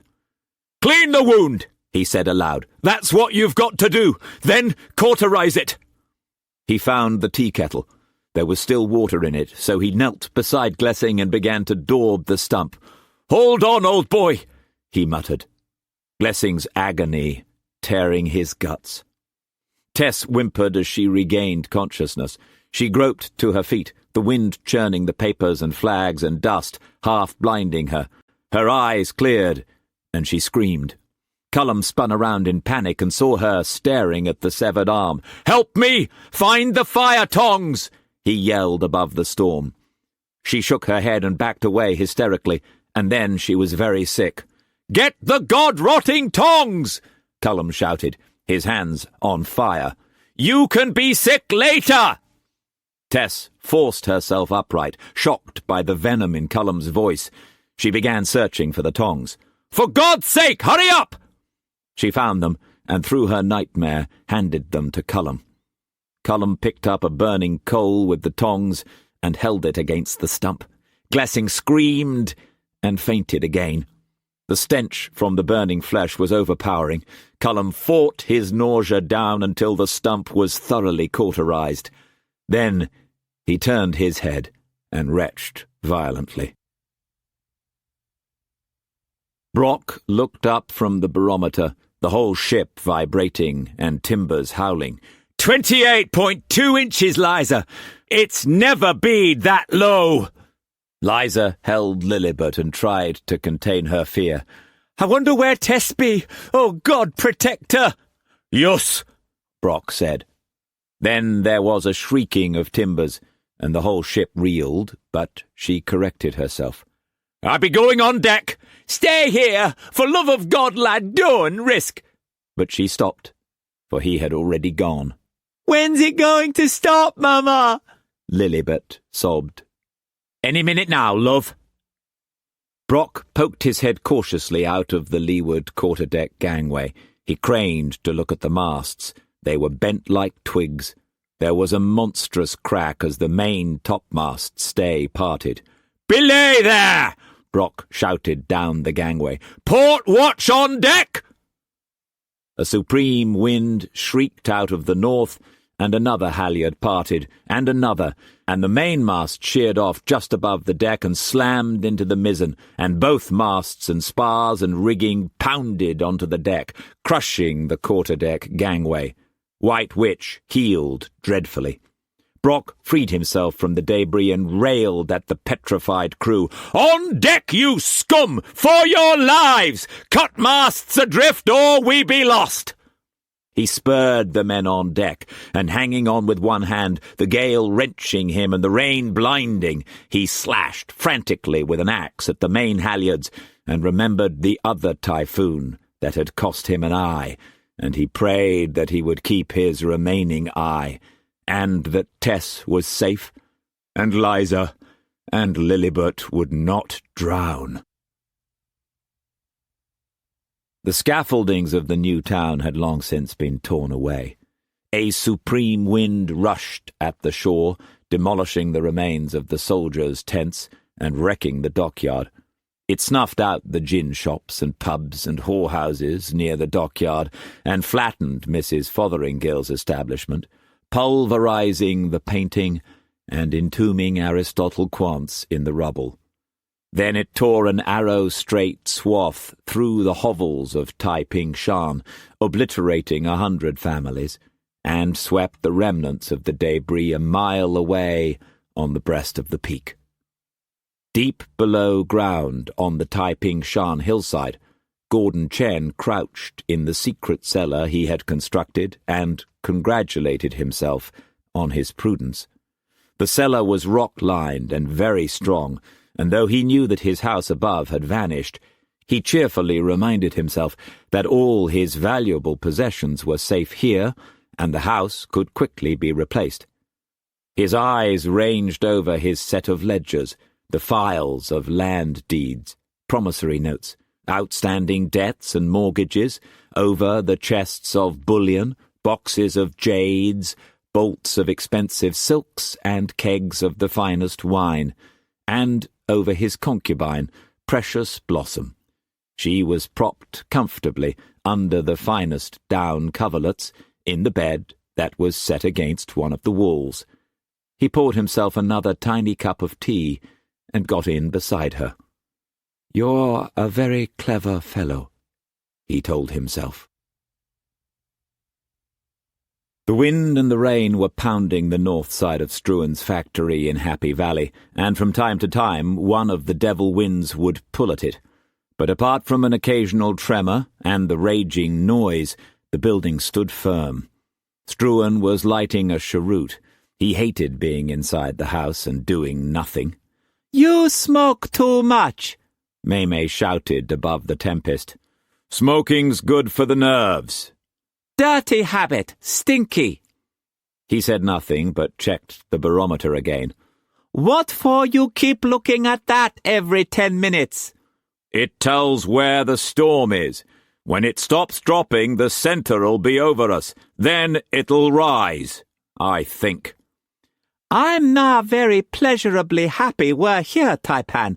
It would be much better at Macau." "I dinna think so." "What?"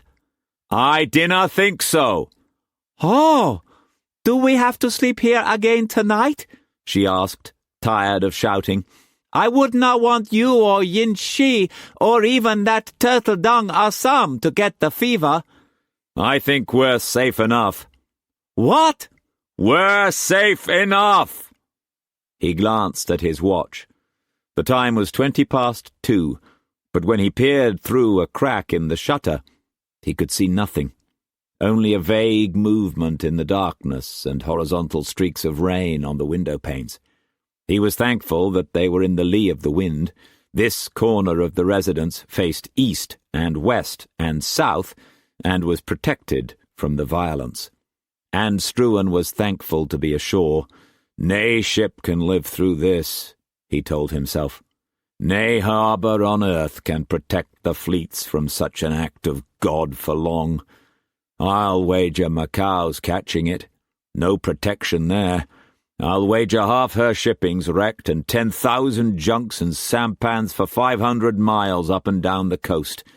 Aye, and the ship sent to Peru. I'll wager she was caught and she's gone.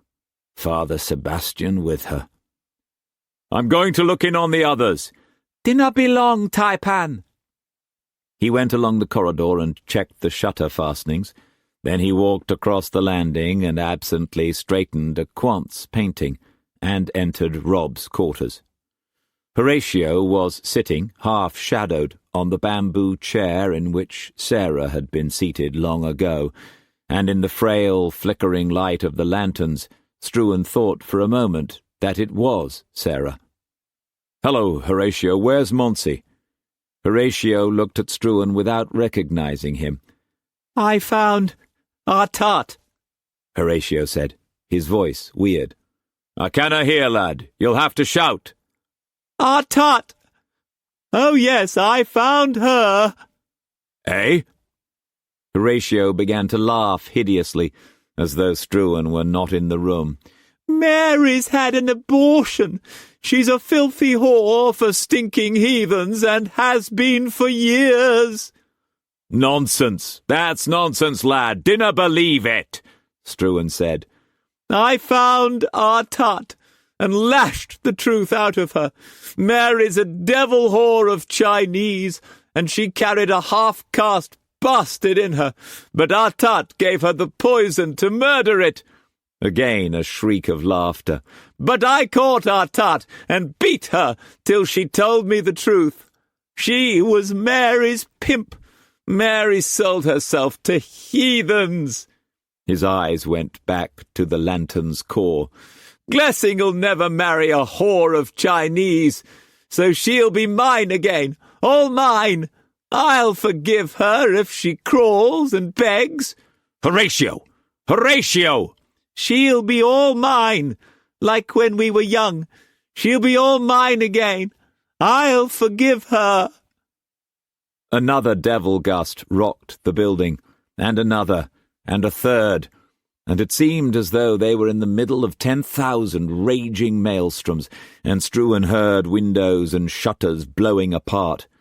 He took to his heels and rushed along the corridor to his suite. Mei and Yin-Shi were quailing in the bed, and Assam was moaning, petrified. Struan charged over to the bed and took Mei in his arms. The roaring, screaming violence crescendoed. Abruptly, the storm vanished. There was silence. Light began seeping through the cracks in the shutters, growing in intensity with the seconds. What's happened? Mei asked, her voice sounding unreal in the overpowering hush. Struan put Mei down and walked over to the window. He peered through one of the cracks, then cautiously opened the window and unbolted the shutters. He winced as hot, dry air swarmed into the room. He stared incredulously into the harbour. China Cloud was still at her moorings. White Witch was dismasted, the ends of her halyards drooping over the side. Resting Cloud was grounded at Glessing's Point. The Lauscher was still tied up at the company wharf. He saw one frigate aground, heeled over, high above the surf. But the rest of the fleet and troop ships and merchantmen were still at anchor, untouched. Above were feathers of clouds and blue sky and sunshine, but in the harbour the sea had gone mad. Pyramidal waves rose out of the surface and clashed into each other, and he saw China Cloud take water over both gunwales and stern and bow at the same time. Beyond, in the distance, an encircling screen of gigantic thunderclouds grew out of the sea and towered, peerless, to 60,000 feet. And over all, but for the slopping of the waves against one another, the unearthly silence. "We're in the vortex." What? "The eye of the storm. This is it. The centre." Mei and Yin-Shi and Assam hurried over. "The fleet's safe by all that's holy. Struan said exultantly. "The ships are safe! They're safe!" Abruptly, his joy vanished, and he slammed the shutters and windows and bolted them. "Come on!" he said urgently, flinging the door open, and they followed astonished. He ran the length of the corridor across the landing into the opposite wing of the building and opened the door of the northmost suite. The shutters were partially broken, and one window was smashed and glass was everywhere. "Stay here!" he said. "What's the matter, Tai-Pan? The storm's gone!" "Do as I say!"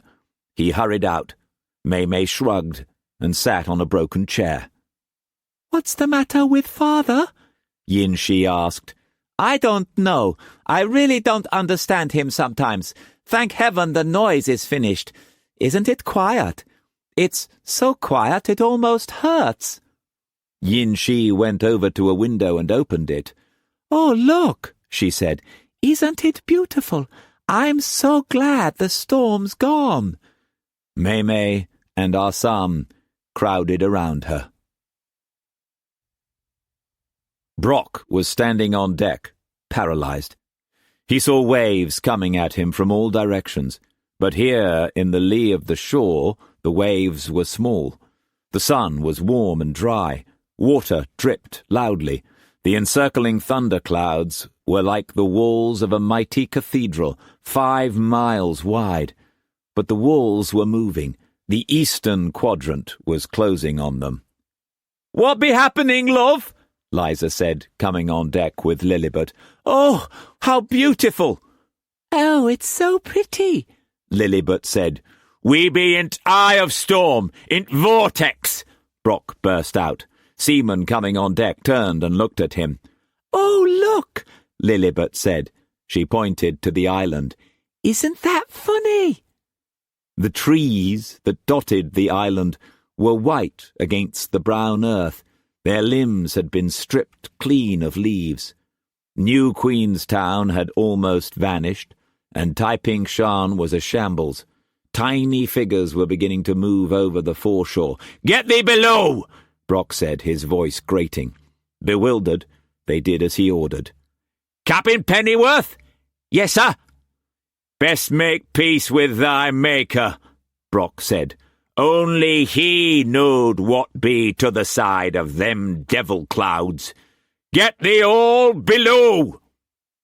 He picked up his telescope and trained it on the residents of the noble house. He could see Struan standing in the midst of a group outside the front door. There were a few heads peeking out of third-story windows. He snapped the telescope closed. "Best get thee inside, Dirk," he said quietly.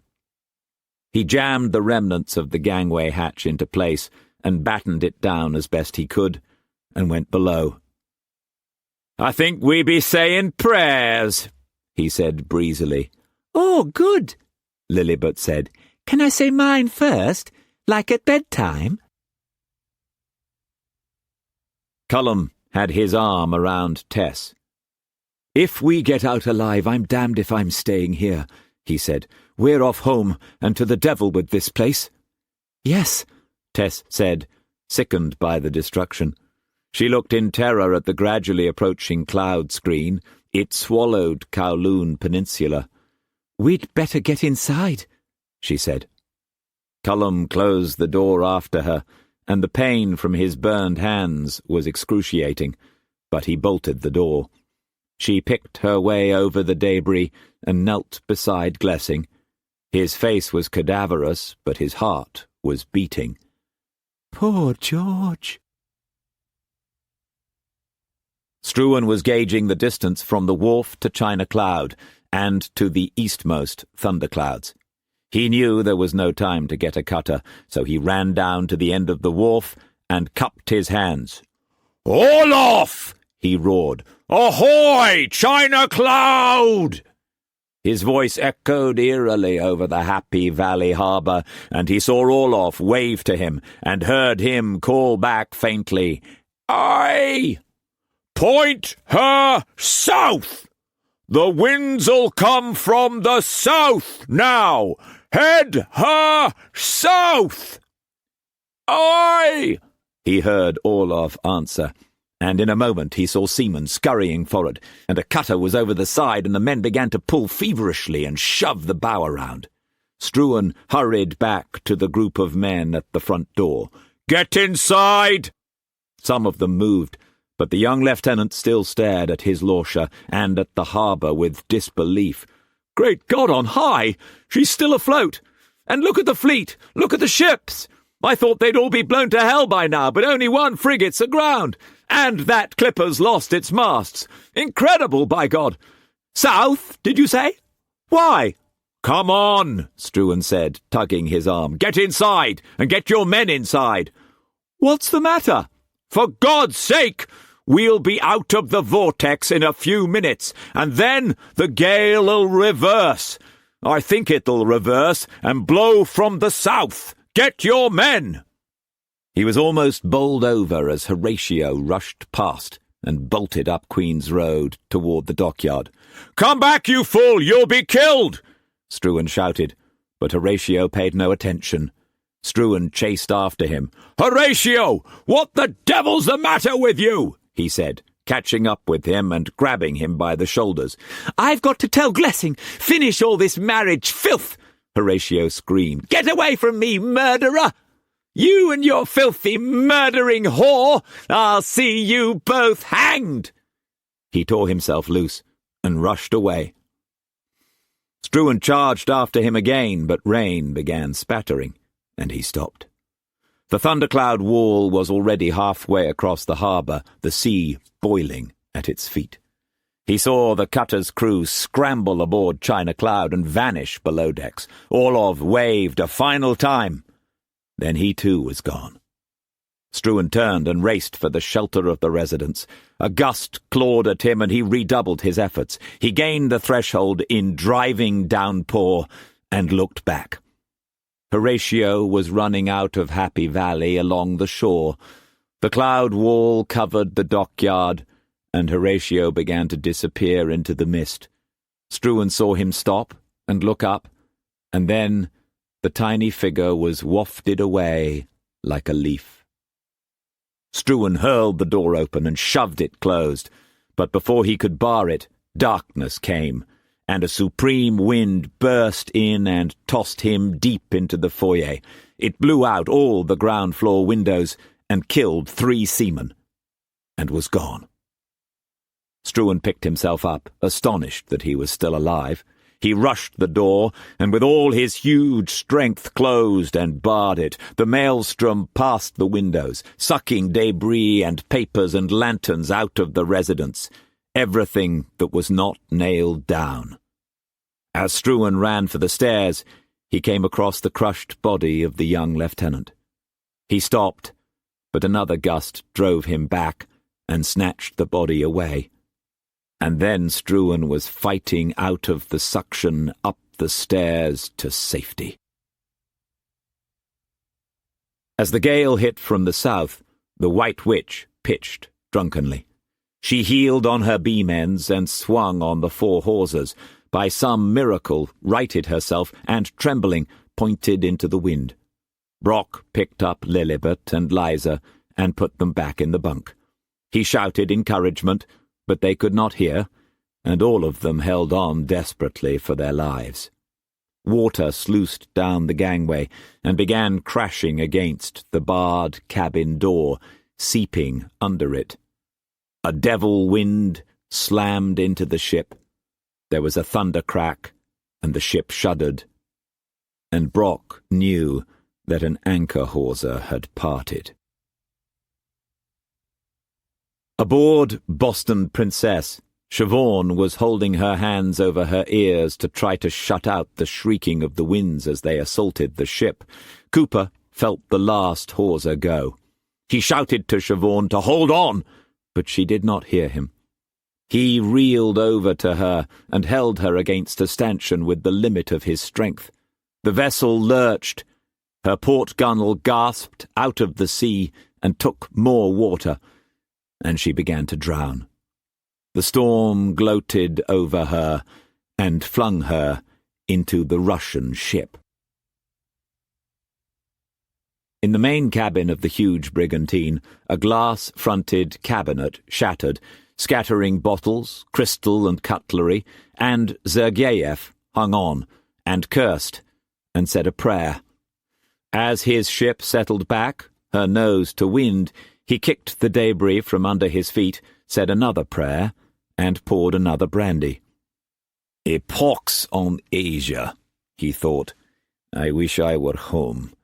The pox on the devil storm, the pox on the British, the pox on this foul island, the pox on everything, the pox on Prince Tyrgin for sending me out here, the pox on Alaska, and on emigration, and on the Americas and Americans.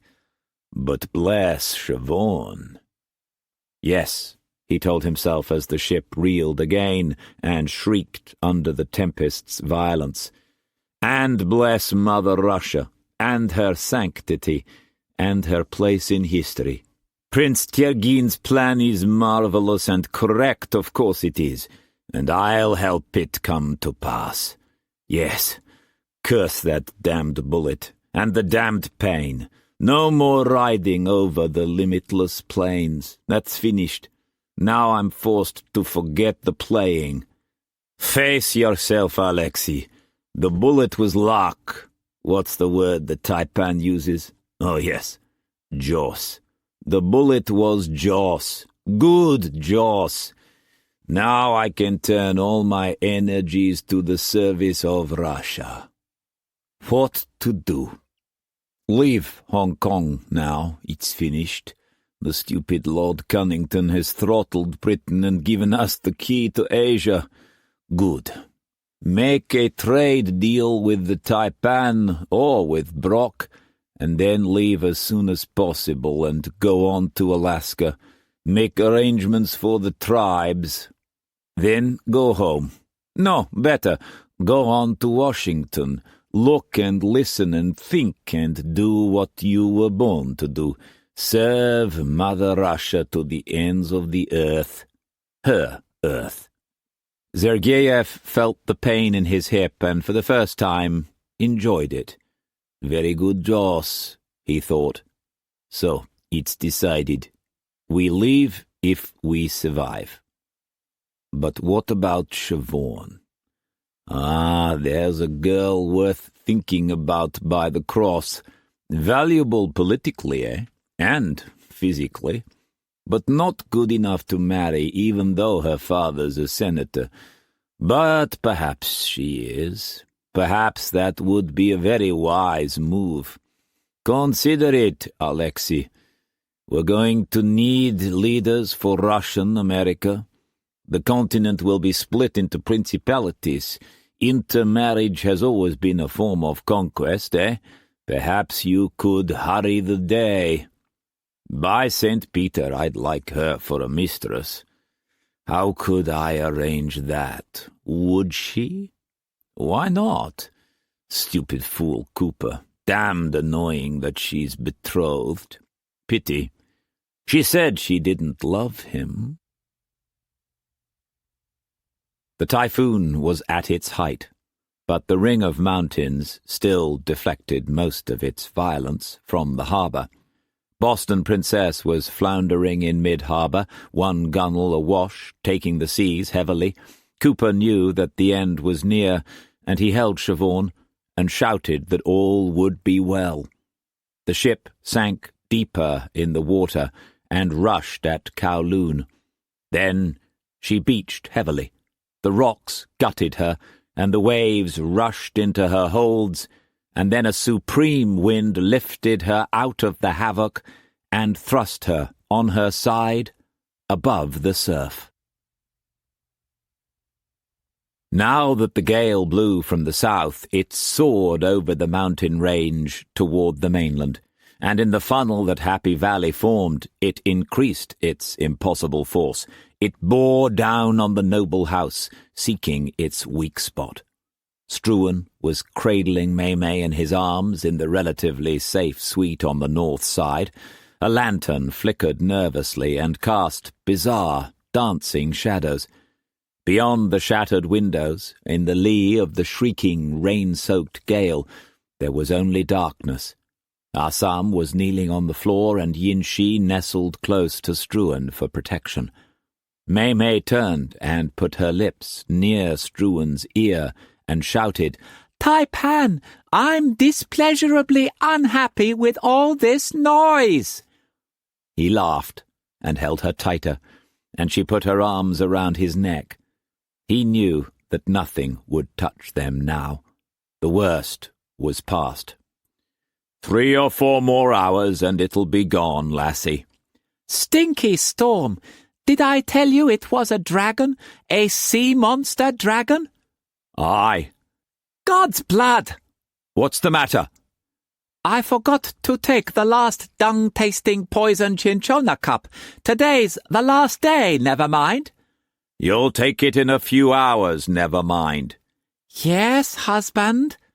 Mei felt very happy and very healthy. She played with the long hair at the nape of Struan's neck. I hope the children are all right. Aye. Dinna worry, Chen Sheng will look after them. When we go, Heya, I'm fantastical urgent about marriage. 3 months, definitely before Christmas. I think you should take another barbarian wife as third sister. He laughed. Very important have lots of sons. Dinna laugh, by God. Maybe you've a good thought, lassie, he said. Perhaps I should have 3 barbarians. Then there's you and Yin-Shi. I think it's terrifical important we should get another Chinese sister before we leave. Huh? If your activity thus far with second sisters any signal, we take lovers, by God.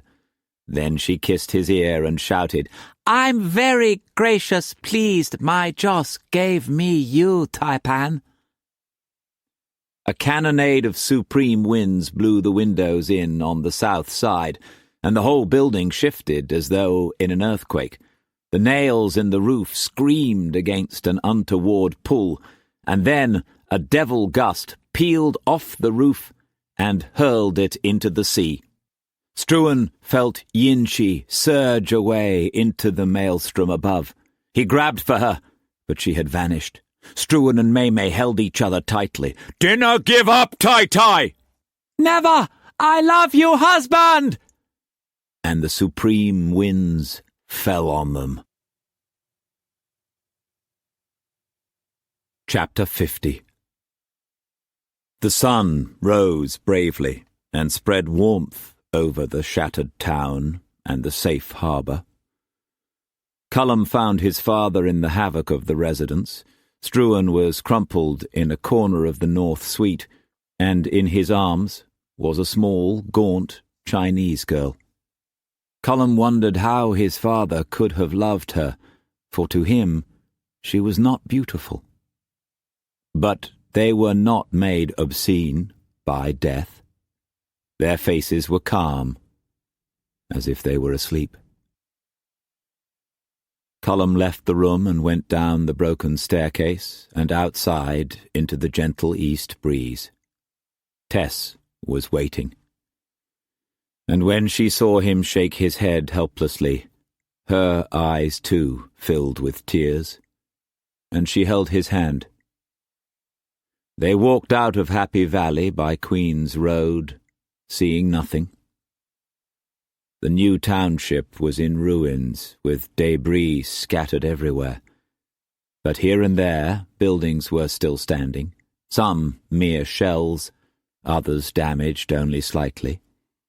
The foreshore was alive with people hurrying to and fro, or standing still in groups, surveying the wreckage of their dwellings or business houses. Many were supervising gangs of coolies, salvaging their sodden possessions or making repairs. Sedan chair coolies were plying their trade, so were the beggars. Patrols of soldiers had been placed at strategic points against the inevitable looting, but strangely, there were very few looters. Sampans and junks were fishing in the calm harbour among the flotsam of broken boats. Others were arriving, bringing new settlers, and the procession of Chinese from the shore up to Taiping-shan had begun again. Smoke hung over the hillside. There were a few fires amid the wreckage of hovels, but beneath the smoke was the hum of industry. Restaurants, tea and food shops, and street vendors were doing business again, while the inhabitants, hammering, sawing, digging, chattering, patched up their homes or began to rebuild, blessing their joss they were alive. "Look, Colum, love," Tess said. They were near the dockyard. Cullum was numb, his brain hardly functioning. He looked where she was pointing. On a slight hillside, their almost finished home was roofless and tilted off the foundations. "Oh dear," she said. "What are we going to do?" He did not answer. Her fear magnified as she sensed his panic. "Come on, love. Let's go to the hotel, then aboard White Witch. Come on, love." Skinner hurried up to them. His face was grimy, his clothes ripped and filthy. "Excuse me, Mr. Cullum, where's the Tai-Pan?" "What?" "The Tai-Pan. Do you know where he is? I've got to see him immediately." Cullum did not answer, so Tess said, He's dead." "Eh?" "He's dead, Mr. Skinner. Cullum saw him. He's dead. In factory." "Oh, God! No!" Skinner said, his voice thick. "Just my cursed Joss!" He mumbled condolences and went back to his printing shop and his demolished press. "Your publisher-owner!" he shouted. "Of what? You've no press and no money to buy another, and now the Tai-Pan's dead, so you can't borrow from him, so you own nothing, and you're busted. Busted! What the hell are you going to do?"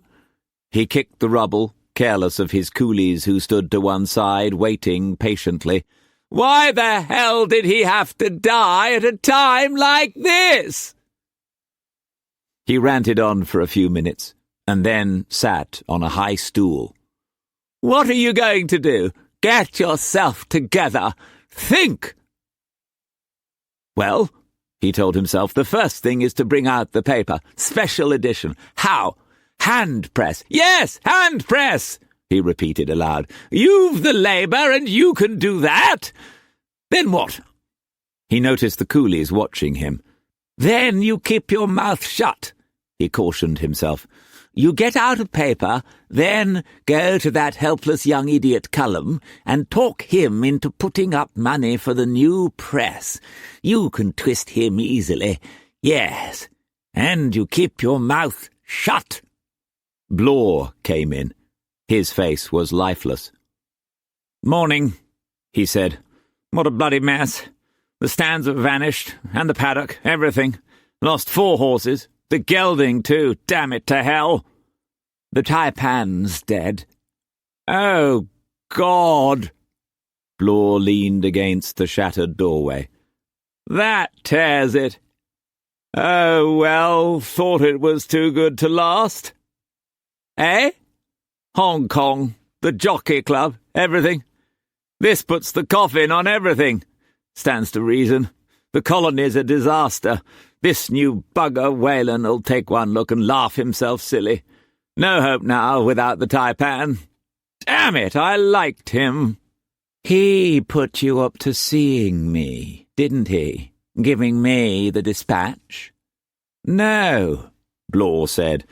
The Tai-Pan had sworn him to secrecy. A secret was a secret. "Poor chap. Glad in a way he didn't live to see the end of the colony." Skinner took him by the arm and pointed to the harbour. "What's out there?" "Eh? The harbour, for God's sake."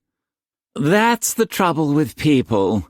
They don't use their heads or their eyes. The fleet's Safe, all the merchantmen. We lost one frigate aground, and she'll be repaired and floated in a week. Resting Cloud the same. Boston Princess gutted on Kowloon, but that's all. Don't you understand? The worst typhoon in history put Hong Kong to the test, and she came out of it with all flags flying, by God. The Typhoon was huge joss. You think the Admiral won't understand? You think even that clod-headed Cunnington doesn't know our might rests with the fleet? Whatever that dumb-brained general thinks. Sea power, by God! Good Lord, you really think so? Skinner had already gone back inside and was shoving debris out of his way. He sat down and found a quill and ink and paper and began scribbling. You really think so?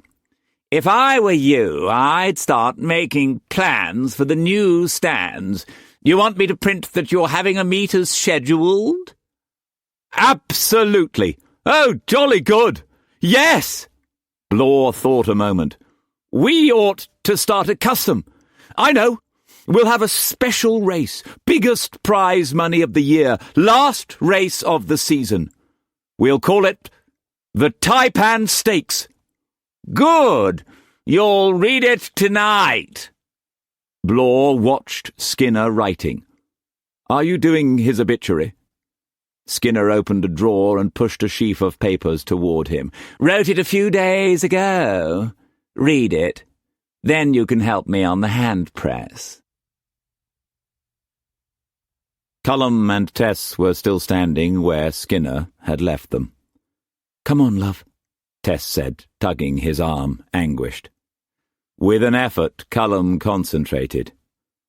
Why don't you go aboard White Witch? I'm sure they're anxious to know you're safe. I'll come aboard later. Let me alone for a while, will you, dear? Just let me alone. Oh, Cullum, what are we going to do? I don't know. I don't know. He saw her looking up at him, and then she had gone. He walked on toward Glessing's Point, not hearing and not seeing, time ceasing to exist for him.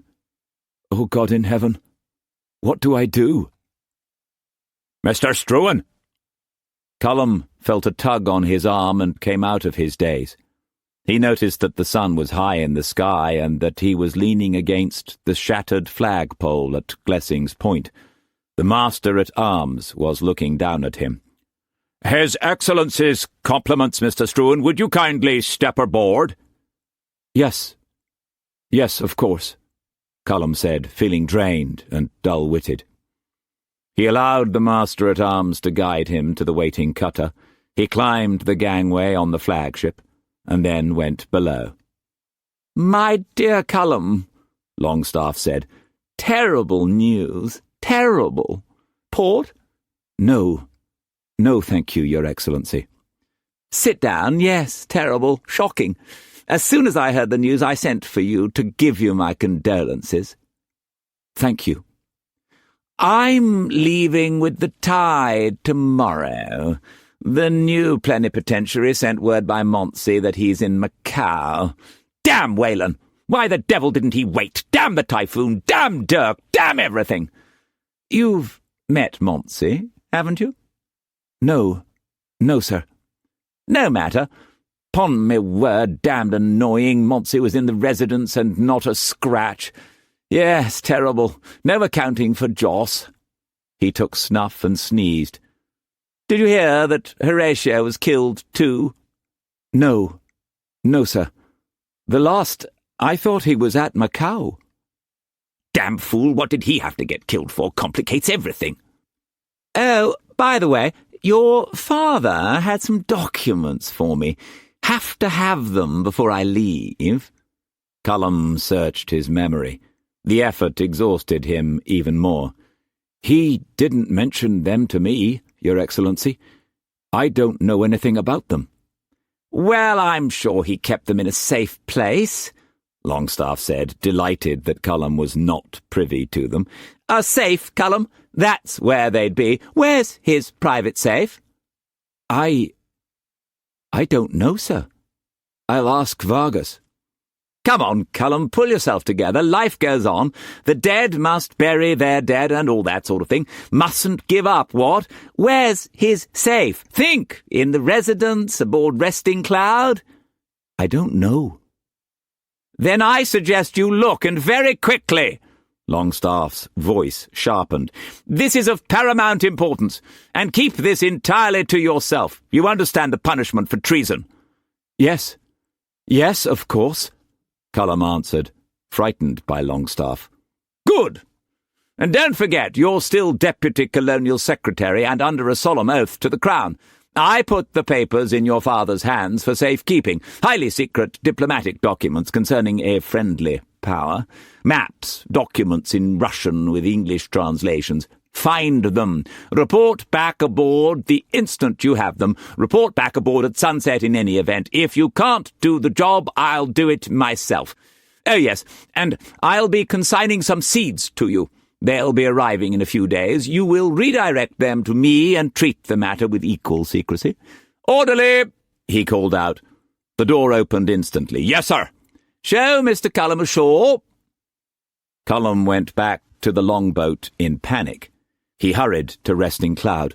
She was in the middle of the sampan village, almost upright. Soldiers had been posted against looters. He clambered aboard and went below. Lim Din was standing guard with a cleaver outside Struan's quarters. Massa dead? He asked. Yes. Lim Din made no reply, nor did his expression change. When Tai-Pan have paper, important paper, where put she? Cullum asked. Here? Paper, put safe. Safe have? Safe box? Lim Din motioned him inside and showed him the safe in the bulkhead of Struan's bedroom. This piece? Key, Key no have. Tai-Pan have, never mind. Where would he have the key? Cullum asked himself in desperation. On him, of course. I'll have to... Would Vargas have a duplicate? Oh, God in heaven help me. There'll be, well, a funeral and coffin. Where do I... And what about the girl?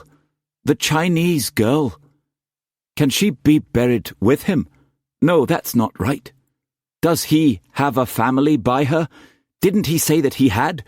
Where are they? In the ruins? Think, Cullum! Wake up, for God's sake! What about the ships? And money? Did he leave a will?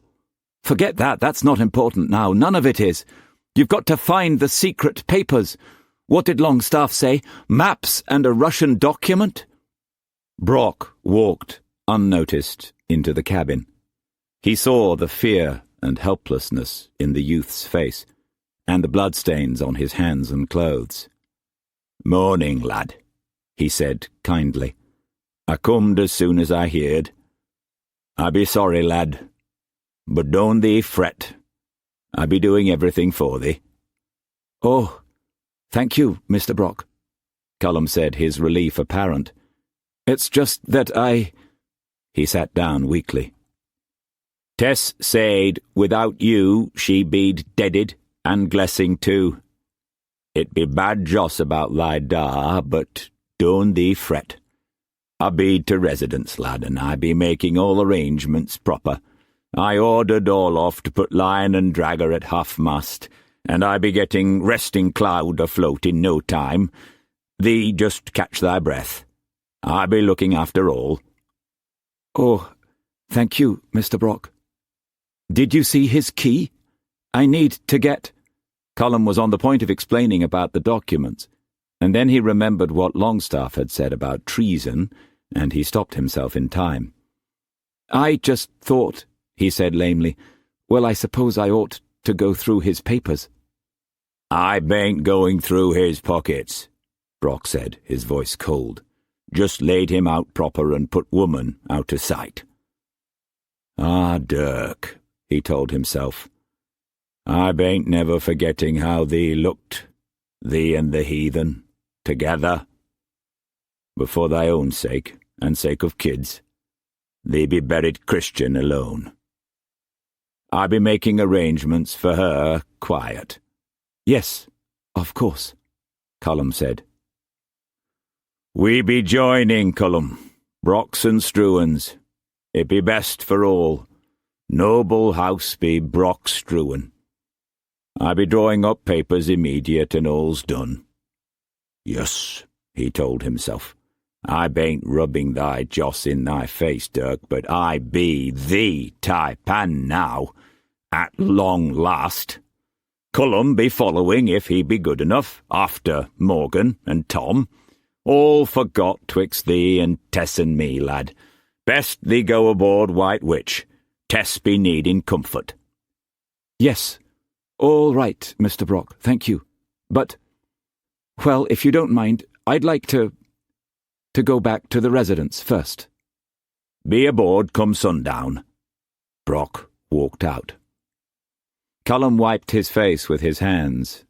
That's best. Joining. That's best. You always said you would. Get yourself together, Cullum. Go and get the key. Massa! Lim Din beckoned him to follow, and led the way into another cabin. Mouse was lying on the floor. He was ugly in death. Joss, never mind, Lim Din said, and he laughed nervously. Cullum groped his way off the ship, his heart hurting him, and along the plank alleyways of the sampan village, and then he was near Glessing's Point. He walked along Queen's Road, picking his way around rubble and broken possessions, mumbling incoherent thanks to the many who came up to him offering their sympathy. There was only one thought in his shattered mind. You have to go through his pockets. Cullum! Through his days he saw Cooper, Siobhan beside him, in a group of traders near the hotel. He would have gone on, but they came up to him. "We've just heard, Cullum. I'm so sorry," Cooper said. "Is there anything we can do to help? It's terrible, Joss." "Yes," Siobhan said, her face badly bruised and her clothes in tatters. "Terrible. We've just got back from Kowloon. I think it's just awful, so unfair. Well, I'm sorry, I can't talk now. I've... They watched him hurry away. "Poor young devil," Cooper said. "He looks frightened out of his wits." "I don't wonder, what with the Tai-Pan and Glessing." "Is he going to be all right, Glessing?" "I don't know. Hope so." Cooper looked across the harbour. He could see the wreckage of Boston Princess, and he thanked God again for their lives. "If I were him, I'd be, too." "That poor lad's going to need all the help he can get," Cooper told himself. "Thank God the Tai-Pan lived to give me the papers. I wonder if he had a premonition. No, surely not. What about Cullum? What's he going to do? He's as helpless as a babe. Perhaps I could watch over him. I owe that to the Tai-Pan, and more.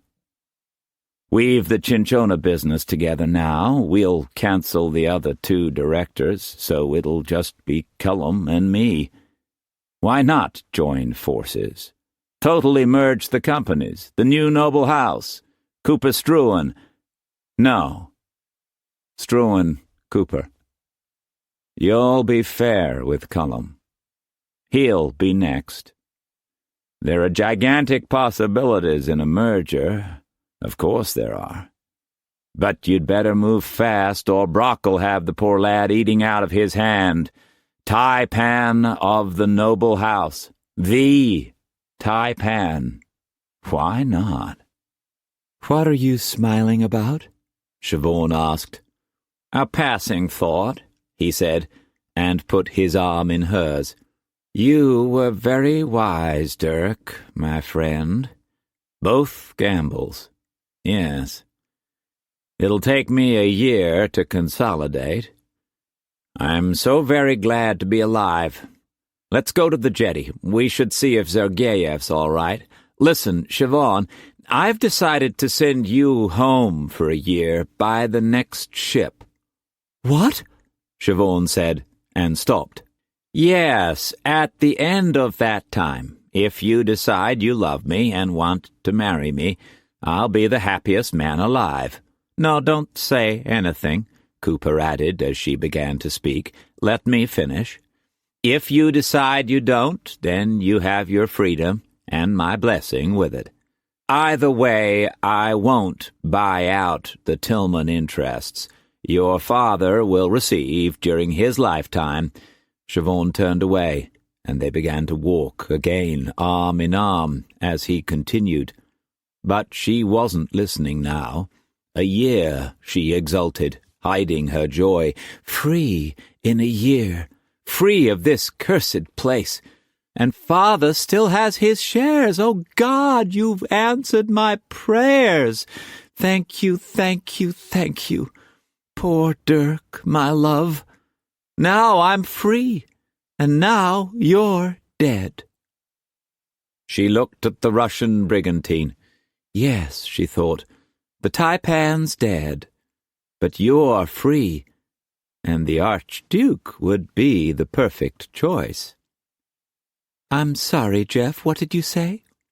Just that I want you to deliver some private documents to your father. Of course, my dear, and thank you. Thank you. The year will pass quickly. Gordon Chen bowed before the Buddha in the shattered temple and lit a final joss stick. He had wept for his father and for Mei-Mei. But now is not the time for weeping, he told himself. Joss is Joss. Now is the time for thinking. The noble house is dead. Cullum hasn't the strength to carry on. Brock will dominate him and join the companies together. Brock I cannot handle.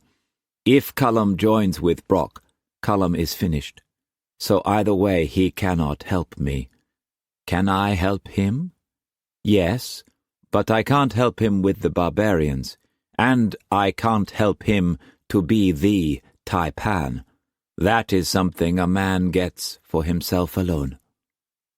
The thread of incense smoke curled delicately in the air, and he watched it, the perfume pleasing. Only my father knew about our arrangement. I have the lac of silver, and it will become 50, 100 lacs in time.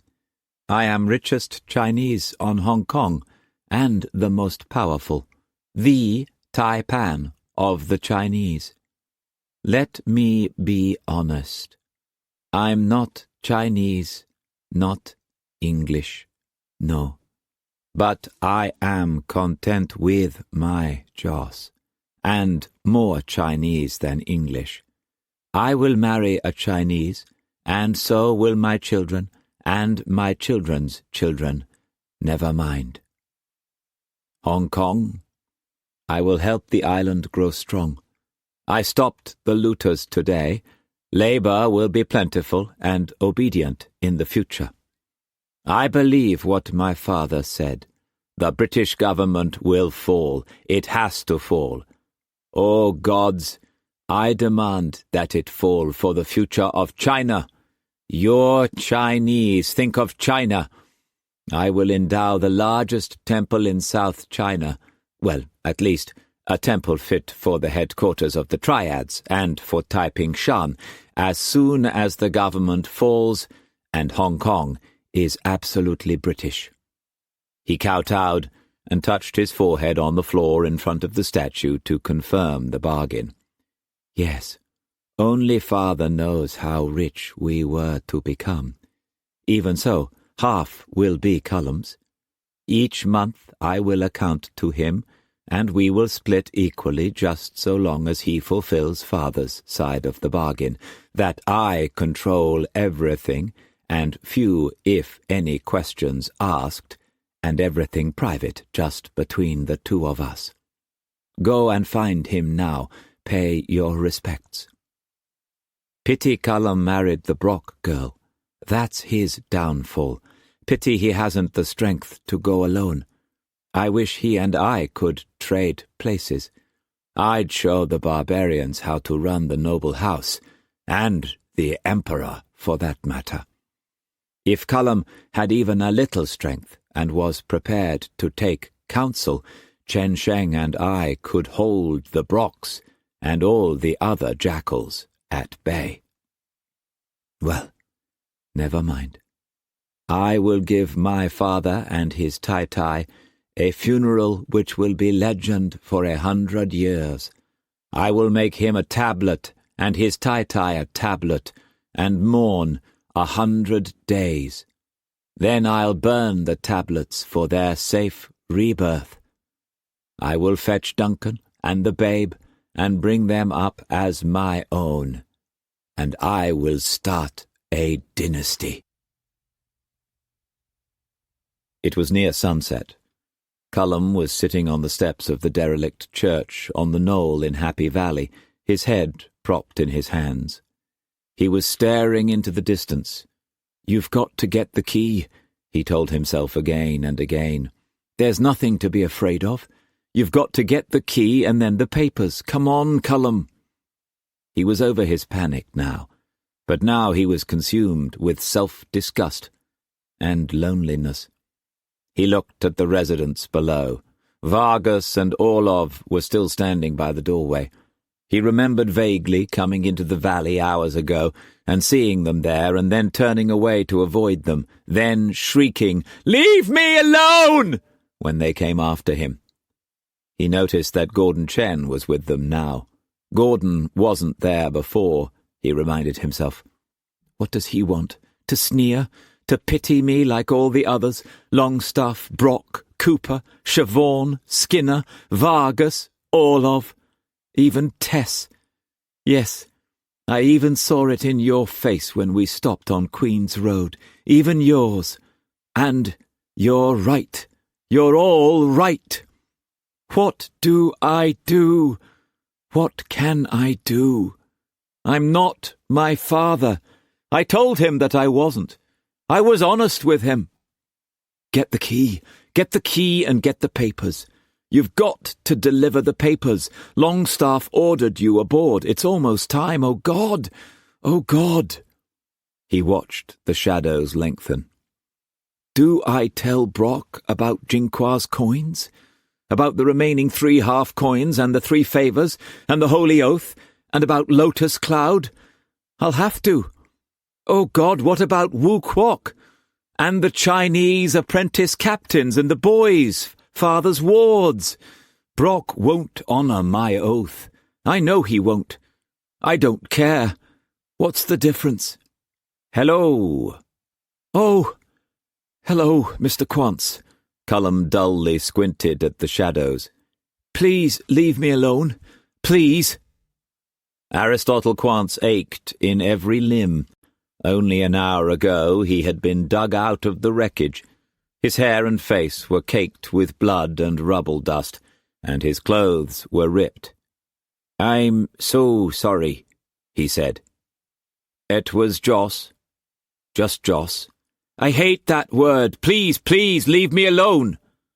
Quance saw the helplessness and agony and self-hatred in the face that vaguely resembled the one he knew so well. He remembered the first time he had seen Struan, in a back alley in Macau, lying unconscious in the dirt, just as helpless, just the same, he told himself. No, not the same, never the same. Dirk was like a god, even though he lay in the filth. Ah, Dirk, you always had the face of a god, and the power of a god. Awake, asleep. Yes, and even in death, I'll wager. Face. That's what you had. So different from your son. Yes, but not so different. Cullum stood up to you over the knoll, and stood by you against Brock, and shook hands with Gordon Chen in front of you, and eloped with the girl, damning the consequences, and saved Glessing's life. The spark's there. Remember what you said when you regained consciousness? I dinna ken who you are, but thanks for giving me back my face. You'd never lost it, Dirk, my friend. Aye, but give my son back his. Isn't that what you'd say if you were here? Are you here? I miss you, laddie. Aristotle Quance put away his own sadness and sat on the step beside Cullum. I know this isn't the time to bring it up, Tai-Pan, but could you lend me 450 guineas? What? What did you say?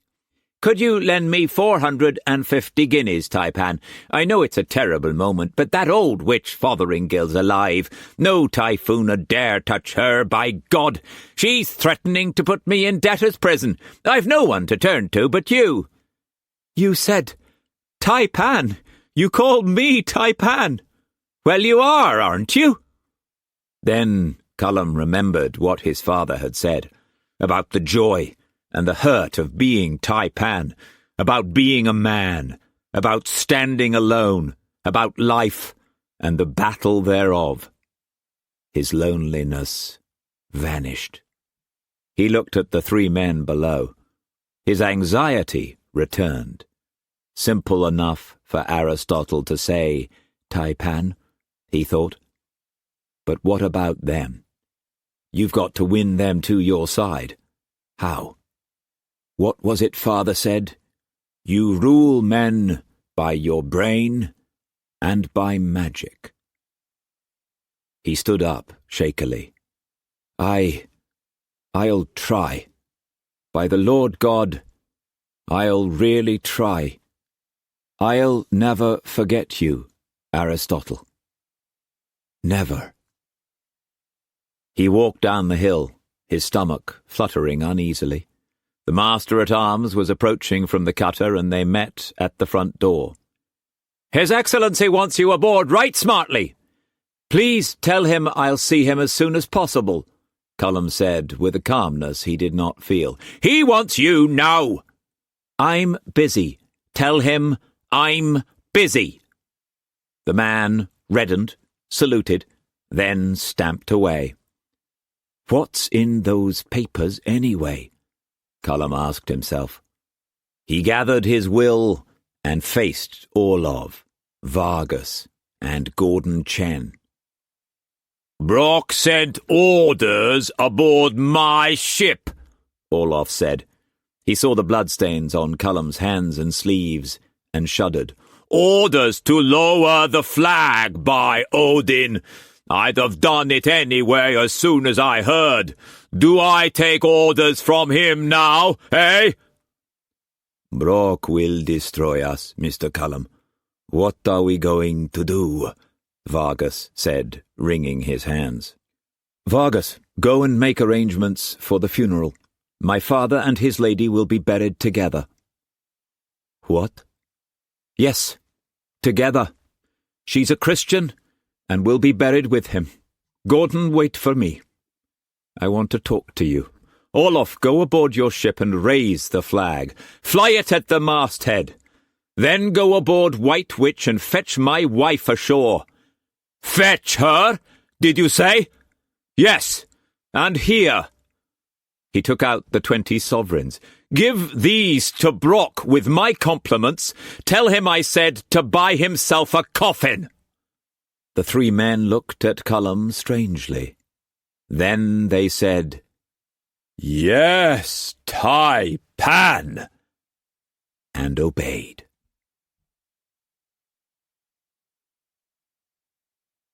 This concludes the reading of Tai-Pan, the epic novel of the founding of Hong Kong by James Clavell. Copyright 1966 by James Clavell. This book was read by Gilbert Jackson.